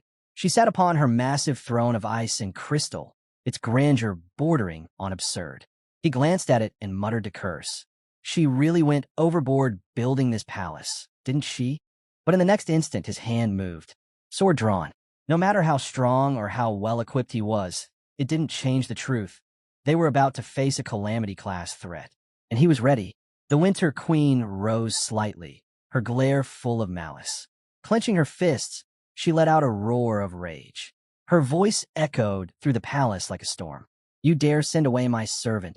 Her scream tore through the air, summoning a tornado of icy winds so intense that Aiden had to fight just to stay upright. Then came another shriek, louder, fiercer. You betrayed the one who once loved you. You turned your back on my master. I'll never forgive this world of traitorous humans. The winds intensified. Ice began creeping up Aiden's arm, piercing through the phoenix feather armor. His breathing slowed as he fought to stay conscious. Her words echoed in his mind. Her previous contractor. Was that who she meant? A spirit like her, born from sorrow and twisted by hatred, never truly lets go. But Aiden had come prepared. His mana surged, bright yellow light flaring to life around him. Raising his voice, he shouted the signal. Now's the time, Pyronus. As Aiden called her name, fire erupted around him, violent and wild, yet completely under control. The flames coiled around his body like a shield, and from within them, Pyronus appeared. Her form took shape slowly, her voice calm, yet commanding. You've called and I've come. Immediately, Aiden felt it, the immense gap in power between them. Even now, he could barely handle a tenth of her strength. But even that much was enough. Pyronus scanned the battlefield, her gaze landing on the Winter Queen. Once a spirit worthy of kingship, she scoffed, now reduced to a pitiful shell. What a disgraceful fall. Aiden turned to her. Can we take her? Without hesitation, Pyronus replied, I am Flame's sovereign. I will give this broken queen her final rest. The Winter Queen let out a guttural growl, her fury boiling over. But Aiden didn't flinch. With steady breath and firm steps, he charged straight for her. Cover me, he shouted. At once, massive glacial undead rose up from the icy floor, their hulking forms blocking his advance. Aiden didn't slow. His eyes narrowed, instantly locking onto the glowing mana cores deep within their chests. In one smooth motion, he drove his sword into the nearest creature, straight through its center. His blade tore through with ease, and as he passed through the joints of the beast, landing gracefully, he felt it. This was no longer guesswork or instinct. This was mastery. Before the thought could settle, another undead lunged. But Pyronus was faster. Flames exploded from her hand, swallowing the creature whole. In seconds, nothing remained but scorched ash. No one touches my contractor, she said coldly. The Winter Queen's rage burned hotter than ever. Her expression twisted, voice trembling with fury. You, my knight, you dare betray me? She raised her arm high, summoning chains of jagged ice that floated ominously above. With a cry of wrath, she sent them hurtling toward Aiden. They rained down from every angle, each one aimed to freeze and shatter. But Aiden weaved through them, smooth, clean, fast. His eyes, glowing with flame, saw through them instantly. They weren't the real threat, just distractions. And then, the true attack came. An enormous glacial wall erupted from the ground ahead of him, towering, thick, and completely blocking his path forward. Aiden couldn't help but be impressed, even if he didn't want to admit it. The Winter Queen's power was terrifying. She kept casting high-level spells back-to-back, non-stop. No hesitation, no fatigue. Her mana reserves felt limitless. And now, with each spell, the air itself was freezing solid, making it harder and harder for Aiden to move. His limbs felt heavy, as if the cold was wrapping itself around his bones. Frustration bubbled inside him. No matter how insane her magic got, he reminded himself he still had Pyronus. As long as she was with him, he could hold out. But then Pyronus spoke. I'm sorry, she said quietly. Aiden's eyes went wide. Sorry? He spun around to look at her, only to see her form shrinking, collapsing in on itself until all that remained was a small eagle perched beside him. What the hell are you doing? He shouted. She answered calmly. This battlefield is too hostile. You're nearly out of mana. I can't hold my form in this environment. I can only offer you warmth now." Her voice was steady, but the meaning behind her words hit hard. Meanwhile, the queen's magic surged again. The entire area was shifting, warping under the pressure of her cold. The ice crawled over Aiden's armor, spread down his limbs, clung to his skin. He gritted his teeth. He'd underestimated her. Badly. This was the same monster who nearly wiped out the Sire's elite. And now, there was no Banshee shield to help him. They hadn't even realized their queen had returned. Ice crept higher. He was running out of time. With no other option left, he did the only thing he could think of. He prayed. He called out, not to a system or a spell, but to something greater. Anyone who would listen. Please. And then it happened. A golden light burst around him, instantly melting the ice that had almost frozen him solid. Heat surged through his veins. The power was holy, pure. Aiden blinked, stunned, scanning the space around him. Curse panicked. Get away from that. Whatever that is, it's divine. And then, a voice echoed in Aiden's mind. Soft. Familiar. I pray. Please let Aiden return safely from this battle with the Winter Queen. He knew that voice. Eldest. She'd been praying for him all along. Just then, Pyronus stirred beside him, her small form shimmering with new energy. She looked up surprised. I don't know what that was, she said, but suddenly your mana's overflowing. Aiden didn't need to question it. This was more than enough. Pyronus transformed, unleashing her full might. Her body expanded, flames roaring out as she became a monstrous, towering inferno, more powerful than ever before. Fire exploded from her form, melting every trace of ice clinging to the battlefield. The palace trembled as the ice that had sealed it for centuries began to crack. Aiden stood in awe, feeling the intense heat radiating from Pyronus. The Winter Queen's castle is already melting, and this isn't even its full power. The queen was stunned, unable to process the blazing force in front of her. What kind of light is that eagle emitting? Towering above her, the fiery eagle stared down with a sense of finality. Join your master in eternal rest, it said. With a thunderous beat of its wings, Pyronus summoned a blazing storm that surged forward, engulfing the Winter Queen. Flames poured into her eyes and mouth as she cried out one last time, tears burning down her cheeks. My king. As her vision faded, her eyes fell on Aiden's curse. It gently responded, I kept you waiting too long. Rest now, snowborn child. A quiet smile touched her lips, and as her form dissolved into ash, she murmured her final thanks to the curse that ended her.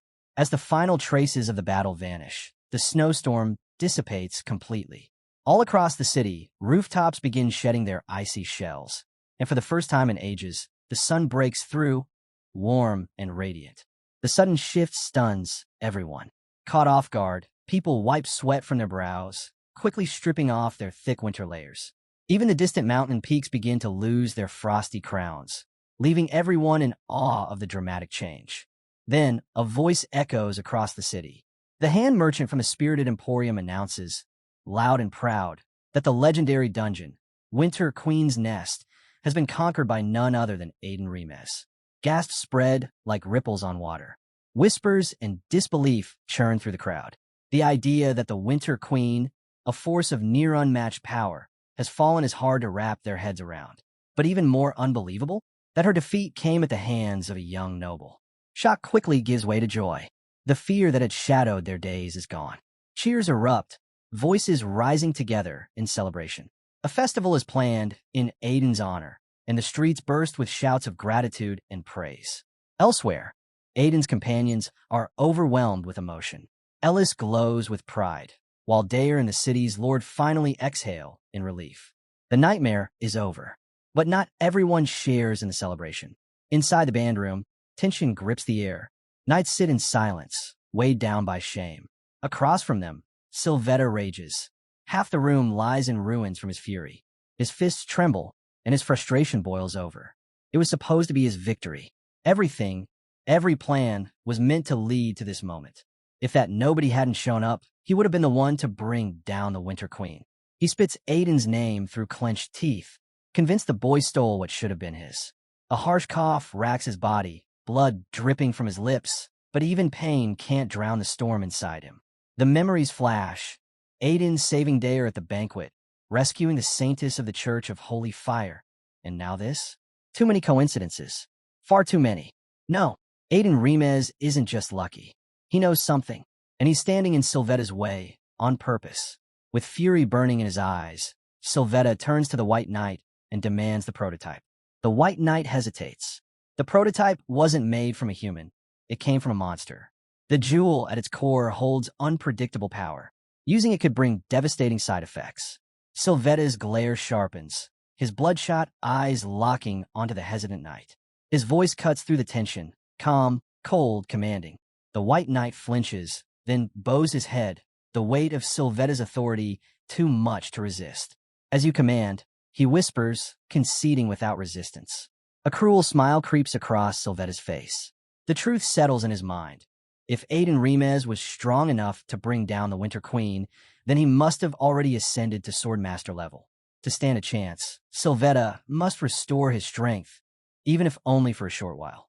With the Winter Queen's essence now in his possession, the path is clear. The jewel will be completed, no matter the cost. And if killing Aiden Remez is what it takes, then so be it. Back at the Church of Holy Fire, the atmosphere is completely different. Joyful voices continue to echo, praising Aiden as their savior. Watching from the sidelines, his car chuckles to himself, amused by how the crowd has embraced him so quickly. Aiden lets out a quiet scoff. A hero. He brushes the thought away. He didn't do this for fame or glory. His goal has always been revenge. Still, he can't help but admit, it doesn't feel so bad to be recognized. The weight of his new cloak reminds him of the battle he's just survived. The Winter Cloak, now his, carries the legacy of the Frost Domain. Its ability allows him to freeze everything in a 15-meter radius instantly, a weapon born from the cold he just conquered. Before he can reflect further, a blur barrels into him. Eldest throws her arms around him, radiant with happiness. She beams up at him, saying she prayed for his return, and that those prayers were answered. Aiden quietly acknowledges her words. Deep down, he knows her prayers might have been what brought him back alive. In his heart, he offers silent thanks. Nearby, priests watch in silent reverence. Still stunned by his feat, his team is equally overwhelmed. Tears threatening to spill as they look upon their leader, alive and victorious. Aiden, slightly flustered by the attention, tries to shift the mood. I didn't do it alone, he reminds them, grounding their celebration in humility. But as he glances around, something catches his eye. A large wolf stands calmly in front of him, completely unfamiliar and completely out of place. Eldest quickly jumps in, cheerfully introducing it as Chaco. Aiden freezes. Chaco. The realization hits him like a bolt. That tiny, fluffy dog from before, now towering before him as a massive wolf. Something has definitely changed. Aiden mentioned offhandedly that the dog had gone through a rough patch, refusing to eat and falling ill for a while. But eventually it bounced back, grew out its fur, and returned to normal. Still, despite its recovery, something about the oversized beast constantly irritated him. The curse, observing the dog's change, made a curious remark. This wasn't just a recovery, it was evolution. The dog had surpassed its own limits and awakened a new form entirely. Aiden raised an eyebrow, confused, so the curse explained further. It was no different from what humans go through. Just as Aiden had broken past his boundaries and stepped into the realm of Swordmaster, the dog had done the same in its own way. In short, this fluffy creature was now the canine equivalent of a Swordmaster. Lo, overflowing with excitement, rushed forward to embrace Aiden, but Aiden quickly held him back.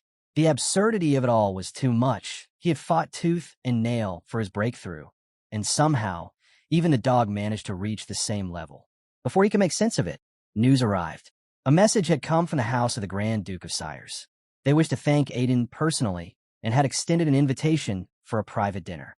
Aiden's gut twisted immediately. The invitation had been sent by none other than Sylvetta, master of Frost Fortress. The curse gave a quiet warning. A meeting like this was far too risky, and both of them knew it. If Aiden came face to face with Sylvetta, he might not be able to hold back the fury inside him.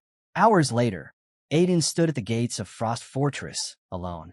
As he neared the entrance, a voice called out his name. A man stood before him, tall and composed against the snowy backdrop. His tone was steady as he acknowledged Aiden's recent accomplishments, saving his younger brother, aiding the Church of Holy Fire. But Aiden wasn't in the mood for formalities. His words were sharp, laced with contempt. Everything that happened was the result of those disgusting black sorcerers, vermin in human skin. He spoke from experience.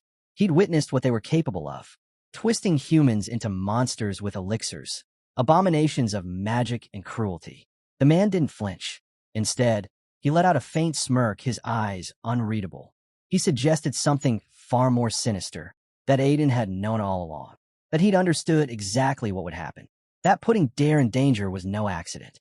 He accused Aiden of pulling strings from the shadows, all to settle a personal grudge.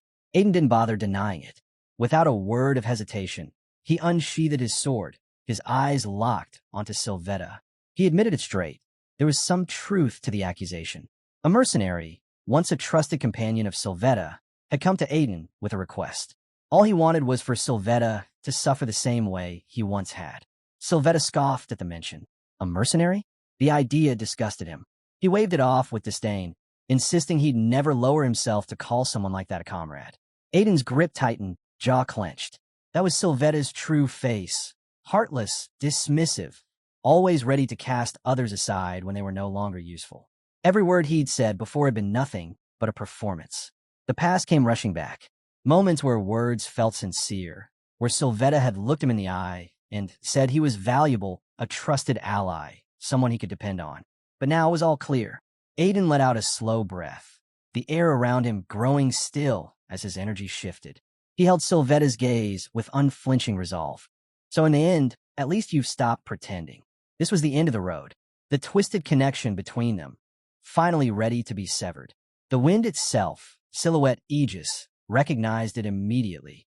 Aiden had ascended to the airy level of a swordmaster. After taking down the Winter Queen, it was expected.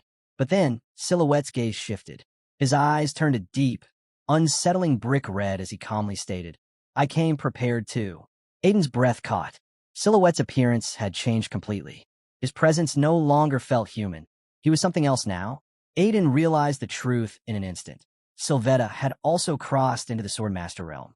But the aura radiating from him was twisted, unnatural. The curse murmured that Sylvetta must have used the same jewel's power, but by an entirely different method. Whatever he had done, the transformation wasn't right. The energy flowing through him now wasn't just dark, it was monstrous, like a refined, perfected version of the Blood Knight they'd once faced. Aiden let out a dry scoff. Is that it? You wanted power so badly, you lost what was left of yourself. He almost pitied him. Sylvetta just grinned, unbothered. None of that matters, he said. As long as I take back what you stole, I'll purge this impurity later. Then his voice turned sharp. Where's the Winter Queen's essence? Give it back, and I'll let your little friends live. Aiden hesitated, taken aback. Sylvetta's smirk deepened. You really are as gullible as you look, he sneered. You and I are the only ones here. So what do you think my knights are? He raised a crystal ball, its surface swirling until it showed an image. Aiden's allies. Your people are already mine. But the moment Sylvetta looked into the orb, his expression changed. The scene wasn't what he expected at all. Instead of dominance, there was chaos. Within the cult of the Holy Fire, pandemonium had erupted. One of his knights appeared on screen, gripping a communication orb and claiming confidently, just as expected, they're no match for us. But the lie didn't match the scene behind him. The saints were tearing through the knights with ease, tossing them through the air like ragdolls. One saint cackled mid-strike, sending a knight flying. This is it? These are your so-called holy knights. A knight growled back. You dare mock our lord? Before he could finish, Lo dashed in, fast as lightning. The knight barely reacted in time to block the attack. Lo's voice was a snarl. You tried to hurt our young master. Now pay for it with your life. He sprang back, then launched himself forward again, this time with lethal intent. The knight sneered, unimpressed by Lo's wild movements. His strikes were full of gaps. He looked like an insect flailing midair. Confident he could end it in one blow, the knight raised his blade and brought it down hard. But the moment steel met flesh, the sword shattered. His eyes widened in disbelief. Lo stood tall, half of his body encased in a thick, gleaming armor-like shell. The attack hadn't even scratched him. With a grin, Lo leaned in. You'll need a lot more than that if you want to hurt me. Before the knight could recover, Lo surged forward. Mana flooded into his blade, and with a swift slash, he cut straight through the knight's abdomen. The Crimson Warrior crumpled, and Lo finally exhaled. He had proven it. He was no longer a liability to his young master. Another knight, watching in horror, broke into a panic. Realizing the tide had turned, he barked a command, "Capture the Saintess."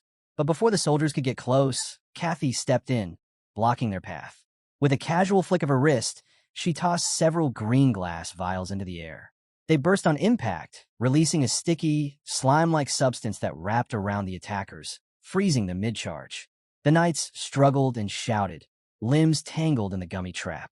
Kathy gave them a smug look. "Guess my flytrap slime fluid still gets the job done." She turned toward Chaco. "All yours." The towering beast growled, its body now pulsing with raw mana. With a single, furious sweep of his paw, he ripped through the remaining knights. Ellis watched from behind, thoroughly entertained. But then movement. Out of the corner of her eye, Ellis spotted a flash. The White Knight was making a last-ditch charge, closing in on the Saintess with desperation in his steps. His target was clear. He had only one option left. Ellis reacted instantly. She spun, golden energy erupting around her clenched fist. Light blinded the charging knight, and before he could brace himself, her punch struck. The impact hit like a divine blast, swallowing him in radiant force, his body vanishing in the explosion. Far away, back in the present, Sylvette's rage boiled over. With a howl, he smashed the crystal ball in his hand. 10 of his knights, each a semi-master, wiped out. Just like that. His expression twisted. Aiden stood across from him, calm and collected. "Guess my comrades aren't so easy to handle anymore." Sylvette's grip tightened around his blade. To him, those knights were nothing, just pawns, tools. Now that they'd failed, he no longer needed hostages. He lunged, sword drawn. He swung with full force, aiming straight for Aiden's head. Their blades met midair, the impact sending a shockwave tearing through the space around them. The ground shook beneath their feet, the sky itself seeming to quake from the force. Sylvette gritted his teeth. If he could just reclaim the Winter Queen's essence, everything would fall back into place. Their battle tore through the palace grounds, energy blasts flashing like lightning across the sky. The sheer force of their strikes lit up the entire building, each impact shaking the very foundation. Sylvette pressed forward, refusing to yield. His sword lashed out in a fury of rapid, calculated strikes. Aiden parried with ease, deflecting each blow without breaking stride. "You sure you want to bring the whole palace down around us?" he asked casually. Sylvette scoffed. "Let it fall. I'll build another." His strikes grew sharper, his voice rising with every clash. "You think you understand anything? You don't carry what I do." Blow after blow, he unleashed his frustration. Have you ever felt the northern frost cut through your skin? Faced beasts born in the frozen hells? You don't know anything. Red lightning suddenly surged across Sylvette's armor. Aiden's curse gasped. Odin knew that technique well. In an instant, Sylvette launched a thunderous red bolt across the battlefield. Aiden jumped, flipping high into the air just before the blast ripped through the ground beneath him. Sylvette's voice echoed like a war horn. "I am a lord of Frost Fortress, the rightful heir of the Grand Duke. I must be the strongest. Only I can protect the duchy." Aiden landed hard, his fists clenched. The accusation stung deeper than Sylvette could have known. Voices echoed in his mind, people calling him their savior, their shield, their last hope. Pleas that had once driven him forward. His eyes narrowed. "Don't talk to me about duty," he said. "Duty doesn't excuse the blood you've spilled." Sylvette met his words with an icy stare. "Every death was a sacrifice we had to make." Aiden paused. Then he let out a quiet breath, his voice low. "I get it now. I finally see who you are. And honestly, thanks." Sylvette blinked, caught off guard. "What?" Aiden's energy shifted. A deep, blue aura began to rise from him, slow, dense, unrelenting. The ground trembled beneath it. "You reminded me," Aiden said coldly, "of the only duty I've never let go of." He stepped forward, his voice now like a blade. "The promise I made, to crush your heart with my own hands." Suddenly, darkness coiled around Sylvette, a suffocating pressure wrapping around his chest. He gasped, his eyes going wide. This is Master Fear, a phenomenon only awakened by true superhumans. Its power didn't come from magic or training, but from one thing alone: pure, murderous bloodlust. Sylvette's body trembled under the weight of it. The master fear pouring off Aiden wasn't just overwhelming. It was suffocating. This wasn't the aura of a single warrior. It was the wrath of tens of thousands, bloodlust layered, refined, and sharpened to a killing edge. No, Sylvette snarled, desperation twisting his voice. I must be the strongest. No one else. Only me. He lunged. Their swords clashed with explosive force. But this time, Aiden didn't just block. He charged forward, matching Sylvette blow for blow with a deadly calm. Sweat streamed down Sylvette's face. He swung with everything he had, but Aiden countered it all, each move flowing into the next, his blade a blur of precision. Sylvette's frustration cracked through. What kind of cheap tricks are you pulling? Aiden scoffed. Cheap tricks? You're insulting your own legacy. A smirk tugged at his lips. Recognize this? It's the sire's swordsmanship, the technique you taught me. Sylvette staggered, eyes narrowing. What? That's impossible. This is the first time we've met. But Aiden didn't slow. Their blades met again in a flurry, and Aiden's strikes only grew faster, heavier. Look closely, Aiden hissed. This is your technique. Every move, every stance. Burn it into your memory. Sylvette's legs faltered under the pressure. He could barely keep up, his breath ragged. Aiden slammed his blade into the ground, sending out a shockwave that forced Sylvette back several paces. His eyes widened. That technique, there was no denying it. It was the swordsmanship of the House of Sires. But how? He was certain he'd never seen Aiden before. Unless, was he a spy? A plant? The thought gnawed at him, but it didn't change a thing. He would kill whoever dared stand against him. His irises glowed crimson, and thunder crackled around him. With a roar, he launched himself into the air, cloaked in a violent storm of aura. Aiden sighed, voice low. So we're really doing this. Each of Sylvette's steps shattered the stone beneath him. The oppressive force around him thickened, pure, killing instinct in motion. This wasn't Mana anymore. He was no longer a man fighting a battle. He was a beast unleashed. The madness was clear now. His dream of becoming the Night King had devoured him whole. To him, the world existed only to bow beneath him. Remez, he roared, lifting his blade high. You will not defeat me. And then he came crashing down. Each swipe of his sword sent destructive shockwaves ripping through the landscape, crumbling towers and splitting the earth. Aiden was forced to shift into full defense, narrowly holding his ground. Die! Sylvette bellowed, raining down a flurry of devastating strikes. Aiden gritted his teeth, barely managing to absorb the impact. Every swing was wild, reckless, but powerful beyond reason. He couldn't keep this up forever. He had to end this beast's rampage before it was too late. Sylvette showed no signs of slowing. Every swing of his blade tore through the air like a storm, reducing everything in front of him to rubble. Aiden was pushed back step by step, forced to stay on the defensive. Laughing like a madman, Sylvette roared. Look at me. Look how strong I've become. Aiden's jaw tightened. He's burning through aura nonstop. There's no break, no gap. I can't counter if he never stops. Waiting for his mana to run dry isn't an option. Then, amidst the chaos, a new presence entered the fray. Dyer arrived, his eyes widening in shock at the wreckage around him. But what truly froze him was the sight of his older brother. A cold sweat traced his spine as he felt the twisted aura pulsing off Sylvette's body. Before he could even speak, Sylvette turned his gaze on him and charged. Dyer barely raised his weapon in time to block the incoming slash. What the hell? You, Sylvette snarled. If you had just died quietly back at the Imperial Palace, none of this would have happened. Everything went wrong because of you. Dyer staggered, stunned. You were behind the Dark Mages.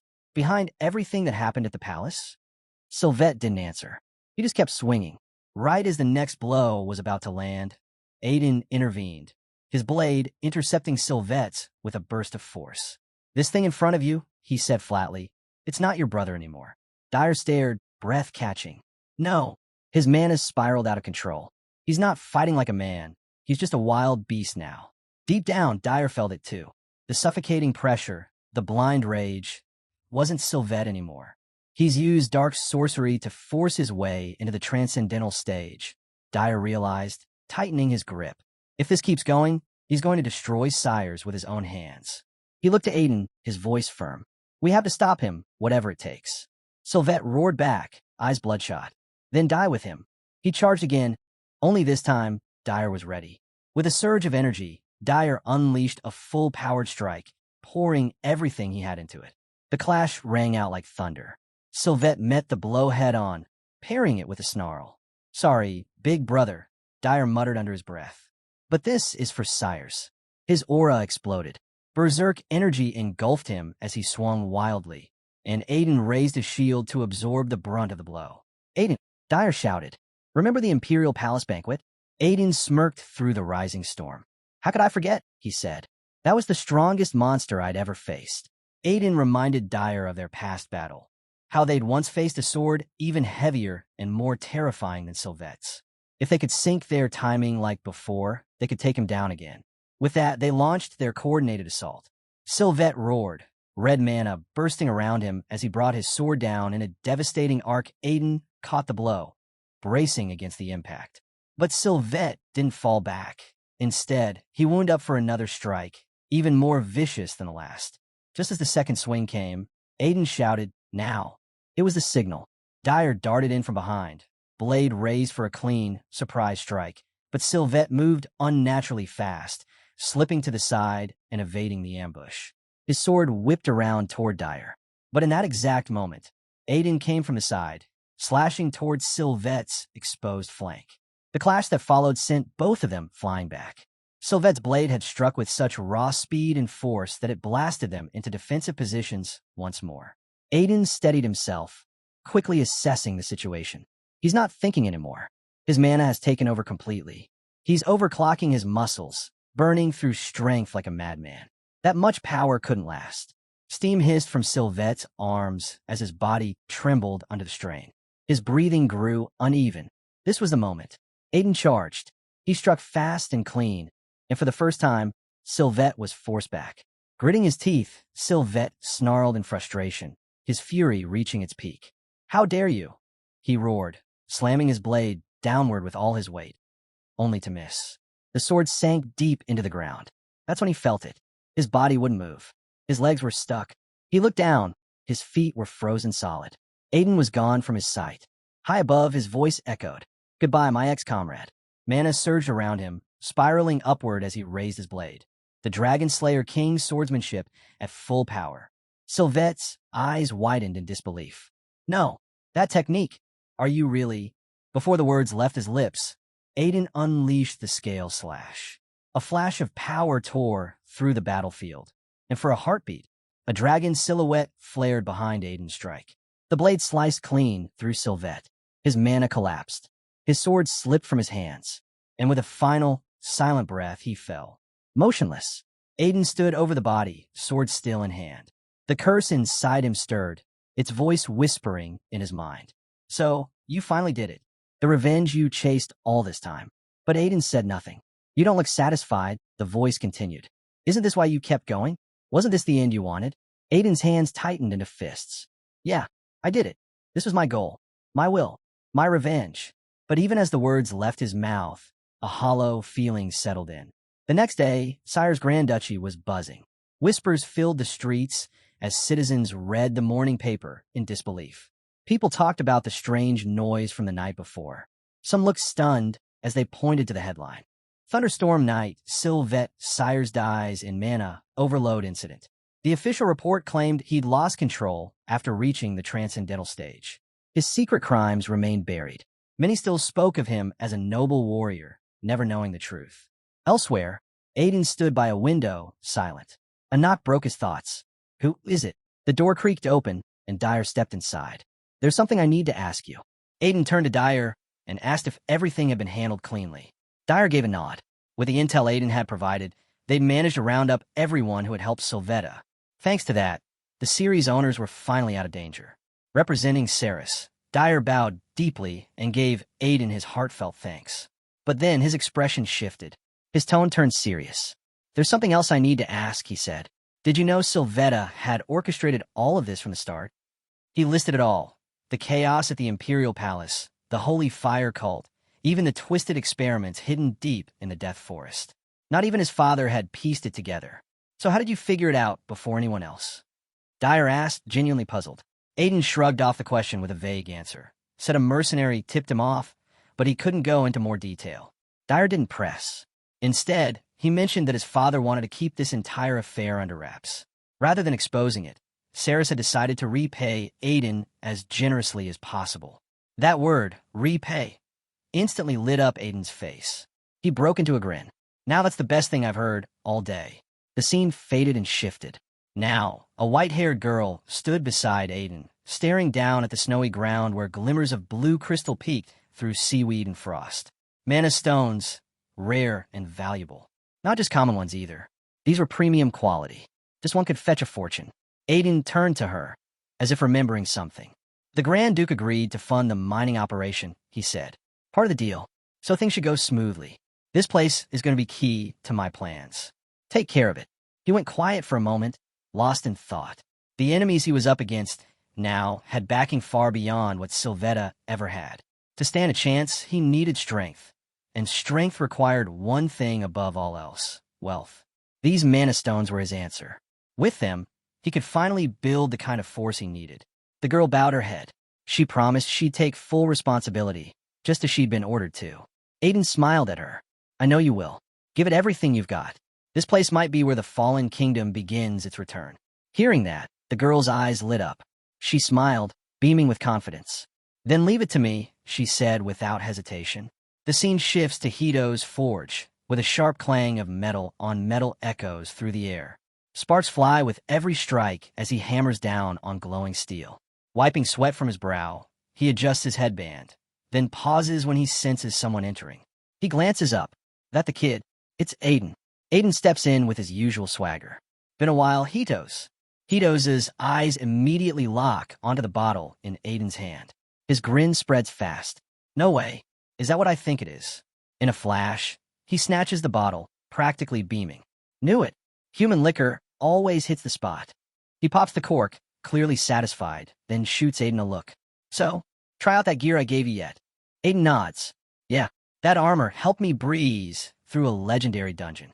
Hito's lets out a hearty laugh. Legendary dungeon. Huh? That's exactly what I'd expect from Balakin's reckless little heir. That name makes Aiden freeze. A bead of sweat rolls down his face. Wait, how do you know about him? Hito's raises a brow. You serious? I've been making weapons for mercenary kings longer than you've been alive. No way I'd miss that guy's stink. The memory flickers in his eyes. At first, he hadn't been sure.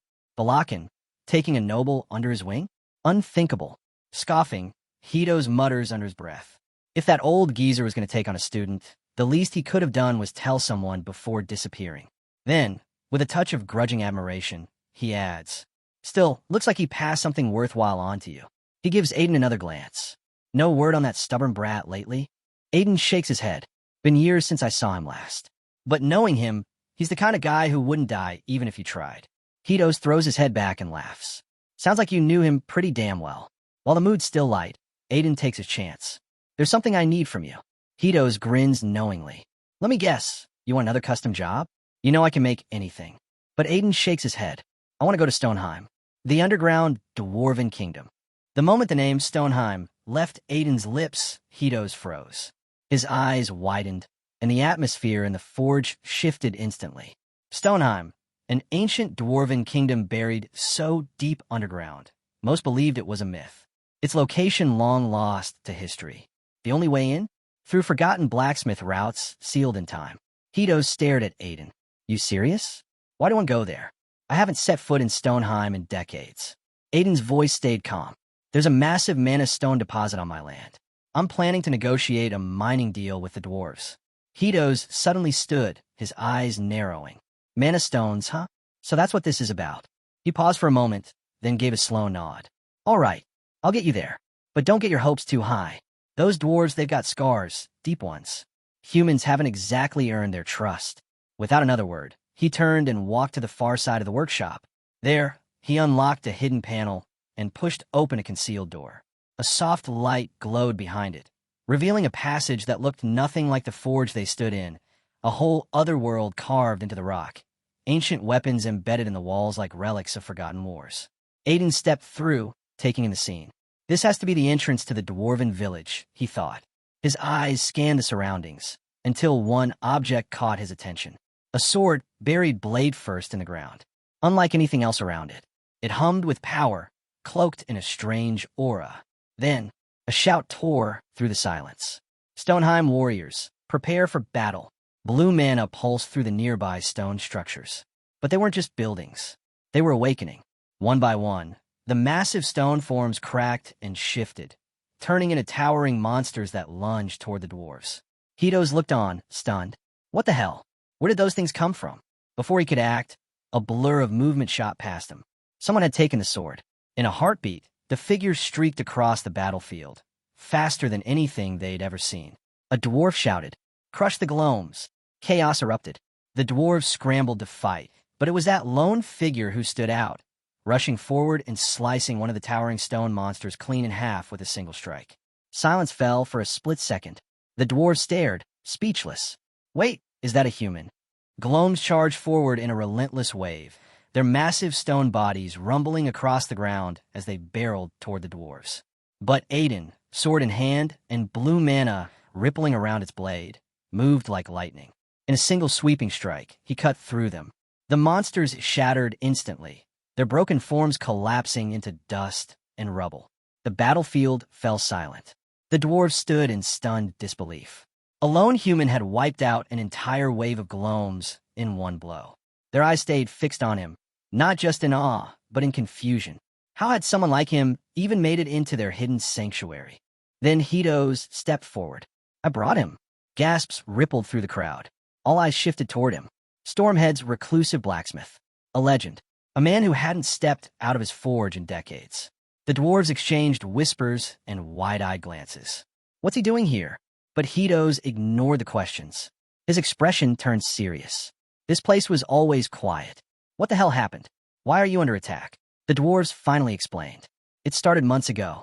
Monsters from an ancient dungeon, glomes, had begun assaulting Stoneheim. At first, they managed to fight them off, but the attacks didn't stop. They got worse. Now, nearly half of their defenses were gone. At this rate, it wouldn't be long before Stoneheim fell. That's when the voice inside Aiden stirred his curse. Did you already know about this? It asked. Aiden shook his head. In my previous life, I never even set foot in this place. While he reflected, the dwarves gathered around him, full of gratitude. You saved us. You're a hero. But others stepped in to clarify. No, he's not here for that. He just came to see his brother, Hitos. Hearing that, the dwarves nodded and led them to the castle. At the gates, a guard informed Aiden that the king was still in a meeting. But before anyone could respond, a loud voice rang out. A man in a crimson cloak stormed into the courtyard, clearly furious. His eyes locked on Hitos. You've got some nerve showing up now. The man was Hefedo, the king of the dwarves. Without hesitation, he marched straight up and grabbed Hitos by the collar. You vanished for decades, locked yourself in that damned workshop, and just now decide to waltz back in. Do you even realize the mess you left behind? Hitos scratched his head, slightly embarrassed. Sorry, I got a little too into my work. But Hefedo wasn't finished. You left without a word, and took the only key with you. No one could reach you. His voice echoed through the courtyard as the tension between the two brothers finally erupted. Aiden and his curse stared, dumbfounded. Hitos, a king? They'd always assumed he was just a grumpy, half-drunk blacksmith obsessed with metalwork. But now it all made sense. In dwarven tradition, the throne didn't go to warriors or politicians. It went to the greatest blacksmith. And when Hitos locked himself away, someone had to step in. That someone was his brother, Hefedo, the second-best smith in the kingdom. Hitos glanced around, his voice a little quieter now. Seriously, how did things get this bad? Why didn't you tell me? Hefedo's eyes narrowed. Tell you. You sealed yourself off and made damn sure no one could. Hitos stepped back, muttering another apology. The king turned to Aiden then, his tone shifting. You saved us. Truly. Thank you. But why are you here? Aiden shot a look at Hitos. Could we have a moment? Just the two of us. Hitos nodded and walked off without protest. Once alone, the king leaned in. What's so secret? Aiden spoke plainly. I came here to negotiate a mining deal. But, given how things are right now, I know this isn't the time. Hefedo nodded. If you hadn't shown up, Stoneheim might have already fallen. That's why I want to ask you something. Aiden raised a brow. What kind of favor? The king straightened. I saw you fight.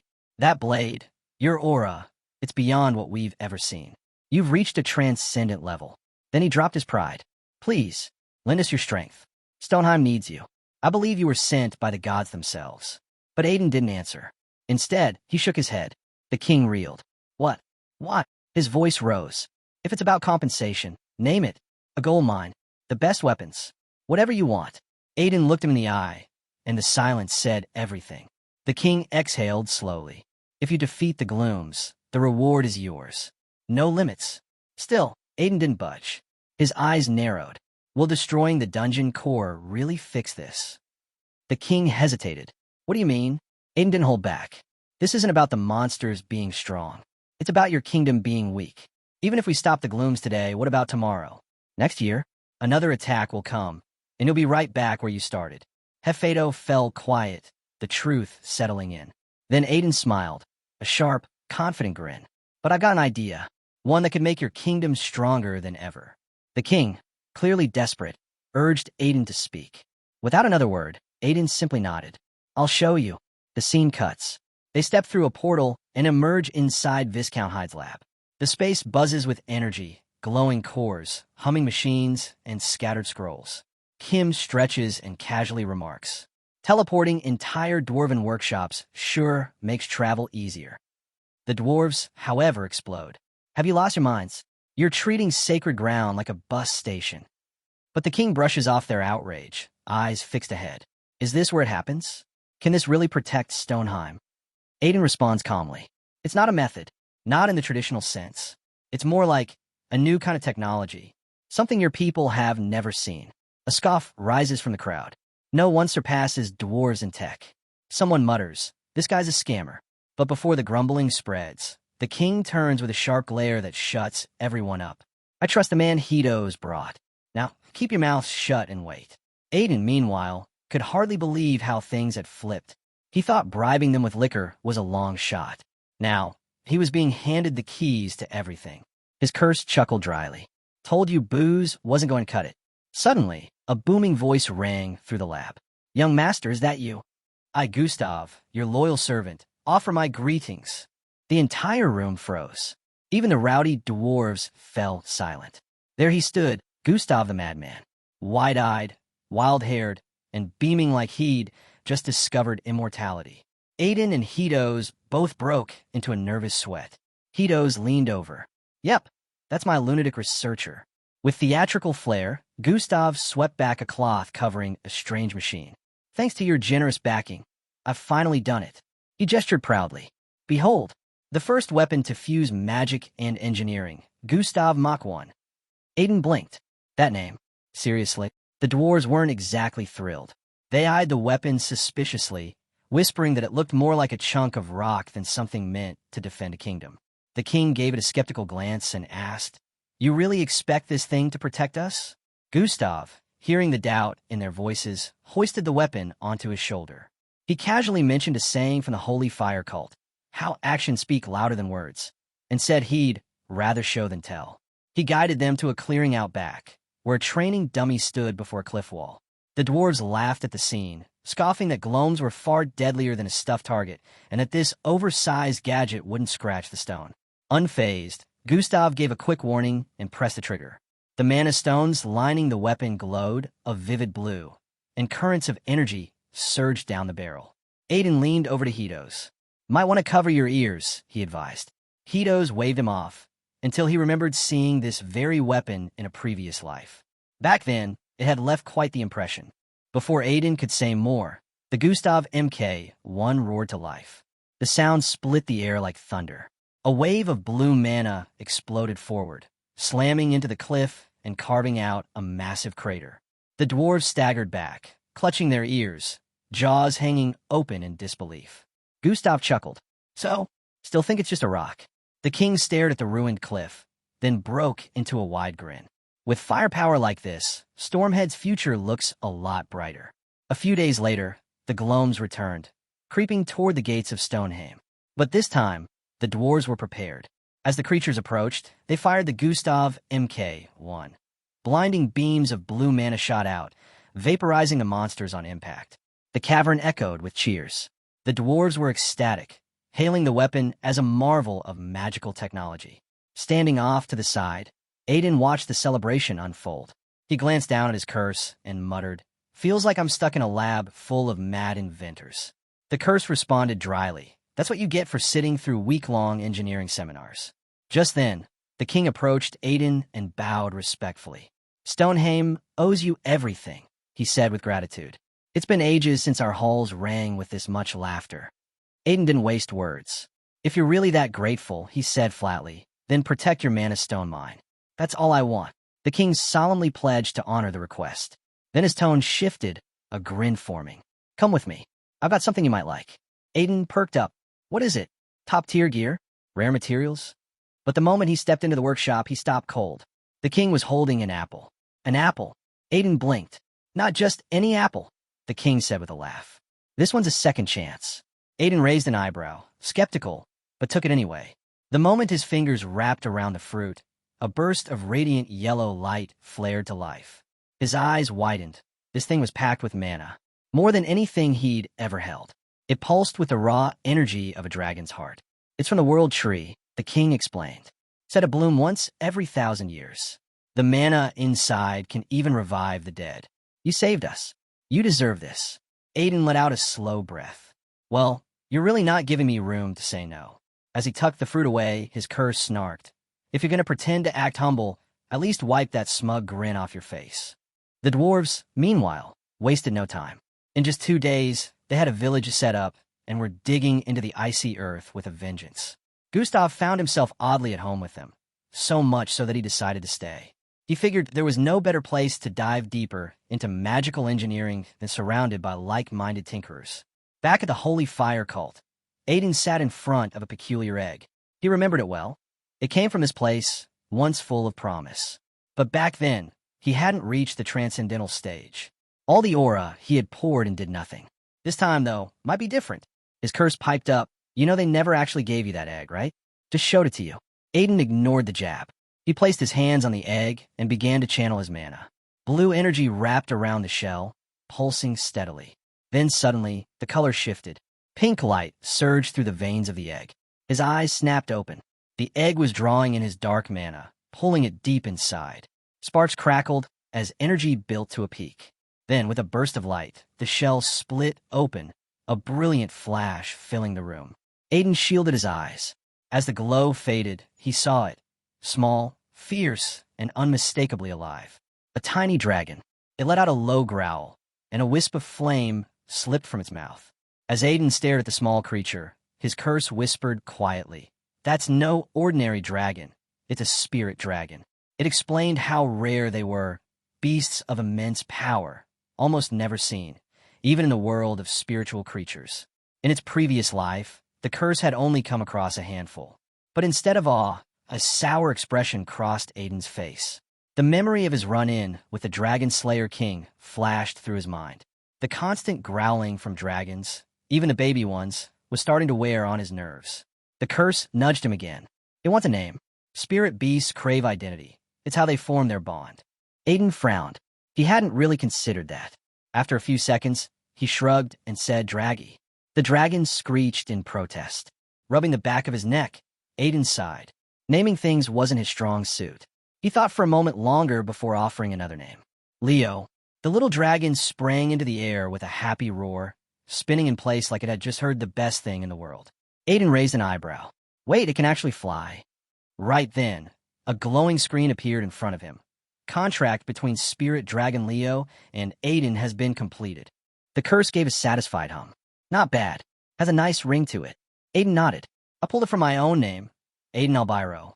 So whenever I see him, I remember why I started all this. Leo flopped onto the ground and rolled around joyfully. But then, something strange happened. A soft energy began to leak from the tiny dragon's body, glowing purple light that slowly floated toward Aiden's chest. He froze. What is this? The energy spiraled inward, wrapping around the red jewel inside him. The one he'd absorbed earlier, unstable and dormant until now. It started to spin, the mana condensing tightly. Aiden felt the shift immediately. The energy was merging with the jewel. But that jewel wasn't even fully formed yet, was it? Suddenly, the red light inside it pulsed. A wave of energy washed through him, and a new message echoed in his mind. Incomplete blood jewel has evolved into complete blood jewel. He stood there, stunned. Nothing about this made sense. And so, The truth behind the Mona core becomes clear. It's the heart of any Mona being. A blue cube of pure mana, singular and essential. Every flow, every surge of energy starts and ends there. But right now, Aiden is breaking all the rules. As the system flashes a new notification, complete blood jewel, now operating as secondary mana core, he instinctively presses a hand to the red jewel embedded in his chest. "What is this?" he whispers, bewildered. Even his curse sounds shaken. You have 2 mana cores now. In all its long years, in all its experiences with mana and reincarnation, it had never witnessed such a thing. But Aiden wasn't just surprised. He could feel something moving inside him. Not physically, but as a powerful current of blue mana. "It's Leo," he mutters. "His mana, it's flowing into me." Dragons rule the surface world for a reason. Their mana is near limitless. And now, Aiden is connected to that source. The realization hits hard. He might be walking in a territory no human has ever dared enter. Later, Aiden arrives at the autonomous frozen region. Sitting at his desk, he sifts through papers when a soft flutter catches his attention. A bird lands nearby, dipping its head in greeting. "My lord." He looks up. "Nikita, you found anything?" Nikita, currently occupying the form of a snow-feathered owl, nods. "I've gathered information on the 3 targets." But her eyes land on the tiny creature perched beside Aiden, and her voice falters. "Wait, is that a dragon?" Even in her current form, she can feel it. The pressure, the danger. Aiden glances at Leo, who's already eyeing the owl like a snack. "She's not food," he says dryly. Then, turning back, "You notice anything suspicious?" In the back of his mind, another thought brews. I've already deviated from the original timeline. If that's true, how much else has changed? Nikita begins her report. First, Khalsi's Low Immortalia, second prince of the Immortalia Empire. He's holed up in the Alchemist Tower, Ouroboros. No strange activity so far. He never leaves, so there's not much to go on. Aiden nods. He knows the custom. The firstborn gets the throne. The second vanishes into the world of alchemy, eventually taking control of Ouroboros. Then he asks, "What about Shala?" Nikita pressed on. "Shala's not just talented. She's a force of nature. She hit 7-star rank a year ago at just 20, the youngest high-ranking mage on record. Right now, she's stationed at Anguis Magic Tower. But more importantly, tensions between Anguis and the Southern Great Forest Alliance are heating up fast. The conflict's always been there, but it's escalating." As she spoke, Aiden absent-mindedly patted Leo's head. The little dragon's eyes were fixed on the owl, drool dripping from its mouth. It was clearly doing its best not to eat Nikita. Nikita continued. "The Southern Alliance is home to the Saldred tribes. Primitive, according to Anguis standards, but they're united under one grand tribe and led by their grand chieftain, the strongest among them.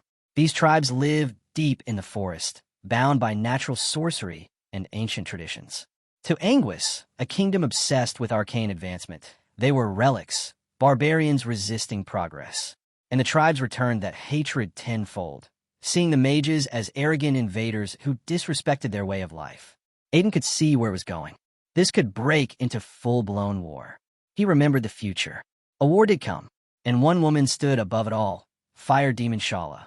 With overwhelming magic, she had wiped out the entire alliance on her own. But now he saw it differently.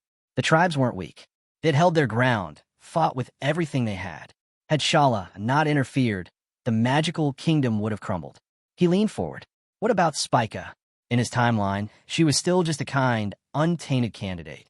4 years from now, after the current Saintess fell, she would rise, becoming the strongest Saintess the Carnage cult had ever known. But Nikita's next words knocked the breath out of him. "She's already been named the 54th Saintess of Carnage." He stared at her. "Already?" "She didn't wait to be chosen," Nikita said quietly. "Rumor is she killed the former Saintess and took the title by force." Meanwhile, far to the north, deep within the snow-covered wilds of the autonomous frozen region, another storm was building. A massive figure trudged through the blizzard. "No more Winter Queen," he growled. "Now I can finally avenge father." This was Yukarak, son of Yukarak, the late Frost Orc Lord who once ruled the mountains. His father had fallen to a powerful human, Sylvetta. Now Yukarak was here to reclaim everything. Behind him, an army of monstrous orcs stretched across the horizon, over 1,000 strong. "Charge!" he roared. melt the land. But what Yukarak didn't know was that the region was no longer unclaimed, and someone very dangerous was already moving to intercept. Out of nowhere, a voice breaks the silence of the snowy battlefield. A blonde girl strolls across the tundra, laughing as if she's on a casual walk through town. "I've been wandering these frozen lands for 2 weeks," she calls out. "Finally, someone I can ask for directions." One of the orcs snarls, pointing his blade. "Kill this human." She just laughs again. "Oh, you speak human? Even better. Then you can give me directions." That moment, everything changed. Yukarak didn't just witness a defeat. He felt it, raw, overwhelming despair. The girl ripped through his monstrous army like a storm with no mercy. The snow turned crimson. Her parting words, mid-battle, were calm and cruel. "Although I might have to rough you up first, so you'll actually listen." Elsewhere, the scene shifts to the autonomous frozen training grounds. Aiden is deep in sparring, facing off against both the Saintess and Loey. The Saintess lunges first, golden mana surging around her. She blasts forward using a mana booster, her strike aimed straight for Aiden's core. He parries it with ease. "Your holy power's tighter now," he says. "You've improved."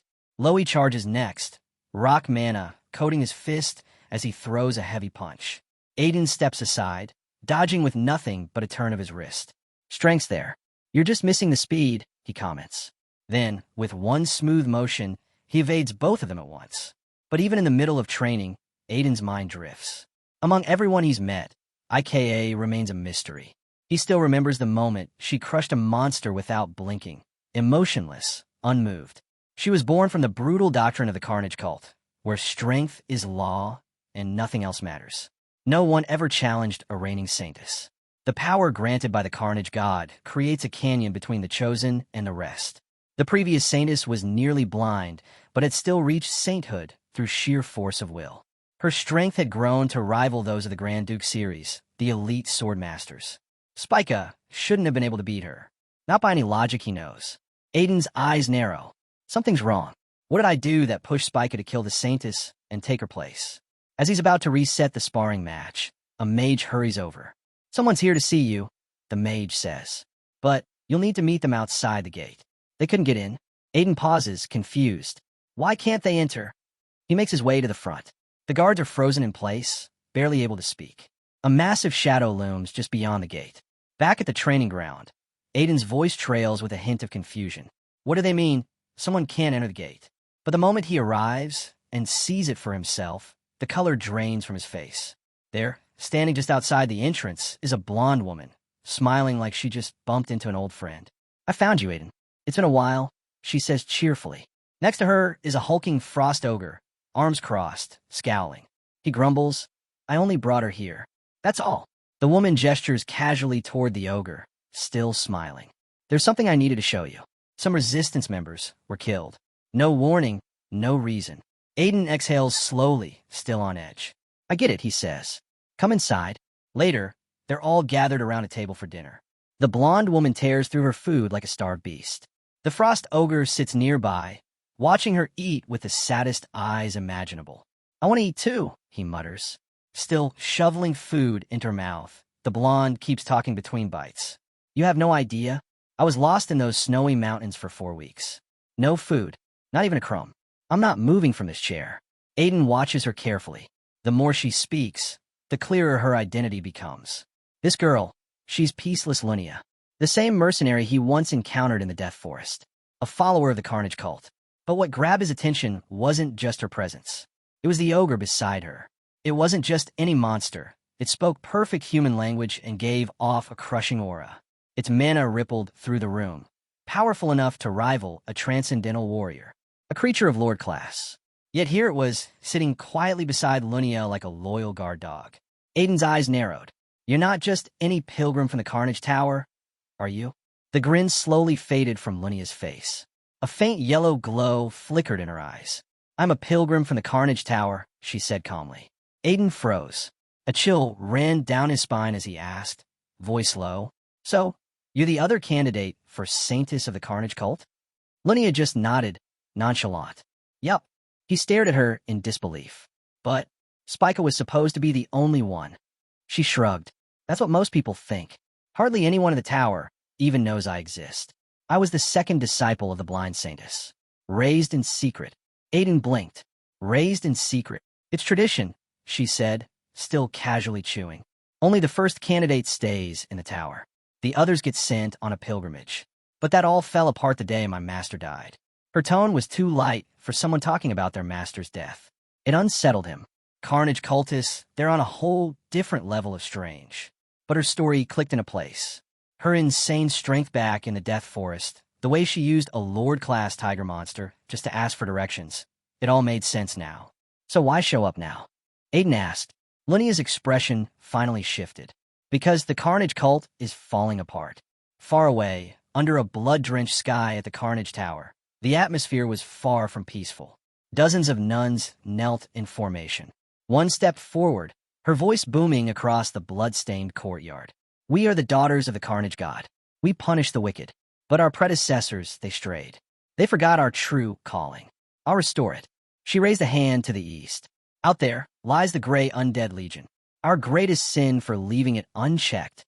The name alone sent chills through the group. A few nuns exchanged wary glances. Could it be Spike again? Their leader didn't hesitate.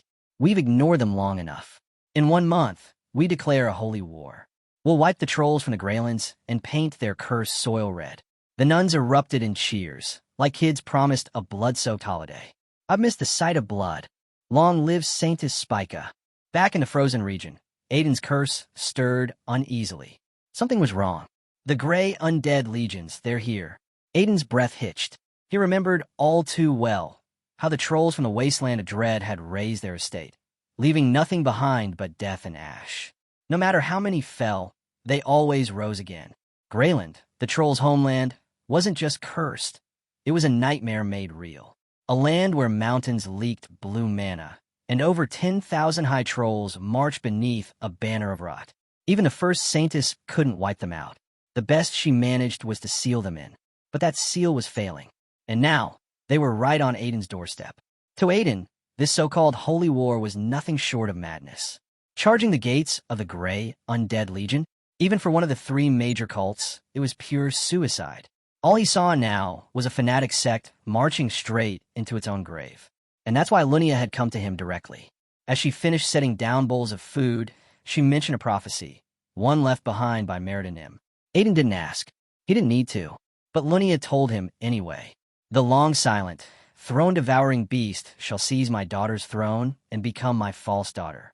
The pitiful usurper shall yearn for destruction. On the day the coldest winter wind blows, seek the one who slays winters and ushers in spring. He is the savior chosen by holy fire. He shall awaken the ancient king's bird beneath the black stake, and he shall rise again. On that day, the tower will fall, and salvation will come. Aiden went still. So the previous Saintess knew she'd be betrayed, that the one who took her place was no true successor. The prophecy called her a usurper, one bent on destruction. There was no doubt it was talking about Spica. But then came the twist. The one who slays winter and brings spring? The savior chosen by holy fire? Linnea gave a casual shrug. That's why I've been searching for you. You defeated the Winter Queen, didn't you? You're the one. Aiden groaned, slumping back in his chair. Of course this is my master's fault. I should have known. Still, something in his mind shifted. Spica had gone off the rails. The Carnage cult was ready to burn everything. And now this prophecy, this might be his only chance to stop her. And maybe he thought a shot at payback. But Aiden wasn't about to do anything for free. If I'm supposed to be this prophecy's chosen hero, he said, leaning back with a grin, I'm going to need something in return. Linnea didn't miss a beat. Merida left one last message. Just for the savior. Something so important, it would set you on your destined path. Aiden's eyes lit up. He imagined a relic, a secret technique, maybe even divine power itself. But Linnea just smirked and said, the mercenary is alive. His grin dropped instantly. His whole face darkened. That was the reward. Later, Aiden sat alone in his office, glaring at the wall, fingers drumming on the desk. His curse sighed. The Carnage God really played you this time. Aiden buried his face in his hands. If I ever meet that smug god, I swear I'm decking him right in the jaw. The curse chuckled. Then its voice turned thoughtful. So, do you have a plan yet? How are we going to stop this deranged Saintess and her little fan club before they burn down the continent? Aiden sat up, his gaze sharpening. The prophecy already pointed the way. Beneath the black stake sleeps a weakened ancient king. When he rises, the tower will fall, and with it, salvation begins. But nothing happens without action. If they want that prophecy fulfilled, they'll need to make it happen. The curse grumbled. Yeah? And how do you plan to make a prophecy come true? Aiden's voice was steady. First, we get Margrave support. Reinforcements are a must. His lands sit right next to the wasteland of death, just like ours. If the cult and trolls clash, the fallout will hit both territories. He smirked. And if he refuses, we still have Tyen's token. He owes us. The curse hummed, considering it. All right, what's next? Infiltrating the Carnage Tower. A moment of silence. That's your next move? The curse said, incredulous. You do remember that place is a death trap, right? Even a transcendental warrior wouldn't last long. Every hallway's packed with killing intent. Aiden's eyes narrowed. There's only one person alive who can break into that fortress. The scene cuts away, racing north, deep into the Empire. Inside a high-security garrison, a guard bolts into the throne room, shouting, "Emergency! It's happened again." The king storms in, slamming his fist on the armrest. What now? The servant bows low, shaking. Your Majesty, we increased vault security 5-fold, as warned. But he still robbed us clean. Not a trace left behind. The king erupts. Find him, now. And far above the palace, drifting gently on a cluster of stolen gas balloons, a man floats across the night sky. Dangling from the last balloon is a note, lazily flapping in the wind. Tonight, I'm robbing your treasure vault. On a distant rooftop, a figure crouches beside him, watching the chaos unfold. Pedo Unknown grins wide, eyes sparkling with... Thanks for watching. Don't forget to like, comment, and subscribe for more.